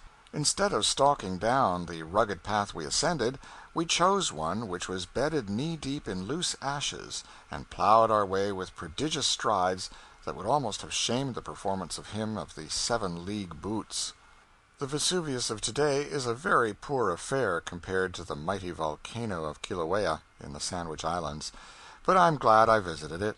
It was well worth it. It is said that during one of the grand eruptions of Vesuvius it discharged massy rocks weighing many tons 1,000 feet into the air. Its vast jets of smoke and steam ascended 30 miles towards the firmament, and clouds of its ashes were wafted abroad and fell upon the decks of ships 750 miles at sea. I will take the ashes at a moderate discount, if any one will take the 30 miles of smoke, but I do not feel able to take a commanding interest in the whole story by myself. End of Chapter 30. Chapter 31. The Buried City of Pompeii. How dwellings appear that have been unoccupied for 1,800 years. The Judgment Seat. Desolation. The Footprints of the Departed. No women admitted. Theaters, bake-shops, schools. Skeletons preserved by the ashes and cinders. The Brave Martyr to Duty. Rip Van Winkle. The Perishable Nature of Fame. The Buried City of Pompeii. They pronounce it Pompeii. I always had an idea that you went down into Pompeii with torches, by the way of damp, dark stairways, just as you do in silver mines, and traversed gloomy tunnels with lava overhead and something on either hand like dilapidated prisons gouged out of the solid earth that faintly resembled houses. But you do nothing the kind. Fully 1/2 of the buried city, perhaps, is completely exhumed and thrown open freely to the light of day, and there stand the long rows of solidly built brick houses, roofless, just as they stood 1,800 years ago, hot with the flaming sun, and there lie their floors, clean swept, and not a bright fragment tarnished, or waiting of the labored mosaics that pictured them with the beasts and birds and flowers which we copy in perishable carpets today. And here are the Venuses, the Bacchuses, the Adonises, making love and getting drunk in many-hued frescoes on the walls of saloon and bedchamber, and there are the narrow streets and narrow sidewalks paved with flags of good hard lava, the one deeply rutted with the chariot wheels, and the other with the passing feet of the Pompeians of bygone centuries, and there are the bake-shops, the temples, the halls of justice, the baths, the theaters, all clean scraped and neat, and suggesting nothing of the nature of a silver mine away down in the bowels of the earth. The broken pillars lying about, the doorless doorways, and the crumbled tops of the wilderness of walls, were wonderfully suggestive of the burnt district in one of our cities, and if there had been any charred timbers, shattered windows, heap of debris, and general blackness and smokiness about the place, the resemblance would have been perfect. But no, the sun shines as brightly down on old Pompeii today as it did when Christ was born in Bethlehem, and its streets are cleaner 100 times than ever Pompeian saw them in her prime. I know whereof I speak, for in the great chief thoroughfares, Merchant Street and the Street of Fortune, have I not seen with my own eyes how for 200 years at least the pavements were not repaired, how ruts 5 and even 10 inches deep were worn into the thick flagstones by the chariot wheels of generations of swindled taxpayers? And do I not know by these signs that street commissioners of Pompeii never attended to their business, and that if they never mended the pavements they never cleaned them? And besides, is it not the inborn nature of street commissioners to avoid their duty whenever they get a chance? I wish I knew the name of the last one that held office in Pompeii so that I could give him a blast. I speak with feeling on this subject because I caught my foot in one of those ruts, and the sadness that came over me when I saw the first poor skeleton with ashes and lava sticking to it was tempered by the reflection that maybe that party was the street commissioner. No, Pompeii is no longer a buried city. It is a city of hundreds and hundreds of roofless houses, and a tangled maze of streets where one could easily get lost, without a guide, and have to sleep in some ghostly palace that had known no living tenants since that awful November night of 18 centuries ago. We pass through the gate which faces the Mediterranean, called the Marine Gate, and by the rusty, broken image of Minerva, still keeping tireless watch and ward over the possessions it was powerless to save, and went up a long street and stood in the broad court of the Forum of Justice. The floor was level and clean, and up and down either side was a noble colonnade of broken pillars, with their beautiful Ionic and Corinthian columns scattered about them. At the upper end were the vacant seats of the judges, and behind them we descended into a dungeon where the ashes and cinders had found 2 prisoners chained on that memorable November night, and tortured them to death. How they must have tugged at the pitiless fetters as the fierce fires surged around them! Then we lounged through many and many a sumptuous private mansion which we could not have entered without a formal invitation in incomprehensible Latin in olden time, when the owners lived there, and we probably wouldn't have got it. These people built their houses a good deal alike. The floors were laid in fanciful figures wrought in mosaics of many-colored marbles. At the threshold your eyes fall upon a Latin sentence of welcome, sometimes, or a picture of a dog, with the legend, "Beware of the dog," and sometimes a picture of a bear or a fawn with no inscription at all. Then you enter a sort of vestibule, where they used to keep the hat-rack, I suppose. Next, a room with a large marble basin in the midst and the pipes of a fountain. On either side are bedrooms. Beyond the fountain is a reception-room, then a little garden, dining-room, and so forth and so on. The floors were all mosaic, the walls were stuccoed or frescoed, or ornamented with bas-reliefs, and here and there were statues, large and small, and little fish-pools, and cascades of sparkling water that sprang from secret places in the colonnade of handsome pillars that surrounded the court, and kept the flower-beds fresh and the air cool. Those Pompeians were very luxurious in their tastes and habits. The most exquisite bronzes we have seen in Europe came from the exhumed cities of Herculaneum and Pompeii, and also the finest cameos and the most delicate engravings on precious stones. Their pictures, 18 or 19 centuries old, are often much more pleasing than the celebrated rubbish of the old masters of 3 centuries ago. They were well up in art. From the creation of these works of the first, clear up to the 11th century, art seems hardly to have existed at all, at least no remnants of it are left, and it was curious to see how far, in some things at any rate, these old-time pagans excelled the remote generations of masters that came after them. The pride of the world in sculptures seemed to be the Laocoon and the Dying Gladiator in Rome. They are as old as Pompeii, were dug from the earth like Pompeii, but their exact age or who made them can only be conjectured. but worn and cracked, without a history, and with the blemished stains of numberless centuries upon them, they still mutely mock at all efforts to rival their perfections. It was a quaint and curious pastime, wandering through this old silent city of the dead, lounging through utterly deserted streets where thousands and thousands of human beings once bought and sold, and walked and rode, and made the place resound with the noise and confusion of traffic and pleasure. They were not lazy. They hurried in those days. We have evidence of that. There was a temple on one corner, and it was a shorter cut to go between the columns of that temple from one street to the other than to go around. And behold, that pathway had been worn deep into the heavy flagstone floor of the building by generations of time-saving feet. They would not go around when it was quicker to go through. We do that in our cities. Everywhere you see things that make you wonder how old these old houses were before the night of destruction came; things, too, which bring back those long-dead inhabitants and place the living before your eyes.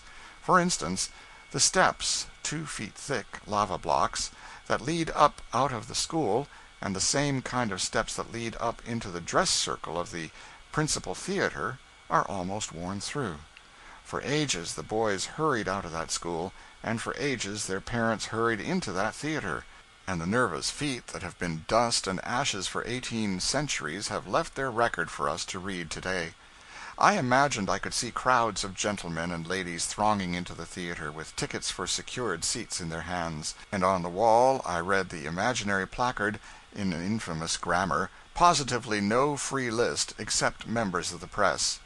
Hanging about the doorway, I fancied, were slouchy Pompeian street boys uttering slang and profanity, and keeping a wary eye out for checks.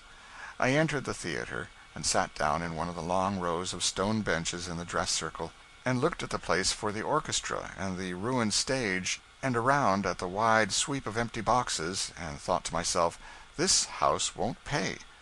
I tried to imagine the music in full blast, the leader of the orchestra beating time, and the versatile so-and-so, who had just returned from a most successful tour in the provinces to play his last and farewell engagement of positively 6 nights only in Pompeii, previous to his departure for Herculaneum, charging around the stage and piling the agony mountains high. But I could not do it with such a house as that. Those empty benches tied my fancy down to dull reality. I said, these people that ought to be here have been dead and still and moldering to dust for ages and ages, and will never care for the trifles and follies of life any more forever. Owing to circumstances, etc., there will not be any performance tonight. Close down the curtain, put out the lights. And so I turned away and went through shop after shop and store after store, far down the long street of the merchants, and called for the wares of Rome and the East, but the tradesmen were gone. The marts were silent, and nothing was left but the broken jars, all set in cement of cinders and ashes. The wine and the oil that once had filled them were gone with their owners. In a bake shop was a mill for grinding the grain, and the furnaces for baking the bread, and they say that here, in the same furnaces, the exhumers of Pompeii found nice, well-baked loaves which the baker had not found time to remove from the ovens the last time he left his shop, because circumstances compelled him to leave in such a hurry. In one house, the only building in Pompeii which no woman is now allowed to enter, were the small rooms and short beds of solid masonry, just as they were in the old times, and on the walls were pictures which looked almost as fresh as if they were painted yesterday, but which no pen could have the hardiness to describe. And here and there were Latin inscriptions, obscene scintillations of wit, scratched by hands that possibly were uplifted to heaven for succor in the midst of a driving storm of fire before the night was done. In one of the principal streets was a ponderous stone tank, and a water spout that supplied it, and where the tired heated toilers from the Campagna used to rest their right hands when they bent over to put their lips to the spout, the thick stone was worn down to a broad groove an inch or 2 deep. Think of the countless thousands of hands that had pressed that spot in the ages that are gone, to so reduce a stone that is as hard as iron. They had a great public bulletin board in Pompeii, a place where announcements for gladiatorial combats, elections, and such things were posted, not on perishable paper, but carved in enduring stone. One lady, who, I take it, was rich and well brought up, advertised a dwelling or so to rent, with baths and all the modern improvements, and several hundred shops stipulating that the dwellings should not be put to immoral purposes. You can find out who lived in many a house in Pompeii by the carved stone door plates affixed to them, and in the same way you can tell who they were that occupy the tombs. Everywhere around are things that reveal to you something of the customs and history of this forgotten people. But what would a volcano leave of an American city if it once rained its cinders on it? Hardly a sign or a symbol to tell its story. In one of these long Pompeian halls the skeleton of a man was found, with 10 pieces of gold in one hand and a large key in the other. He had seized his money and started toward the door, but the fiery tempest caught him at the very threshold, and he sank down and died. One more minute of precious time would have saved him. I saw the skeletons of a man, a woman, and 2 young girls. The woman had her hands spread wide apart, as if in mortal terror, and I imagined I could still trace upon her shapeless face something of the expression of wild despair that distorted it when the heavens rained fire in these streets so many ages ago. The girls and the man lay with their faces upon their arms, as if they had tried to shield them from the enveloping cinders. In one apartment 18 skeletons were found, all in sitting postures, and blackened places on the walls still mark their shapes and show their attitudes, their shadows. One of them, a woman, still wore upon her skeleton throat a necklace, with her name engraved upon it, Julie di Diomede. But perhaps the most poetical thing Pompeii has yielded to modern research was that grand figure of a Roman soldier clad in complete armor, who, true to his duty, true to his proud name of a soldier of Rome, and full of the stern courage which had given to that name its glory, stood to his post by the city gate, erect and unflinching, till the hell that raged around him burned out the dauntless spirit it could not conquer. We never read of Pompeii but we think of that soldier. We cannot write of Pompeii without the natural impulse to grant to him the mention he so well deserves. Let us remember that he was a soldier, not a policeman, and so praise him. Being a soldier, he stayed, because the warrior instinct forbade him to fly. Had he been a policeman, he would have stayed also, because he would have been asleep. There are not half a dozen flights of stairs in Pompeii, and no other evidence that the houses were more than 1 story high.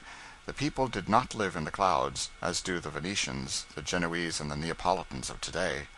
We came out from under the solemn mysteries of this city of the venerable past, this city which perished, with all its old ways and its quaint old fashions about it, remote centuries ago, when the disciples were preaching the new religion, which is as old as the hills to us now, and went dreaming among the trees that grow over acres and acres of its still buried streets and squares, till a shrill whistle and the cry of "All aboard! Last train for Naples!" woke me up and reminded me that I belonged in the 19th century, and was not a dusty mummy, caked with ashes and cinders, 1,800 years old. The transition was startling. The idea of a railroad train actually running to old dead Pompeii, and whistling irreverently, and calling for passengers in the most bustling and businesslike way, was as strange a thing as one could imagine, and as unpoetical and disagreeable as it was strange.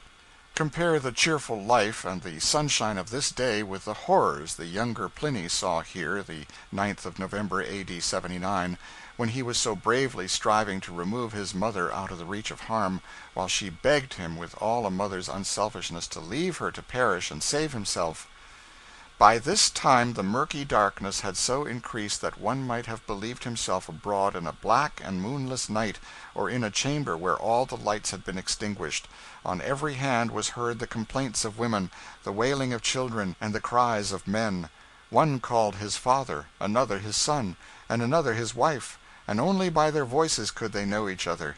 Many in their despair begged that death would come and end their distress. Some implored the gods to succor them, and some believed that this night was the last, the eternal night which should engulf the universe. Even so it seemed to me, and I consoled myself for the coming death with the reflection, "Behold, the world is passing away." After browsing among the stately ruins of Rome, of Baiae, of Pompeii, and after glancing down the long marble ranks of battered and nameless imperial heads that stretched down the corridors of the Vatican, One thing strikes me with a force it never had before: the unsubstantial, unlasting character of fame. Men lived long lives in the olden time, and struggled feverishly through them, toiling like slaves, in oratory, in generalship, or in literature, and then laid them down and died, happy in the possession of an enduring history and a deathless name. Well, 20 little centuries flutter away, and what is left of these things? A crazy inscription on a block of stone, which snuffy antiquaries bother over and tangle up and make nothing out of but a bare name which they spell wrong; no history, no tradition, no poetry, nothing that can give it even a passing interest. What may be left of General Grant's great name 40 centuries hence? This, in the Encyclopedia for A.D. 5868, possibly: Uriah S. or Z. Grant, popular poet of ancient times in the Aztec provinces of the United States of British America.